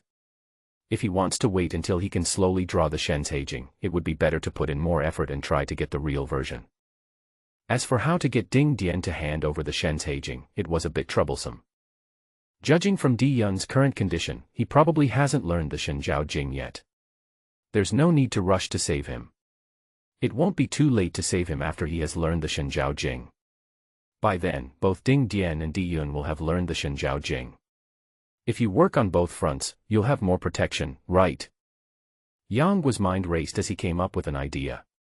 He immediately left the cell, returned to Ling Mansion, and found the residence of Shi Huolong and Lu Youjiao. "I didn't know you were coming to visit me, why don't you show up and see me?" As soon as Yang Guo leaked a little bit of his breath, Shi Huolong noticed it immediately. Lu Youjiao realized it slowly, but when he found out, he saw a handsome young man in cloth clothes with 2 long swords hanging from his waist standing outside the door. Shi Huolong frowned slightly, secretly surprised, wondering if he had misperceived it wrongly, thinking that the person who came was actually a master. "I am Yang Guo, nice to meet gang leader Shi and Elder Lu." Shi Huolong saw that the visitor seemed to have no ill intentions, so he softened his expression and said, "Young Master Yang, I wonder what brings you here so late at night."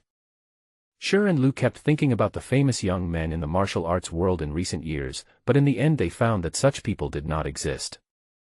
Yang Guo looked at Lu Youjiao and clasped his fists, saying, "You two may not know me, but Xianxi has a close relationship with the beggar sect." Hearing this, Lu Youjiao was suddenly stunned. He found that the other party's eyebrows were full of a strange and familiar feeling. He couldn't remember it for a moment, so he asked hurriedly, "Who is your mother?" "My ancestor's surname was Mu, and his name was Nianci." Lu Youjiao had been with Wang Rong for quite some time. He might have heard of her adoptive father but had never seen him. However, she should be familiar with her late mother Mu Nianci, since she had been the disciple of Hong Qigong for 3 days. Lu Youjiao suddenly remembered, looked at Yang Guo in great surprise and said, "So you are Miss Mu's son. A few years ago, Hero Guo asked me to find out the whereabouts of you and your son. I didn't expect to meet you here. It's great." Yang Guo thought that what Lu Youjiao was talking about must be what happened before Guo Jing and his wife met him, and just smiled slightly. Then, Lu Youjiao noticed something, the joy on his face faded, and he asked, "You just said Miss Mu?" Yang Guo said, "The late mother has long passed away. By the way, I have already met Uncle Guo and Aunt Guo." "So you have already met Hero Guo and gang leader Huang. That's good. Hero Guo has finally fulfilled his wish." Lu Youjiao asked again, "I wonder if young Master Yang has any important business that has brought you here so late at night."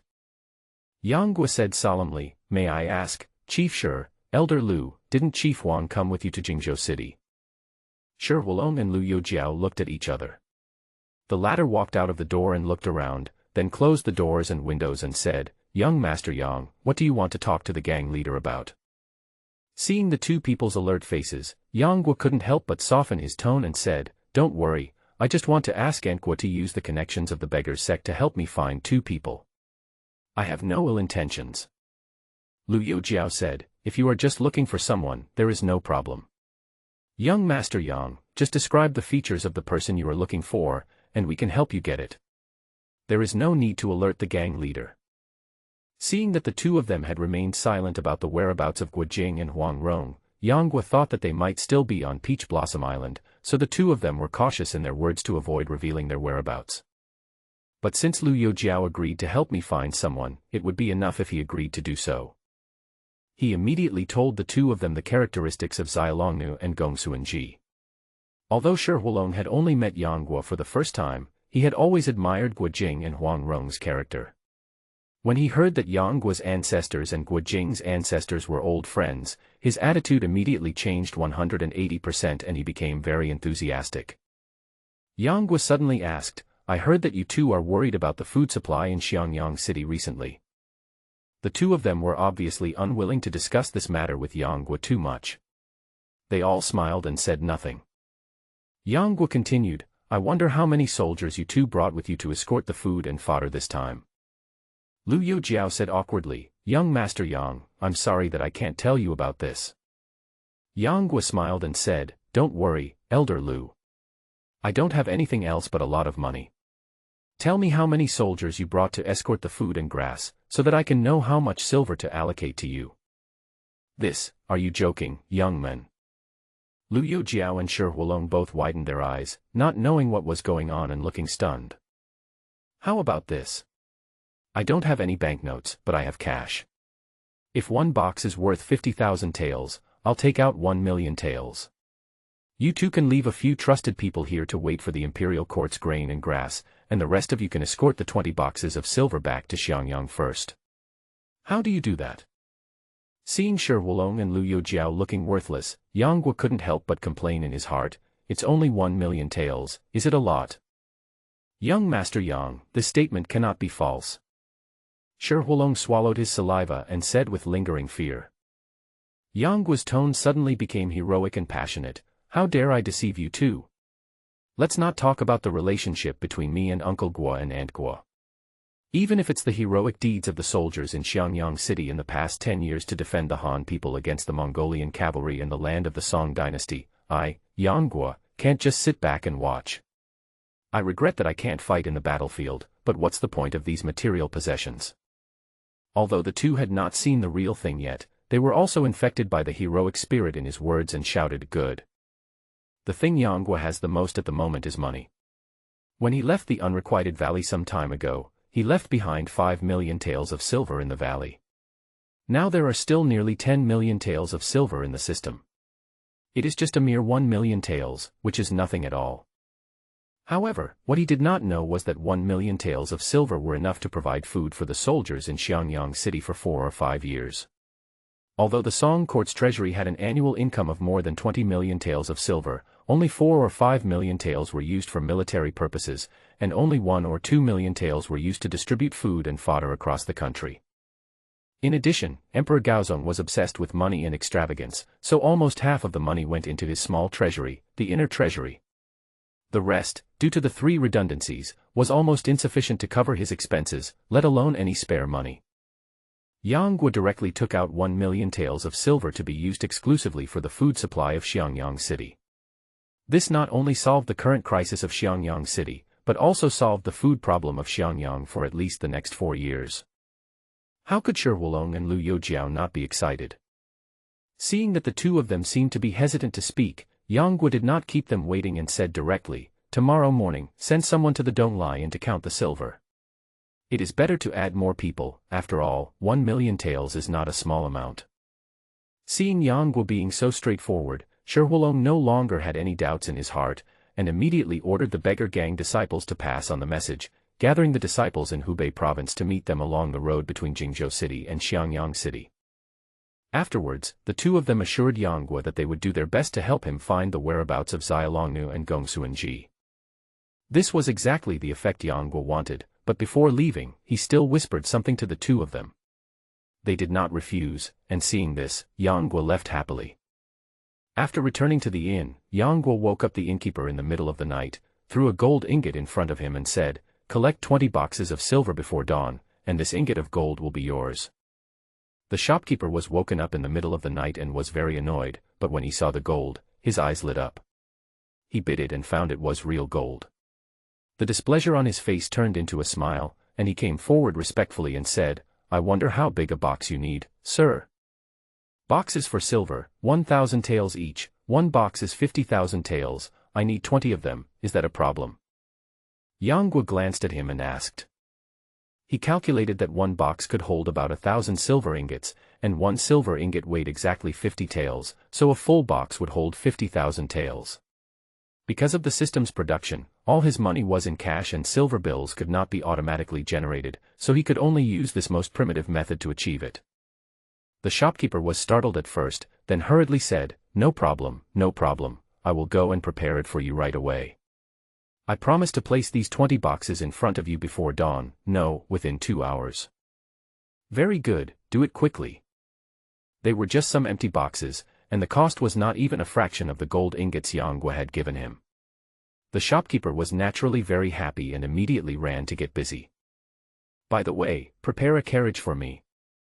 The shopkeeper had not yet walked far when he immediately responded, don't worry, sir. I will do the job for you.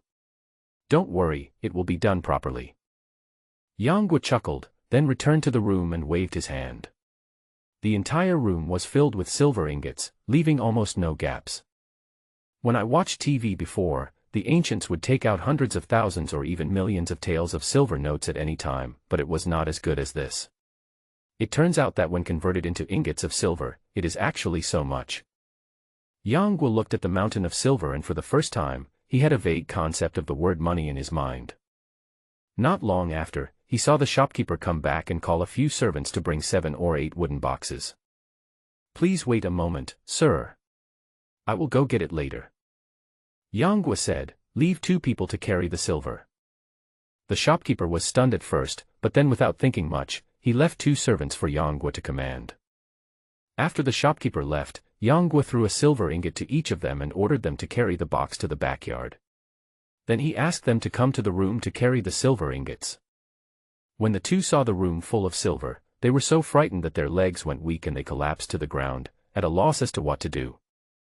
I gave you money, not for you to sit here and do nothing. Yang Guo snorted coldly, and the 2 men woke up immediately, running to the backyard with the silver in their arms trembling. With him personally supervising, he naturally had no fear of these 2 people stealing from the company. Fortunately, there have been few guests in the inn in recent days, so there is no need to worry about disturbing others. Most of the night passed like this, and the shopkeeper called nearly 50 people to help, and finally found 20 boxes. In addition, Yang Guo had to ask a lot of people to move the silver ingots, so there were almost 100 people running back and forth in the inn.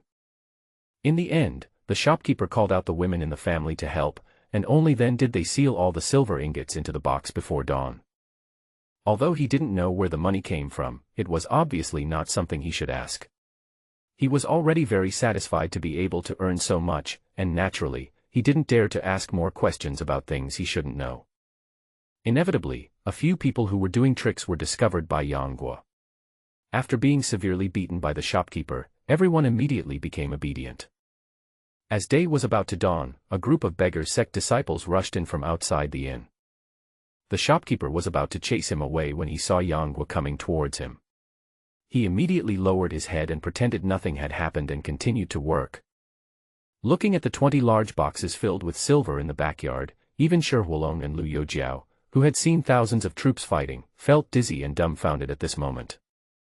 Yang Guo smiled and said, you too, the 1 million taels of silver are all here, you can order someone to transport them away later. After hearing what he said, the 2 of them seemed not to want to stay any longer, and both asked, isn't young Master Yang here supervising? Yang Guo said, I trust your character, but I have other things to do, so I won't stay any longer. He was not very familiar with Shi Huolong, but after a brief contact, he could see that he was a passionate man. As for Lu Youjiao, there was no need to say much. Although his martial arts skills were not that good, his character was absolutely fine and there was no need to doubt it. Seeing Yang Guo bid farewell and leave, Shi Huolong looked at Lu Youjiao with a complicated expression and said, "This young Master Yang is really a remarkable man. It's a pity that I will be going to Linen to set up a branch office, and I can no longer stay with my brothers in Xiangyang to resist the foreign enemies. I don't know when I can see this young Master Yang again and drink with him. No matter how big the world is, we will always meet again." After Lu Youjiao patted Shi Huolong on the shoulder, he said to the disciples behind him, "Everyone, get to work." Good.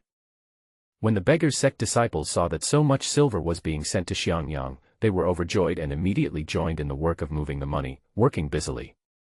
However, on the other side, Yang Guo drove a carriage and came to a large mansion with high walls, red doors, and hanging lanterns and decorations.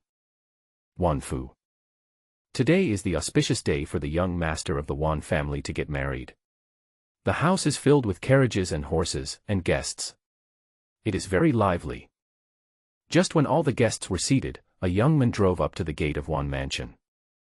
Seeing this, the receptionist outside the door immediately greeted him with a smile and asked, "I wonder if this young master is here to attend the wedding banquet." He saw that the other party was dressed simply, but the carriage was very exquisite, so he did not dare to be negligent. Yang Guo saw his narrow eyes, thin and pointed lips, and a flattering look on his face, and he felt disgusted. He immediately said, "If you like to laugh, laugh for a while. You won't be able to laugh soon." Before the receptionist could understand what was going on, Yang Guo kicked him away and strode towards the entrance hall of the Wan Mansion. There was a sound of joy in the hall. 18 large tables and 36 small tables were set up in the spacious courtyard. The smell of wine and meat filled the air. A square-colored lantern is hung in the middle of the main room, with 4 patterns painted on the 4 sides respectively: Harmonious Love of Luan and Phoenix, Guanyin Delivering a Child, Top Scholar in the Imperial Examination, and Happy Family. On the incense table is a pair of huge red candles, which is very festive. At this moment, Wan Gui, dressed in a crimson brocade robe, and Qi Fang, dressed as a bride with a red veil, stood in the wedding hall. All I heard was the person who was celebrating the ceremony shouting, "Perform the temple ceremony, the bride and groom should kneel before the incense table." In the wedding hall, a burly old man sat high up on a seat, smiling as he looked at the 2 newlyweds who were about to bow down. This man was none other than Wan Jinshan, nicknamed 5 Cloud Hands. "Wait." Suddenly, a loud voice sounded from outside the hall. Everyone felt that although the voice was a little immature, it was full of energy, and they couldn't help but be secretly surprised.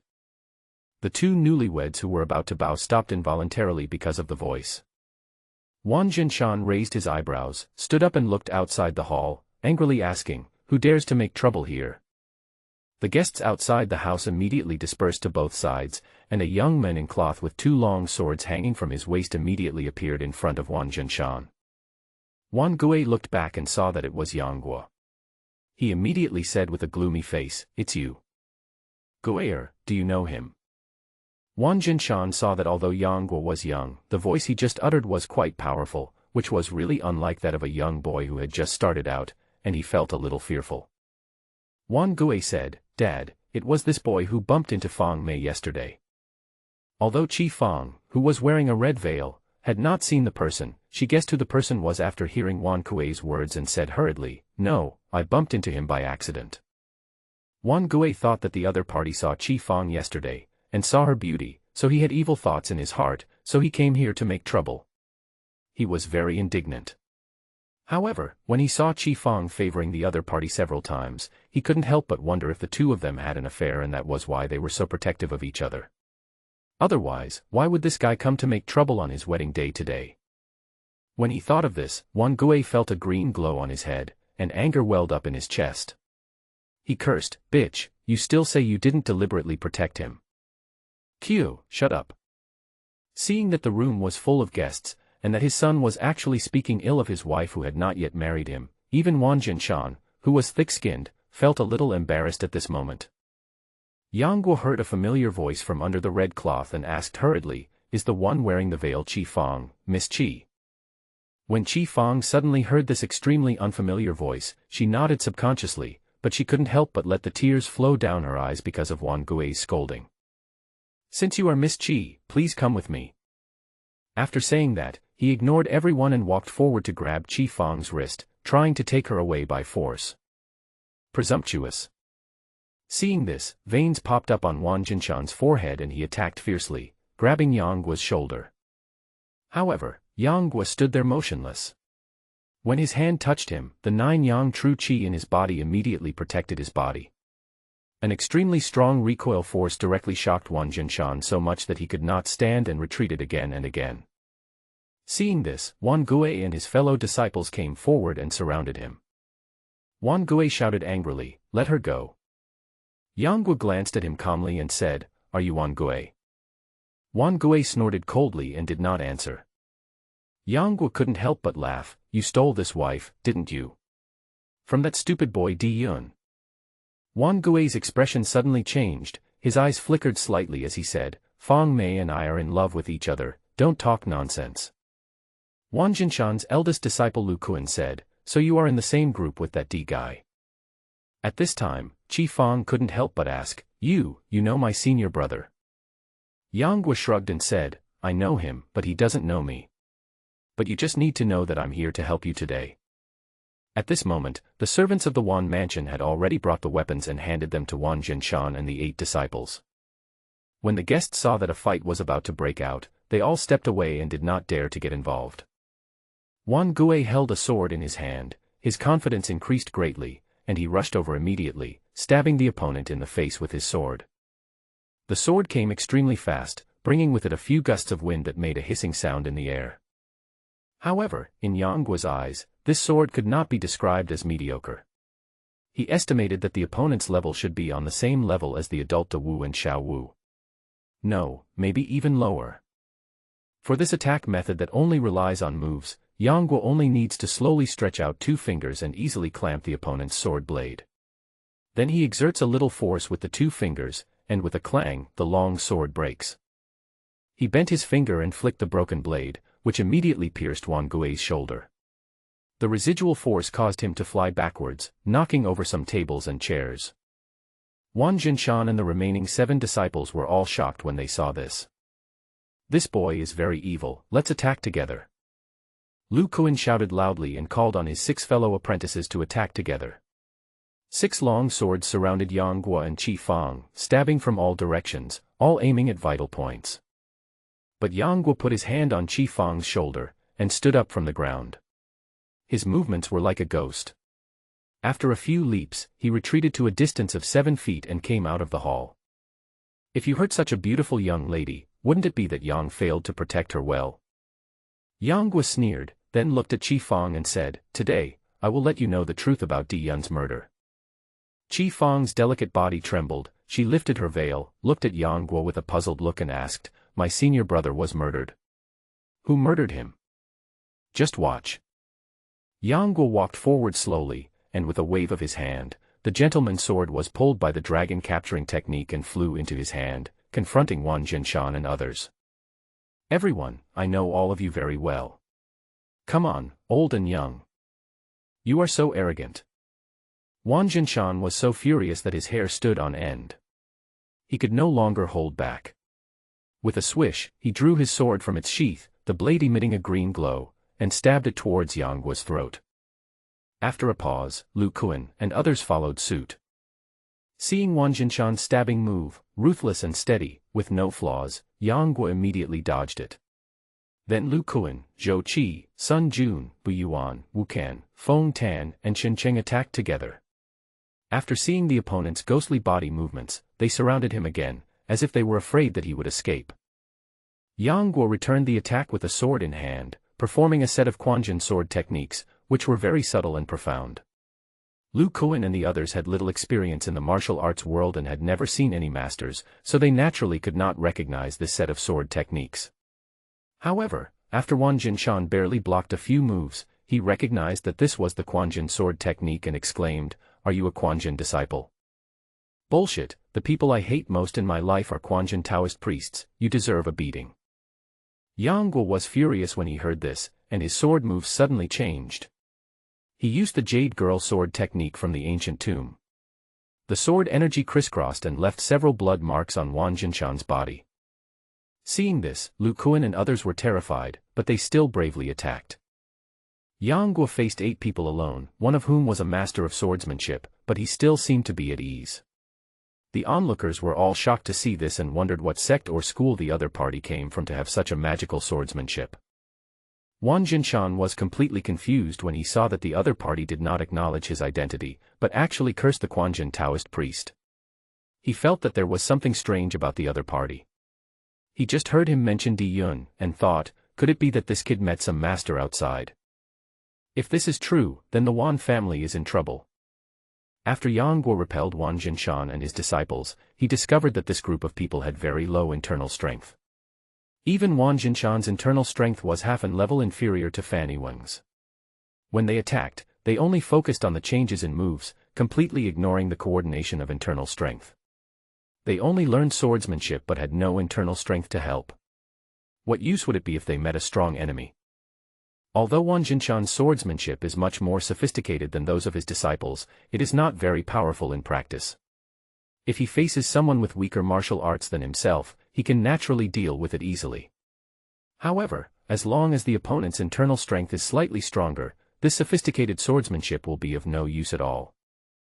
And speaking of superb swordsmanship, in Yang Guo's eyes, the master Wang Jinshan's swordsmanship was not necessarily much better than his disciples. It was only because of his experience in battle that he was able to avoid dangerous moves time and time again. How could Mei Niansheng, a famous figure in the Jiangnan martial arts world, who was known as the Iron-Boned and Ink-Eyed, teach his eldest disciple such an unorthodox sword technique? The more Yang Guo thought about it, the more puzzled he felt. Seeing that Lu Kuan and the others were rushing towards him without knowing the danger, he immediately swept his sword across. The powerful true energy attached to the gentleman's sword just barely touched the weapons of the few people and shattered them into pieces. A hidden force went straight from the hilt of the sword to their chest and abdomen. The 7 people vomited blood at the same time and flew backwards. Yang Guo frowned, raised his sword, pointed it at Wang Jinshan and said, "Old men, is this all you have?" Wang Jinshan was dumbfounded, thinking that these were all his master taught him. Don't insult people like this.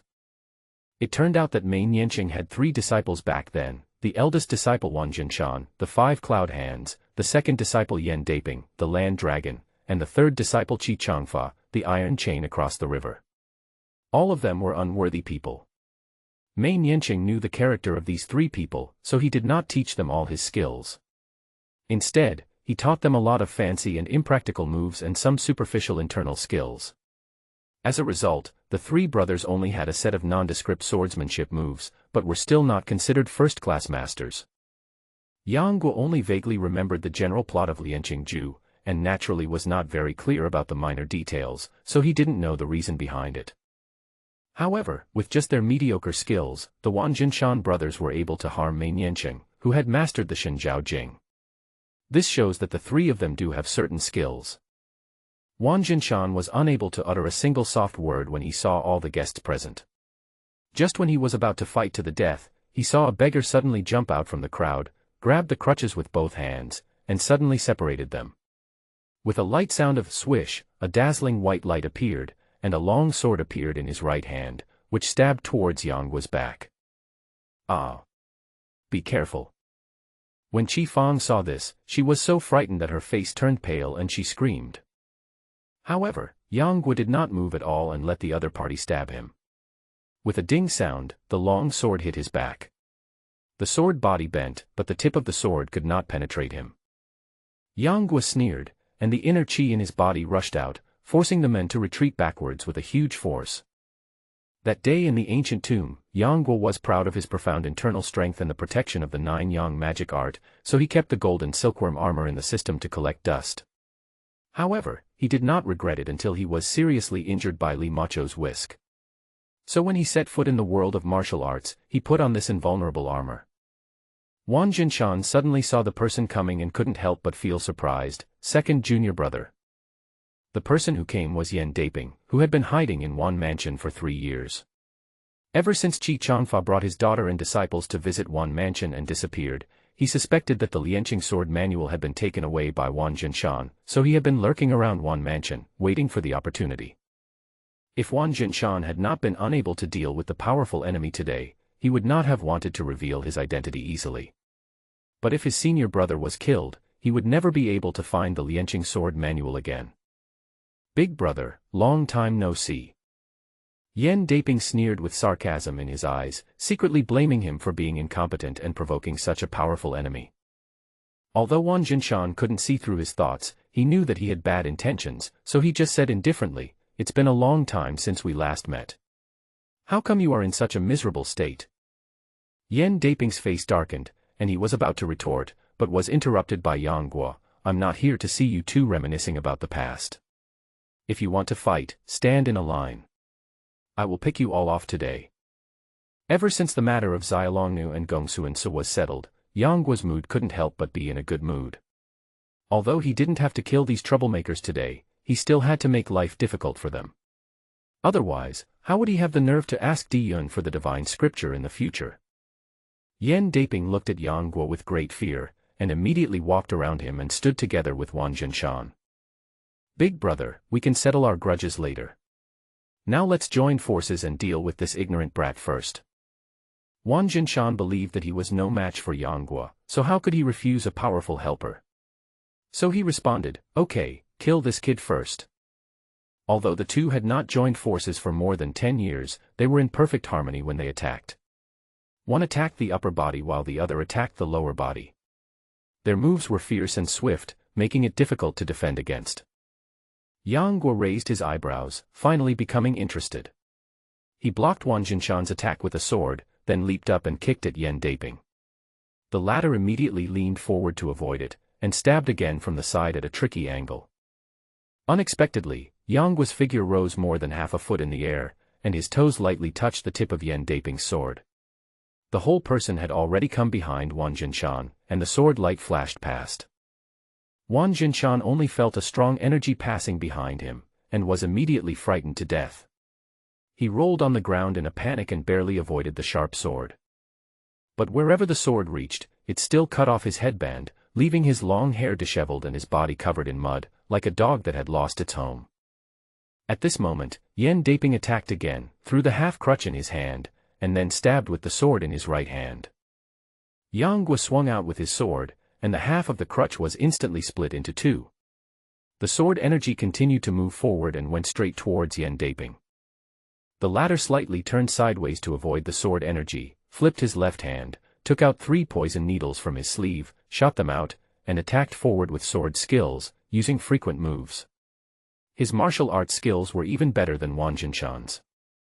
Yang Guo saw the 3 poison needles shooting towards his eyes and throat, so he did not dare to be careless.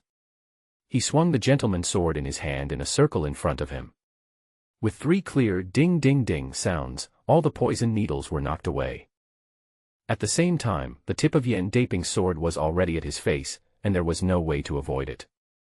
In an instant, Yang Guo put his index and middle fingers of his left hand together, and a stream of invisible energy gushed out from his fingertips and hit Yan Daping on the shoulder. The latter groaned and flew backwards as if he had been hit hard.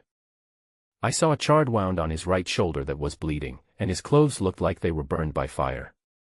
Yan Daping's eyes widened, and he said in disbelief, "The formless robbery finger." Yang Guo's expression remained unchanged and he did not open his mouth to answer. However, what Yan Daping said was correct. What he displayed was the Wuxiang Jieji, one of the 72 Shaolin unique skills, which was also the only finger technique he knew. Ever since the battle at Mount Zhongnan that year, Yang Guo seldom used the 72 Shaolin unique skills. After all, each skill required corresponding Buddhist teachings to resolve the hostility in the martial arts. Although he could activate them with the Shao Wuxiang Gong, the disadvantages therein were still unable to be resolved. What's more, Shao Wuxiang Gong is a magical skill of Taoism. If it is used to promote Buddhist martial arts, it is inevitable that it will not be fully realized. If it ends up hurting oneself like Jimozi, it would be a loss. This time he tried out the power of the formless tribulation finger and was shocked by the strength and brutality of this finger technique. Seeing Yan Daping being seriously injured by Yang Guo, Wang Jinshan stood there in a daze, holding his sword in his hand and standing aside with a sullen look, not daring to even breathe. Yang Guo glanced at the Wan clan disciple who had fallen to the ground in grief and asked loudly, "Who is Wu Can?" Seeing his extraordinary power, all the Wan family disciples were terrified. When they heard him ask, they couldn't help but look at the beast in human clothing with shifty eyes. Yang Guo followed the gaze of the crowd, walked up to Wu Can, and slapped him on the chest. Just when Wu Can thought he would be killed by Yang Guo's palm, he found a powerful true energy entering his body, and the pain in his body was instantly reduced by half. Thank you very much, senior, thank you very much, hero. He didn't know what the other party meant, but he still thanked him in a fake manner. Yang Guo sneered, don't be in a hurry to thank me, get up and chop off all the fingers on their right hands. What? Wu Can couldn't believe his ears. He just felt that this plot seemed familiar. How could he not be familiar with it? Wasn't it him and Wan Gui who conspired to frame and ambush Di Yun, cutting off the 5 fingers of the other party's right hand? And Yang Guo was naturally very clear about this part of the plot. Because there are few protagonists in Jin Yong's novels who are both physically and mentally disabled. He himself is one of them, and Di Yun is also one of them. Perhaps because of sympathy or heroic sentiment in his heart, he felt very sympathetic towards Di Yun's situation. Even though his ultimate goal was to obtain the divine scripture, he was still trying his best to help Di Yun, such as winning back the little apprentice sister he loved all his life. Qi Fang is one of them, and the revenge for the severed finger is another one. Seeing Wu Can shaking his head like a rattle and refusing to make a move no matter what, Yang Guo said nothing and slashed with his sword. Wu Can let out a scream and everyone exclaimed in surprise. They saw Wu Can's left arm thrown high in the air, blood splattered 5 feet away, and a broken arm fell to the ground. Looking at Wu Can rolling on the ground in pain with snot and tears all over his face, Yang Guo's eyes did not have a trace of sympathy, only indifference. I'll give you one more chance, either die or do as I say. Wu Can was in excruciating pain, and when he heard Yang Guo's words, he felt a chill all over his body. He looked at him in horror, and saw that his eyes were cold and he didn't seem to be fake at all. He was so shocked that he wanted to faint. But he knew that if he hesitated for even a moment, the other party would definitely kill him without hesitation, so he tremblingly picked up the sword on the ground and climbed up. When Lu Kuan, Zhou Qi, and Sun Jun saw this, they were all frightened out of their wits. Lu Kuan shouted, Wu Can, how dare you? Wu Can, who was originally feeling somewhat nervous and fearful, had a fierce look in his eyes when he heard Lu Kuan's words, and he immediately walked towards him. Then, under Lu Kuan's incredulous gaze, Wu Can raised his sword and swung it down. With a scream, Lu Kuan's entire palm was cut off. Yang Guo sneered and said, very good, there are still 6 left, keep going. 6. Wan Gui, who was lying half-dead on the ground in the distance, was frightened when he heard the news. He quickly got up from the ground and ran to the backyard. Yang Guo moved and appeared in front of Wan Gui in an instant like a ghost. Wan Gui felt a black shadow flash before his eyes, and then he was kicked away by the other party and fell in front of Wu Can. Wu Can was determined and was about to strike with his sword when Yang Guo glanced at Wan Jinshan, who was standing aside unmoved, and said, keep this man for now. Wu Can immediately stopped, a trace of resentment flashed in his eyes, and he walked towards Zhou Qi. As several screams were heard, the right palms of Sun Jun, Bu Yuan, Feng Tan, Shen Cheng were all chopped off by Wu Can. At this moment, Wu Can finally remembered why the other party asked him to cut off the right hands of his fellow disciples. Di Yun, it must be because of Di Yun, it must be because of Di Yun.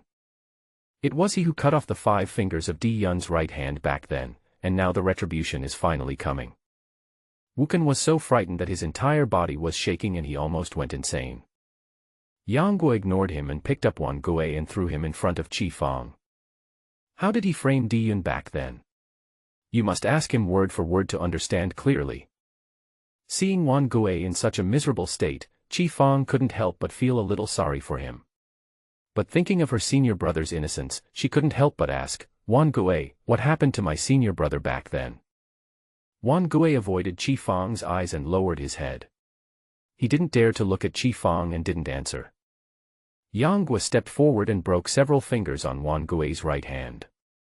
He snorted coldly, someone is asking you a question, why are you so rude? Wan Gui screamed in pain, tears streaming down his face, and struggled hard, but to no avail. When Wan Jinshan saw his son being abused in this way, a cold light flashed in his eyes and his hand holding the sword tightened again and again, but he still did not have the courage to attack. He may be a father, but in his eyes, his own interests always come first. Wan Kuei had witnessed Yangguo's cruelty, and in pain, he told him everything that had happened. By now, he knew that there was no possibility for him and Qi Fang to be together anymore, and he no longer had any other illusions. He just wanted to tell the truth and keep his life. When Qi Fang heard that Tao Hong had framed Di Yun deliberately under Wan Kuei's instructions, her body trembled and she almost lost her balance. Tears welled up in her eyes uncontrollably, and she felt extremely remorseful.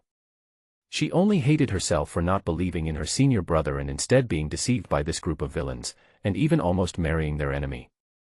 When Qi Fang thought of Di Yun, she felt sad, aggrieved, and pity. Amidst the sadness and desolation, she suddenly felt a bitter sweetness. The one she deeply loved in her heart was always Di Yun, even though he changed his heart in the face of danger, even though he was shameless and despicable, even though he had thousands of faults and was extremely unfaithful, but he, still him, was the one Qi Fang missed when she sighed and shed tears. Now that she finally knew the truth, she could no longer suppress the longing she had for him for the past 3 years. Even if she had to be cut into pieces, she would do anything to get him out of prison. Yang Guo took in Qi Fang's expression, then picked up Wan Kuei, threw him to Wu Ken and said, "Kill him." The 3 cold words hit Wan Kuei like a biting cold wind. With bloodshot eyes, he looked at Wan Jinshan and said, "Dad, save me, save me." Wu Ken shook the sword in his hand, looked at Wan Jinshan tremblingly, and then looked at Yang Guo. Wan Jinshan was furious and said, "Wu Ken, if you dare to kill my son, I will kill you." He didn't dare to provoke Yang Guo, so he could only force Wu Ken in this way. As for Wu Ken's life or death, he didn't care at all. Yang Guo looked down on him and sneered, "Kill him and you will live." Wu Ken's whole body was shaking with fear. On one side was his ruthless master, and on the other side was a complete demon.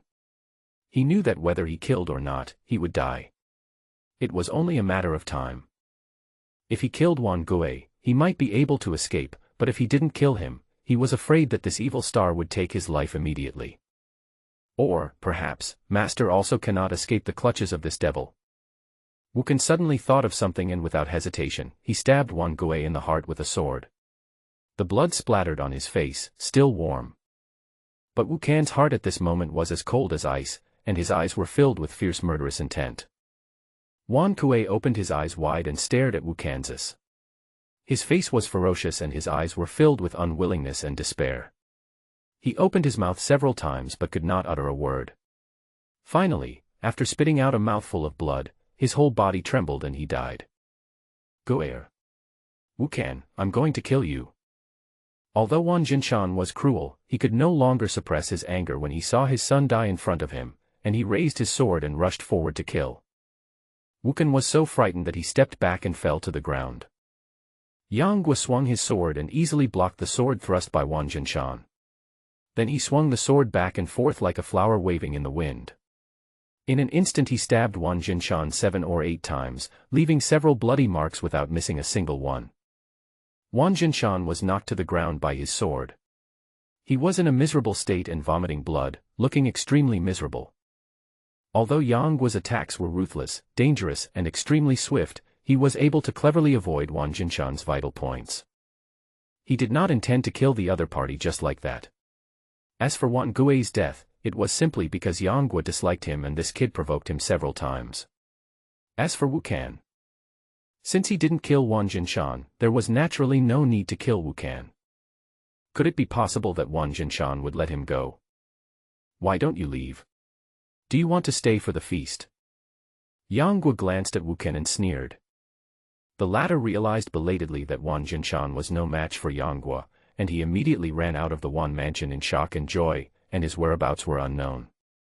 Seeing that his goal had been achieved, Yang Guo looked at Qi Fang. "Miss Qi, now that you understand the whole story, please follow me." Qi Fang came back to her senses from her thoughts about Di Yun, nodded slightly and said, "Thank you very much, benefactor, for clearing the injustice for my senior brother Di." Yang Guo waved his hand and said, "It's okay, I just help those who are in justice." Just as the two were about to leave, 2 figures suddenly squeezed out from the crowd outside the Wan mansion. "Make way, make way." Some of the guests who were pushed from behind immediately showed displeasure on their faces, but when they heard the clear, tender and pleasant sound, most of their dissatisfaction was wiped away. I saw a pretty and charming girl in a green dress coming out. Eh? Wasn't it supposed to be a happy occasion? Why are you all lying on the ground? The girl looked to be about 17 or 18 years old, but when she saw the bloody scene all over the ground, she was not afraid at all. Everyone was amazed when they saw this. Behind the girl, a handsome young man with delicate features and wearing a light yellow robe squeezed out from the crowd. When he saw the tragic scene, he pulled the girl in front of him back a few steps and said in a cautious voice, "Senior sister, let's go out and wait for master and the others first." There was an obvious look of fear and terror on the face of this handsome young man. Unexpectedly, the girl was very brave. She put her hands on her hips and said, "What are you afraid of? We are just here to watch the fun. We are not going to cause any trouble.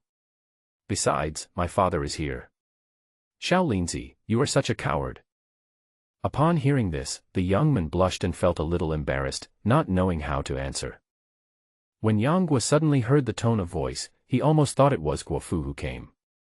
However, when he saw her appearance, he found that this woman was very different from Guo Fu. Although he disliked Guo Fu and even had an unresolved grudge with her, he had to admit that her appearance was indeed rare in the world. Although not as good as Xia Longnu, she was still better than the girl in green. Seeing that it was not Guo Fu, he was about to leave, but he heard Yan Daping, who was lying on the ground, looking at the girl and said casually, "The little girl doesn't know her limits. She got beaten outside. Is it any use going home to find her parents? I'm afraid she might even lose her life." Seeing the handsome man and beautiful woman each holding a weapon in their hands, and hearing the girls boasting, he wondered if they were the disciple of some great master, so he spoke to test her. The young girl also looked inexperienced. Seeing that the old beggar looked down on her, she blurted out, "You beggar, do you think I'm bragging? If you dare to talk nonsense again, I, the Huashan sect, will not be offended." Huashan sect. Wang Jinshan and Yan Daping looked at each other, and a hint of cunning flashed in their eyes at the same time.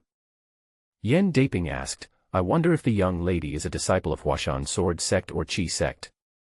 Seeing that he also knew about the Huashan sword and Qi sects, Yu Lingshan couldn't help but feel very interested. "My father is known as the gentleman sword in the martial arts world. Can you guess who he is?"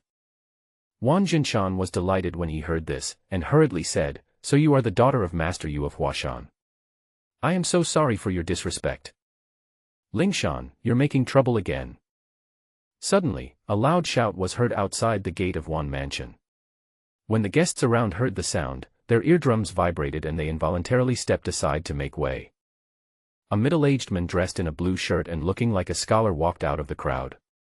But when you see the 5 long strands of beard under his chin, his unrestrained look, his profound and majestic bearing, and the demeanor of a master, you can't help but admire him. Behind him, there were several disciples following. When Yang Guo saw the person coming, he couldn't help but pause. Yang Guo naturally heard the conversation between Yan Daping, Wang Jinshan, and Yu Lingshan just now, so he immediately guessed their identities. Is this person the hypocrite Yu Buchuan? Yang Guo glanced at Yu Buchuan who was coming towards him, then glanced at Lin Pingji, and his eyes couldn't help but become subtle. He is not a kind-hearted man with compassion for the world, but looking through Jin's books, there are few characters who can arouse the reader's sympathy, even as a bystander. Apart from the male protagonist Di Yun, Lin Pingji is undoubtedly one of them. Judging from his experience, he is indeed one of the characters with the most tragic fate and the strongest will in Jin Yong's books. He should not have gone astray, but was forced into a dead end by the people around him. All kinds of calculations and conspiracies followed one after another. If it were someone else, he would have had a mental breakdown and fended for himself. Lin Pingji met almost all the previous conditions to be the protagonist, but he was not the protagonist. Therefore, under various setbacks and blows, he created his final tragic fate. After Yang Guo reviewed Lin Pingji's life in his mind, he couldn't help but sigh, "When did I become so compassionate? Do you think of seeking justice for others when you encounter injustice?" He thought he was not a nosy person, but it seemed like fate was playing a joke on him. Everyone he met seemed to be guiding him to do something. Of course, he didn't have to pay attention to Lin Pingji's appearance, but after the incident with the Wan family, he suddenly found that this kind of behavior of standing from a god's perspective and breaking all the rules was also quite interesting. Since the world is already chaotic enough, why don't I make it more chaotic? With this idea in mind, Yang Guo did not leave in a hurry, but wanted to see what the two old men, Wang Jinshan and Yan Daping, were planning. Dad, I'm not kidding. When Yu Lingshan saw the people from Huashan sect arriving, she immediately came to Yu Buchuan like a butterfly and pouted with dissatisfaction. Yu Buchuan glared at her, then stayed on Lin Pingji for a few more seconds. After seeing that he was fine, he looked at the two people on the ground. Wang Jinshan struggled to stand up from the ground, then he bowed to Yu Buchuan and said, "Excuse me, are you the headmaster of Huashan sect?" Yu Buchuan raised his eyebrows. Hearing him call himself the head of Huashan sect without mentioning the word Qi sect, he couldn't help but feel a little pleased and asked, "May I know who you are?" "I am Wang Jinshan, honored to meet sect leader Yu." Yu Buchuan nodded slightly, clasped his fists politely and said, "So you are the old hero, one of the 5 cloud hands. My apologies." It turned out that after Yu Buchuan accepted Lin Pingji as his disciple in Fuzhou, he went to Hengshan City to attend Lu Xingfeng's retirement banquet. Unexpectedly, a series of misfortunes occurred. Lu Xingfeng had a friendship with Chu Yang, an elder of the Sun and Moon sect. He was slandered by Fei Bin of the Songshan sect with the 5 Mountains Alliance flag, and his entire family was killed. Later, Yu Buchuan found Ling Huchong. Not wanting to get involved in any more trouble, he returned to Huashan with his disciples and the new disciple Lin Pingji. The group traveled north from Fujian, and when they passed through Jingzhou, they heard that the Wan mansion here was holding a wedding banquet. Wang Jinshan's title of 5 cloud hands was quite prestigious in Azhou, so they thought of paying a visit. Unexpectedly, as soon as they entered the door, they found this scene. Wang Jinshan didn't know Yu Buchuan's intention, but he thought that since everyone in the martial arts world called him Gentleman Sword, he must be a gentleman without a doubt, so he burst into tears and said, "I have heard of the name of Master Yu's Gentleman Sword. Master Yu, please help me make the decision." As he said this, he seemed to be about to kneel down. Yu Buchuan immediately reached out to support him and asked what had happened. Wang Jinshan refused to talk about the whole story, and only said that Yang Guo suddenly came to his mansion to snatch his bride. Not only did he beat him, but he also brutally killed his only son and cut off the hands of a group of disciples. His behavior was even worse than that of the demon cult, and it was truly outrageous. Upon hearing this, Yu Buchuan was also shocked. Then he looked at the miserable condition of Lu Kuan and his group, and suddenly he didn't know what to say. He glanced at Yang Guo and frowned when he saw that he was just a teenager. He did not think that he was no match for his opponent, but how could a young boy like him have such martial arts skills that he could beat Wang Jinshan, the 5 cloud hand, to beg for mercy and help? In this case, there is no guarantee that the other party does not have a master's inheritance behind him. He just happened to be there and came to join in the fun and make some good friends, but he had no intention of getting involved in unnecessary disputes. But Wang Jinshan asked for help from me in front of so many people. If I didn't agree, wouldn't it be detrimental to the reputation of my gentleman's sword if it got out? After thinking it over again and again, Yu Buchuan said, "Don't worry, Mr. Wan. As long as I am here today, I will never let anyone hurt you again." Wang Jinshan was stunned when he heard this. "I thought to myself, I asked you to kill this guy, not to be my bodyguard. Master Yu, why don't you?" Yu Buchuan did not wait for Wang Jinshan to continue speaking. He turned around and looked at Yang Guo and said, "In broad daylight, you have committed such evil deeds, what exactly do you want to do?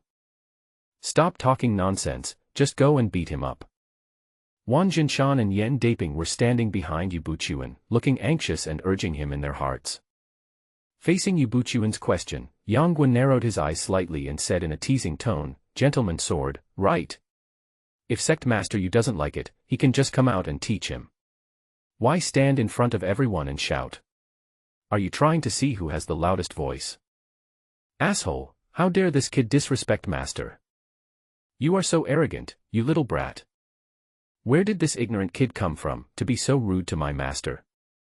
A cold light flashed in Yu Buchuan's eyes, but before he could utter a word, the disciples behind him could not help but start scolding him. Yang Guo looked at the disciples behind Yu Buchuan and asked loudly, his voice immediately drowning out their insults, "I wonder if Ling Huchong, young Master Ling Hu, is here." As soon as he finished speaking, a pale, sickly-looking man with a rectangular face, sword-like eyebrows, and thin lips stood out from the crowd. He stared at Yang Guo with an unfriendly look and said, "I am Ling Huchong. I wonder if you have any advice for me." Yang Guo took in his expression and said indifferently, "My name is Yang Guo. I have heard of young hero Ling Hu and I want to make friends with him." Ling Huchong snorted coldly, "You insulted my teacher. I, Ling Huchong, feel I am not worthy of you and will never make friends with a wicked person like you." As he said this, he glanced at the injured people from the Wan family scattered all over the ground, and his meaning was self-evident. Yang Guo knew that although Ling Huchong was unruly by nature, he was actually a very filial person who respected his teacher. He did not get angry with him, but continued, "It seems that young hero Ling Hu has not yet seen through the essence of good and evil in the world. If that is the case, I will not force you." After that, he turned his gaze back to Yu Buchuan and said, "Master Yu, Wan Laogo has asked you for help, will you help or not?" Before Yu Buchuan could reply, Ling Huchong, despite the pain in his body, drew his sword and said, "How can my master deal with you? Take it." Seeing the long sword in Ling Huchong's hand tremble, it immediately turned into several sword shadows stabbing at him, making people dazzled. Yang Guo looked calm, flicked his left hand, took off the scabbard from his waist, and threw it with his backhand. With a swish, the long sword in Ling Huchong's hand returned to the scabbard. He only felt a huge force coming from the scabbard, which made his 5 fingers numb. He could not hold on any longer, and the sword and scabbard hit his chest. The whole person retreated several steps backward. But Yang Guo just made a move and the sword returned to his hand. He bent his arm and the sword flew out of the sheath and stuck in front of Ling Huchong. With this move, he had already brought the dragon capturing technique to its extreme, which was considered a divine skill in the eyes of others. Even Yu Buchuan could not help but be amazed and felt greatly frustrated when he saw it. "Young Master Ling Hu, you are not my opponent right now. I will fight you again someday." Seeing Ling Huchong's frustrated look, Yang Guo did not attack him. Instead, he looked at Yu Buchuan and said, "Master Yu, can you teach me a few moves?" Although he looked down on Yu Buchuan, the other party's martial arts skills should not be underestimated. Yang Guo also wanted to test his own strengths to see how much he was inferior to these famous leaders in the martial arts world, and how much he was superior. Yu Buchuan's face darkened slightly, but he still stepped forward, cupped his hands and said, "Forgive me for my poor eyesight, but I wonder who your master is." Hearing this, Yang Guo looked dazed for a moment and said, "I am a disciple of the ancient tomb sect. But I was thinking in my heart, Aunt, if you heard Guo's name, would you come to find me?" As soon as Yang Guo said this, everyone present looked confused. Obviously they had never heard of the name of the ancient tomb sect. Yu Buchuan also didn't think that he would make up a sect to deceive himself.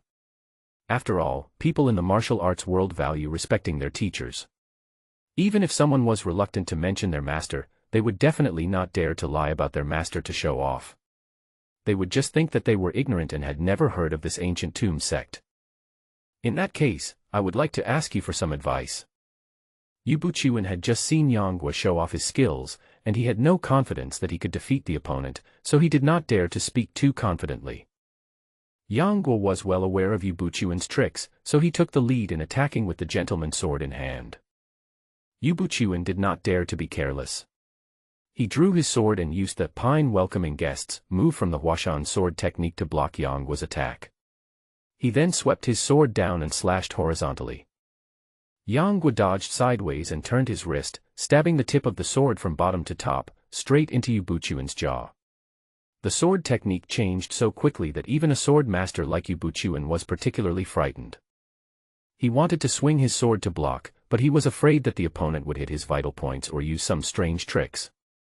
He did not dare to leave his throat open, so he had to retreat 3 steps and use the Phoenix Comes move to stab the opponent back. Yang Guo couldn't help but sneer when he saw Yu Buchuan being so cautious, and switched his swordsmanship back and forth between the Jade Maiden sword of the ancient tomb school and the Quanjin swordsmanship. Yu Buchuan fought with him for more than 10 moves and felt that the opponent's swordsmanship was strange and changeable. With his vision, how could he not see that Yang Guo was using 2 kinds of swordsmanship, but these 2 sets of swordsmanship seemed to be 2 completely opposite restrained moves, which made it difficult to grasp. Although I was defending against this move, the opponent's next move was similar but completely opposite, making it difficult for me to cope. Yang Guo also felt wary. Although Yu Buqian was the head of the Huashan Qi sect, his swordsmanship was truly extraordinary. The Huashan swordsmanship he used was comparable to the Quanjin swordsmanship, but the Jade Girl swordsmanship was no better. Victory lies in a clever word and sufficient defense. If you want to win, you have to face more than 1,000 moves. Of course, if Xiaolongnu was here and the two of them used the Jade Girl Su Xin sword technique and combined their swords, they would be able to easily defeat Yu Buqian. There is no doubt about this. In fact, Yu Buqian was even more shocked than Yang Guo. He was good at internal martial arts, but he never neglected his swordsmanship. After all, how could the Five Mountain Sword sect and the Huashan sect abandon the sword? What about specializing in internal strength? Therefore, in terms of swordsmanship, Yu Buqian believed that he was no weaker than anyone in the Five Mountain Sword sect. Even if someone from the sword sect came, they might not be able to defeat him in this way. Huashan Mountain has been famous for its wonders and dangers since ancient times. The sword spirit of Huashan swordsmanship is derived from the words strange and dangerous of Mount Hua, the western peak. The infinite scenery of Mount Hua is also reflected in these two words. Strangeness and danger often go hand in hand with beauty, therefore, Huashan swordsmanship is strange, majestic, and unrivaled, with every move revealing the mood of seeking victory in the face of danger. On the other hand, although the Quanjin sword technique has subtle and mysterious changes, its purpose is to win in a stable manner. Compared with the strange and dangerous intentions of the Huashan sword technique, it is less flexible.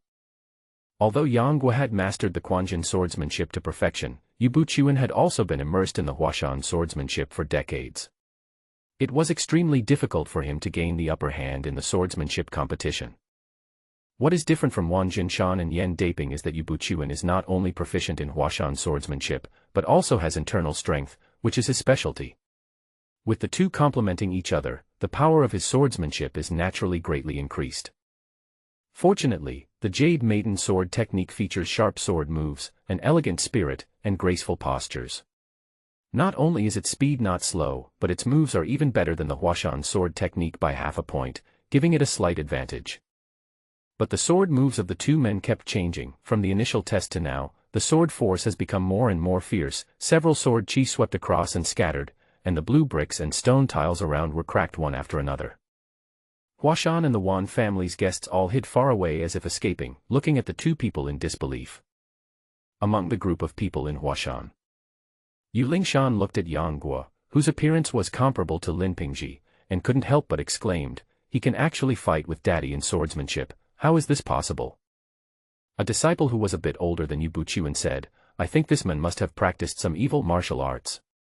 Otherwise, how could he have such attainments in swordsmanship at such a young age?" However, he was secretly wondering in his heart whether the boy's superb swordsmanship was related to the legendary Lin family sword manual of exorcism. This person is none other than the Huashan sect's second disciple, Lao Danua. Ling Huchong, who had retreated to the side and was supported by Lu Daio, said, "This man is not only skilled in swordsmanship, but also has very profound internal strength. I just don't know what kind of sect this ancient tomb sect is." Seeing that his senior brother, with whom he had a very good relationship, was injured by the other party, Lu Daio immediately said indignantly, "How can they, who call themselves the ancient tomb, be a reputable and upright sect? In my opinion, they are probably an evil sect just like the Sun and Moon Divine sect." However, Ling Huchong's eyes flickered slightly, but he did not answer. It was unknown what he was thinking. Ever since he witnessed the deaths of Chu Yang and Lu Jingfeng, his belief in the distinction between good and evil in the world has begun to waver. What is right? What is wrong? Lu Jingfeng and Chu Yang made friends through music and never did anything to let down the Five Mountain Sword sect or the Sun and Moon sect. However, they were harmed by the Songshan sect, resulting in the destruction of their families and the tragic death of him and Chu Yang. The ending is truly heartbreaking. Thinking of this, he couldn't help but recall the scene of that day. The sound of flowing water in the mountains and the sound of the zither and flute, a sad song lingers for a long time in the moonlit valley. While playing the strings and flute, the two of them look at each other and smile. "Look, Daddy is going to compete with that guy in internal strength." Following Yu Lingshan's exclamation, Ling Huchong's thoughts were brought back to reality. The two people who were competing in swordsmanship suddenly raised their left palms and crossed them, and the power of their palms collided with each other. Two surging streams of true energy suddenly surged out, and the blue bricks under their feet cracked. The broken stones were blown all over the place by the palm wind, like hidden weapons with the power to break the wind. The two men's robes fluttered in the wind, making a rustling sound. But a hint of purple appeared on Yu Buchuan's face, and his internal force gushed out from his palms, appearing and disappearing at times, as soft as clouds, with extremely strong power, covering the sky and the earth, and was truly unstoppable. Yangguo's inner breath was as steady as an abyss. He allowed Yu Buchuan's Zixia qi to rush into his body, but it was like a drop in the ocean, disappearing without a trace in an instant. But Yangguo's 9 yang qi was the most domineering qi in the world. The moment it collided with Yu Buchuan's purple cloud qi, the latter's face immediately became filled with inexplicable horror. Just when Yu Buchuan thought that Yangguo was going to press on with his victory, the other party suddenly withdrew some of his internal strength. Yu Buchuan didn't understand what was going on, but he took the opportunity to retract his palm power. The two of them took a step back and stood still. Yu Buchuan looked at Yangguo with a complicated expression, wondering why he suddenly stopped. However, Yangguo naturally had his own considerations. Not to mention that Yu Buchuan is a very face-conscious person and has a narrow mind. If I humiliate him now, there is no guarantee that he will not stab me in the back in the future. If it wasn't necessary, Yangguo didn't want to become enemies with this hermaphrodite. As the saying goes, don't be too high when you are out in the open. If he had a choice, he would rather beat Zuoling Chan so hard that even his mother wouldn't recognize him, rather than be hated by Yu Buchuan. Today he let Yu Buchuan be a tool, and he has already deeply realized the level of his own strength, and that is enough. There is absolutely no need to create further complications. As for Lin Pingji, he has become a frightened bird and is clinging to Yu Buchuan's thigh tightly. I'm afraid he won't trust me easily, so I can let him go for now. Master Yu's swordsmanship and inner strength are both superb. I admire you so much. Yangguo clasped his fists and said humbly. The corners of Yu Buchuan's mouth twitched slightly, but he still had a thick face and pretended to be humble. No, young man, you are so young, but you have such achievements in martial arts, which is even more admirable. The two of them immediately started to flatter each other, which made Wang Jinshan and Yan Daping, who were standing by, stunned. Noticing Wang Jinshan and Yan Daping standing by, Yangguo also gave Yu Buchuan enough face and said loudly, "Since sect leader you pleaded for them, I will spare their lives." Yu Buchuan was stunned for a moment, then he understood and couldn't help but look at Yangguo meaningfully. This boy not only has superb martial arts skills, but is also gifted in the ways of the world. If Chonger could be half as sensible as he is, his teacher wouldn't have to be so distressed. Yu Buchuan sighed inwardly, clasped his fists and said, "Your Excellency's martial arts are outstanding. I know I can't stop you. Please do as you please." Yangguo smiled faintly, then left with Qi Fang without stopping. Seeing Yangguo and the other men leave, Wang Jinshan and Yan Daping were angry, but it was of no avail. After all, even Yu Buchuan couldn't defeat the other party, so what could they do? Upon seeing this, the people of Huashan gathered around Yu Buchuan. Yu Lingshan hurriedly said, "Dad, that man is very powerful. Even you are no match for him." Yu Buchuan glared at her, feeling very dissatisfied, thinking to himself that it was ridiculous for her to tell the truth in public. Only Yu Lingshan dared to be so unscrupulous. If it were any other disciple, Yu Buchuan would have to punish him severely. Of course, except Yu Lingshan, other disciples did not have the courage to bring bad luck upon themselves. Although he was very dissatisfied, Yu Buchuan still warned his disciples, "If you meet this person again in the future, be sure not to conflict with him. Avoid him if you can." Today, all the disciples have witnessed what it means that there are always people better than you and there are always things better than you, and they immediately responded with yes. Lin Pingji stared blankly at the direction where Yangguo left, with indescribable envy in his eyes. He thought to himself that if he had half of the other party's martial arts, his parents would not have died tragically, and the Lin family would not have been destroyed. Thinking of the blood feud, a flash of anger flashed across his brows and he clenched his fists. After instructing his disciples, Yu Buchuan came to Wang Jinshan with a face full of shame and said, "Mr. Wan, I have failed to live up to your trust. I have already tried my best." Wang Jinshan, who was originally filled with resentment, couldn't help but relax a little when he saw that Yu Buchuan, the leader of a sect, actually condescended to apologize to him. He thought that the other party was worthy of the name of Gentleman Sword, and his behavior was truly worthy of the word gentleman. If Yang Guo was present at this moment and heard Wang Jinshan's inner monologue, he would probably laugh out loud. These two people together have more than 800 ideas. Yu Buchuan was secretly annoyed that he had gotten involved in a pointless dispute on impulse. After exchanging a few words of greeting, he said goodbye and left with his disciples. As for attending the wedding, the other person's son had already died, so staying would probably be just like joining in the feast. Even if Yu Buchuan didn't say it, he still felt it was very unlucky in his heart. As the people from Huashan sect left, all the guests also dispersed, leaving only Wang Jinshan, Yan Daping, and the people from the Wan mansion. Wang Jinshan took one look at Wan Kuei's corpse and the miserable state of his 6 disciples and was immediately enraged. He ordered his servants to contact the prefect of Jingzhou and search the entire city for Wu Can, the evil disciple. After leaving the Wan family, Yang Guo asked Qi Fang to get on the carriage, and he turned the carriage around and headed towards the Ling family's mansion. Bai Long followed slowly behind the carriage. Qi Fang sat in the carriage, feeling uneasy and extremely complicated. After a long silence, she asked, "Mr. Yang, are you going to save Brother Di?" Yang Guo smiled and said, "Diyun won't die for a while. I will take care of you after I pick up another person. When the time is right, you will naturally be able to meet your brother Di." Qi Fang was slightly stunned, then asked hurriedly, You don't plan to save Brother Di?" Yang Guo raised the corner of his mouth slightly, "Save? Why not? It's just that I can't save him now." Qi Fang asked again, "Why can't we save him now? Brother Di is suffering in prison now, and we don't know how he will be tortured."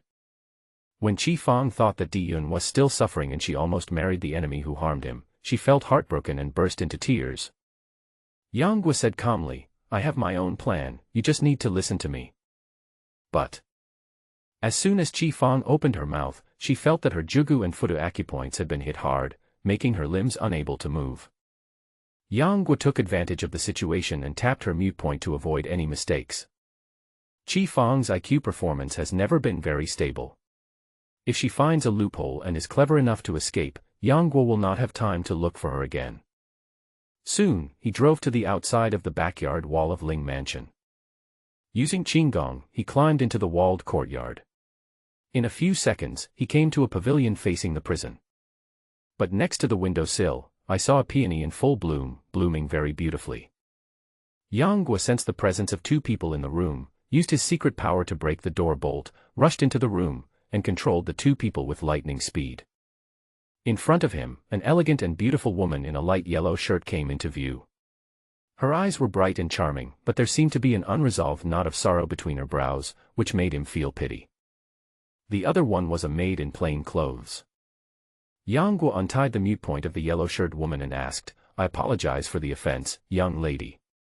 Is this Ling Shuanghua, Miss Ling?" Although Ling Shuanghua looked horrified, she nodded subconsciously. Yang Guo smiled and said, "That's right, Miss Ling, please come with me."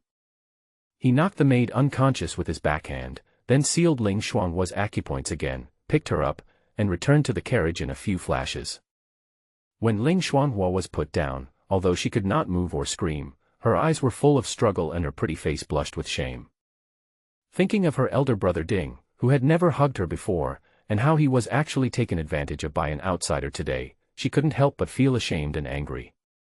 And when she saw that there was a bride wearing a phoenix coronet and a red bridal robe in the carriage, she was a little surprised at first, but then she realized that Yang Guo was a thief who robbed women everywhere. She suddenly felt a chill in her heart and her face turned pale. Drive. Yang Guo naturally ignored their wishes. He immediately whipped the horse and drove the carriage out of Jingzhou City. He forcibly abducted Ling Shuanghua and Qi Fang, of course, not for rape, but to use them to threaten Ding Dian and Di Yun when the time was right and to obtain the Shenzheijing. For Ding Dian and Di Yun, the most important things in their lives were these 2 women. It was impossible to force them to hand over the divine scripture. Only in this way could they make the 2 of them afraid to act rashly and have to surrender. In fact, Yang Guo felt that there was nothing wrong with this matter, because his appearance not only made the 4 people happy, but also saved them from the fate of either dying tragically or watching their beloved ones marry their enemies. To some extent, not only did he not feel any guilt, but he even felt that he had done a good thing. Compared to the possibility of their beloved woman being killed or marrying her to another man, it is just a piece of martial arts, so I believe they would not find it so difficult to make the choice. Yang Guo deliberately avoided traveling on mountain roads near crowded towns, and the carriage was already stocked with dry food, enough for him to get back to the unrequited valley. On this day, the three of them camped in the forest at night. The burning bonfire roasted the branches, making a series of crackling sounds, and the firelight made the two girls' cheeks hot. After Yang Guo did some work, he took out the yufeng paste and spread it evenly on the roasted pheasant meat. After a while, a unique fragrance spread in the air. Because of the addition of yufeng syrup, the syrup on the roasted chicken skin was fully roasted and sizzling with oil. Qi Fang and Ling Shuanghua couldn't help swallowing their saliva when they saw it. After a while, the chicken was roasted.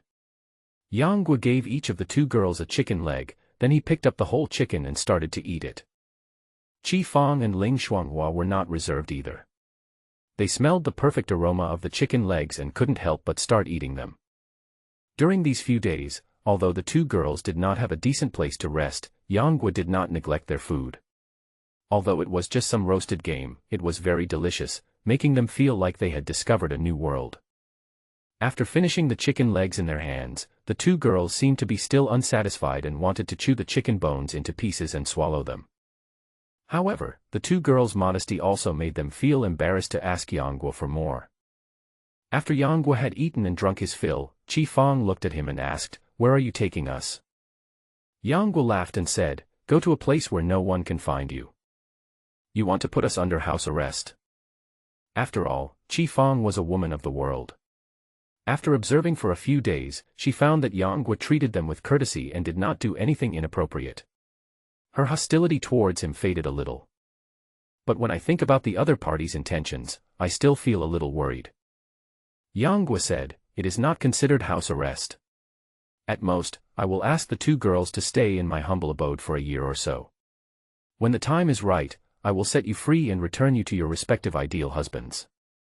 Hearing the words, Rui Yi Lang Jun, Ling Shuanghua couldn't help but think of Ding Dian, while Qi Fang's mind emerged with Di Yun's honest appearance. Both of them blushed and had a bit of shyness in their eyes. Ling Shuanghua, who was always taciturn, suddenly said, "You took us away, probably for the treasure." Yang Guo shook his head and thought, "I even have the map of Emperor Liang Yuan's treasure, do I still need to guess the location of the treasure from Lian Cheng's sword technique? Treasures and the like are not what I seek, and you don't have to read too much into my intentions. I will let you go in no more than 2 years. By then, I'm sure you won't hate me, and you may even be too grateful to me." The two girls were naturally skeptical about Yang Guo's words, but now that the situation was stronger than the people, what could they do? Ling Shuanghua seemed to have thought of something, her face suddenly changed. "No, if you kidnap me, Brother Ding won't be able to see the flowers I put by the window, and he will suffer alone in prison. How can I be worthy of him? We agreed to be each other's little angels, right?" Yang Guo had expected this and waved his hand, saying, "Don't worry, I have already arranged for someone to place flowers on the windowsill from time to time." He knew that this was Ding Dian's only belief in staying in prison. If one day he saw the flowers withering through the window, wouldn't he rush out of the cell and turn Jingzhou City upside down? The reason why Yang Guo did not threaten Ding Dian directly with Ling Shuanghua was because he knew that the great emperor of prison was overly cautious. It would be extremely difficult to extract the cultivation method of the Shenjiao Jing from him alone. Moreover, there was no guarantee that he would cheat and intentionally omit or add a few false formulas to deceive him. In order to ensure that everything is foolproof, he can only obtain it from Ding Dian and Di Yun after they have both learned the Shenteijing, and then verify it with each other to know whether it is true or not.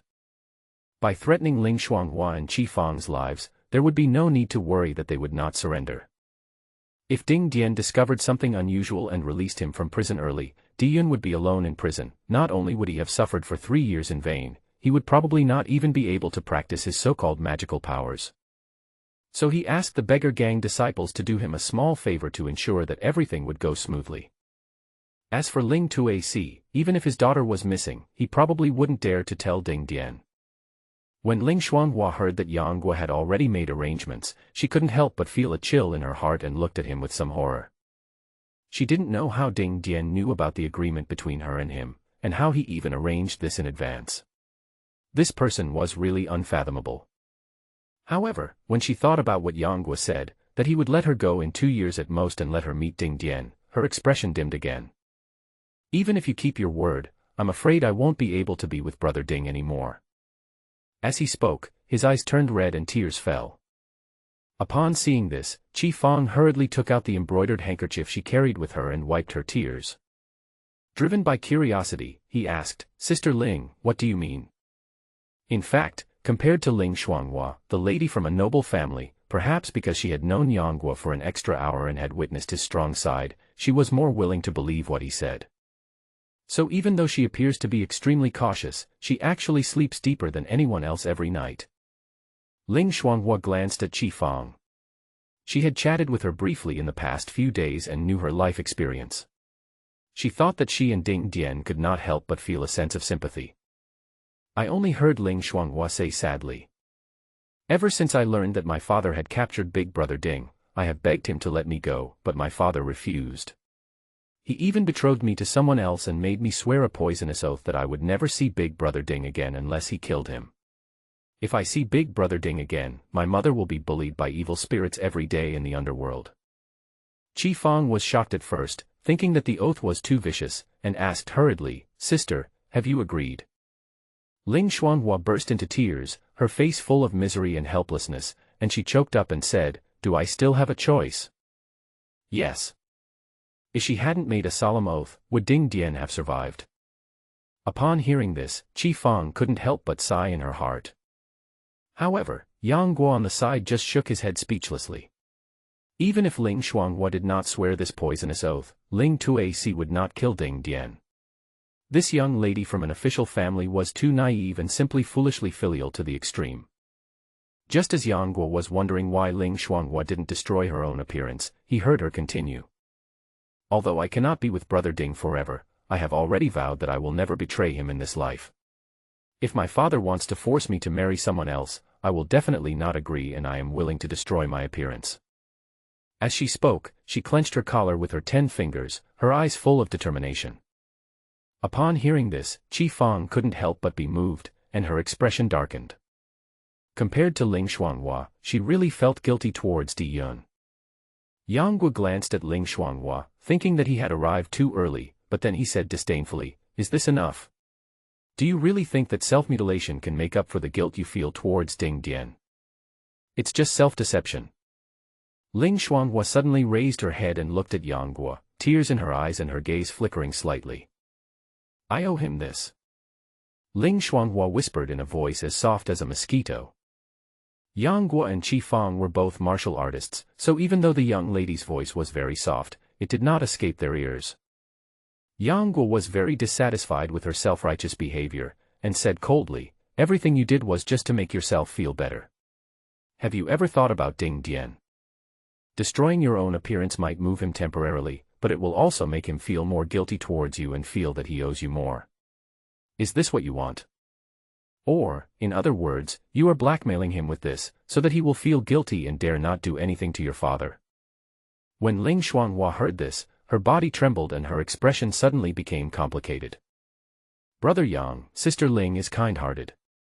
How could she be like what you said?" Qi Fang glared at Yang Guo in dissatisfaction, with a hint of blame in her tone, then turned around to comfort Ling Xuanhua. However, Yang Guo snorted coldly and stopped talking. For some reason, after hearing about Ling Xuanhua's experience, he did not feel any sympathy in his heart. Instead, an indescribable anger broke out and he became a little manic. Just like that, there was no conversation that night, and the three of them continued on their journey the next day. When they were near the Valley of Unrequited Love, Yang Guo pressed the two girls' sleeping points and led them all the way to the Valley of Unrequited Love. When a disciple from Jiuqing Valley saw him, he immediately bowed respectfully and went back to report.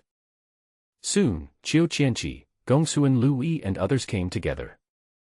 After Yang Guo handed Ling Xuanhua and Qi Fang to the female disciples of Jiuqing Valley, he came to the hall with the two of them. Looking around, Yang Guo couldn't help but ask, "Isn't Mr. Fan in the valley?" Qiu Qianqi immediately bowed and said, "Master, Manager Fan is now in Luoyang, not in the valley." Luoyang. What's going on? Yang Guo asked in surprise. Didn't the valley master ask me to expand Jueqing Valley before he left? According to what I have learned, there are only 20 to 30 young disciples in the valley, and less than 10 of them have the talent to practice martial arts. If we want to expand Jueqing Valley, we have to find them from the outside world. So I took the initiative and asked Manager Fan to set up an industry in Luoyang to conceal the truth and recruit talented people. Yang Guo frowned slightly, then asked, "What about the things in the valley?" Qiu Qianqi smiled and said, "All matters in the valley, big or small, have been handed over to Air by Manager Fan, and she will be acting as the agent for the time being." This old guy is really narrow-minded. How could Yang Guo not see that Qiu Qianqi had selfish motives and was deliberately excluding Fan Yiwing in order to monopolize the power of Jueqing Valley? But what the other party said was reasonable and well-founded. Although he was dissatisfied, Yang Guo could not find any fault with it. As for Qiu Qianqi, he was still completely relieved and not afraid that she would betray him.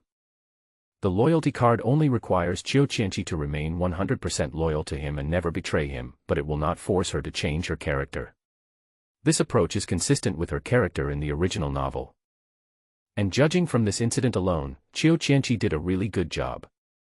The fact that she knows how to look outside is enough to show that she is not a mediocre person who is complacent and only knows how to maintain the status quo. Gongsu and Lu Yi, who was standing by, saw that Yang Guo was silent and thought that he was dissatisfied, so she wanted to explain immediately, "Brother Yang, I."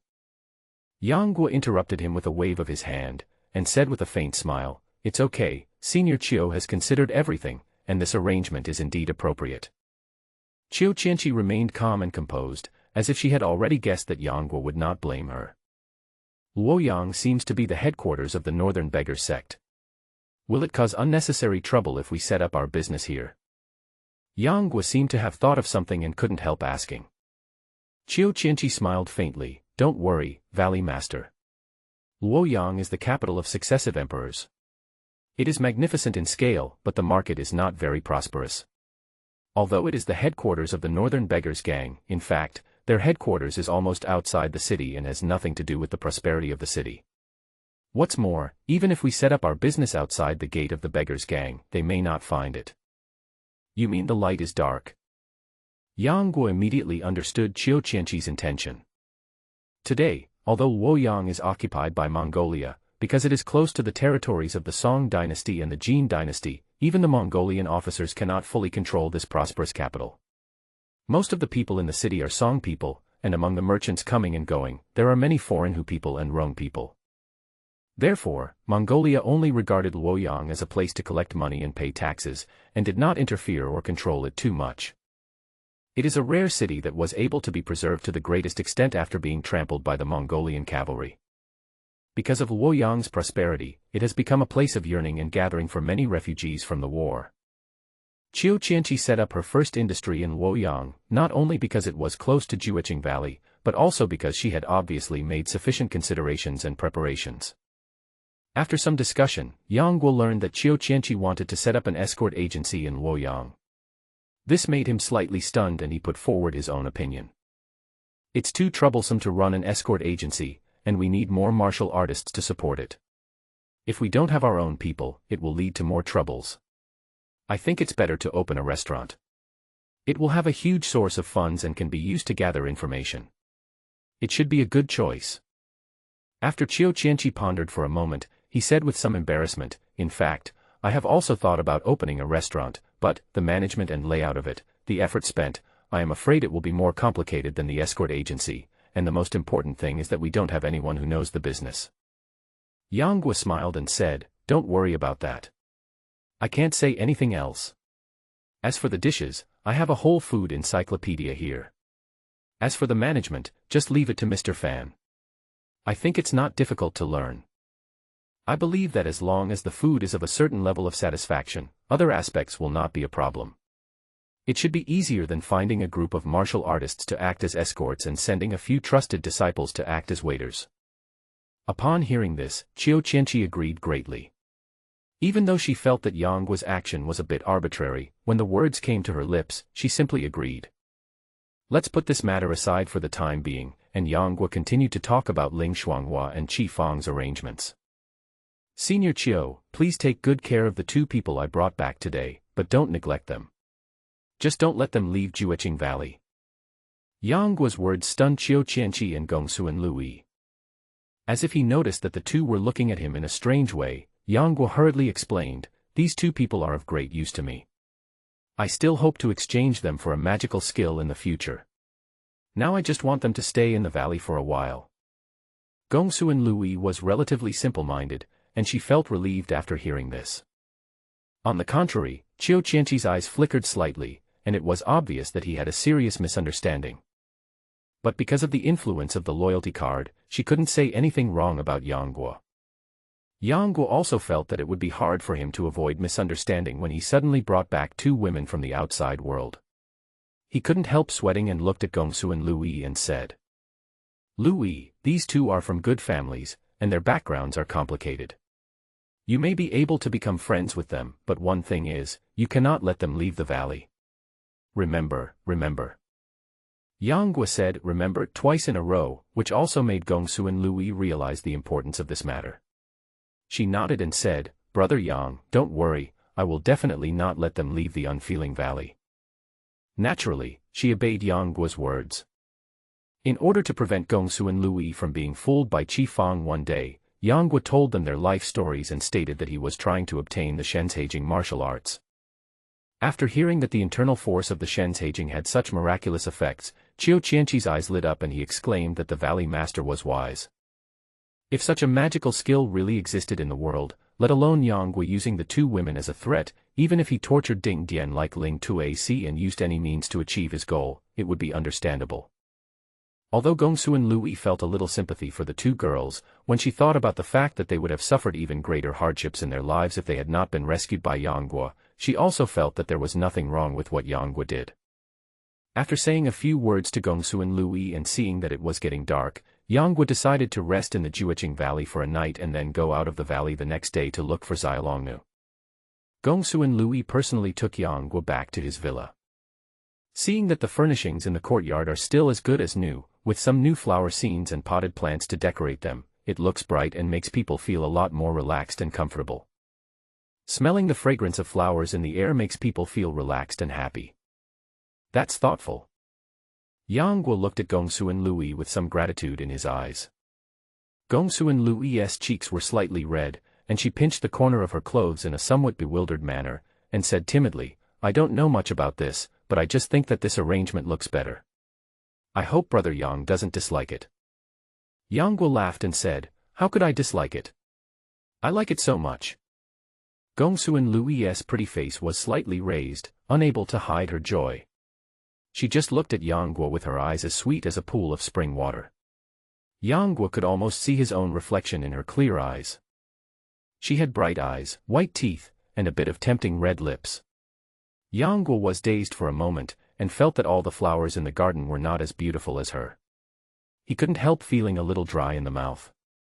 He lowered his head, and a desire surged in his heart to kiss those rosy lips.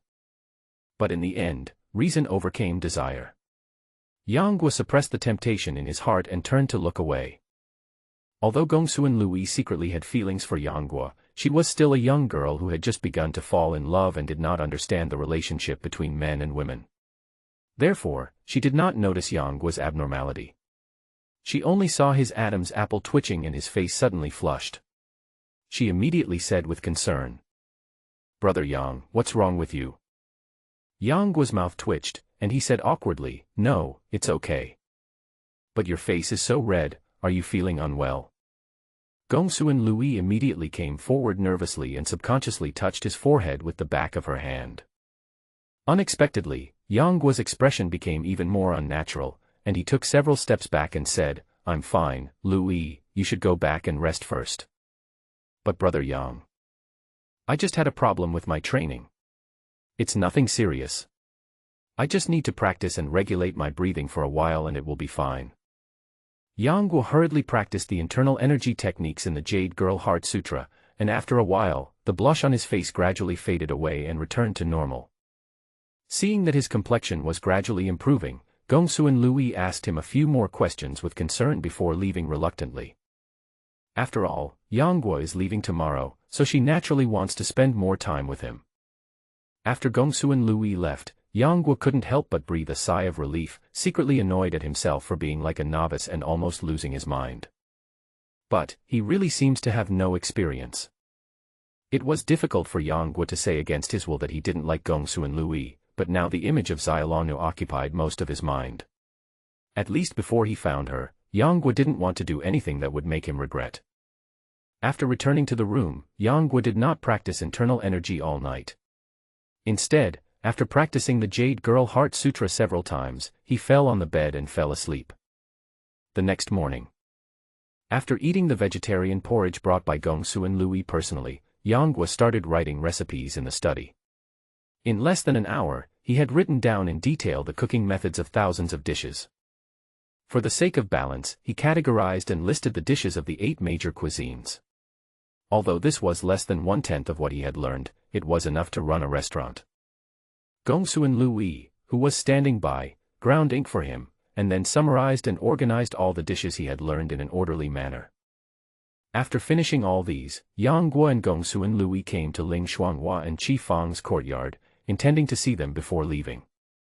Outside the courtyard, there were dozens of Jueqing Valley disciples guarding it, as well as an old servant who was proficient in the fishing net formation. Even if Ding Dian came, he would not be able to rescue them silently. Yang Guo was naturally very satisfied with Qiu Qianqi's arrangement. As I entered the courtyard, I saw Ling Shuanghua and Qi Fang sitting at the stone table in the garden, talking about their thoughts. Seeing Yang Guo coming, the 2 girls stood up and looked at him with complicated expressions. Early this morning, they woke up from their coma and found themselves inexplicably in this strange courtyard. Fortunately, their clothes were intact, so the 2 girls did not completely lose their composure. Ms. Ling, Miss Qi, from today on, this will be your temporary residence. Without waiting for the 2 to speak, Yang Guo introduced them. This is Miss Gongsuan, who will be responsible for taking care of your food and daily life. If you have any questions, you can always report to her. If conditions permit, she will try her best to meet your requirements. Gongsu and Louis walked forward gracefully and bowed, saying, "Greetings, 2 sisters." Seeing the blue-clothed girl in front of them, who was elegant and graceful, with a gentle temperament, she was indeed a rare beauty. Ling Shuanghua and Qi Fang both showed a hint of surprise in their eyes. They were stunned for a moment and did not speak. After a moment of silence, Qi Fang said angrily, "Are you trying to imprison us?" "You might think so," Yang Guo said in a calm tone. What rights do you have to bring us here and not let us leave? Do you think this is the government?" Seeing him like this, Qi Fang felt indignant. She was determined to rescue Di Yun from prison, so how could she be willing to stay in this valley for a long time? Hearing this, Yang Guo had a hint of amusement on his face. He glanced at Ling Shuanghua beside him and said, "Could it be that the government can arrest anyone at will?" Qi Fang was still unaware of what had happened. Even the Jingzhou government office was involved. Ling Tuaci even used Di Yun to get the secret of Lian Chengju, causing him to be tortured by Ding Dian for 3 years. He would beat him whenever he had no reason and almost beat him to death several times. Today, the so-called government is not a place that talks about human rights and reason in everything, and his Jueqing Valley is a secluded place, so naturally there is no need to explain anything to Qi Fang and the other daughter. He continued, "I am not here to discuss this with you. I am just letting you know. I hope you 2 will take care of yourselves." After saying that, he no longer paid any attention to the 2 women and strode away. Qi Fang was feeling indignant and was about to chase after him, but was stopped by a disciple from the Jueqing Valley nearby. Ling Shuanghua was relatively calm. Apart from a look of infatuation and resentment on her face, she did not do anything extreme. To her, there was actually not much difference whether she was in the boudoir of the Jingzhou prefect or in this unknown valley. Gongsu and Louis just glanced at the 2 girls and left with Yang Guo. Thinking that he was about to leave the valley of unrequited love, she couldn't help but feel a little depressed. When Yang Guo was about to leave the valley with Bai Long, Qiu Qianqi came over in a hurry. "Valley Master, I have something important to report." As soon as Chiu Qianqi arrived, he shouted hurriedly. Yang Guo stopped and asked with a questioning look on his face. Senior Chiu, what's the matter? Chiu Qianqi said, Master, something happened in Luoyang. Yang Guo was puzzled and said, What happened? You might as well tell me directly.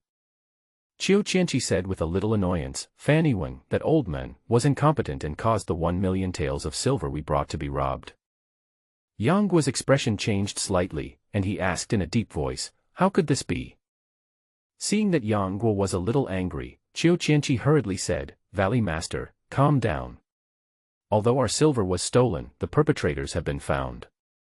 As long as I bring some men, I will be able to get the stolen silver back. Yang Guo saw that she had a strange look on her face and understood what was going on. He thought to himself that this old woman was here to take credit for herself. No wonder Chiu Qianqi looked like he was in imminent danger when he came, but when he spoke, he did not look anxious at all and seemed exceptionally calm. However, if Chiu Qianqi were to take people with her martial arts skills and the help of Fanny Wang, they would be able to calm the situation.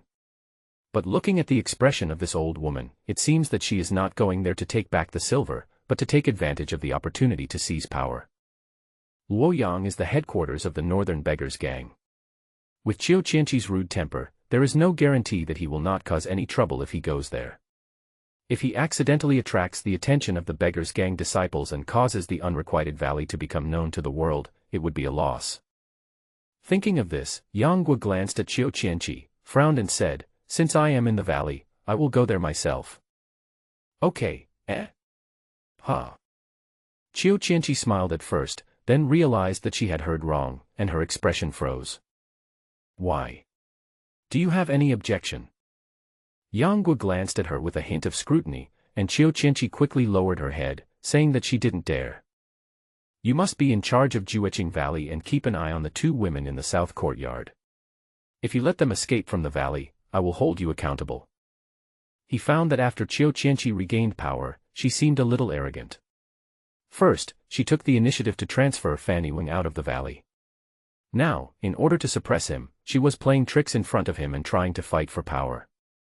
Looks like it's time to give it a good beating. If there was no one available around him, Yang Guo would never let Chiu Qianqi manage the Jueqing Valley. At most, he would use her as a thug. Finding that his master seemed to have noticed his little thoughts, Chiu Qianqi was frightened and immediately fell to the ground, shaking all over. If Gongsuan Lui had not been present, Yang Guo would never have let her off so easily. He immediately retracted his gaze, turned to look at Gongsuan Lui, and said, Lui, please pay more attention to those 2 women and don't let them leave the valley. Gongsuan Lui bowed and said, Brother Yang, don't worry, I will definitely keep an eye on them. Yang Guo nodded slightly, then called the Jueqing Valley disciple who came to deliver the letter, and headed towards Luoyang together. With by long speed, it would only take Yang Guo less than 3 days to get from Jueqing Valley to Luoyang. However, this Jueqing Valley disciple had just returned to Jueqing Valley from Luoyang, and was then dragged by Yang Guo to Luoyang. He was exhausted from the long journey and could no longer hold on. For this reason, Yang Guo had to slow down his pace and rest in the inn for a few nights before rushing to Luoyang City 5 days later. The disciple from Jueqing Valley was named Lu Mingming. Lu Ming led the way and took Yang Guo to a small inn.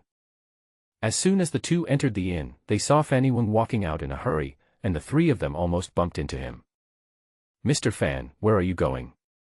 Upon hearing this, Fanny Wang raised his head sharply, and seeing that it was Yang Guo, he immediately bowed and said, Your subordinate greets the valley master. Yang Guo raised his hand, indicating that he didn't need to be polite. Valley master, why are you here? Fanny Wang couldn't hide his joy on his face, but still asked in surprise. Let's go in and talk. Seeing that the inn was crowded with people and not a place to talk, he immediately went to the elegant house upstairs with Fanny Wang. Yang Guo glanced at the exhausted Lu Ming and said to Fanny Wang, Arrange a room for him, let him go down and rest. Lu Ming showed a look of gratitude, and hurriedly bowed and said, Thank you, Valley Master, thank you, Valley Master. Yes. Fan Yuan responded and gave him the key to the compartment door.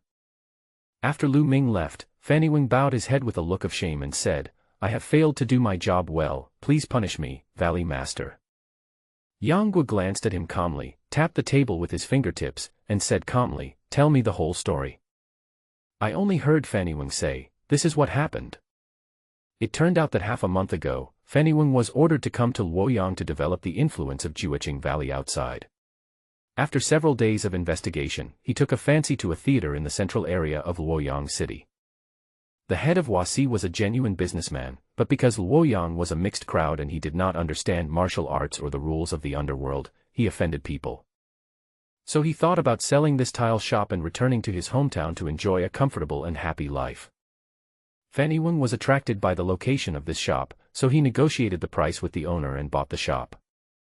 Unexpectedly, the next day, when Fanny Weng ordered his disciples to transport the silver into the city, it was suddenly robbed by a group of men in black. When he heard the noise and went looking for him, he discovered that the train track had changed direction from the west gate to the south gate, so he took his men to chase after him. However, the city was bustling with many vendors coming and going, so he soon lost track of the train. After several days of inspection, they discovered that the matter was related to the Wang family. The Wang family of Luoyang is famous and wealthy in the Hubei and Hunan areas. Wang Yuanba, the invincible man with a golden sword, is the former patriarch of the Wang family and is known as the hero of Zhongzhou. However, compared with Guo Jing's reputation as a hero, Wang Yuanba's title of hero seems to be much more exaggerated. Precisely because he was wary of the power of the Wang family, Fanny Weng had to send Lu Ming back to Jiuqing Valley to ask Qiu Qianqi for help. Unexpectedly, Yang Guo would appear instead. After learning the whole story, Yang Guo asked, "Have you confirmed that it was done by the Wang family?" Fanny Weng said, "The silver box we used was handed down from the Tang dynasty in the valley. I saw the empty silver box in the Wang family's courtyard with my own eyes. There is no way I could be wrong. Besides, the Wang family's residence is the closest to the south gate." Yang Guo's eyes were slightly gloomy and his face was expressionless, but a storm was brewing in his heart. Seeing that Yang Guo didn't say anything, Fanny Weng didn't dare to disturb him. He could only stand aside respectfully, listening to the crisp sound of his fingers rhythmically tapping the table. After thinking for a long time, Yang Guo said, "Take me to see the head shopkeeper of that Huasi." Fanny Weng was slightly startled, then replied, "Yes."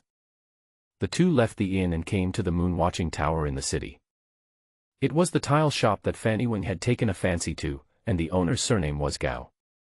At this moment, the door of Wang Yue Tower was closed, and it had been closed for business for who knows how long. Most of the actors in the building were scattered, and there was almost no life in the building. Yang Guo walked straight to the door and kicked it. With a loud bang, the two door panels along with the iron bolts that locked the door flew out, knocking over some tables and chairs. Pedestrians on the roadside were attracted, but due to the power of the two men, they dared not get close. "Valley Master, this..." Fanny Weng was dumbfounded, wondering if Yang Guo came to the wrong place and kicked the wrong door. However, Yang Guo ignored him and walked into the moon-watching tower. After a while, 7 or 8 people ran out from Wang Yue Tower to check the situation. When he saw the fat middle-aged man among them, Fanny Weng whispered behind Yang Guo, "Valley Master, the leader is the head shopkeeper of Wang Yue Tower."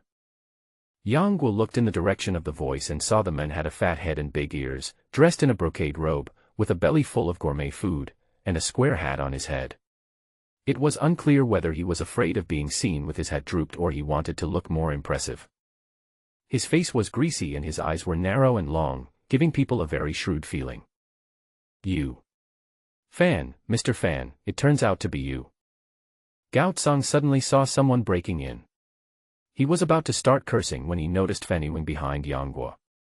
His expression immediately became a little unnatural, and then he greeted him with a smile. His expression changes so quickly that people who don't know him would think he is an actor. Fanny Weng bowed slightly and said, "Manager Gao, this is my boss." Gao Tsang glanced at Yang Guo, and seeing that he was too young to be real, a trace of contempt flashed in his eyes, and he pretended to be polite and said, "Young master, I am sorry for not welcoming you in person. I hope you will forgive me. I wonder what your name is, sir?" Yang Guo ignored his polite words and asked directly, "Are you the owner of this tea house?" Gao Tsang was dissatisfied with his rebellious attitude, and his tone could not help but softened, "Not bad. You are also involved in the Wang family's affairs." What? Yang Guo's words suddenly took a sharp turn, almost making Gao Tsang tongue-tied. He looked at him with horror on his face, his eyes flickering. I don't know what you are talking about. Mr. Fan, are you going to pay the deposit for Wang Yue Tower? If you don't plan to buy it, I will sell it to someone else. Gao Tsang looked at Fanny Wing in panic, his tone filled with anxiety. Fanny Wing has lived for several decades. He is not a shrewd man, but he is definitely not a stupid person. After hearing what Yang Guo said, he immediately understood what he meant. Yang Guo added, if I'm not mistaken, they are planning to sell it to the Wang family. When Gao Tsang heard this, he was so frightened that he took several steps back. He looked at Yang Guo in disbelief, opened his mouth, and squeezed out a few words after a long time. Who are you? Yang Guo said coldly, it seems that my guess is correct. Fanny Wing's mind was as clear as a mirror at this moment. He walked forward with a face full of anger, grabbed Gao Tsang's collar, and shouted angrily, you bastard, how dare you play the game of robbing the thieves with me? This bastard pretended to transfer Wang Yue Tower to him, but secretly dared to contact Wang family to rob him of his money. He is simply a bad guy from the root. It's so bullying. Faced with this situation, Gao Tsang naturally refused to admit his guilt and immediately asked the servant behind him for help. Quick, throw this old thing out. The servants behind him realized it later, and then they rushed forward together, planning to take action against Fanny Wing. Yang Guo stood with his hands behind his back, not taking any action, just watching the farce quietly. Fanny Wing was so angry that he picked up the high warehouse and threw it several feet away. His bloated body rolled and crashed into more than a dozen tables and chairs, causing him to scream in agony. At this time, the 7 servants also gathered around. The ones who could follow Gao Tsang were mostly the thugs he invited to suppress the scene. They were all tall and broad, and what was worse, they were almost as tall as Fanny Wing. Seeing one of them swinging his fist and hitting him, Fanny Wing turned sideways and slapped him on the abdomen. The energy gathered in his palm, and the powerful palm force directly knocked him away. He vomited blood and fell to the ground unconscious.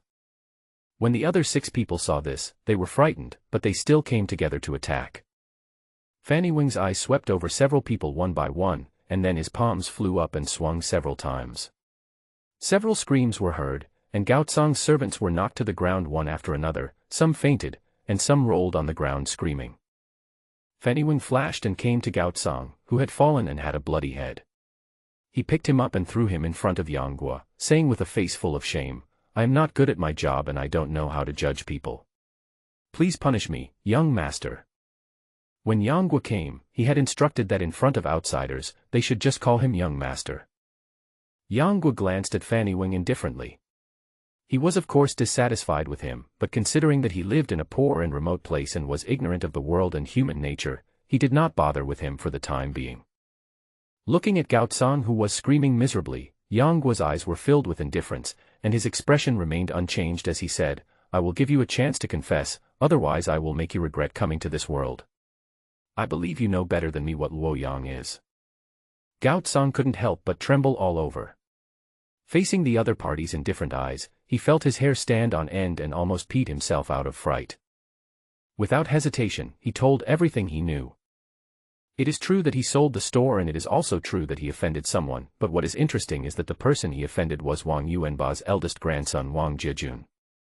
Because he was anxious to sell off his property and return to his hometown to find another way to make a living, Gao Tsang contacted colleagues everywhere, but unexpectedly he alarmed the Wang family and attracted the attention of Wang Jiejun. It happened that on that day, Gao Tsangjing had just left after discussing the price with Fanny Wing, and Wang Jiejun came to the door. After knowing that Fanny Wing used cash instead of silver notes, he had evil intentions. He forced Gao Tsang to reveal the transaction time, and deployed men in Luoyang City in advance, and robbed the full 1 million taels of silver. Afterwards, he promised to buy Wang Yue Tower for 500,000 taels, which was 200,000 taels less than what Gao Tsang and Fanny Wing had agreed on. Under pressure from the Wang family, Gao Tsang agreed to the deal without saying a word. 500,000 taels was better than losing everything. Yang Guo did not believe all of Gao Tsang's words, but he thought that he would not confuse right and wrong to accuse the Wang family. He just wanted to know that it was indeed the Wang family who was behind the scenes. What a great way to get something for nothing. It seems that the Wang family has also put some thoughts on the Wangyue Tower.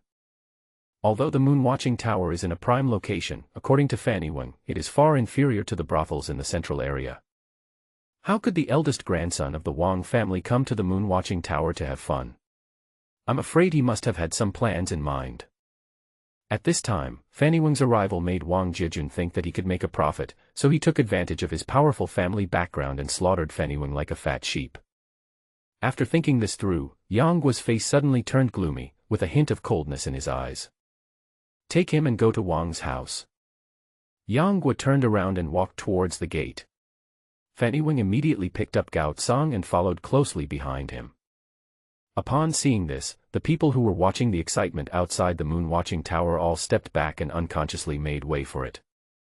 Watching the fun is human nature, and this behavior is often the most realistic dynamic. Looking at the crowd following behind him, Yang Guo did not drive them away. Instead, a meaningful smile hung on the corner of his mouth. By the time they arrived at the palace, half an hour had passed.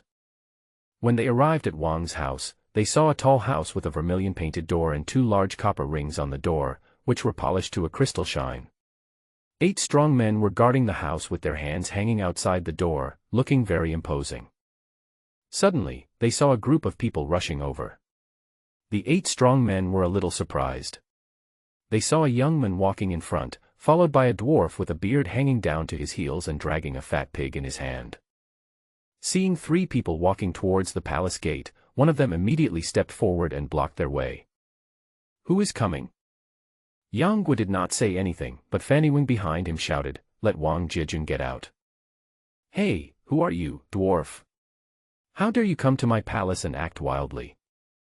The sturdy man became furious when he heard this. He was a young master of such high status, so how could he be ordered around by others? "Don't waste your time. If anything goes wrong, I'll take responsibility," Yang Guo said in a cold tone. Fanny Wang felt relieved. He threw Gao Tsang to the ground and strode forward. Before the sturdy man could react, he was kicked away and hit the stone lions at the door, spitting blood. The other 7 people's faces changed at first, and then they rushed forward to surround Fanny Wang. "How dare you come to the Wang family and hurt someone? I think you don't want to live anymore," one of them yelled. Fanny Wang had been holding a grudge in his heart for a long time, and now that Yang Guo had agreed, he was ruthless in his attack. He moved in a flash and delivered 7 palm strikes in a row, knocking the 7 men backwards. Their faces turned blue, and they rolled on the ground in excruciating pain. "Sir, do you want to break in?" Before, Fanny Wang was afraid of the reputation of invincible golden sword, Wang Yuanba, which was why he did not dare to rashly settle accounts with the Wang family. Now that Yang Guo has come, he is naturally fearless, and he speaks with more confidence. However, while venting his anger, Yang Guo said, "No need, we'll settle the score here." As soon as he finished speaking, Yang Guo raised his true energy and shouted, "Golden sword is invincible, what a great reputation in the martial arts world. I, the younger generation Yang Guo, come to learn from you." His voice was clear and loud, like the sound of a huge bell, and it spread far and wide, covering the entire Wang family in an instant. Some people who were watching the excitement nearby felt it was deafening and could not help but cover their ears tightly, stepping back in fear. Even Fanny Wang, who was resisting with his own internal strength, could not help showing a look of pain, and his evaluation of Yang Guo's martial arts was even higher in his heart. And at this time in the palace, Wang Yuanba was drinking tea in the hall when he suddenly heard the voice. He was so startled that he stood up from his seat and looked outside the door with a serious face. He opened his mouth, intending to use his own internal strength to resist, but he did not expect that the sound wave was like a tide, one wave higher than the other, comparable to the sound of Sanskrit, which made people unable to think of resisting and were willing to submit. After realizing this, Wang Yuanba felt even more awed. Little did people know that Yang Guo was well versed in music. This sound not only implied his unparalleled internal strength, but also had the wonderful effect of the song, "The Rising Tide of the Blue Sea," which naturally had a very shocking power and was soul-stirring. Outside the hall, Wang Yuanba's 2 sons and 2 grandsons staggered in, shouting in shock, "Dad! Grandpa!" Wang Yuanba waved his hand and immediately calmed them down, saying in a deep voice, "Come with me to take a look." The two brothers Wang Buluan and Wang Zhongchang followed their father out to fight, while Wang Jiajun and Wang Jiaju went to get Wang Yuanba's golden sword. Outside the palace, Yang Guo seemed to sense something and looked towards the mansion. I saw a group of people coming towards me, led by an old man in his 70s, with a ruddy face and a long white beard under his chin. He was in good spirits, and was playing with two goose-egg-sized golden galls in his left hand, showing his elegance. There is no need to guess, this person must be Wang Yuanba. Wang Yuanba strode over, looked around, and then darted back and forth between Yang Guo and Fanny Wing's faces, somewhat unsure. May I ask which great master has come? Please forgive me for not being able to come and greet you. Yang Guo ignored him and asked, who is Wang Jiajun? Just at this moment, the two brothers Wang Jiajun and Wang Jiaju came out holding a golden sword. The blade was shining with golden light, as if it was made of pure gold, and it was extremely heavy. There were 9 golden rings on the back of the blade, and the tip of the blade was flat. It was a 9-ring golden sword. Hearing someone calling him, Wang Jiajun let go of the knife he was holding and was about to go forward when he heard a loud bang. Wang Jiaju, who was holding the knife handle on the other side, lost his grip and the 9-ring golden knife fell straight down, creating a deep hole in the ground. The stone slabs on the ground suddenly cracked like a spider web. What are you crazy about? Wang Jiaju was furious. Looking at the golden knife that almost cut his instep, his hair stood on end and he broke out in a cold sweat. Wang Jiajun smiled awkwardly, walked forward, looked at Yang Guo and said, who are you? What do you want to see me for? Wang Yuanba, who was standing by, frowned slightly and was about to open his mouth to remind his grandson not to be too presumptuous, but it was too late. Yang Guo glanced at Gaotsong, who quickly nodded to indicate that it was him. Since you are Wang Jiajun, then you should return my money. Wang Jiajun also noticed Gaotsong lying on the ground in a miserable state. His eyes twitched slightly and he immediately understood something, but he still said calmly, I don't know what you are talking about. When did I ever take your money? Do you think my Wang family is short of money? Yang Guo nodded slightly and said, I don't think the Wang family is a place that is short of money. Just when Wang Jiajun thought that the other party was about to give in, Yang Guo said again, as the saying goes, courtesy comes before force. Yang has already given you, the Wang family, a chance. It's you who are useless. You can't blame me then. After saying this, his aura suddenly changed, his internal energy surged, and his robes rustled. His long hair was scattered behind his head, flying wildly like a group of demons dancing wildly. His pair of enchanting eyes glowed with strange light, and his handsome face seemed to be covered with a layer of frost, giving people an extremely dangerous feeling, and making their hands and feet feel cold. Wang Yuanba, come out and fight. Yang Guo roared angrily, like thunderclap out of nowhere, making people's eardrums swell and their hearts tremble with fear. Wang Yuanba's pupils couldn't help but shrink. His cloudy old eyes gleamed with brilliance, but a hint of fear appeared on his face. It's this young man. Wang Yuanba had been guessing who was the one who had just shouted, and in his heart he was more inclined to think it was the old man with a long beard. But when he saw Yang Guo's awe-inspiring voice, he realized that he had misjudged the person. But the most important thing in Wang Yuanba's life was face. He never expected that today he would be blocked in front of the palace gate by a young man and shouted at him, which made him very angry. Young man, do you know who I am? Wang Yuanba said with a gloomy face. Yang Guo snorted coldly, the golden sword is invincible. How do you know? Wang Yuan was so angry that his beard was trembling, his chest was heaving, and the golden gall in his hand was creaking. Good, good, good, the young are indeed to be feared. He said 3 good words in a row, still unable to hide the anger on his face, and said, I shouldn't bully the weak, but I didn't expect you to be so arrogant. I must teach you a lesson today. What a lot of nonsense. Could it be that the sword in the invincible golden sword is the same as the nagging? Yang Guo said disdainfully.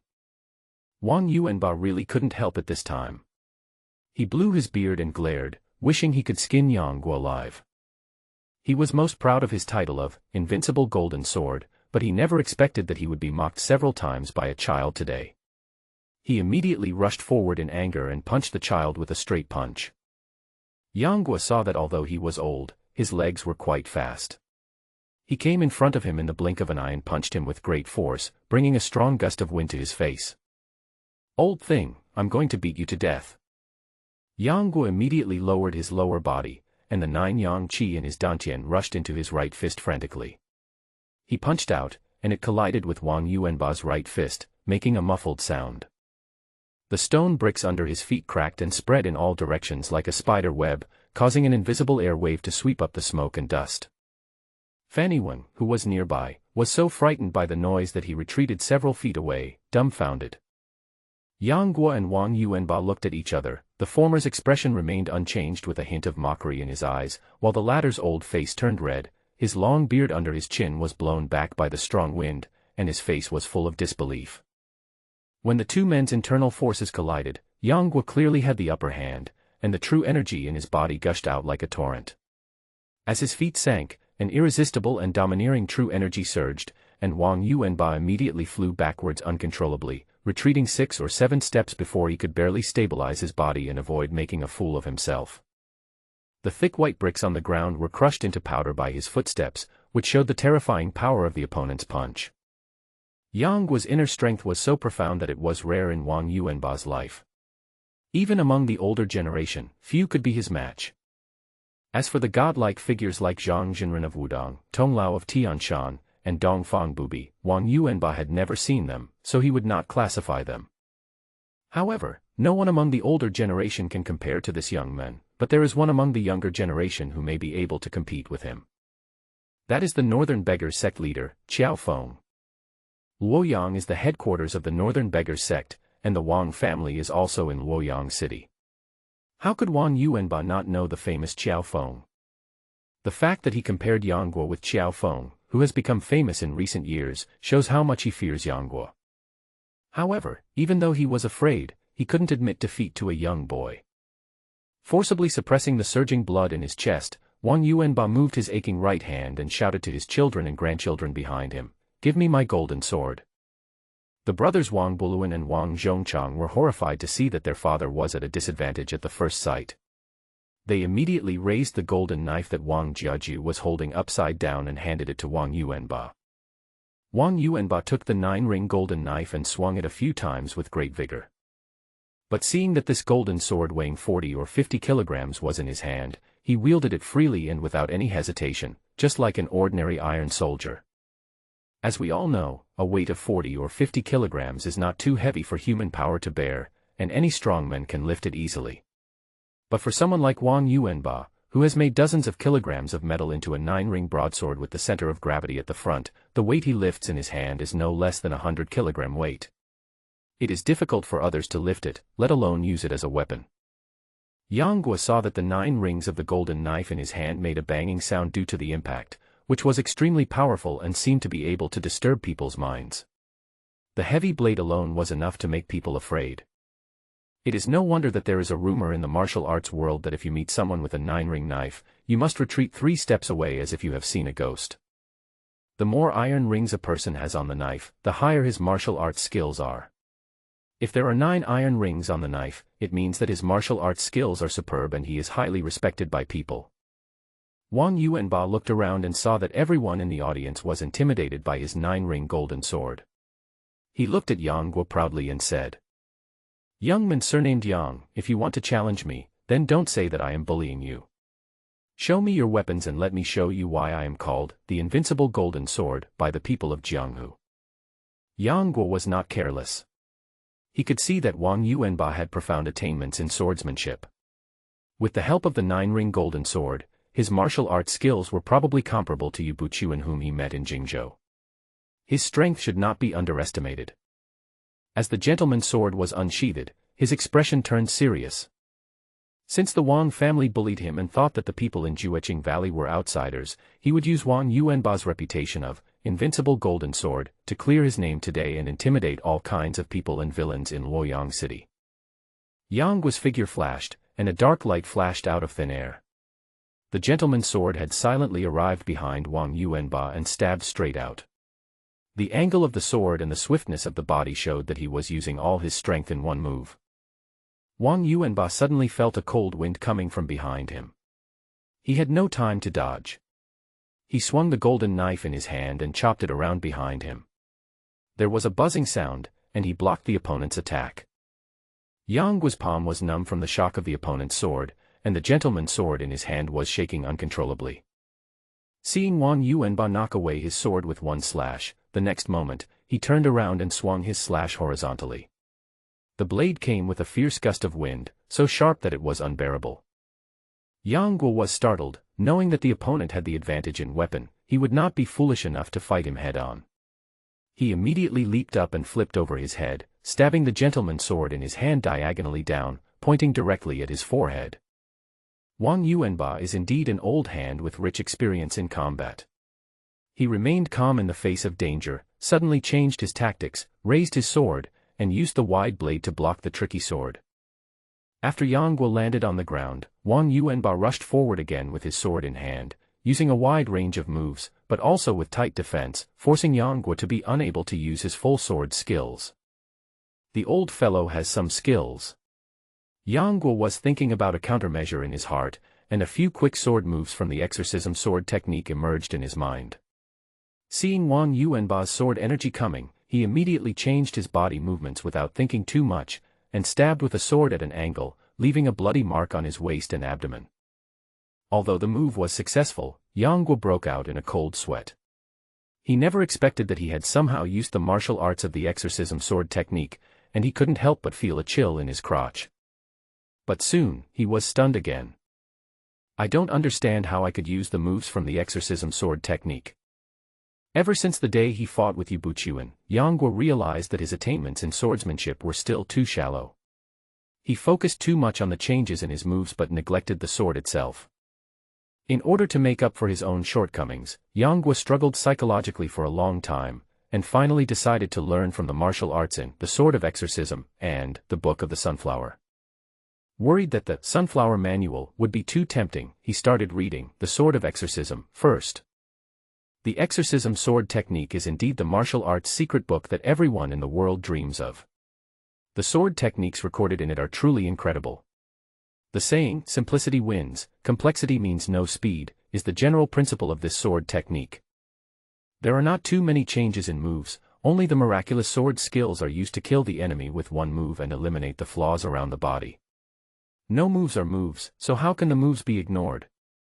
Although he was fascinated by the sword techniques in this martial art, Yang Guo still retained some rationality. Every time he comprehended the exorcism sword technique, he would recite the Jade Girl Heart Sutra to keep his mind clear and not fall into the maze of martial arts. However, this time, Yang Guo was really scared. Why did he suddenly use the sword moves from the exorcism sword technique? He really couldn't understand this, and he didn't know that this trick actually had a miraculous effect. He didn't dare to think whether he was influenced by the temptation of the sword of exorcism or because he had comprehended the essential moves in the sword and put them to use for himself. Thinking of Lin Pingji, he shuddered and refused to use the exorcism sword technique anymore. Wang Yuanba was shocked to see that his opponent was able to stab him with his sword despite his fierce sword power. He took several steps back and got ready. Yang Guo said with a look of annoyance, "What happened just now doesn't count, let's start over again." He decided not to use any more moves from the exorcism sword technique, and immediately put the 5 fingers of his left hand together, held the gentleman's sword upside down in his right hand, and took the lead in attacking with the palm power of his left hand. Although Wang Yuanba didn't know what he was doing, he didn't take it seriously because he saw that the palm power was ordinary.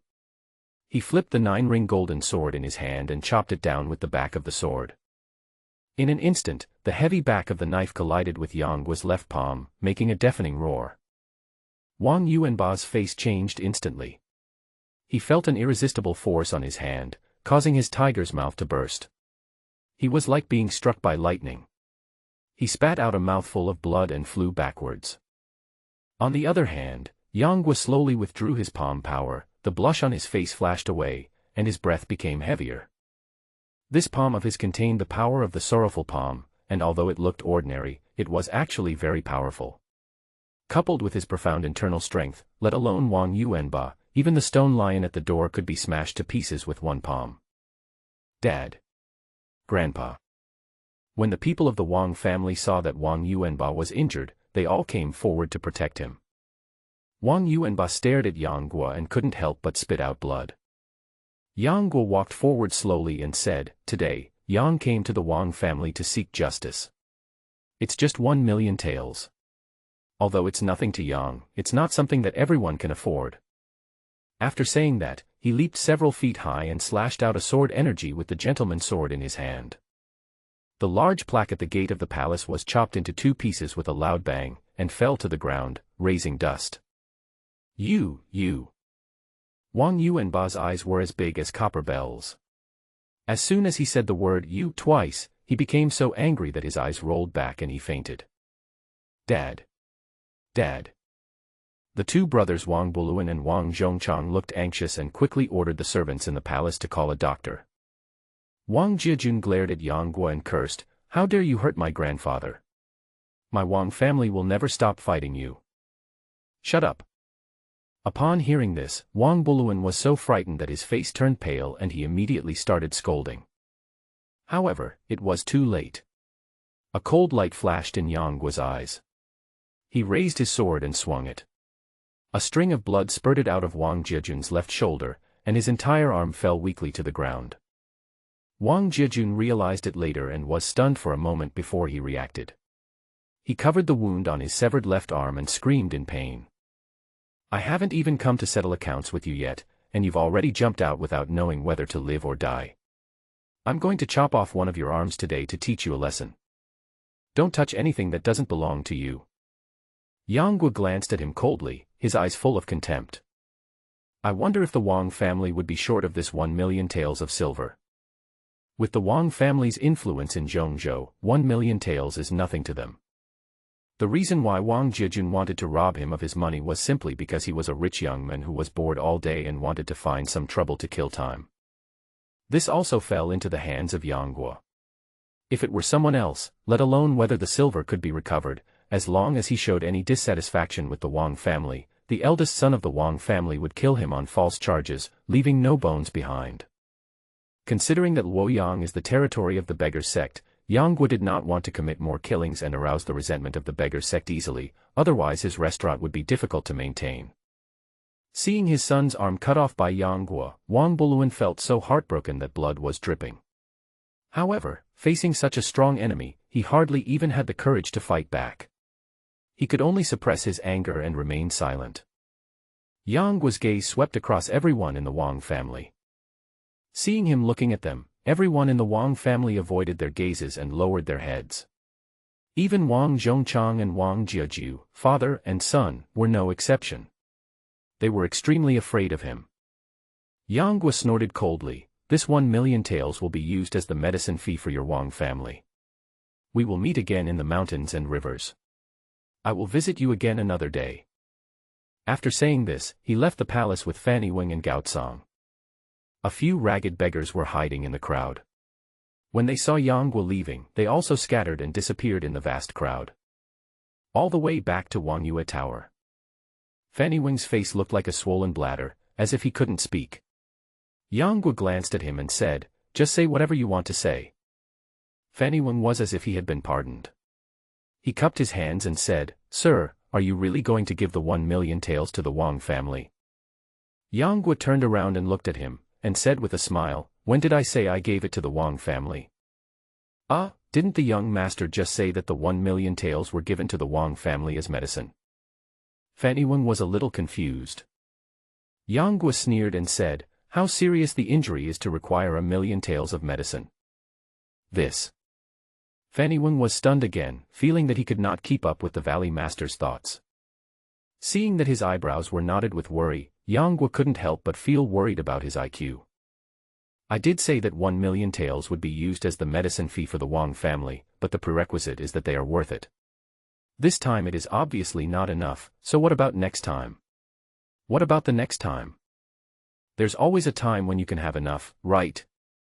When Fanny Wing heard this, the expression on his face suddenly became very interesting. He thought to himself that Yang Guo was simply a jerk. Even Gao Tsang, who was standing behind him, understood what was said. His face turned extremely pale and he broke out in a cold sweat. Return to Moon Watching Tower. Yang Guo had no intention of leaving. After asking Fanny to pick up Bai Long from the inn, he planned to live in the moon-watching tower.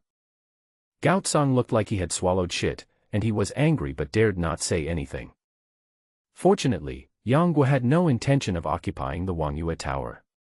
He only said that he would sell the Wang Yue Tower to Wang Jiejun for 500,000 taels. The price previously negotiated would naturally be invalid, and he would buy the Wang Yue Tower for another 500,000 taels. When Gao Tsang heard this, his sadness turned into joy, and he wanted to kowtow to Yang Guo twice on the spot. Although it was 200,000 taels less than the originally negotiated price, he was the one who harmed them after all. It was a great blessing from heaven that Yang Guo could give him 500,000 taels. He would not dare to ask for more. After all, selling it to Wang Jiejun would also cost 500,000 taels, and I felt much more balanced when I thought about it. Although Yang Guo did not say when he would pay, Gao Tsang happily cleaned out 2 private rooms for him and Fanny to live in. Once in the room, Yang Guo sat cross-legged on the bed and began to practice meditation. Consciousness is directly invested in the system space. Looking at the Bixie sword technique and sunflower manual floating in the system space, he pondered for a long time before he made up his mind to directly comprehend the entire book. As 2 golden lights appeared out of nowhere and penetrated into his brows, a long passage of unfamiliar text memories emerged in Yang Guo's mind, and he finally learned the origins of the 2 martial arts secrets. Needless to say, the Book of the Sword of Exorcism was a sword technique that was discovered from the remaining fragments of the Sunflower Manual. The 2 have the same origin. It was the fragment that Yusu and Kai Zifeng of the Huashan sect memorized when they visited the Shaolin Temple in Putian and secretly read the Sunflower Manual. Later, when Zen Master Du Yuan went to Mount Hua to interpret the scriptures for them, they forced themselves to memorize and comprehend the martial arts in the Sunflower Manual, and created the 72 sword techniques to exorcise evil. He then came down the mountain and returned to secular life, changing his name to Lin Yuantu. This is the origin of the Lin family sword technique to ward off evil spirits. Because of this incident, the news that Huashan sect disciples had secretly peeked at the Sunflower Manual also spread outside. Not long after, the 10 elders of the Sun Moon God sect came to attack Mount Huashan. There was a battle at the foot of Mount Huashan. Many of the 10 elders of the demon sect were seriously injured and were defeated. However, Yusu and Kai Zifeng were also killed in this battle, and the Sunflower Book, recorded by them, was also taken away by the demon cult. This is the origin of the Sunflower Book of the Sun and Moon God sect. It can be seen from this that Dongfang Bubi, the world-famous leader of the Sun Moon God sect, practiced only fragments of the Sunflower Book. Compared with the complete version of Sunflower Collection that Yang Guo obtained directly from the system, it was definitely inferior. According to the records in the book, originally, Sunflower Collection was co-authored by a man and a woman. The man's name had the character Kuei in it, while the woman's name had the character in it, hence the name Sunflower Collection. This man and woman were originally a loving couple, but later turned against each other due to circumstances, and the half of the book they each created even restrained each other. Yang Guo thought to himself that this was quite similar to Wang Chongyang and Grandma, but they had a little more regrets than these 2 people. Since then, the Sunflower Book has been divided into 2 halves, one for cadres and one for Kuan. Some people in the world also call it Book of Heaven, Book of Earth, Yin Lu, Yang Lu. It should be noted that when this book was written, it was not that everyone should practice in the palace. There was no need to practice in the palace in the first place. People just need to keep a normal mind and not have obscene thoughts. This is one of the key points and the only basic one. If it can be done, then the Sunflower Collection will not need to self-conceive. However, when practiced, the Sunflower Manual is extremely dangerous and dreamlike, as if it symbolizes power and has a powerful allure. It is this temptation that often affects the state of mind and understanding of practitioners, causing their desires to amplify and make it difficult to control themselves. If you want to eliminate this drawback, the only way is to cut off the root of all greed, which is the basic principle recorded in the book, castration. After all, castration is unacceptable to some people, and the practice methods are also very different for some people with different understandings and mental states. This can completely solve the harm caused by practicing the classics. It is precisely because of this that castration has become the first basic principle of the book. If one does not use castration to relieve the pain, one will be burning with desire during practice and will immediately go insane, paralyzed and die. When Yang saw this, he felt unwell. Although the sunflower manual can be practiced by not only castrating oneself, the consequences of practicing it by force are beyond his ability to bear. Knowing this is the same as not knowing it. However, he also understood why he was able to suddenly use the moves from the exorcism sword technique today. The moves in the exorcism sword technique seem exquisite, but in fact, if they are placed in the complete sunflower manual, they appear to be very messy, just like numbers arranged in sequence that have been completely shuffled and pieced together. And the move he performed today was exactly the sword style in Yang Lu, which was a coincidence. You know, even though the exorcism sword technique does not require high internal strength, one still needs matching internal strength to unleash the true power of the sword technique. It was truly a coincidence that Yang was able to use the 9 Yang magic art to create the exorcism sword technique. At this moment, in his mind, he compared the exorcism sword technique with the sword techniques in the lower part of the sunflower manual, and split the 36 sword techniques in the Yin Lu and Yang Lu into each. Including the sword techniques that were omitted from the sunflower manual, the complete set of sword techniques has a total of 99 moves. Among them, 49 moves are in Yin Lu, 49 moves are in Yang Lu, and the last sword style is used by 2 people together. He only heard of its form but could never understand its true meaning. The sunflower manual is divided into 2 parts, which is a comprehensive collection of the Yin Lu and Yang Lu. The upper part practices qi, the lower part practices sword, and it also includes taking medicine to practice qi, acupuncture, etc. after castration. Yang only glanced at the upper part of the qi training chapter and almost fell into it. Within 10 breaths or so, he felt dazed and out of control. Noticing this, he quickly calmed himself down, stopped looking down, and forcibly eliminated the influence of the technique from his mind. He slowly opened his eyes and glanced at the gentleman and lady sword beside him. He then drew out the gentleman's sword and practiced a very sophisticated sword technique in the room. In the room, only the sword light was seen flying by, but there was no trace of the sword body. It was like a fleeting light, making people dazzled, and even more like a shadow that disappeared in the wind, making it difficult to grasp. If any sword-fighting expert in the martial arts world saw this scene, he would probably be so shocked that his jaw would drop. Are you asking about sword fighting? What kind of sword is being compared?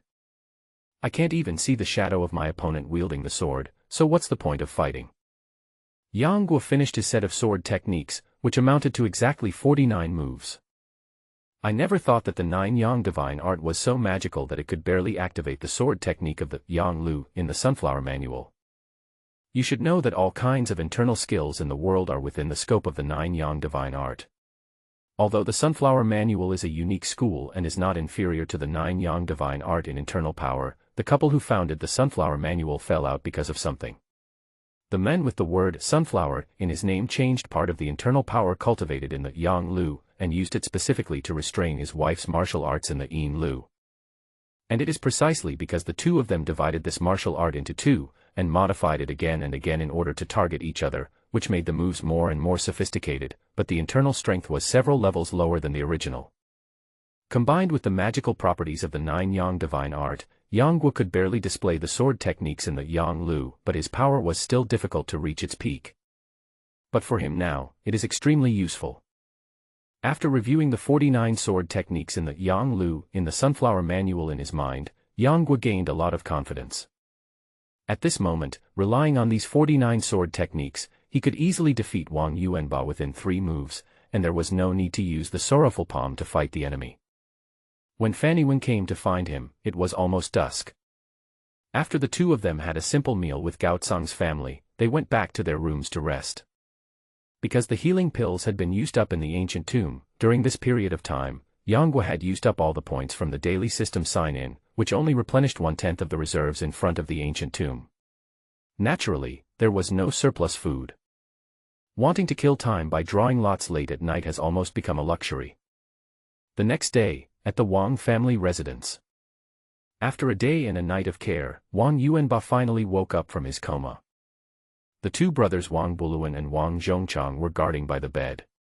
When they saw the old man wake up, they both looked happy. "Dad, you finally woke up. Wang Yuanba opened his heavy eyelids and looked at the two brothers in a daze, then he recognized that they were his two sons. Buluan, Zhongchang, how long has your father been in a coma?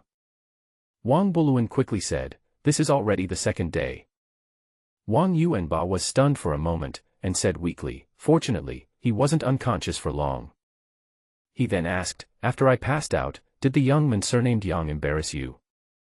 The two brothers Wang Zhongchang looked at each other with bitterness on their faces, not knowing how to answer. Why? Did he do something else? Wang Yuanba was so excited that he wanted to sit up from the bed, but was helped back down by his two brothers. Wang Buluan said with a guilty look on his face, Dad, Jejun's left arm was cut off by that man. What? This is too much, this is too much. Wang Yuanba was so angry that he spat out a mouthful of blood, his eyes were bloodshot and his face turned red. Dad, don't get excited, just listen to what I have to say. Wang Buluan's eyes were filled with a look of disappointment, and he said with a sullen look in his heart, speaking of which, it was all caused by this unfilial son. He really deserved to have his arm chopped off. Wang Yuanba was stunned, frowning, and asked, what on earth is going on? Wang Buluan only told the whole story of how Wang Jejun acted recklessly and deliberately made things difficult for the owner of Wangyue Tower, forcing the other party to leave Luoyang. Later, he became greedy and sent people to kidnap the young man to use to buy Wangyue Tower for 1 million taels of silver. After hearing this, Wang Yuanba's face twitched. Although he didn't say anything, he actually started cursing in his heart. He was aware that his descendants would not be heroes, but they would certainly not be bandits or robbers. Otherwise, wouldn't that be a disgrace to his reputation as the hero of Zhongzhou and the invincible golden sword? So when Yanguo came to his house and made a fuss, he believed his own descendants without even asking, thinking that the other party was just here to cause trouble. Who knew that it was his side that was in the wrong? If this matter were to get out, how would Wang Yuanba still have the face to stay in Zhongzhou? It would be fine if I could beat him, at worst I could just kill that guy in secret. But the problem is that he can't beat the other party. Now that he has lost both his dignity and face, this is even more painful for Wang Yuanba, who has always been very vain and concerned about his reputation, than killing him. He suppressed his anger and asked again, did the young man surnamed Yang do anything else? The two brothers shook their heads. Wang Yuanba frowned and asked, did you return the money to him? The two brothers shook their heads again. Wang Yuanba's frown deepened. So he didn't say anything. The two brothers shook their heads subconsciously, but soon stopped and started talking at once. Wang Yuanba's head was about to explode from the noise of the two of them, so he immediately interrupted them and said, speak one by one, Zhongchang, you speak. Wang Buluan had a bitter look on his face, knowing that this incident must have left a knot in the old man's heart. If it was not remedied in time, he was afraid that his family would have no good life in the future. Wang Zhongchang was delighted and said hurriedly, yes, the young man said before he left that this 1 million taels would be used as medical expenses for my Wang family. I will come to visit you again someday if we meet again. When Wang Yuanba first heard it, he didn't think anything of it, but after being stunned for a moment, his whole body seemed to explode, his beard stood up, and his eyes widened. Did he really say that? The two brothers didn't understand what was going on and just nodded in agreement. Wang Yuanba could no longer lie down, and struggled to sit up from the bed, clamoring to see Wang Jejun. His internal injuries were not actually serious. They were mostly caused by Yangguo's anger. Otherwise, considering his advanced age, how could he have woken up after being in a coma for only 1 day and 1 night? Seeing the old man like this, the two brothers wanted to dissuade him, but he glared at them and they were instantly speechless. When the three of them hurriedly came to the bedroom where Wang Jejun was resting, he was still lying on the bed with a pale face, groaning in pain. However, Wang Yuanba came to his bedside, pulled him off the bed without saying a word, and threw him to the ground. Ouch! It hurts so much. It hurts so much. Grandpa, are you going to kill me?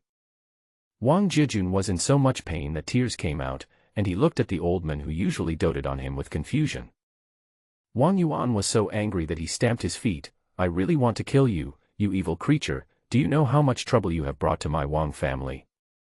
He cursed and stamped his feet, still not feeling satisfied, and kicked Wang Jejun hard several times. Wang Buluan watched from the side, feeling distressed but angry but unable to say anything. For fear that the old man would take his anger out on him, he didn't even dare to offer any advice. After venting his anger, Wang Yuanba pointed at Wang Jejun and asked, "Tell me, where are all the silver coins?" After Wang Jejun had gone through a lot of torture, he saw that the old man came with his father and second uncle, and he immediately knew that what he had done had been discovered, so he did not dare to hide anything and said, "The 1,000,000 taels of silver are all in the treasury, and I haven't touched a single cent." Hearing this, Wang Yuanba's expression eased a little and he said, "You are lucky." After saying this, he had the 20 boxes of silver carried out intact, and asked the accountant to take out a silver note of 1,000,000 taels, and asked the two brothers Wang Buluan to return it to Yanggua together with himself. After finding out that Yanggua had entered the moon-watching tower yesterday and had not come out since, the Wang family's entourage headed towards the moon-watching tower in a mighty procession. Along the way, the two Wang brothers more or less understood their father's intentions, but they also felt that there was no need to make such a big fuss, making it seem as if the Wang family was afraid of him. Facing the two brothers' questions, Wang Yuanba had a look of despair and a look of vicissitudes on his face. He asked, "What kind of injury do you think is worth 1,000,000 taels? Or, can a few beatings be worth 1,000,000 taels? Do you really think that the other party's last words, 'We'll meet again someday, and come visit again, if you can,' are just polite words?" When the two brothers heard this, their faces changed and deep fear appeared in their eyes. By the time the Wang family arrived at Wangyue Tower, it was already afternoon. Yanggua had just finished lunch and was about to discuss the details of the future restaurant with Fanny Wing when he was informed by Gao Tsang that the Wang family wanted to see him. Fanny Wing glanced at Yanggua as if he had realized something, and he admired him even more. Yanggua stuffed the recipe into his arms like a treasure, stood up and said, "Let's go and take a look." "Yes, sir." Fanny Wing followed closely behind, and the two of them arrived outside the Wangyue Tower together. Wang Yuanba and his two sons, Wang Buluan and Wang Zhongchang, were standing outside the door in a sullen manner. They looked uneasy and did not even dare to enter. Seeing Yanggua appear, Wang Yuanba's face turned slightly pale, and he took a deep breath, stepped forward and said, "I am here to apologize to young Master Yang." Yanggua pretended to be confused and asked in a deep tone, "What do you mean, Master Wang?" He glanced at the 20 large boxes of items pulled by 7 carriages behind him, and understood what was going on. Wang Yuanba gritted his teeth, clasped his hands and said, "It was my unworthy descendant who did something wrong and offended Master Yang, which led to all these troubles. I was at fault for not disciplining him properly and not knowing right from wrong, which almost caused a disaster. Today, I come to apologize to Master Yang. I have broken the legs of my unworthy descendant and put him in solitary confinement. I hope Master Yang will be magnanimous and forgive him this time. As for the losses caused to young Master Yang over the past few days, in addition to returning the 1,000,000 taels to you intact, I will also give you another 1,000,000 taels as compensation." After saying this, Wang Yuanba couldn't help but bow his body, with cold sweat pouring down his pale face. When the pedestrians around saw that the Wang family came in such a grand manner just to apologize, they couldn't help but talk about it and were all filled with emotion. But surprisingly, not many people criticized Wang Yuanba. Instead, they secretly praised him for being upright and honest, and for sacrificing his own family for the sake of justice.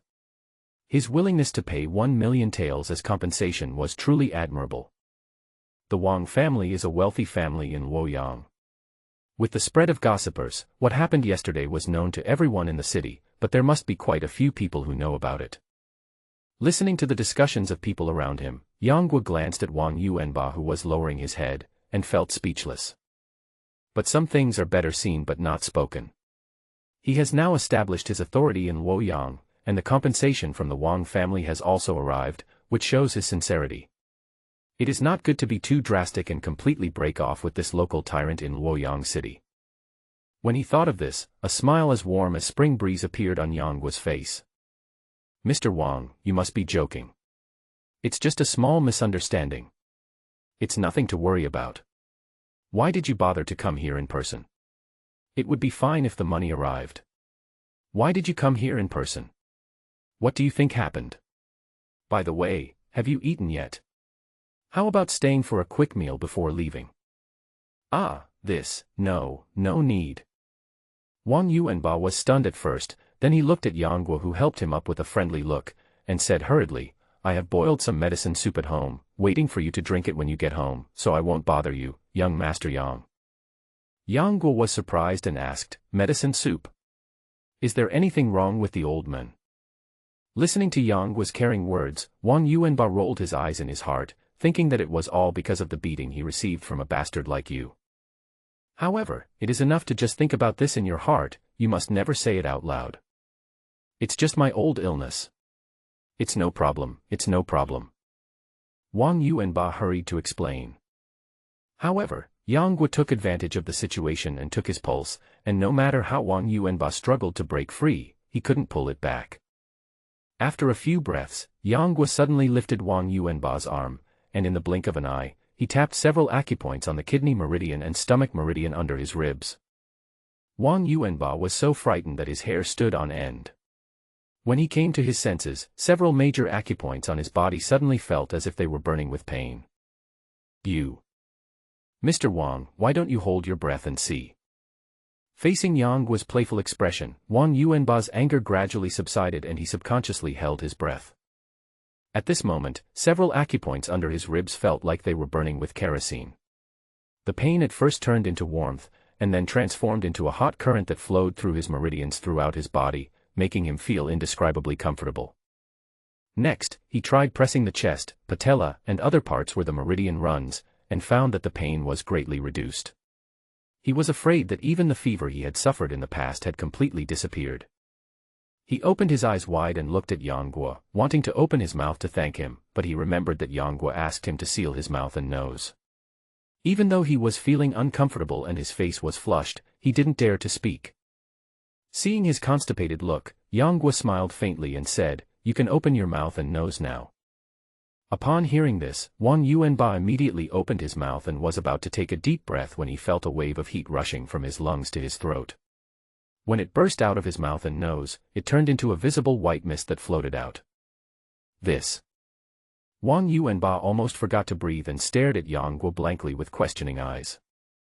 Yang Guo did not explain, but just smiled and said, old man is old now, he should enjoy his old age.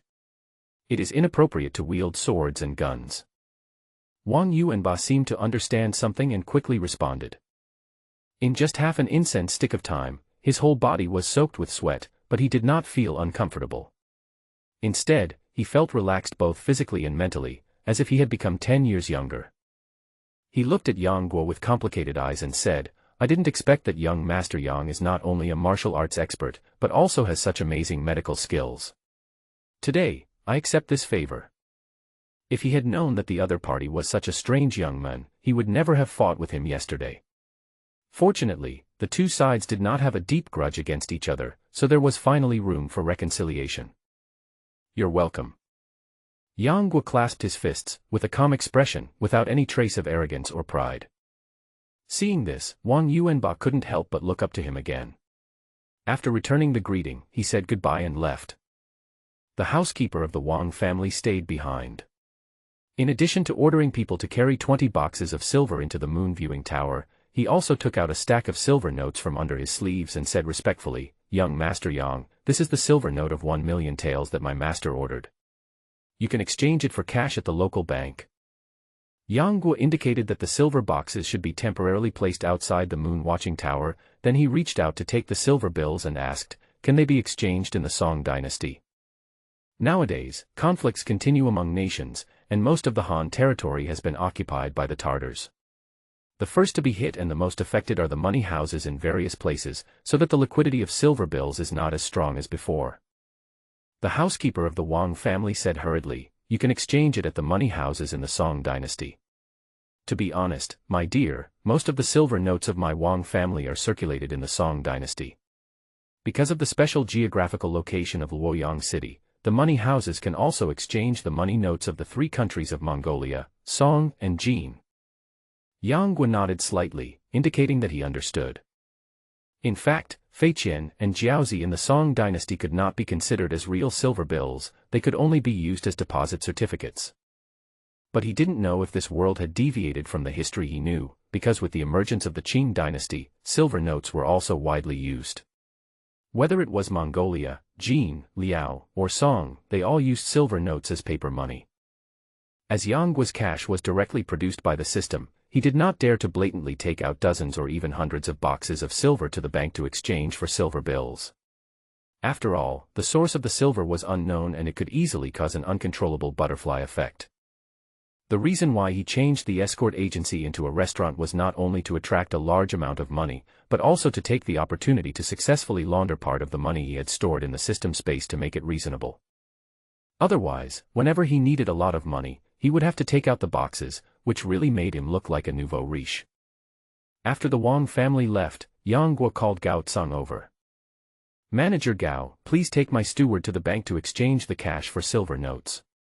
You can then take out 500,000 taels from it and treat it as the money we agreed to use to sell Wangyue Tower." Upon hearing this, Gao Tsang immediately responded, "Thank you, sir." Afterwards, Gao Tsang found a few helpers and went to the money shop with Fanny Wang. Now the people who came to watch the fun are gradually dispersing. After returning to the moon-watching tower, Yanggua asked Lu Ming, who had arrived early in the morning, to summon all the disciples of the Jueqing Valley to the moon-watching tower. Soon, 15 disciples from the Jueqing Valley, including Lu Ming, stood in front of Yanggua. Among them were 4 old servants, 6 strong men, and 5 young men. After some inquiries, we learned that the 4 old servants knew some martial arts, but their main job was to be cooks, that is, to cook for people. The 6 strong men were all around 30 years old, proficient in fishing nets, and were considered good hands. The remaining 5 young men were purely tools, there to help with odd jobs. Yanggua had basically made arrangements in his mind. He ordered them to dismantle the stage in Wangyue Tower and clean all the rooms. Then he brought the 4 old servants to the kitchen. Fortunately, there were still some ingredients left, so Yanggua asked the 4 old servants to prepare 3 dishes each. The 4 old servants had already learned from Lu Ming that Wangyue Tower would soon be converted into a restaurant, so they knew that the Valley Master was testing their skills. The 4 of them started working immediately to select ingredients. Probably less than 2/4 of an hour later, 12 exquisite vegetarian dishes were placed in front of Yanggua. Looking at the vegetables and radishes, he felt his face turn green. But considering that these old servants have been living in Jueqing Valley, and Gongsuanji was forbidden to eat meat when he was in power, it is estimated that these are the only vegetarian dishes they know how to cook. Yanggua took a few bites and found that the taste was a little bland, but still acceptable. Several old servants looked at the expression on the Valley Master's face with trepidation. After a long time, they found that they could not see anything, and they couldn't help but become even more panicked. Yanggua took out a revised recipe book from his arms and said, "Take this recipe book back and study it carefully. I will come to inspect it tomorrow. If you need any ingredients, you can ask Lu Ming to buy them." One of the servants, an old servant named Kong, carefully took the recipe and bowed in response with the other 3. After giving a few more instructions, Yanggua left, having made it clear that they didn't have to do the work of killing fish and sheep, they only needed to study how to cook the food. After all, they were a group of very traditional old people who had never touched meat. If Yanggua asked them to start learning how to slaughter pigs and sheep now, it would be a bit difficult. But he was not confident about handing the recipe to others, so he planned to hire a few cooks to help in the kitchen and be responsible for doing these things. When Yanggua came to the front hall, Fanny Wang and Gao Tsang had already returned. Gao Tsang got the money and naturally did not dare to delay for a moment. After expressing his gratitude to Yanggua, he hurriedly left with his family. Yanggua handed the 1 million taels of silver note from the Wang family as compensation to Fanny Wang and said, "Now you are the owner of this restaurant." Old Man Kong and his 4 companions in the kitchen are already old. I'm afraid they don't have the energy to serve the restaurant's food all day. Send someone to take a letter back to Jueqing Valley and ask Chiu Qianqi to transfer another 20 young disciples to learn cooking skills from Old Man Kong and his companions and take over their job. He believed that with his own recipe, the restaurant business would be a big hit. Fanny Wang nodded and asked, "Valley Master, what should we name our restaurant?" Wangyue Tower is too elegant and does not look like something that a restaurant should have. If it continues to be used, not only will it affect business, but just looking at it will be enough to make people feel uncomfortable. Yang Guo nodded slightly, and after pondering for a moment, he did not rush to answer, but asked Fanny Wing to buy a plaque. Upon hearing this, Fanny Wing hurriedly left Wang Yue Tower. When he came back, he saw Yang Guo sitting in the hall drinking, holding a large red lacquered gourd in his hand, which exuded a mellow aroma of wine. This was exactly the wine gourd filled with Xianbing Bihua wine that he had won in the system lottery when he was on Peach Blossom Island. However, the gourd now contained the Feitian Mitai that he had won. Naturally, its efficacy is not as good as Xianbing Bihua liquor, and its alcohol content is not as strong as Xianbing Bihua liquor, but it has a mellow body, sweet taste, and a long aftertaste. It is a good choice to satisfy your cravings and kill time in your spare time. He didn't know if it was because he drank a whole gourd of Xianbing Bihua wine in a row back then, but Yang Guo gradually developed a certain resistance to alcohol and his alcohol tolerance improved. If he drank the same gourd of 5-star Mitai slowly, it would only make him feel slightly tipsy. The system space can only store items produced by the system, so after drinking the Xianbing Bihua wine, Yang Guo was reluctant to throw away the wine gourd. After the 5-star Mitai was drawn in the lottery, he used the wine gourd to hold the Mitai, which was quite appropriate. Fanny Wing came back with 2 servants following him, carrying a plaque. "Put it down." Yang Guo pointed to the wooden table beside him. Fanny Wing immediately ordered the 2 servants to put the plaque away. Yang Guo put down the wine gourd and grasped the gentleman's sword hanging at his waist with his right hand. When he walked in front of the plaque, his aura suddenly became fierce, like a sharp sword, making people dare not look directly at him. As the aura around him continued to accumulate, his robes fluttered without wind. In an instant, a flash of white light flashed by, like lightning and thunder, and disappeared in a flash. The strong light pierced the 3 people's eyes. Fanny Wing and the 2 servants could not help but close their eyes. When they opened their eyes blurrily, Yang Guo sat back on the bench beside him, holding a wine gourd in his hand, drinking by himself. The 2 servants looked at each other, obviously not knowing what was going on. Fanny Wing's heart trembled. He walked to the plaque and took a look. On the plaque, he saw 3 large characters Xian Lai Ju written in silver and iron strokes. The handwriting was elegant and ethereal, as if written with a single stroke, which was truly not a human thing. At just one glance, Fanny Wing was deeply shocked by the wild and unruly nature revealed in these 3 words. Looking at Yang Guo, who was drinking alone beside him, he felt awe in his heart. Without Yang Guo's instructions, Fanny Wing took the initiative to carry the plaque and went to apply primer and paint gold characters with the 2 servants. After all this delay, it was already evening. Yang Guo had nothing to do, so he cooked a few dishes himself. After letting old Man Kong and his servants taste them, they were immediately astonished and sighed that the god of cooking had descended to earth. Then Yang Guo told them that as long as they studied the recipes he gave them carefully, they would be able to reach this level in the future, and might even do better than he did. After hearing this, old Man Kong and the other 3 felt that these days were really promising. In order to prevent any accidents, Yang Guo stayed in Luoyang City for 7 days. Today happened to be the opening day of Xian Leiju.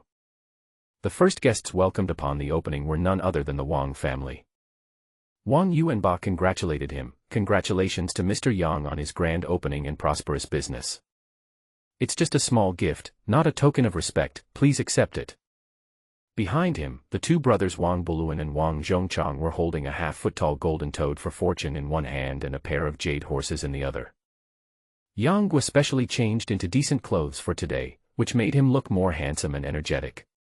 After exchanging a few polite words with Wang Yuanba, he asked Fanny Wing to accept the thank-you gift from the Wang family. With the wealthy Wang family taking the lead, more guests soon flocked into the restaurant.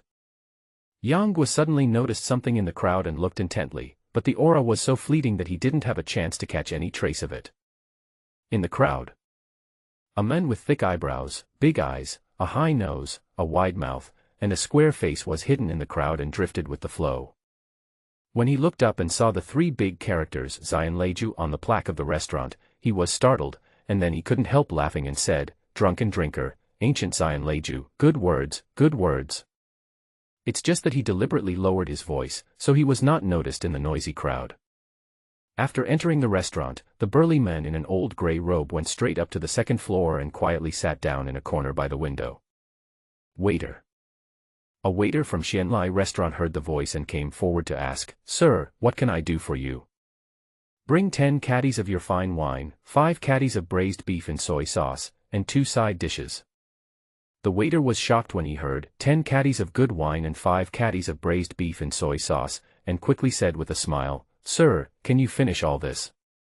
He saw that although the big man did not show any anger on his face and his voice was not loud, his words and actions were extremely majestic, which made people admire him. He immediately changed the word guest to master. The big man was not angry. He just took out the silver from his arms, put it on the table and said with a smile, "Are you afraid that I will default on my debt? Go and get it." "Yes. Yes." The waiter had no choice but to agree and went downstairs to prepare. Soon, the table was filled with wine and food. The big man picked up a jar of wine and poured it into the bowl. When he smelled the aroma of the wine, his brows immediately frowned. He drank the wine in the bowl unwillingly, then shook his head, his face full of disappointment. "But what was the poor hospitality that caused your dissatisfaction?" Suddenly, a voice came towards him. The big man was startled and looked up. He saw an incredibly handsome young man. He was stunned at first, and then a hint of understanding appeared in his eyes. The person who came was Yang Guo. When he was entertaining Wang Yuanba and others at the door, he noticed that there were masters nearby, but he did not make it known. Instead, he waited until the restaurant was full of people before he started to investigate one by one. Finally, he saw a big man in a gray robe sitting in the corner of the second floor. The big man laughed and said, "I thought that the person who could write the plaque at the door must be a great wine lover, and Xianlai residents must have good wine. Who would have thought that the wine is no different from what I drink every day? I can't help but be a little bit out of control, please forgive me." Yang Guo couldn't help but laugh when he heard this. Of course there is good wine, but when drinking with a good friend, one should not drink 1,000 cups. "I won't drink with ordinary people, I'm afraid that many people will be disappointed." The big man's eyes lit up when he heard that, and he raised his hand and said, "Brother, please sit down." Yang Guo sat down opposite him, took off the wine gourd tied around his waist and placed it on the table. "This wine should be shared with close friends." Yang Guo laughed. The big man showed some interest and said, "Brother, you are really interested in me." Yang Guo said, "If you can see the true meaning of the 3 words Zion Leiju, you are worthy of this wine." When the big man heard this, he immediately laughed heartily and said, "Okay, I'm grateful for your appreciation, brother. I'll try this wine." Yang Guo smiled slightly and filled his glass. The big man acted straightforwardly and recklessly. He was not afraid of being poisoned. He picked up the wine bowl and drank it all in one gulp. After finishing it, he could not help smacking his lips, as if he was still not satisfied. The wine has a great body, a clean and elegant aroma, and a rich and mellow taste. It's really a good wine, and it's a delight. The big man had an excited look on his face, with a hint of pleasure in his eyes. Yang Guo filled his bowl again. The big man couldn't wait to pick up the wine bowl and was about to drink, but when the wine reached his lips, he stopped abruptly and said, "What's the point of drinking alone? Brother, can you drink with me?" Seeing that the other party drank the 38-proof Mount I liquor as if it were water without changing his expression, Yang Guo suddenly felt proud and called Lu Ming to get a big bowl like the other parties and filled it for himself. "Come on. Do it." The big man was very happy when he saw this. The 2 men's wine bowls clinked together, causing the wine to slosh around, but not a drop was spilled. A deep meaning flashed in the big man's eyes, and he drank the wine in the bowl. The same was true for Yang Guo. When the wine entered his mouth and slid down his throat, he felt as if his chest was burning, which was extremely uncomfortable. But compared to the strong Xianbing Bihua wine, this wine is still within the tolerable range. Although he would normally have a few sips of wine, he never drank from a large bowl like he did today, and he drank it all in one gulp. Naturally, the feeling was very different from his usual one. But not wanting to lose his prestige, Yang Guo filled a bowl of wine and drank it all again. "Brother, you drank one more bowl just now, so I will drink this bowl as a token of my respect." When the big man heard this, he laughed out loud, "Ha ha ha, interesting, really interesting. Come, let's have another bowl." Yang Guo followed his instructions and filled a bowl of wine for the 2 of them. The two continued drinking. After drinking 5 or 6 bowls in a row, the wine in the wine gourd was already clanging, but they were only concerned with drinking and had not tasted any of the delicious food on the table. Compared to the slight blush on the big man's face, Yanguo looked a little unbearable. His face was flushed, and there was a hint of drunkenness in his eyes. "Brother, you have a good alcohol tolerance. There is no more wine in this gourd. Wait for me to get some more and we can continue." Yanguo shook the wine gourd in his hand, then turned around and left with an excuse. The big man nodded slightly, and while Yanguo was away, he did not touch the food on the table. In addition to the lingering rich aroma of wine in the air, there is also the aroma of hot and cooked sauce on the table, which comes from the braised beef. The big man sniffed the dishes on the table, a hint of desire flashed in his eyes. He wanted to eat but was embarrassed, which really aroused his appetite. "I never thought that Xian Leiju not only has such fine wine, but also such tempting dishes. I have been traveling all over the country and have never found a place that can compare to this." He felt a little regretful. He should have known not to drink too much and should have eaten while drinking. In just a moment, Yanguo came back. He did go to get some wine, but he did it through the system, transferring the mitai into the wine gourd. After all, if that ultramodern industrial wine bottle made of milky glass were to be shown to others, even 10 mouths would not be able to explain it. After they sat down, Yanguo refilled their bowls. The big man didn't know how much of the wine was left, but he thought that this kind of wine was not easy to come by, so he should not chew it like a peony. He should taste it carefully, so he said. "We don't have to rush to drink. These dishes look delicious. Why not eat and drink at the same time?" He also saw that Yanguo was already a little tipsy, but the wine was extremely strong and it was indeed not suitable for him to drink heavily. Not to mention the other party, even he himself was already feeling a little uncomfortable at this moment. He was afraid that if he drank another 20 or 30 bowls, he would even fall down. This wine was almost 4 or 5 times stronger than anything he had drunk before. If it were someone else, they would probably pass out after drinking just 1 bowl. However, his momentary sobriety was soon clouded by the alcohol in his stomach. After eating a few bites of the food, he started to persuade Yanguo to drink, and he and Yanguo drank 6 or 7 large bowls in a row. Before they knew it, they had already drunk about 20 bowls of wine. During the journey, Yanguo made an excuse to get 2 more glasses of wine, and each time he used his profound internal strength to dissolve the alcohol in his body. Fortunately, the 9-yang magic art had a unique advantage in this regard. Otherwise he would have collapsed after the 10th bowl. The man sitting opposite him also had a red face, reeked of alcohol, and his eyes gradually became vague. Burp. This wine, is really good." The big man couldn't help burping and ate several pieces of beef before he recovered. Compared to Yanguo, he was undoubtedly an honest man. He did not use any internal force to neutralize the effects of the alcohol throughout the whole process. He just relied on his own physique to resist it. Yanguo saw it and admired him very much. He was drunk at the moment, and his tongue felt tangled when he spoke. He stammered and said clearly, "Brother, we have finished almost 23 bowls." The big man had recovered at this moment, and seeing that he was drunk, he laughed secretly in his heart, knowing that if he drank another bowl, he would be drunk and fall to the ground. Looking at the half-gourd of liquor, the big man wanted to drink it all in one gulp, but he was afraid that he would attract the young master of Xian Leiju to join him in drinking and get hurt, so he shook his head regretfully and gave up. "Brother, you are quite clear-headed and can calculate the numbers clearly." The big man started jokingly. Yanguo opened his eyes and said with a smile, "Don't be afraid of being laughed at, my inner strength is not bad, this little bit of wine is harmless, let's drink again." He was about to take the wine gourd on the table, but the other party held his wrist. "Wait a minute, brother. It is a great blessing for us to be able to meet here today and drink to our heart's content. Drinking any more will harm our health and it will not be worth it." When the big man heard what Yanguo said, his heart was moved and the alcohol in his stomach immediately got drunk, but he still forced himself to restrain himself. He didn't want to see Yanguo drunk and unconscious. After all, he didn't come here today to drink with him.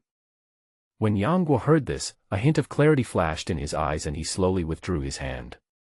The big man smiled and shouted, "Waiter, check out." At this time, the waiter who had served the restaurant came forward, looking back and forth between the big man and Yang Guo, wondering whether he should accept the other party's money. Yang Guo forced himself to sit up and said, "I'll waive this gentleman's meal fee." "Yes, boss." The waiter did not dare to call Yang Guo the valley master. After responding, he hurriedly retreated. The big man was speechless when he saw this, but he still put the silver on the corner of the table with no intention of taking it back. Yang Guo said, "As you said, we met here today and had a drink together. It is a great blessing in life. A little money is not worth mentioning." The big man nodded slightly. "From what I've seen just now, I can see that you are a straightforward and open-minded person, but I don't know how brave you are. Do you dare to follow me?"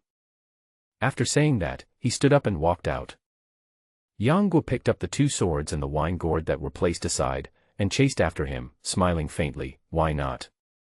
The big man walked straight out of Xianlai residence and blended into the crowd.